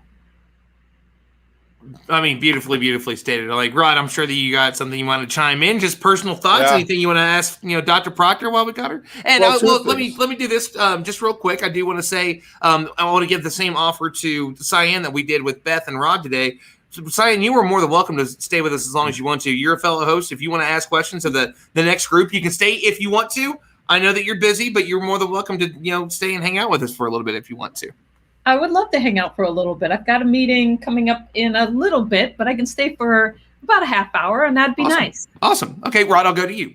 Okay, I just want to observe. I'm checking everybody's wardrobe, and I just want to observe that if this were the classic Star Trek, I'd be the last person leaving the room. You'd all be dead. Yep, way the too red many shirt red shirts in this room. So this isn't a question just for Cyan, but for everybody. I think it would be interesting to reflect for a moment. But Cyan first, I guess. What do we think the implications are if we find fossilized microbial life? I mean, it would be lovely to find something living now, but let's say we find fossilized microbial life or stromatolite matter or something. And I don't think we can identify it with this mission. But so the first part of it would be we find something that was clearly living at one time, and it's pretty definable. It's not arguable. And the second step is when we discover that the DNA is a unique structure from Earth. What are your thoughts? Deep question. Ooh, there is so much there. Well, Go first for of it. all, one of the things is that's one of the fun things about being human and the search for life beyond Earth. And I think part of that is, again, getting into the question of where did life originate? Did it originate here on Earth? Did it originate somewhere else, even beyond our solar system? And what implications does that have for, you know, our place in the universe? I mean, we kind of came up with this more kind of religious and just having this idea that humans' place in the universe is somehow sacred to some extent. And that can come into question once we get into this idea of life beyond Earth. But I think that's a good thing. As a scientist, more information we have, the better we can understand you know, those grand questions that are hard to answer, why we are here and what does that mean in the grand scheme of things. And to me, it's exciting. I hope we find something, and I hope we find something that really pushes us to want to put the money and in the investment into doing more and exploring more. I will say, though, I'm not sure I want to find the protomolecule. If you all are Expanse fans, Yeah. But but the dye being neon, being that bright neon teal, yes, I might be okay with that. Like if I was going to have to die by alien things, I don't know if I want to be blind for it or anything. But well, one of the things that I think is really cool is that if we find evidence there, what about elsewhere in our solar system, right? If it's right there, it's going to be everywhere, right? Right. Well, that's we don't know, and that's what's exciting. And when we're talking about inspiring the next generation and what questions that they want to ask or answer or figure out, you know, what's going on with Venus, what's going on with Europa. I mean, there's just so many things that I just hope that I get to see all of it happen in my lifetime. And I think sociologically, this could be really huge. Metaphysically, I suppose, too. But I was heartened and kind of pleasantly surprised years ago. I was watching an interview with the Vatican astronomer, who was a very cool guy. And when they asked him, okay, what happens when we detect extraterrestrial life? He said, I have no problem with that. They're God's creatures, too. I don't happen to agree with his theology completely, but I loved the answer because it's so open-minded and welcoming. You know, and that's really interesting that you said that. I've actually been to the Vatican Observatory, and it's just such a great place for science and some of the things. And again, thinking beyond the box, you know, we always kind of have this idea of what history has, you know, laid out for us, but science is constantly rewriting our understanding. And that's what's great about it. A lot of times we think of science as being facts and, you know, the discoveries are few and far between and all of that stuff, but that's not the case. It's these new discoveries, these new advancements that allow us to basically go and rewrite our understanding and our place in the universe. Beautiful. Well, we got to be open to that rewriting of that. Yeah. Beth, anything on that? Any thoughts? I know it's one of my favorite things to talk about as we start talking about life and life that's out there. And Second Genesis, we get, okay, everything else might possibly be something like us. I'm sorry, there's no way that we go swimming in the lakes of, you know, Titan and find anything like us. Well, John Yeah. Grunfeld said it earlier, and Dr. Cyan joined us, and I'm so grateful that he said that the 3.5 billion years ago, when we had life on Earth, we have this Jezero Crater that is also 3.5 billion years old. It's just really incredible to be able to connect dots and explore and do the science.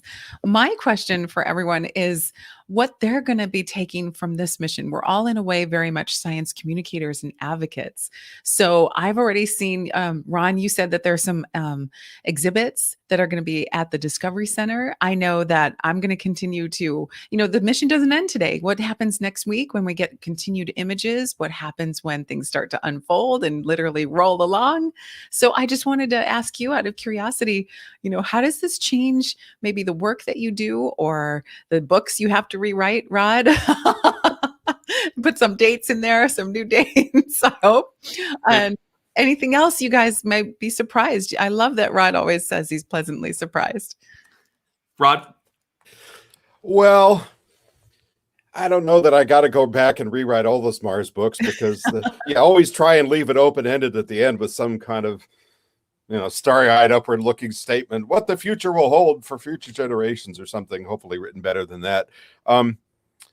Yeah, it's actually, this is a complete aside from the Mars conversation, but while I'd love to write another Mars book, Space 2.0, which is a new space book, is the one that's really got a knife to my throat because that stuff changes about every 2 months, as you all know. And that thing was starting to feel dated by the time it hit the press. So yeah, that's something I'm going to have to deal with. I just, it's going to take me a while to absorb this. It's funny. I remember when Curiosity landed, I was at JPL, not at Mission Control because only the special people get to go there, but I was down near Von Karman where the press was. And it was kind of an underwhelming moment. And I still have no idea why. I was just not as struck in the same way that I have been with this one. Maybe it's because I wasn't as worried because this is a proven system. Because the first time I saw Sky Crane on paper, I thought, what? Are you serious? You got to lower it from a hovering rocket stage by strings? Okay. And but after talking to Rob Manning, who was commentating for us there on the landing, first time seeing him do that, by the way, he's never had time before. He pointed out it was the simplest system that could get the job done with the fewest points of failure.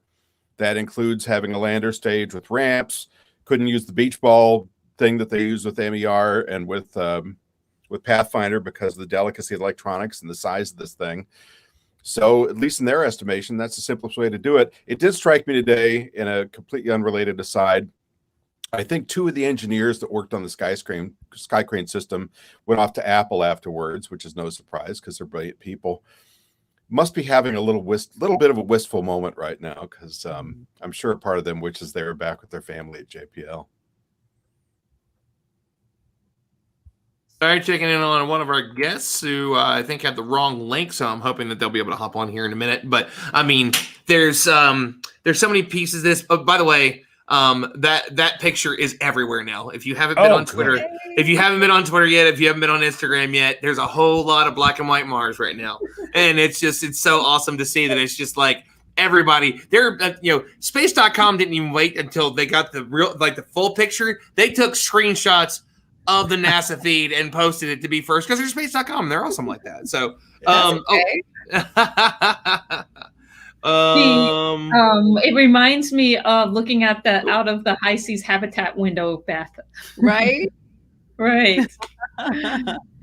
Yeah. When I do my presentations now and I tell people about, analog missions, it's this, it's funny because I think when you see, there it is.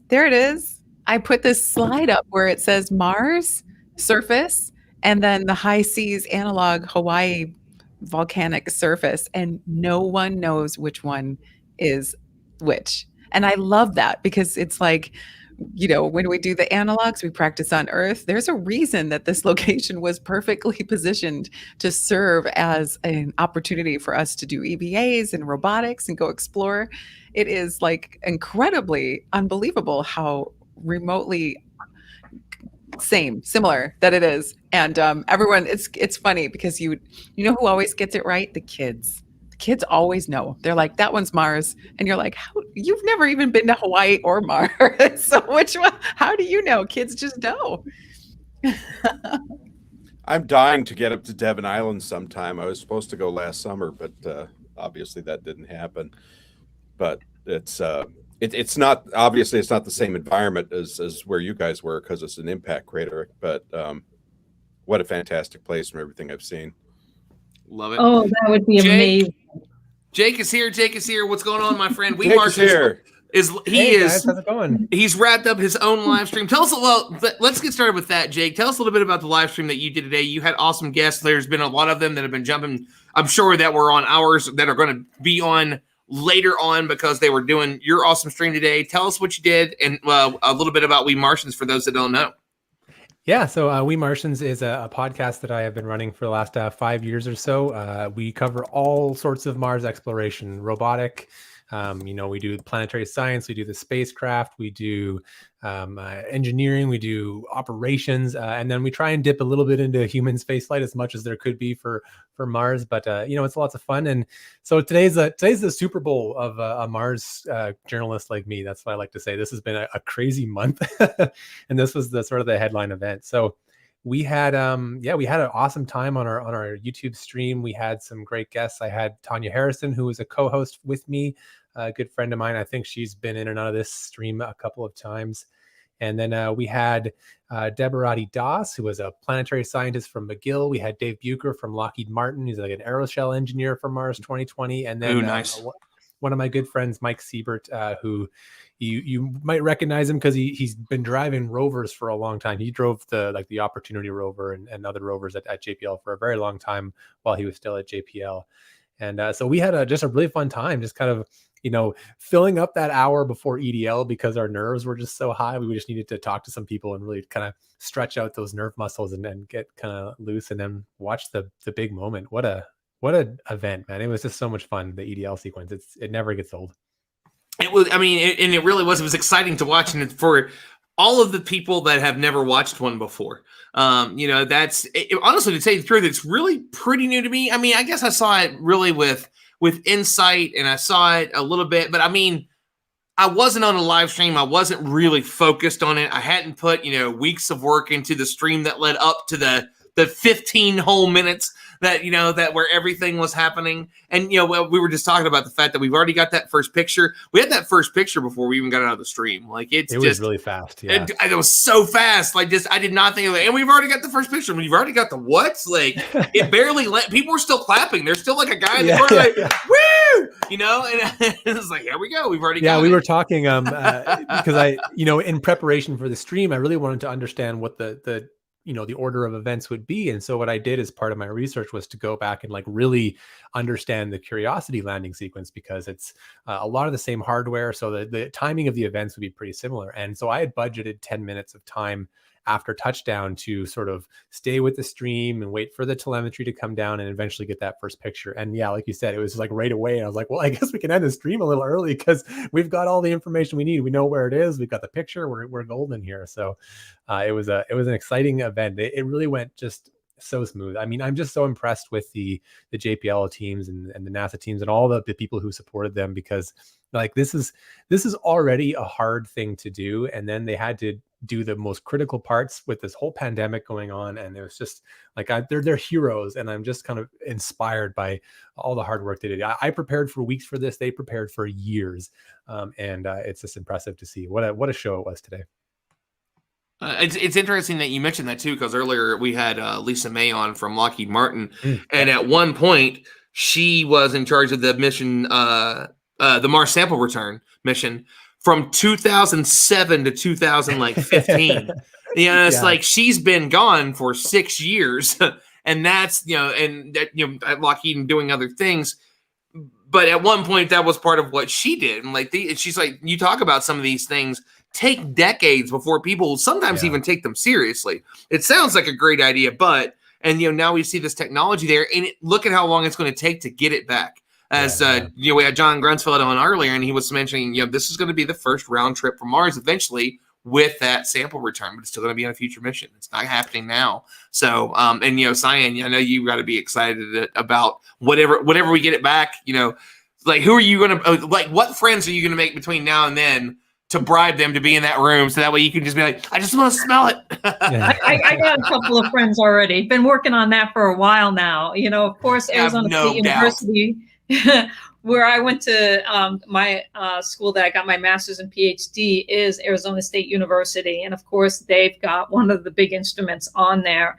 And so it's really exciting. One of my good friends who runs the School of Earth and Space Exploration, Dr. Mina Wadwa, she is a meteorite specialist, but she does a lot with JPL. And I'm always like, oh, okay. Well, you know, what do you got coming down the pipeline? So it's always good to have those types of friends. You know that they're up to some stuff if I can stop from, throwing myself out there. So what I'm going to do is, like, Jake, you came in a little late. I just want to make you the offer. If you'd like to stay with us, hang out with us for a little while, you're more than welcome to do that. Just did the same with Cyan. I know you just got off yours. If you need a break, you need to go eat or anything like that. But pretty much everybody for the next little bit are all people that are, hosts or moderators or commentators like that. So I've been adding people in and out all day. I think it's more fun to have like a group conversation. So you are more than welcome to stay with us if you'd like. Yeah, I can stay for a little bit longer for sure. Yeah, you just let me know whenever you got to go, and I'll gladly bow you out. But next up, we got the man, the myth, the legend, Will Young, Deep Sky Dude.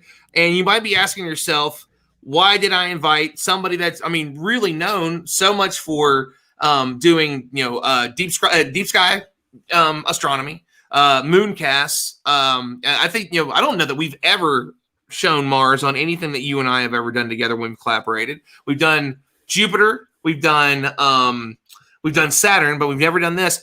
But you were not that far away from Boca Chica, where they're building Starship, which is going to be the thing that's going to take us, to Mars. Like it's going to take possibly, we hope, but this is the plan, regular people to Mars, not necessarily just astronauts, not the Johnny Cams, not the Anne McClains, not the oh my God, you're amazing at everything. It's not the Cyan Proctor. Cyan came this close to being an astronaut. She doesn't like to talk about it. She's like, no. But she's like, oh, yes, actually, I did come that close. She's like, wait a minute. Yes, I did. He's not lying. He's not making anything up. But you have been doing some incredible work down there. You are one of there's a small group of people that have been down there that have been live streaming, and you just did your first one. I can't wait to come down and hopefully do one with you soon. But you did SN10.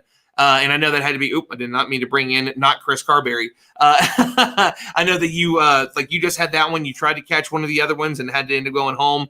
There's a lot to this. These things take a long time. We, almost everybody here is friends with Tim Dodd. Tim got stuck for like 2 weeks waiting for one of these to go in a hotel, and just like, he does well in his live stream, so it gave him the ability to stay, but not everybody can do that. Not everybody's Tim Dodd. He is the everyday astronaut. Everyday astronaut. Go check him out. YouTube. But let's talk about the cool stuff you've been doing, the live streams you've been doing, what the atmosphere is like down there. I can't wait to get there, man. I really can't. Yeah, man. And hey, thanks for having me, Ron. We just got off another live stream because we did with landing with the Astro Joe and my buddy Bram Wiseman. Love it. Just a second ago. It's great. And we talked a little bit about the Boca Chica thing that's going on, but really not in any great detail and stuff. And eventually I'm going to have all this on my website. I'm going to try to help people do this. Because, everybody wants to go see a launch, and everyone should see a launch. And so I got to back this up. I was wrong. You did get SN9. SN9, yes. So you got SN9. Okay, yeah. Yeah, Oops, yeah. And right. SN9 is the SN9 was the one before 10, obviously. And then 8 was the first one that they flew in the full configuration with the nose cone and everything. And of course, it landed vertically, but at like 50, 60 miles an hour, which is not zero. So it then, rapidly unplanned disassembled everywhere, or what they call a RUD, which I think is funny. It's also called an explosion for us lay people. You can see the video right there. And it was just the one thing that you brought up, Ron, is the atmosphere that's down there. I don't know if many of y'all have ever been to a rocket launch live. I had been to 2 previously before this, and they were life-changing events. When you stand 5 miles from a rocket, just driving itself into space, it's a powerful experience, metaphorically and, somewhat literally too. To really understand just how powerful a force that is, not just what that is, but how powerful a force gravity is. That's how much it takes to get you out off of this planet. That's right. And these starships that they're launching out of Boca Chica, which again, it's a test program, so they're going to blow up and they're going to spray parts of this thing all across the South Texas protected lands. And yeah, it's a thing, but it's still it's a notable thing that's happening there. And it's rockets, so I'm on board, right? Well, not physically, but I'm there. Not yet.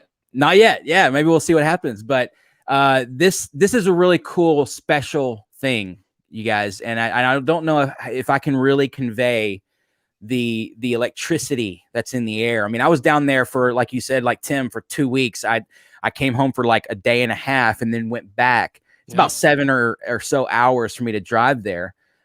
Stayed in a hotel the whole time. Which, by the way, the Holiday Inn is where I would recommend to stay because it's right next to the park where you're going to need to go to watch this thing. So what I'll show here, so I can give y'all an illustration, is I think I had the Google Earth thing here. There we go. I mean, this is Texas, obviously. I think am I displaying it here? Is everything up? Yep, it's good. We got you. So you'll want to go all the way down here to Texas, to where you just can't go no more until you get stopped by people asking for passports. That's basically where this is. This is South Padre Island, which is a cool place to just go and party on the beach. Have a few beers, have a good time on the beach. And there's hotels, there's food. The seafood here is amazing, guys. It's all caught right out here. But this is where it's all going down right here. So if I can put South Padre Island at the top here, and then you've got this area right here is called Boca Chica Beach. And if I zoom in a little further, this little peninsula right here, and the other day I was kind of noting it looks like a goose. Like here's the back end of the goose. It actually, it really does. The head of the goose, and it looks like a goose that's gonna like put its head up and it's yelling at you. Yeah, it's like nah. Yeah, so it's a goose. But like I don't know. in like the Inception universe, because it's on a wall, but for some there we go. Yeah, no, it's even got little feet and stuff, and the wings are there represented by the sediment layers. It's a goose. So this is actually where SpaceX is building their assembly facility, the high bay and all this fun stuff. This little town, can actually zoom in. This is formerly Boca Chica Village. It still kind of is. There was about, I think, 30 or 50 residents that lived out there. Most of them have been bought out by Elon and his company, but there's a few holdouts, which I love these people that are holdouts because they know every second when SpaceX is going to launch, because they all have to leave their homes. You can actually see the two communication arrays here. These two dishes are how they communicate with Starship while it's doing its flights, and they're getting telemetry and sending signals to it through those things. You can already see the groundwork that's happening here at the head of the goose, which is the building facility. And then this road here is Highway 4. It goes down here to Boca Chica Beach. And this is where they roll all the Starships. Everything rolls down the road down here to 1.5 miles down the road until you get to this area, which is very crude, but this is an older picture. This is the launching area, and this is the landing pad here. And this is all public beach right here, guys. You can park right here.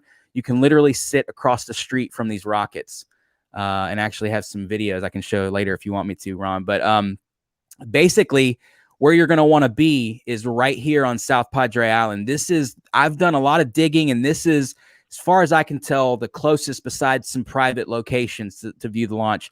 This is the closest public location, and this is South Padre Island down here in Texas. And this park, so basically this whole end of the peninsula, or the island, I guess it is Isla Blanca Park. Okay, so if you need to get on line and look for Isla Blanca Park, that's where you'll go. They have RV spots.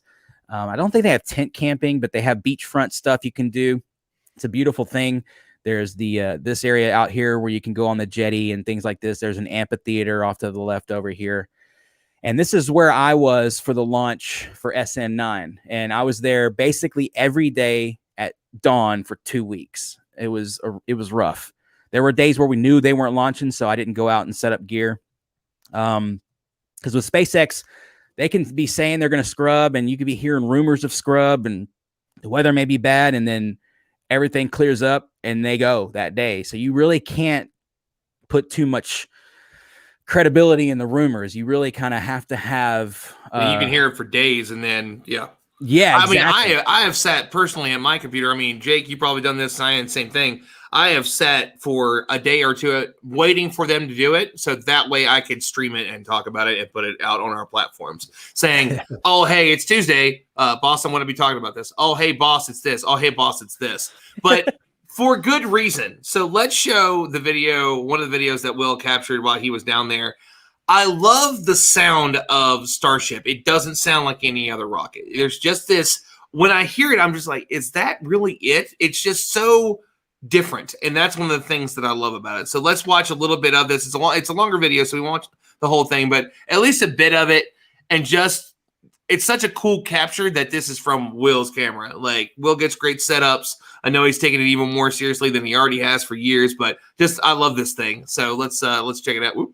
Well, thank you, Ron. There we go. And this is, anybody can do this, y'all. I'm not special in any regard. That I got up at dawn that day and I went and set up a camera on Isla Blanca. But there it goes. No warning, no big countdown thing. They were like, we're like 10, 9, 8, woohoo. No, it was like, oh, there they go. And up they went.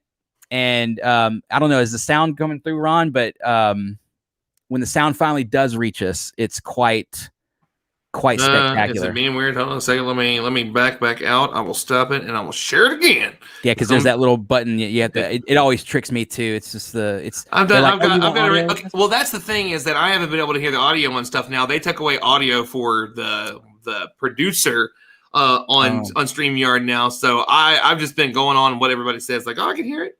So let's bring it back up here. Okay, there we go. And it's on mute, I think.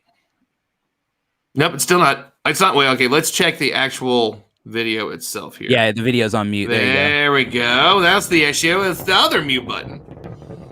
Yeah, and there's that sound that Ron's talking about, that guttural. The way I describe it is it just sounds like the sky is being ripped in half. Yeah, but it's going to sound crazy while you're there. Yeah, and that's the thing is these little microphones on top of DSLRs can never, ever even get close to the actual sound of that thing. So a little background, I'll tell you, there was thousands of people there. We were all socially distant. We were, everybody, I made sure everybody stayed away from me because, obviously. And I you already had it, you're fine. Yeah, I talked to people, but I kept them back, and everybody was respectful. It was really nice, but there were thousands of people there on Isla Blanca. Real quick, I need to put a note in. I don't care if you've had it or not. Stay 6 feet away and keep your mask on. I do not want people to think I'm serious. Yeah, well, no, of course. I just want a disclaimer. Yeah, and I don't want to get nobody sick if I'm still whatever, but I've already had it, and it was the worst thing. I know, probably Ron had it. We're all going to get it maybe, but hopefully we don't. But anyway, that's neither here nor there. When this thing launched, all those people were having conversations and, oh, when is it going to launch? Oh, everybody's talking. When this thing started rumbling, everyone shut up. It was complete silence and we were all just doing this. And I can tell you that having a conversation like we're doing now in a normal conversation voice would have been difficult because imagine the loudest thunderclap you've ever heard, but it's continuous. It doesn't taper off. It doesn't rumble to a stop. It just continues to do that popping sound of 1,000 little pops every millisecond.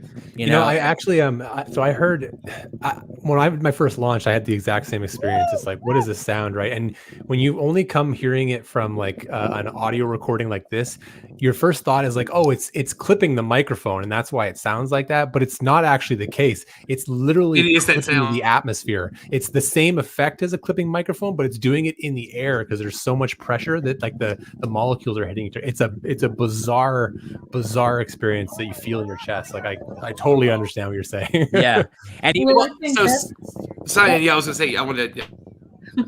I was just gonna say, but that's the thing is that you don't just hear it, you feel the feeling of it in your body is amazing because there's nothing like that. I've only seen a shuttle launch, but I was really close and it was just that amazing experience. And so I can't wait to go down there and experience this.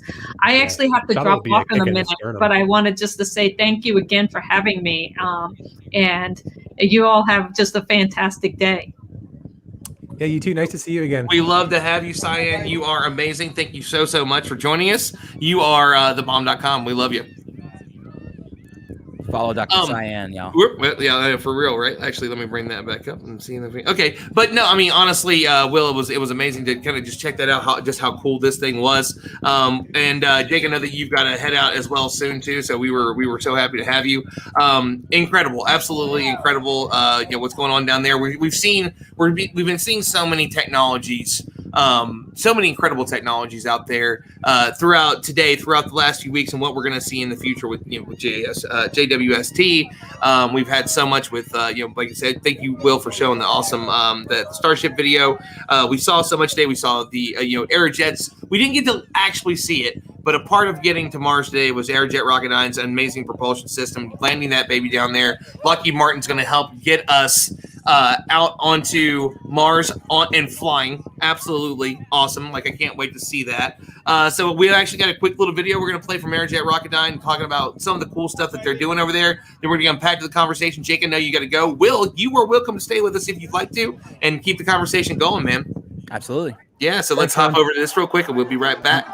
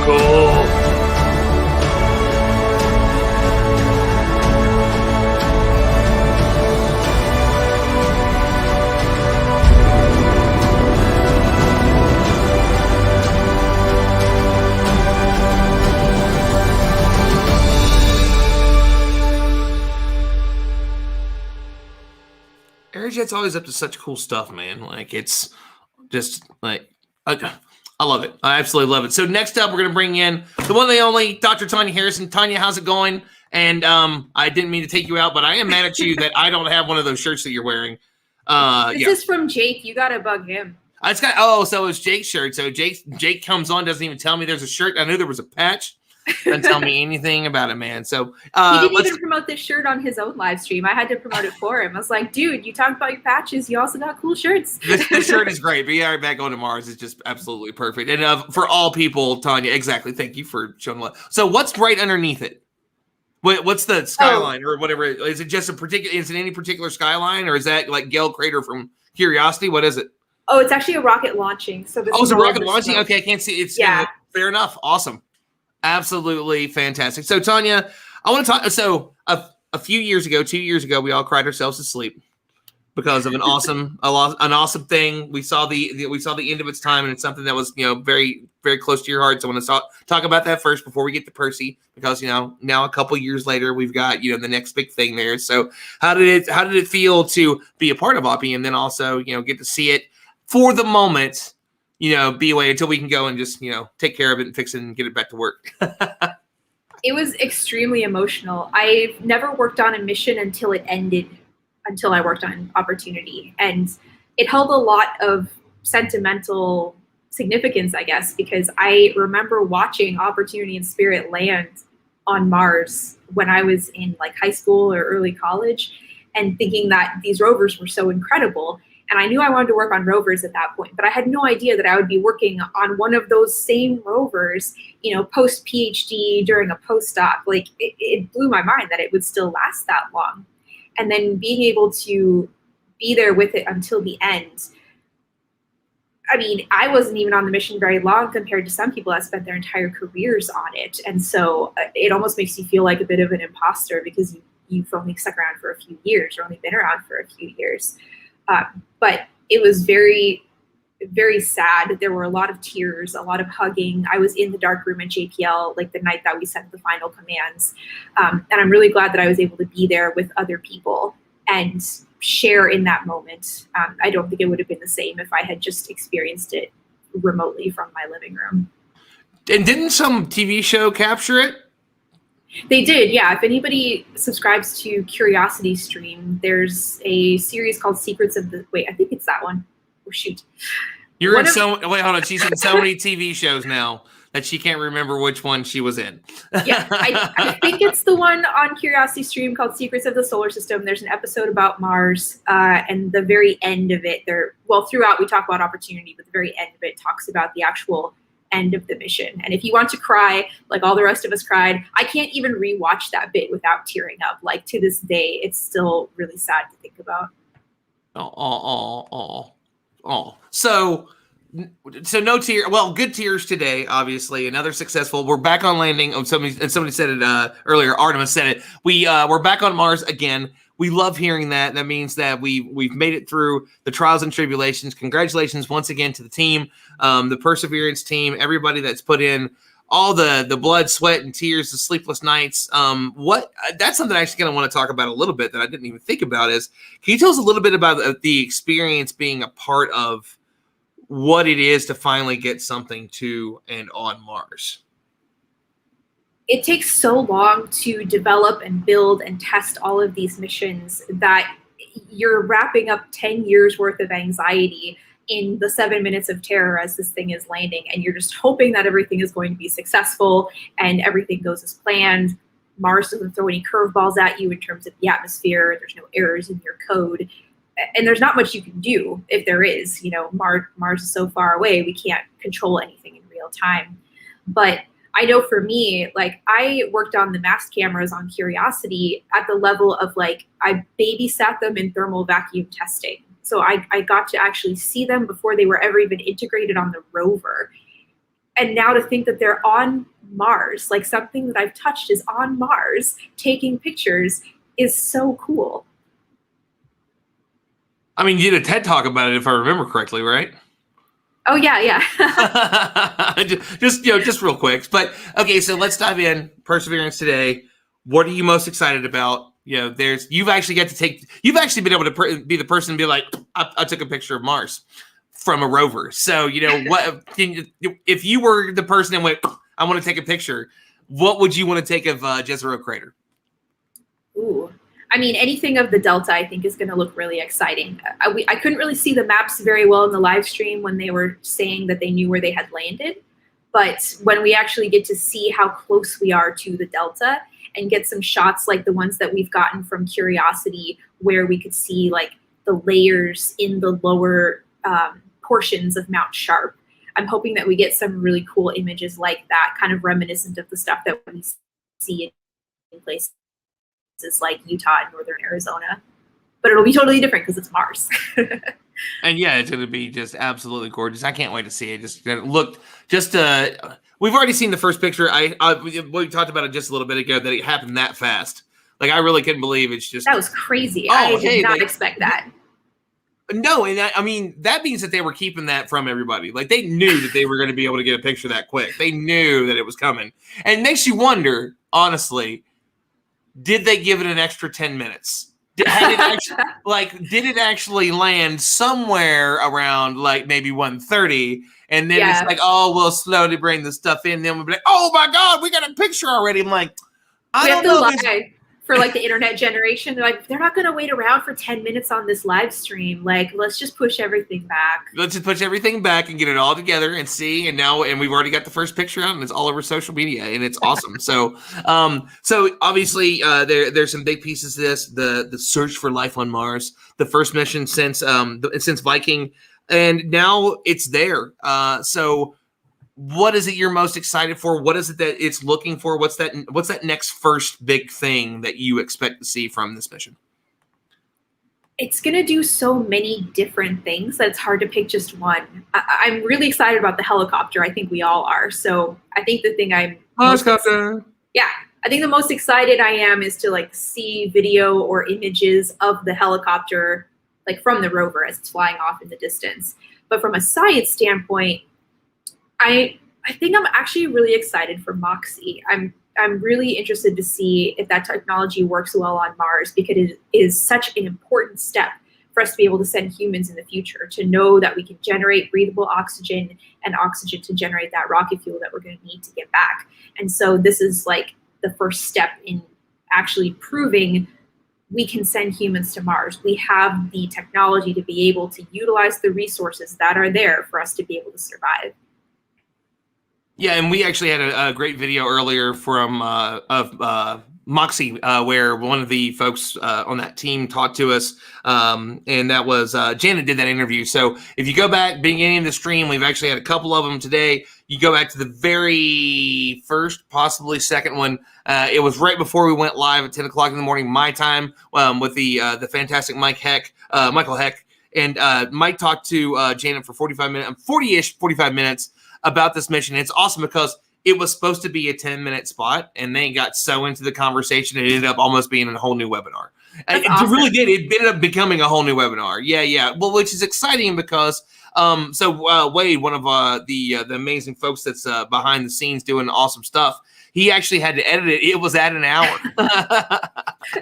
So I love that. Absolutely love it. And it's so wonderful to see these conversations, and that's what I love about this. And I know that it's something that's got to be a cool atmosphere with the places that you've worked and the folks that you've worked with, because I see it where I live, where I work, the organizations I work with, is that everybody that does this loves this. You very rarely find somebody that is in the space industry that isn't here because they're not stoked about it. Like there's nobody in that room that faked their excitement that you just saw. Now, I'm not saying maybe somebody's not trying to recreate the Bobak moment a little bit. That was very natural, and one of the best people in the world. I miss his mustache, but his mustache was great. I loved it. But there's a little bit to that of just like that became like that sincere moment of how excited he was really kind of set the standard of what people didn't realize was happening in those rooms when, after all these years, this amazing technology is now on Mars. It's going to do amazing things. And Curiosity changed the game.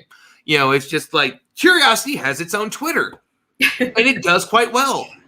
Curiosity actually has its own parody Twitters that do quite well. And that just makes it absolutely hysterical. And so, I mean, speaking of which, Tanya, if you've never been on Tanya's Twitter, Tanya shares all the cool things going on Mars, as well as a lot of her personal story, which is one of the things that makes her so well loved in the industry, always doing great things. So, Tanya, definitely want to talk about a little bit about that and how you are one of the voices, Bobak, and others.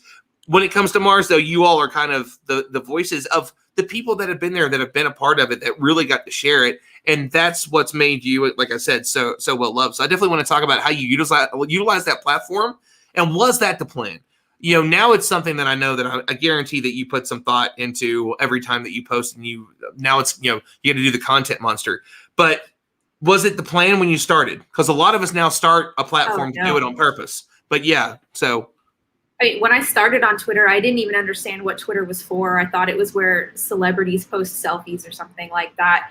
But I signed up to be a microblogger for the Lunar and Planetary Science Conference. And through that, I realized how valuable of a tool it was to communicate science, not only to other scientists, but to just the general interested public.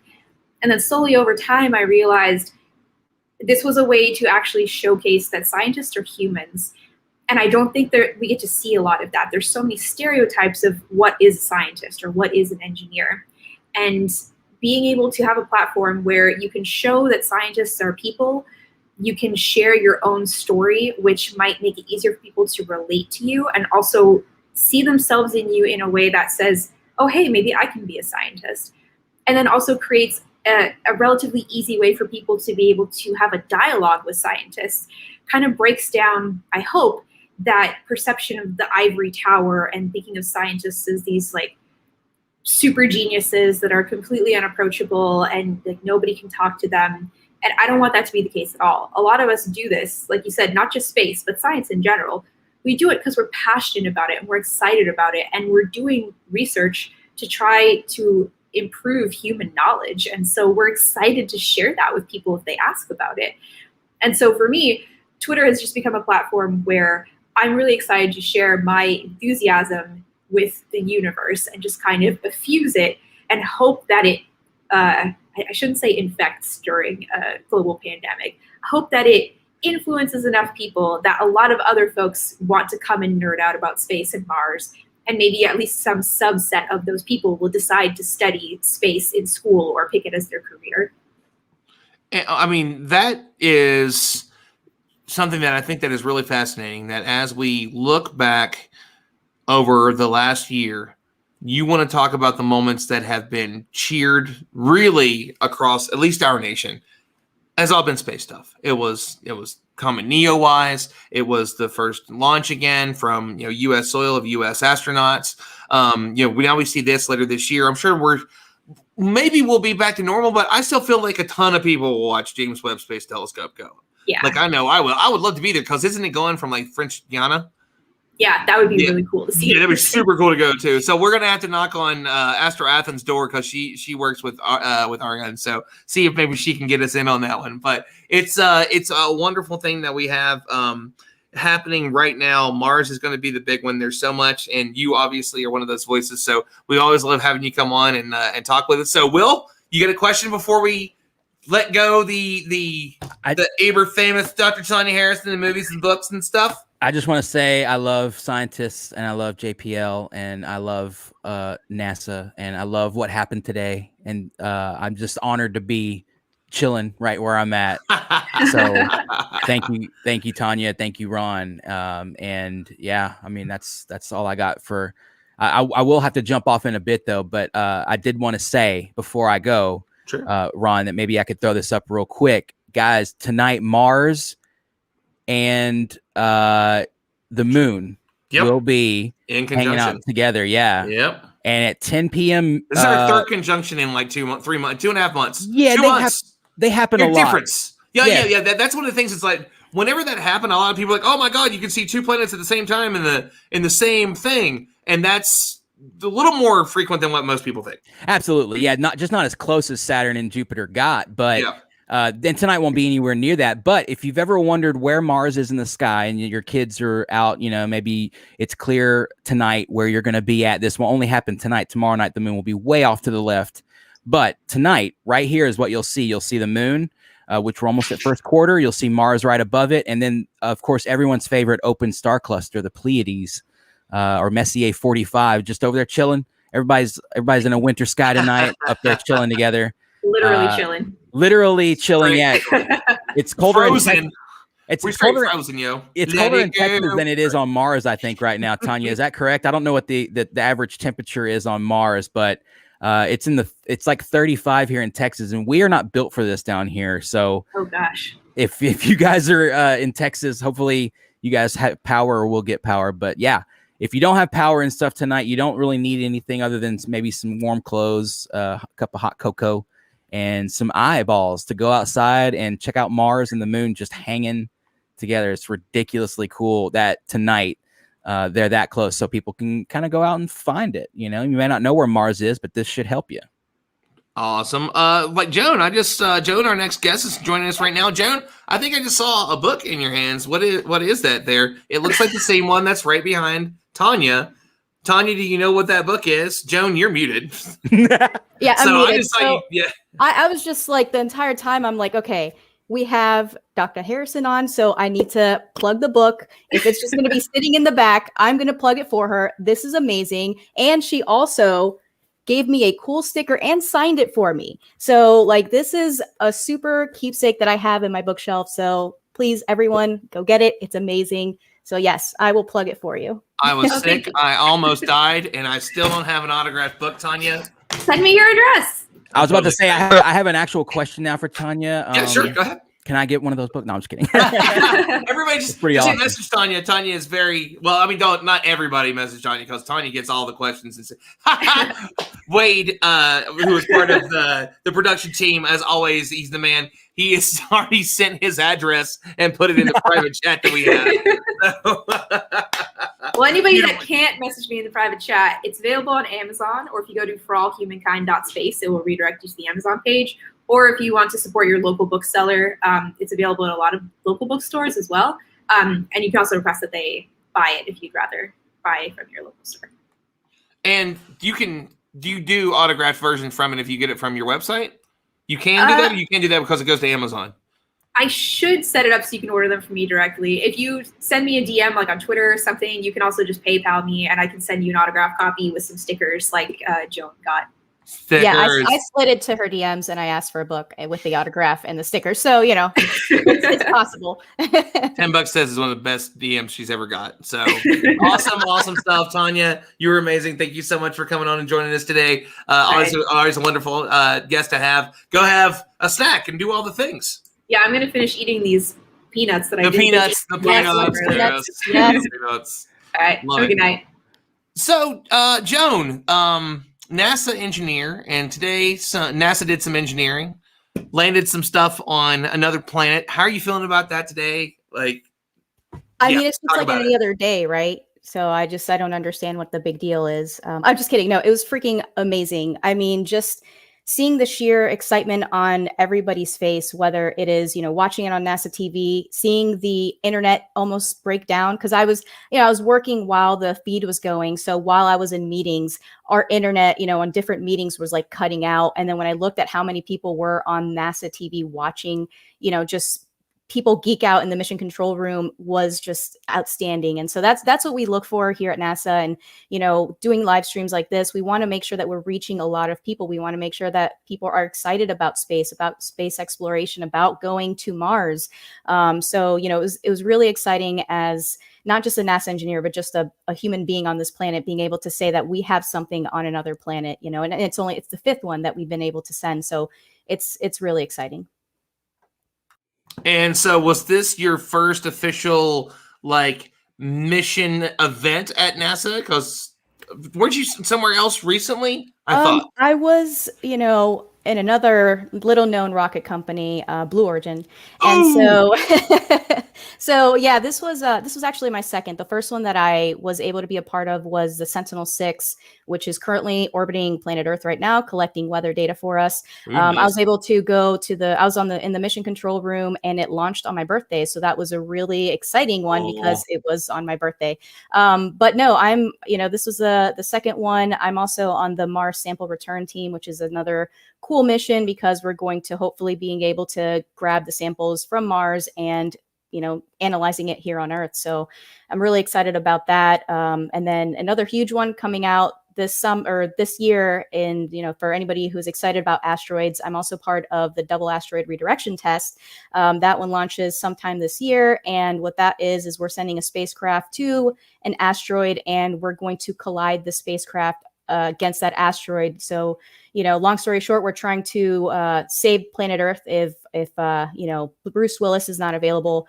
Bruce Willis is plan B. He's plan B. I mean, you know, he's always going to be there, but, you know, we're going to make sure that we have defense if there's an asteroid that's headed our way. So that's a really never assume Bruce Willis is always going to be there. Sorry. I mean, well, let's talk about it a little bit. This is your new job, and you've got to do some cool things. What are you doing now? I do love this, by the way. You had a recent TikTok where apparently a guy came in the room and then asked you to take notes for the meeting, and it was in fact your meeting. I was the lead engineer on that project. Yes, that was extremely awkward. You know, on social media, I tried to, like Dr. Harrison was saying, we're trying to humanize the STEM profession. So, you know, I talk about all of the struggles that I go through as a woman in STEM or STEAM, as, you know, a woman in this industry, and just in general engineer trying to navigate it. And this was, you know, when I worked in aviation, again, I walked into a room and it was like a whole bunch of gentlemen in there. Usually there's not a lot of females. And so I was the first one to walk in. I was the first woman to walk in, and someone just came up to me. It was an introduction meeting because we were going to start working on the project. And they just came up to me and just not even know who I was and was like, hey, can you take notes for this meeting? And I was just like, you know, I was flabbergasted. So I kind of like took a step back. I wasn't angry. I was just more, an awkward situation. So the only thing I said was, I'm going to be a little busy. And so I walked to the front of the room and I introduced myself and I was like, hey, my name is Joan. I'm the lead engineer for this project, and did not make eye contact with the gentleman because I can pretty much see his face turning red. So it was just one of those things that I deal with. And, again, on social media, I try to talk about that stuff because anyone who wants to get into this field, we want to talk about our failures. We want to talk about our struggles. Like Dr. Harrison was saying, it's not just rosy. Like, I'm a NASA engineer, I'm 4.0 GPA because I'm not. I failed several classes and I still made it at NASA. So anybody who wants to work at NASA can. And it's wonderful that you state that. And we've worked together on some live streams before for Passage, which is this amazing thing that a friend of ours has created. Those live streams will be back now that I'm healthy, by the way. And we talk about some of the struggles that so many different people have had, and it's always great to hear that. And she makes it funny, but you can also kind of see a little bit in the dance of kind of like, like that the look on the face kind of tells you the whole story. But it's also something like you worked hard for this dream to be able to do what you do. So is there anything in particular you want to work on? Do you want to work on the next Mars mission? Do you want to work on, getting us to like Europa? Like, is it anything that's something that's more close to home, like the weather satellites and so on? Yeah. So I want to work at all. Like, I feel very selfish, but I'm only one person, but I just want to like say yes to every single mission because every mission is super cool. I thought the asteroid one is really neat. And, part of my job as an engineer with the Launch Services Program. So what we do is we work with the launch service provider, which is either SpaceX, ULA, Future, Blue Origin, and then the spacecraft. So JPL, APL, all of those people who are geniuses that make these spacecraft to go to space. So what we do is we ensure that spacecraft, so in this case, the Mars rover, is encapsulated into the rocket. So we're the integrator. We want to make sure that, the launch trajectory is going to be correct. And when we will launch it into space, and once that fairing opens, the payload adapter ejects the spacecraft to the correct location. So all of that we have to do calculations.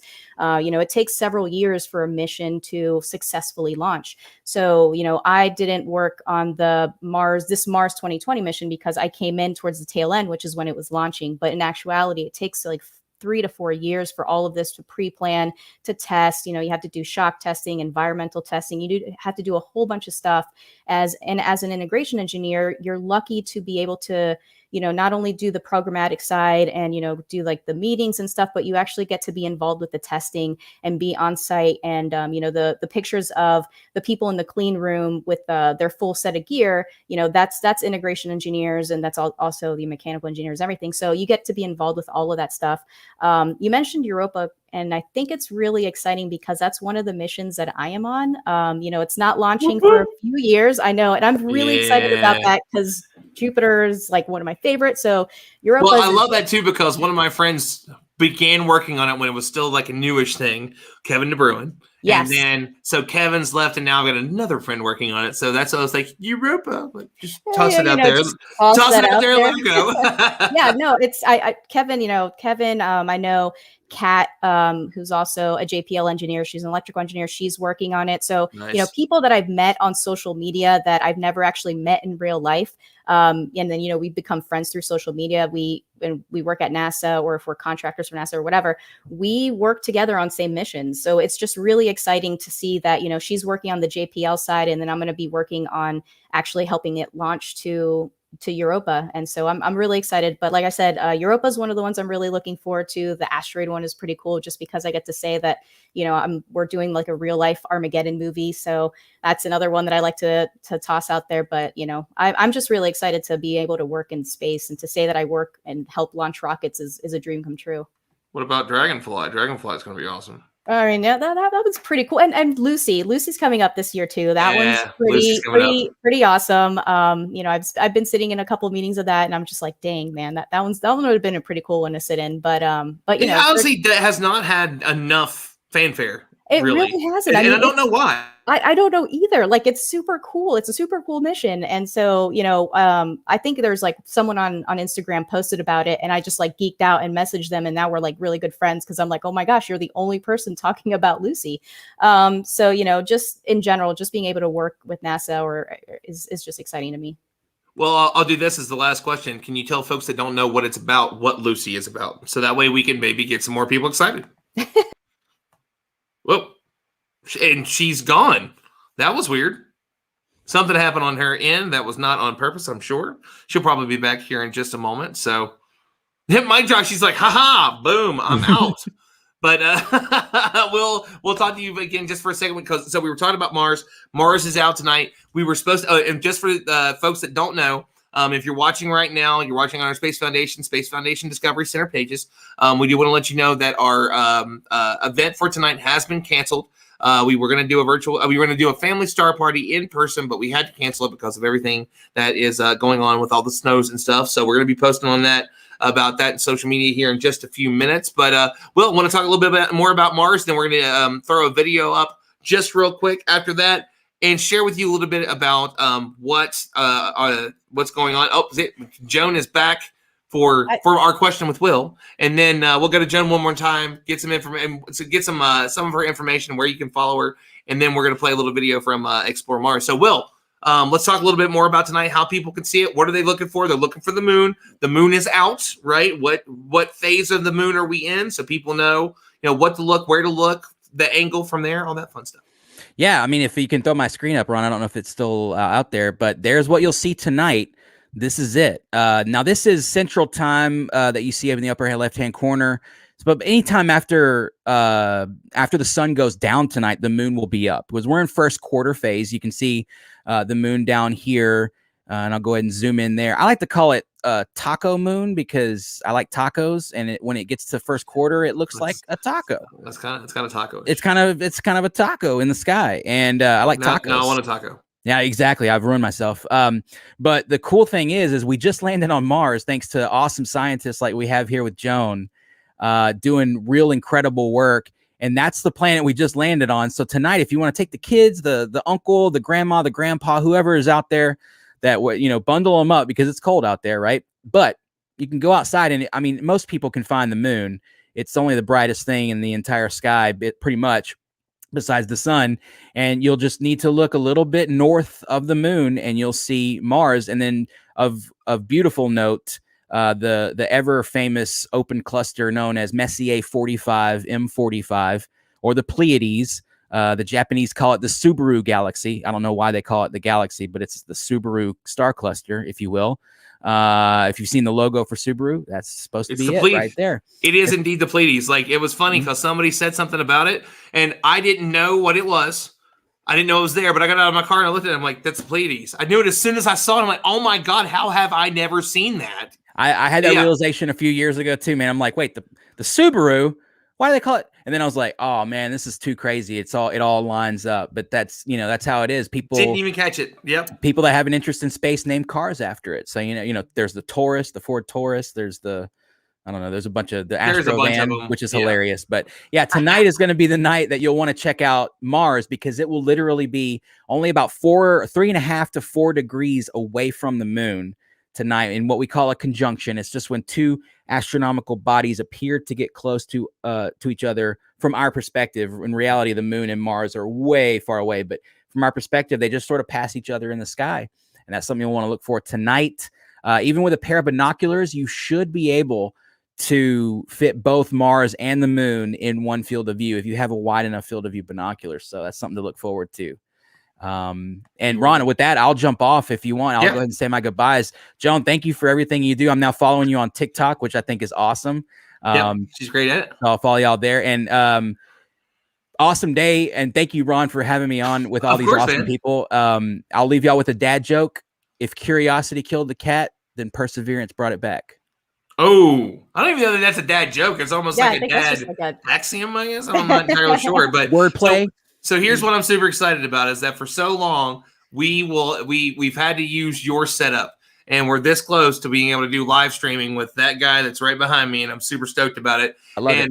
Will's tutelage and advice went into the things that I ended up getting working with OPT telescopes. So I'm really excited to be able to do that here in the very near future. Will, we loved having you on. And Jen, I'll go to you too. Let you kind of give us a quick final thought before we go to our also. So Janet did an amazing interview with one of the team members from Perseverance. So we're going to roll that after we roll the little commercial that we have for Explore Mars. But Joan, let us know where everybody can find you. Yeah, you can find me on Instagram and TikTok at Your Female Engineer. On Twitter, I'm AstroJoni. Hopefully you guys were able to get the definition of Lucy from Ron, because my internet just like abruptly just cut off. But if you want to follow me, if you want to have any questions, feel free to do so. Now you got to do a TikTok on Lucy, so that way everybody can know what it's all about. Since I didn't have time. Done. You're awesome, done. Joan. I'll do edit. Yes. He's like, yes. do edit. That's a TikTok term, right? Duet. Yeah, You got to duet. Yeah, and both of them have incredible. I mean, both of you have large TikTok followings, if I'm correct. I don't know exactly where both of you are at, but so I don't have TikTok on my phone. I'm trying to see if like work will get us a phone that's like a throwaway phone, so I can do TikTok stuff in the museum, but like only have a fake email so that way it doesn't get all my information and stuff because in China. So yeah, but I mean, literally our IT team was like, nobody can have it on anything. Okay, fair enough. So, so definitely we'll get on and check you guys out. Thank you so much. And again, we're going to roll a quick video from Explore Mars. And then we have one from Janet. So we're going to do that right now. And then we'll be back with our final couple guests. Raquel Nino's coming up next.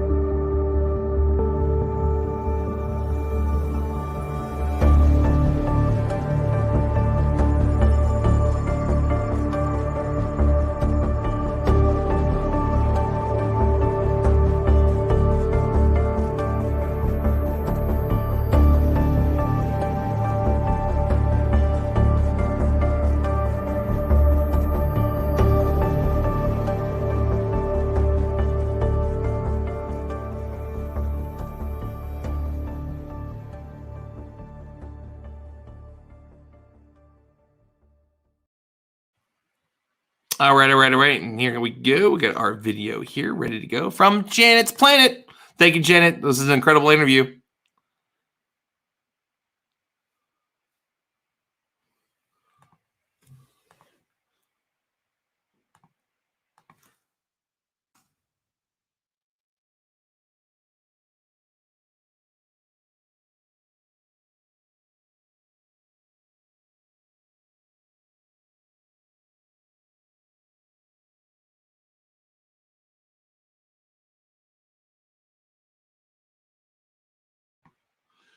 Well, that's unfortunate that there's not audio on it. So let me see if I can find a different version of it here. For some reason, it's not playing directly from the video. So, Chris, you out there? You want to hop back in with us for a minute and see if I can? I'll ask you some questions and see if I can find a different version of that video. Hey there. Hey, sorry. No, how's it going? No. I know you've been busy doing some stuff for a while, so we had a little bit of a hiccup. For some reason, the video is not playing audio. That might not be an option that's available. There's playing a full video is a new thing on StreamYard, but it seems like the audio wasn't working on it. So figured to ask you some questions. We're going to see if we can find it on YouTube real quick. So obviously, we've got the landing. You've been working on statements, stuff to get out there. How's it going? How all the the interviews been going? So you've been doing new stuff. You've probably been doing some TV, just like switching over and in and out and stuff. So tell us how it's going over there with all the great news. Oh, going very well. I'm hoping that I just made a post to. We had another NBC story on on NBC that was posting to Facebook, and I sent it as you were saying that, and I probably screwed up. So hopefully it makes sense what I just posted. But no, it's been a good day. A lot of interest. It's been amazing how much interest around the world there's been. And our whole team has been chipping in to reply to all these news stories coming in. So I think just the level of enthusiasm is just infectious. So I really excited because of this mission, but just the momentum this will build. I mean, the timing here is perfect as we're entering into this, as we are in the early stages of this new administration. I think it's just perfect timing to show a major success on Mars. At the same time, show all of the interest from the international community with China, with the UAE, but also with all these other countries about to launch them in the next 2 years as well, 2 to 4 years. But with all this other activity, I think this is just going to build up over time. It's already quite a groundswell. But I think just this momentum we're building with, this landing, the international excitement, the fact that Artemis 1 is happening later this year, James Webb, the commercial sector is really literally taking off. It's so much going on. We're finally, this decade, I think we're going to finally achieve these things we've been dreaming about for literally decades and decades that always seem to be about 20 years away. I think we're going to really achieve them this decade, and then hopefully get humans on the surface of Mars, in the 2030s. And I do really hope that the astronauts can take selfies with some of these rovers. Oh.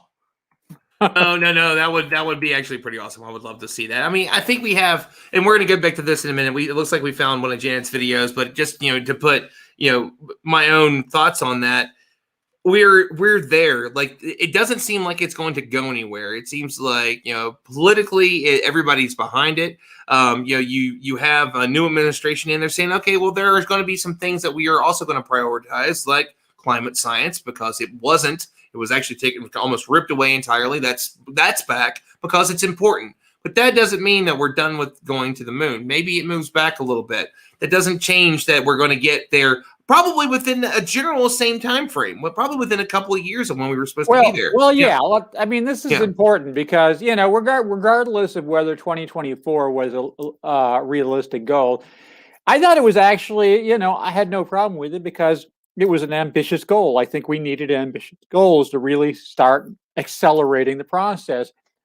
But, even during that time frame, while most of the mission architecture designers thought it was technically possible to get there by 2024, that mission may have been a stunt. It wouldn't have necessarily helped us advance Mars. It wouldn't have been, utilizing technologies we could feed forward to Mars.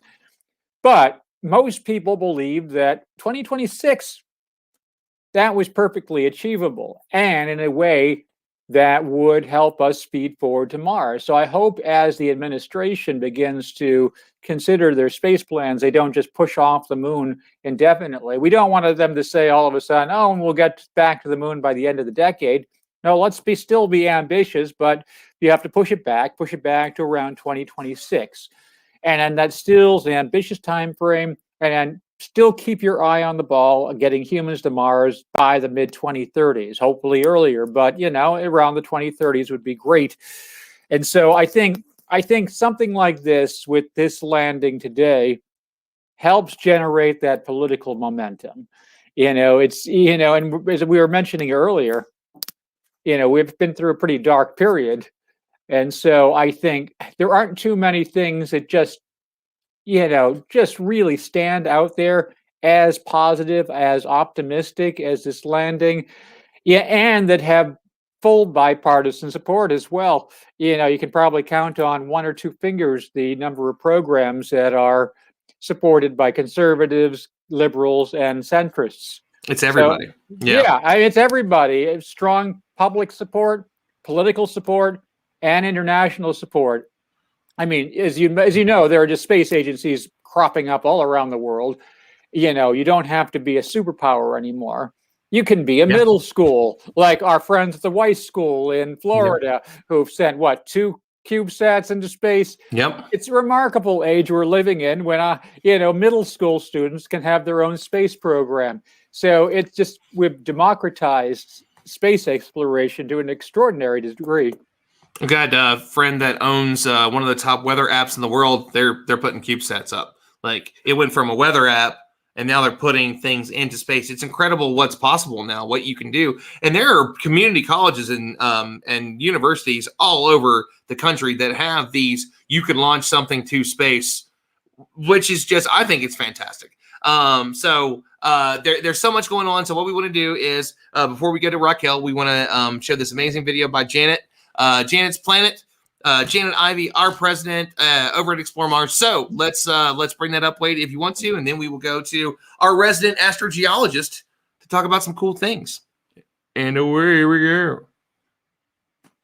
Let's go to Janet's Planet, life in a far-out world. Let's go to Janet's Planet. She's an intergalactic girl.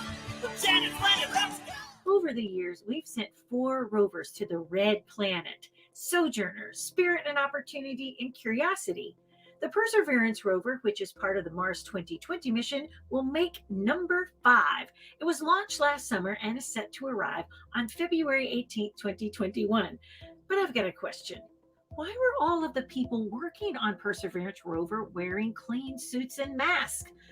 To find out that answer, let's talk to a scientist who can help explain why it's so important to keep anything we send to space, another planet, or celestial body super clean. It's really important that we send a rover that's clean and we make sure that it doesn't contaminate Mars. My name is Mutige Stricker and I protect Mars from Earth bacteria. The next Mars rover is slated to go to Mars, collect samples so that eventually we can bring those samples back to Earth and determine for the very first time, did life exist on Mars? There's nothing that we can build that's sterile. So we take swabs and wipes of the spacecraft as it's being built. It gets put in an oven, it gets put in various chambers and clean rooms so that we can maintain that level of cleanliness.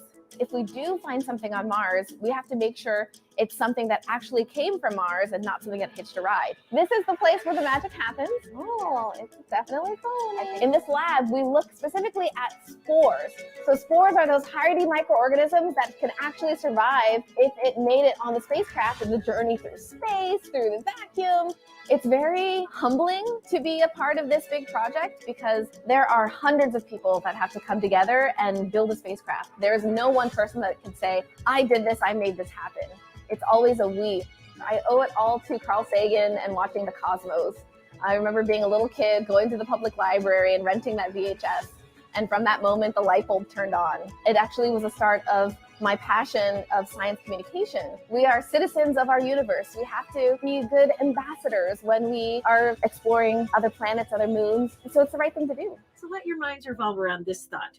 We are citizens of our universe, and we have to be good ambassadors as we explore other moons and planets. Remember, be a good crewmate wherever you explore. And that's the view from Janet's Planet.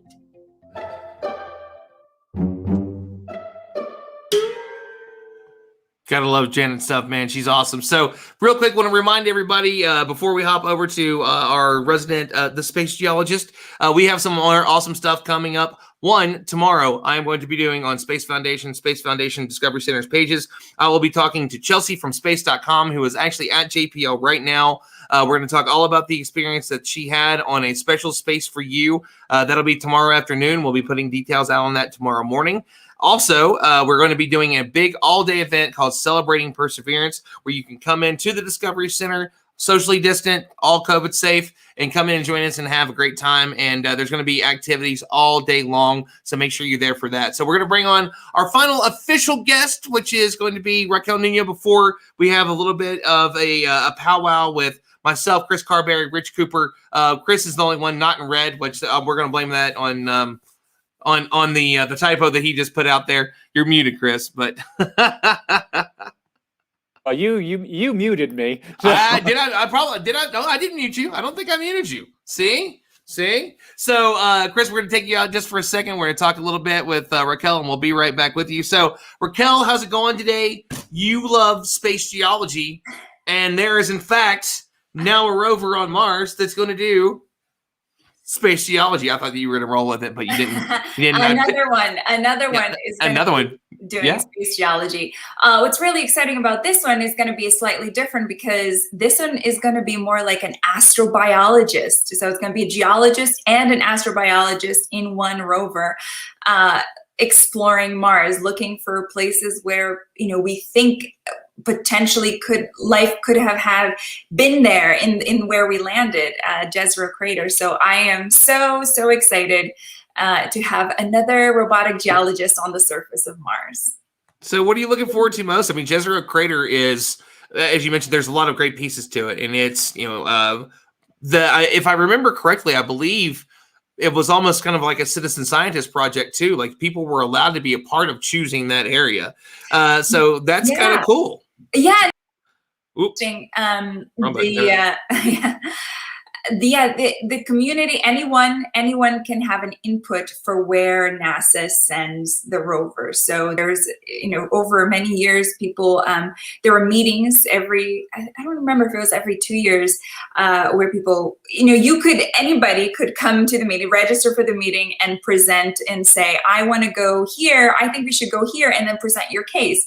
And then the people attending the meeting would vote on it. And so this is what happened. So, communities get together and they pick out sites, and then they present why they think that's the best site, and then the community votes on it.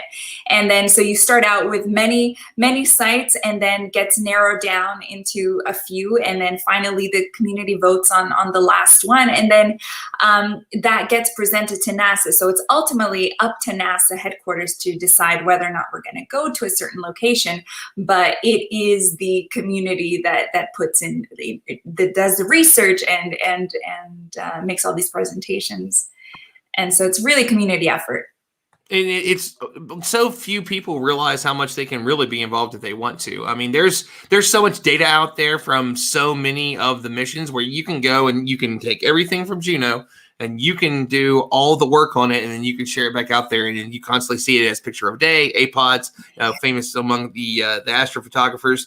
And NASA is one of the biggest places that, for that mixture of all the different kinds of minds that you can imagine. And people think that it stops at just engineers, at just astronauts, and it's everything. Like there are obviously geologists, so that it touches on every single little thing, every single little science, and many of the arts.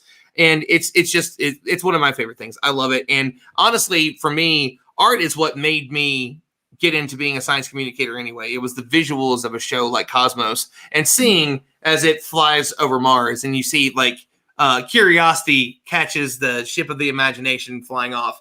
I love that. It's still one of my favorite ones. Like it took me a minute before I realized that you could actually see the ship moving across it. Like I love stuff like that. And so obviously you've really gotten into astrophotography and things like that recently. You've been sharing it on your platform, The Space Geologist, on Instagram. So what made you decide to go out and start capturing the sky with all the other stuff that you have? It's not like you don't have a bunch of kids and work on the Veritasium page and there's that whole thing about working on a PhD. I like to be busy, I guess. The astrophotography is a new endeavor. I've been a visual observer for many years. I've had a telescope for many years, and I like taking it out and looking at the night sky. But I wanted to capture some of those moments that I saw through the telescope. And there are some things, some of the very faint things, some of the deeper sky things that you can't see with the naked eye. You need a camera on there looking for several minutes before you can actually see the thing. A lot of nebula. It might just be a little blurry on when you look through the telescope, but you need a camera to be looking at it for many minutes so that you get enough photons to start getting to see the structure and the colors. And so that's why I started the astrophotography. And also I follow a lot of astrophotographers on Instagram. Same. And I think that they are some of the best ambassadors for space exploration, because people look at those pictures and they get wowed, they get inspired by what's out there. I kind of wanted to do it too, because it's challenging. I didn't realize how difficult it is to take a picture of things in the sky, but it is this all-consuming thing. Like I think and dream about astrophotography and how I'm going to solve the latest problem. Like my guiding is not working. What do I need to do? Anyway, so it's been a very, very fun, challenging hobby that I've gotten into. And you do too, right? Yeah, I see your telescope behind you. That's what I was going to say. Actually, tonight was going to be my first one. And here's what's funny. I did not frame that up to be in frame that awesome. No, really. I moved it so I could move the box that it came in to the hallway. And then I sat down and was like, well, I mean, Tony's out of the scene now, so we can't see Tony. Normally see Tony Bourdain, but now that's perfect. Like that's in the perfect area. So yes, what she was mentioning tonight was going to be again for those that don't know, we were going to do the first in-person family star party tonight at the Space Foundation Discovery Center. It's snowing and it's cold outside, so we're not going to do it. We're going to move it to the future. But I was going to do my very first own astronomy with my own setup, and then I was going to try and capture my own first image, and I was going to try and get it of Mars, of all things. I happen to like Mars. It's kind of one of my things. I kind of want to go there someday. So yeah, we got to move it back. So we'll see. And I mean, it's cloudy and it's snowy, so I understand why. But part of me's happy because that rig is heavy, and I almost died 2 weeks ago. So I don't really want to pick up a whole 100-pound thing and put it on my shoulder and walk down the steps that I was terrified of for a month. So there's part of me that on icy steps, by the way. So picking up that thing, that first heavy thing I've had, and then walking it down the steps. So I will get around to it. Yeah, until I can get a super awesome house where I can actually go out in the backyard to my own observatory and just press the button and open the thing. I'm gonna be careful with dragging it down the steps. But that's a goal I have. That's because I lug it in and out because I don't have any outside permanent structure to keep my telescope safe from the elements. So yeah, I set it up and then I take it down, and it's a lot of work. So and sometimes that actually keeps me from doing astronomy because I don't want to deal with this dragging it in and out. And so I would love to get a permanent setup out there so that I could do more of it. I see two things. I see a Veritasium episode of you all building your own, behind the scenes, building that one. And two, I see you also utilizing that as a bird watching.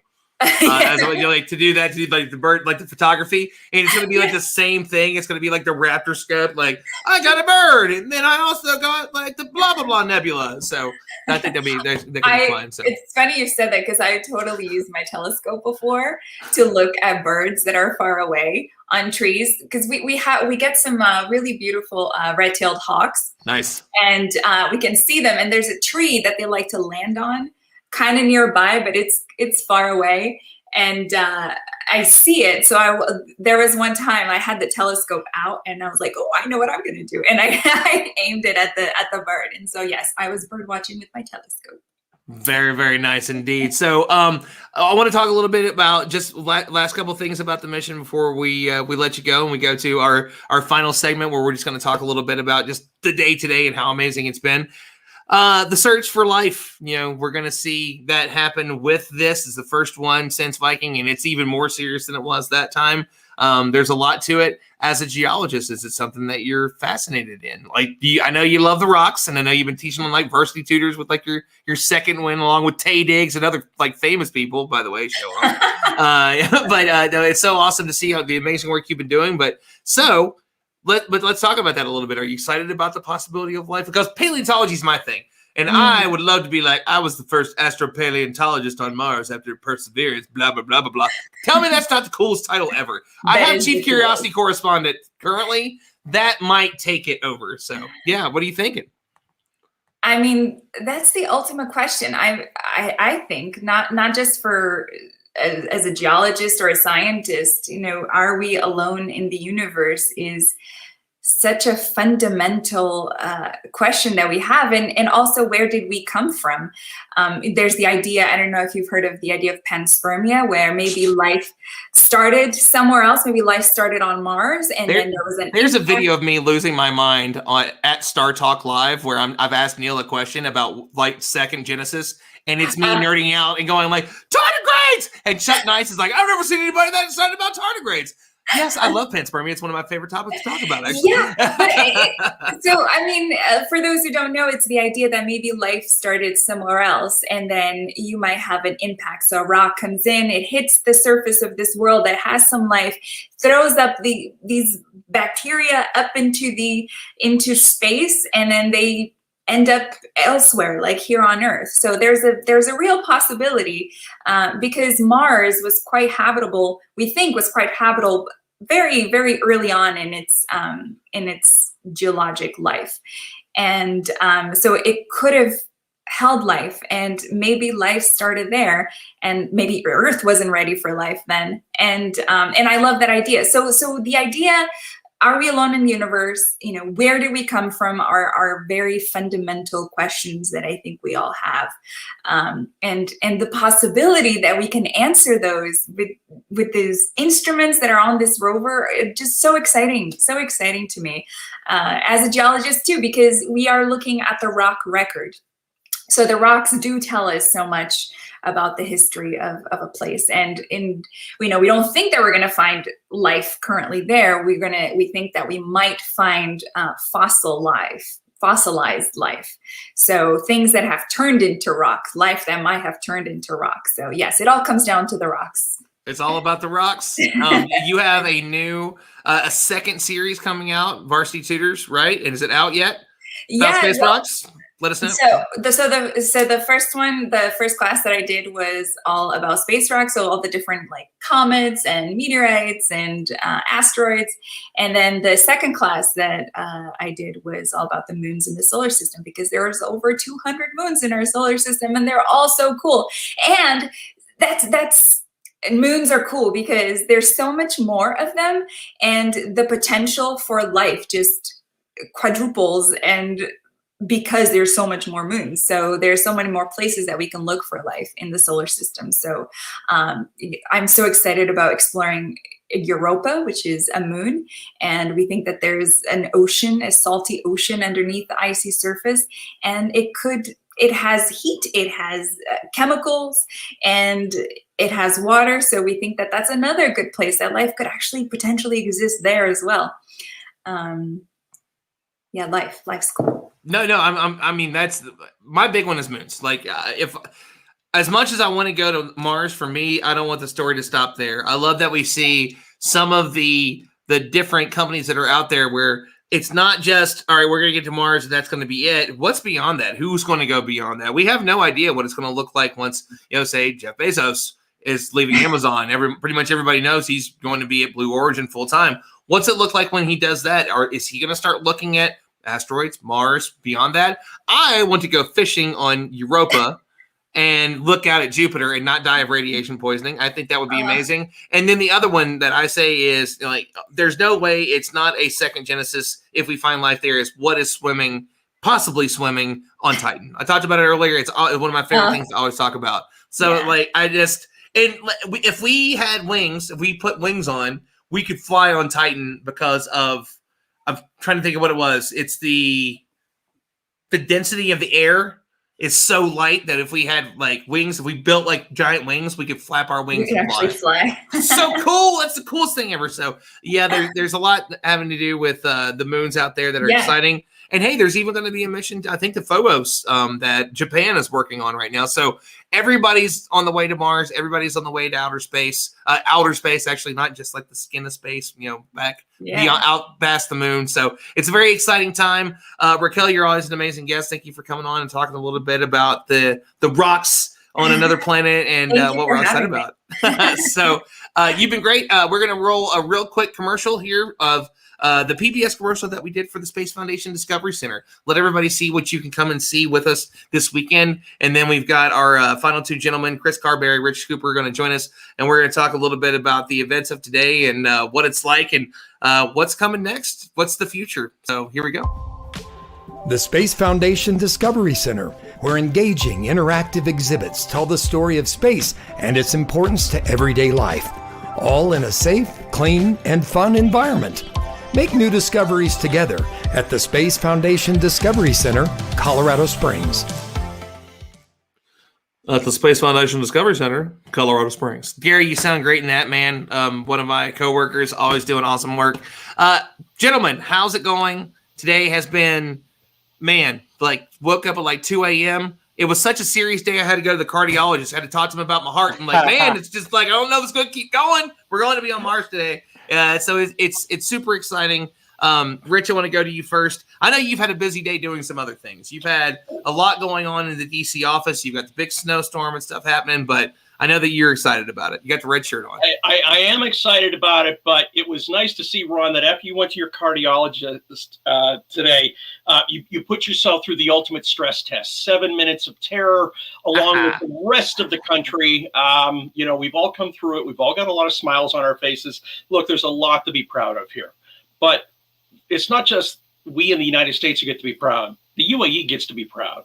China gets to be proud. And then all of the other nations who have been supporting all of these 3 missions, let alone the ones that are coming, this is a source of global pride. And again, as I was hearing you talk with Raquel about, what you want to find and why we do these things, forgive me, I'm a guy here in DC. So again, every now and then legislation gets passed. Every now and then really good legislation gets passed. And if you've never done it, a lot of people in the space community have, but if you look at the enabling legislation that creates NASA, it's called the Space Act. And for a lot of us, we read it and sort of look at it like the preamble of the Constitution. We the people, in order to form a more perfect union. Well, the Space Act and what NASA does is very much the same charter for us. And again, what we will be able to find with this particular rover, and again, let's think about all the rovers and what has happened here. That we start with Sojourner, and then we start moving along, and each one of these does something more powerful than the next. And the fact that the UAE has Hope in orbit, the Chinese will be releasing their rover as they've got a spacecraft in orbit right now. Again, everybody's going to bring something new to the table here about what we learned. And that's what's really exciting about what we as a species get to do. And again, we don't know what we're going to find. And we've found in the course of all of these missions, there have been the surprises that nobody anticipated. Those are often the best things that we get out of missions like this. And so today, again, a lot of sparks occurred in hearts and minds of a lot of young people.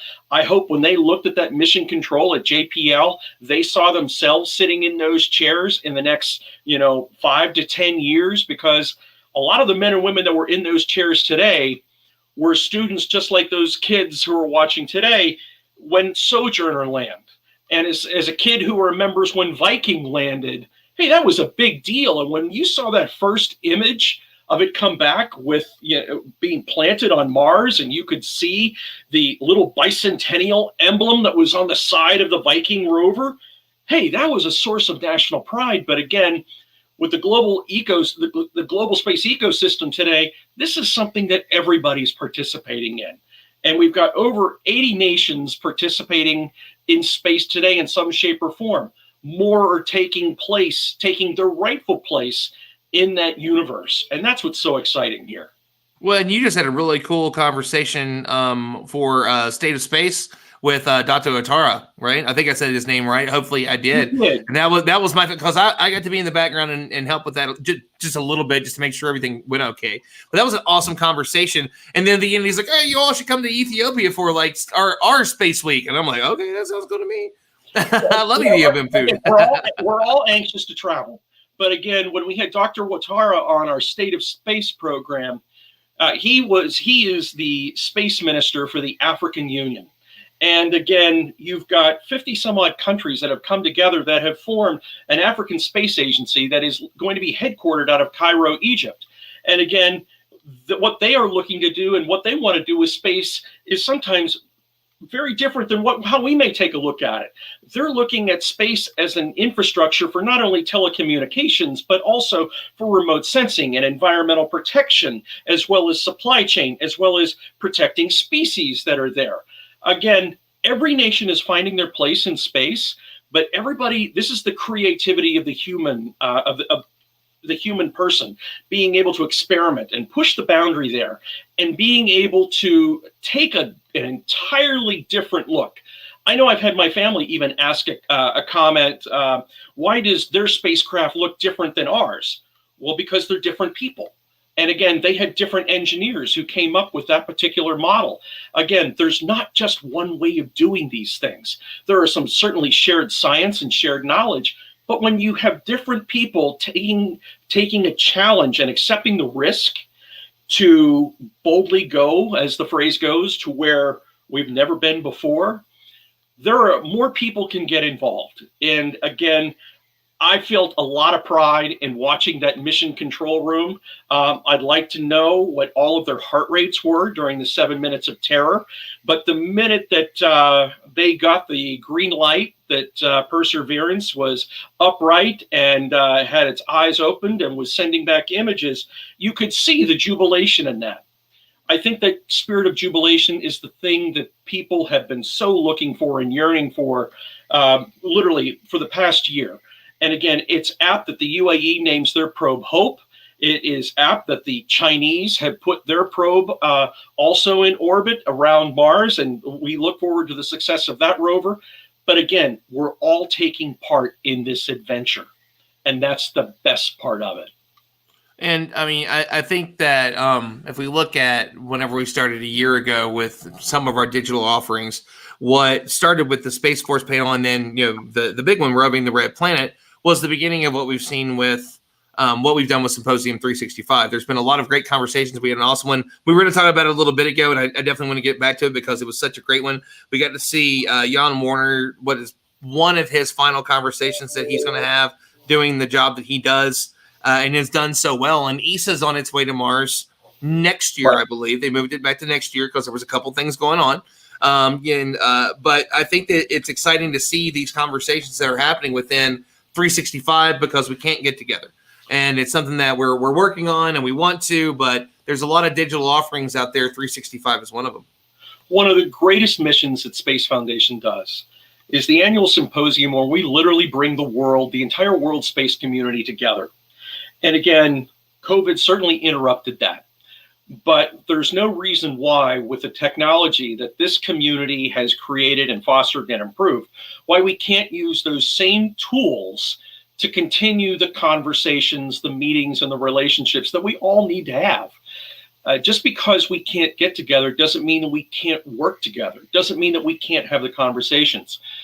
Symposium 365 is literally the platform to keep that conversation going. Again, when we bring people together for 1 week out of the year, that's great. But we have another 51 weeks when there's a whole lot of other stuff happening. Symposium 365 is the platform that we are using to share the conversations with our new gen as to how they're approaching these issues.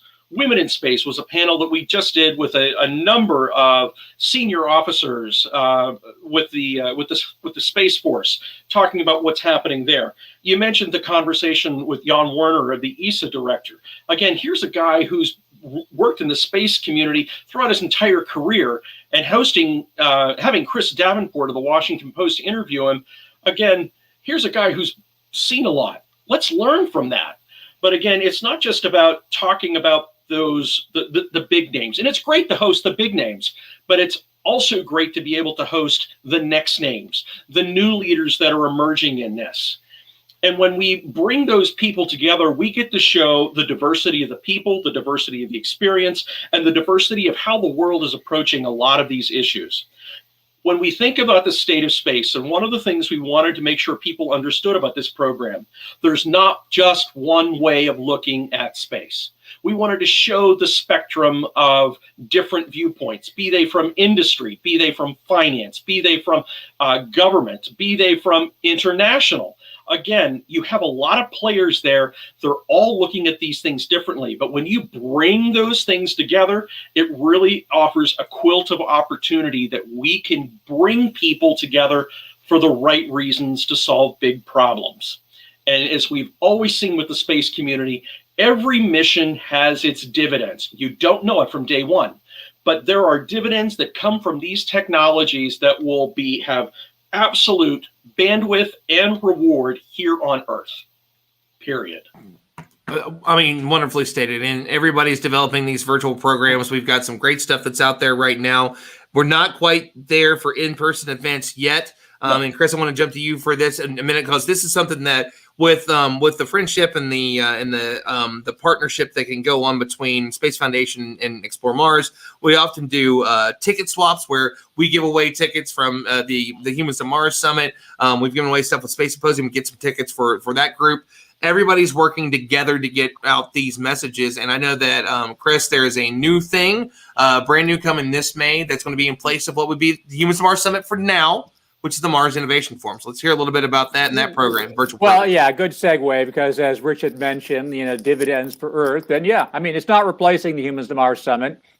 Like last year, we had to postpone H2M till late summer, early September. And we're going to do that again. We'll send out the dates for that very soon. But we're not going to waste our usual week in May. We're going to run as you mentioned, the Mars Innovation Forum.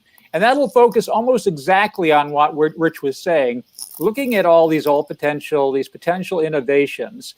We focus a lot on the rocket companies, as we should. We need the rocket companies to get us to Mars. But now that it looks like we're really going to get there, there are so many other technologies, innovations that are required for sustainability if we want to stay at any period of time on Mars or anywhere else in the solar system. But these innovations can have a direct impact here on Earth.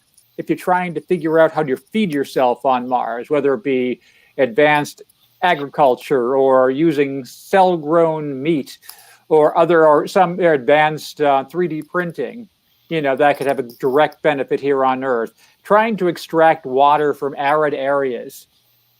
And using all these technologies could have a direct benefit here on Earth as well. Or remote medicine. It just goes on and on and on and on. These innovations that are essential for sustainability on Mars or on the Moon or on anywhere else in space, by looking at these problems through the Mars lens, we might make big leaps for technologies here on Earth, and as well as markets. While I don't think even Elon Musk would say we're going to make a profit if he was paying for the entire Mars mission, there are a lot of those, puzzle pieces to get to Mars sustainably that I think there are markets for, because a lot of these things do not cost billions of dollars. Many of them don't even cost millions of dollars. There are really critical technologies that are not that expensive, and that small players around the country, middle-sized companies and large companies can play a role in, and not just the usual suspects who we very much admire, but there are technology companies, as if they're farmers. There are drilling companies. There are just technologists everywhere who can play a critical role, and once again, by doing it, benefit humanity.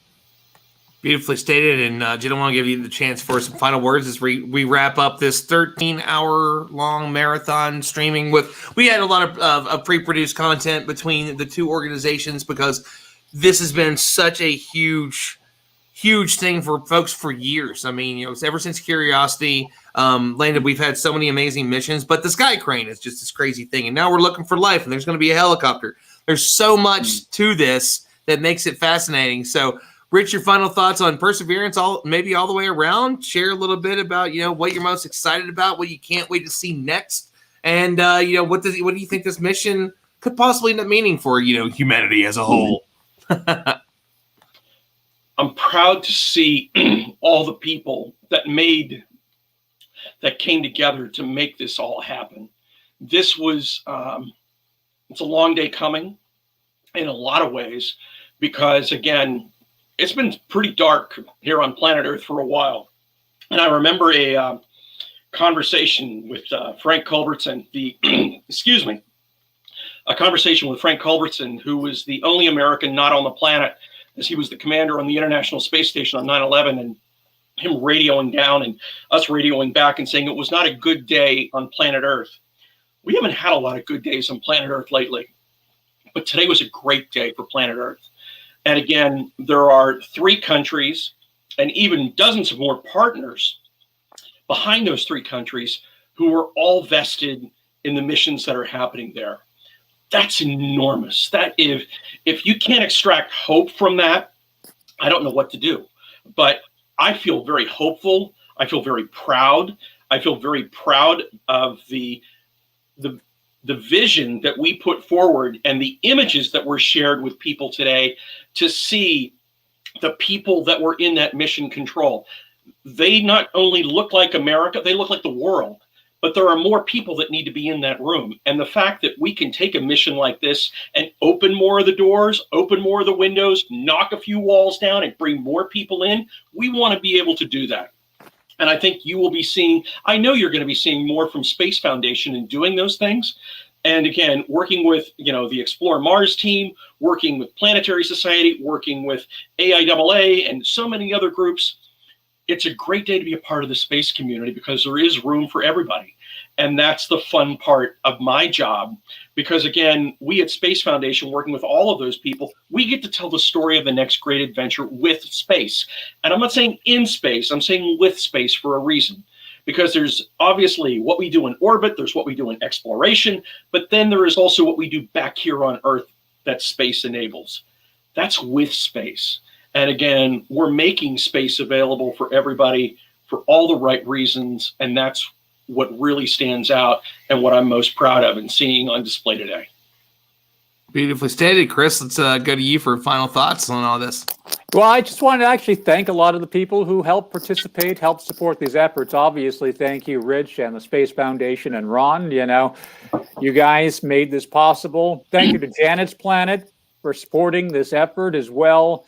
Thank you for our supporters, longtime supporters, such as Aerojet Rocketdyne and Lockheed, who've, had people here and helped support this program as well, but also provided, expert commentary as well. And just innumerable others. I'm sure I'm missing a lot of people, Ron, so feel free to jump in and mention some of them. But I think I agree this has been a great day. And I think although the year started a couple of months ago or a month and a half ago, I think this kind of really marks the beginning of a great new year. That was great said. And there were so many. There were so many folks that came in to join us today from Casual Space Podcast, Beth Mund. We also had Jake Robbins from the We Martians podcast. The list is long. If you didn't get to watch all of today, go back, jump through, and listen to it. Every 15 minutes or so, we jump to another guest that's an expert or works for one of the organizations or works for one of the main companies or helped build one of the pieces to it. You outside of NASA, I would be shocked if you had as complete a guest list. And if you haven't watched the other live streams that were out there, like what our friends were doing, Kevin J. DeBruin did one. He would have been a guest on our show today. He was doing one. Go back and watch his. Raquel Nunez was on the Planetary Societies, a friend of all of ours. Go check that out. Bill Nye was on there talking about space, so I'm sure it was awesome because he loves, yeah. Does he like space? Does he like space? I think he likes space a little bit. So, we just had so much going on that's been fantastic, and thank you everybody for joining us today. Can't wait till the next one. We appreciate you all, and we'll see you on the next live stream. And please, please, please come and see us at the Discovery Center on Saturday all day. We're going to have all kinds of awesome stuff. If you're not in Colorado Springs, if you're in Denver or Boulder, brave the snow, come down and celebrate with us because we need to have more space people together. And there's so many big things coming up we're excited about. And, of course, join tomorrow for my my interview with Chelsea Goad from space.com. We're going to talk about everything she experienced at JPL today. So we will see you all soon. Thank you all so much for joining us. Until the next time.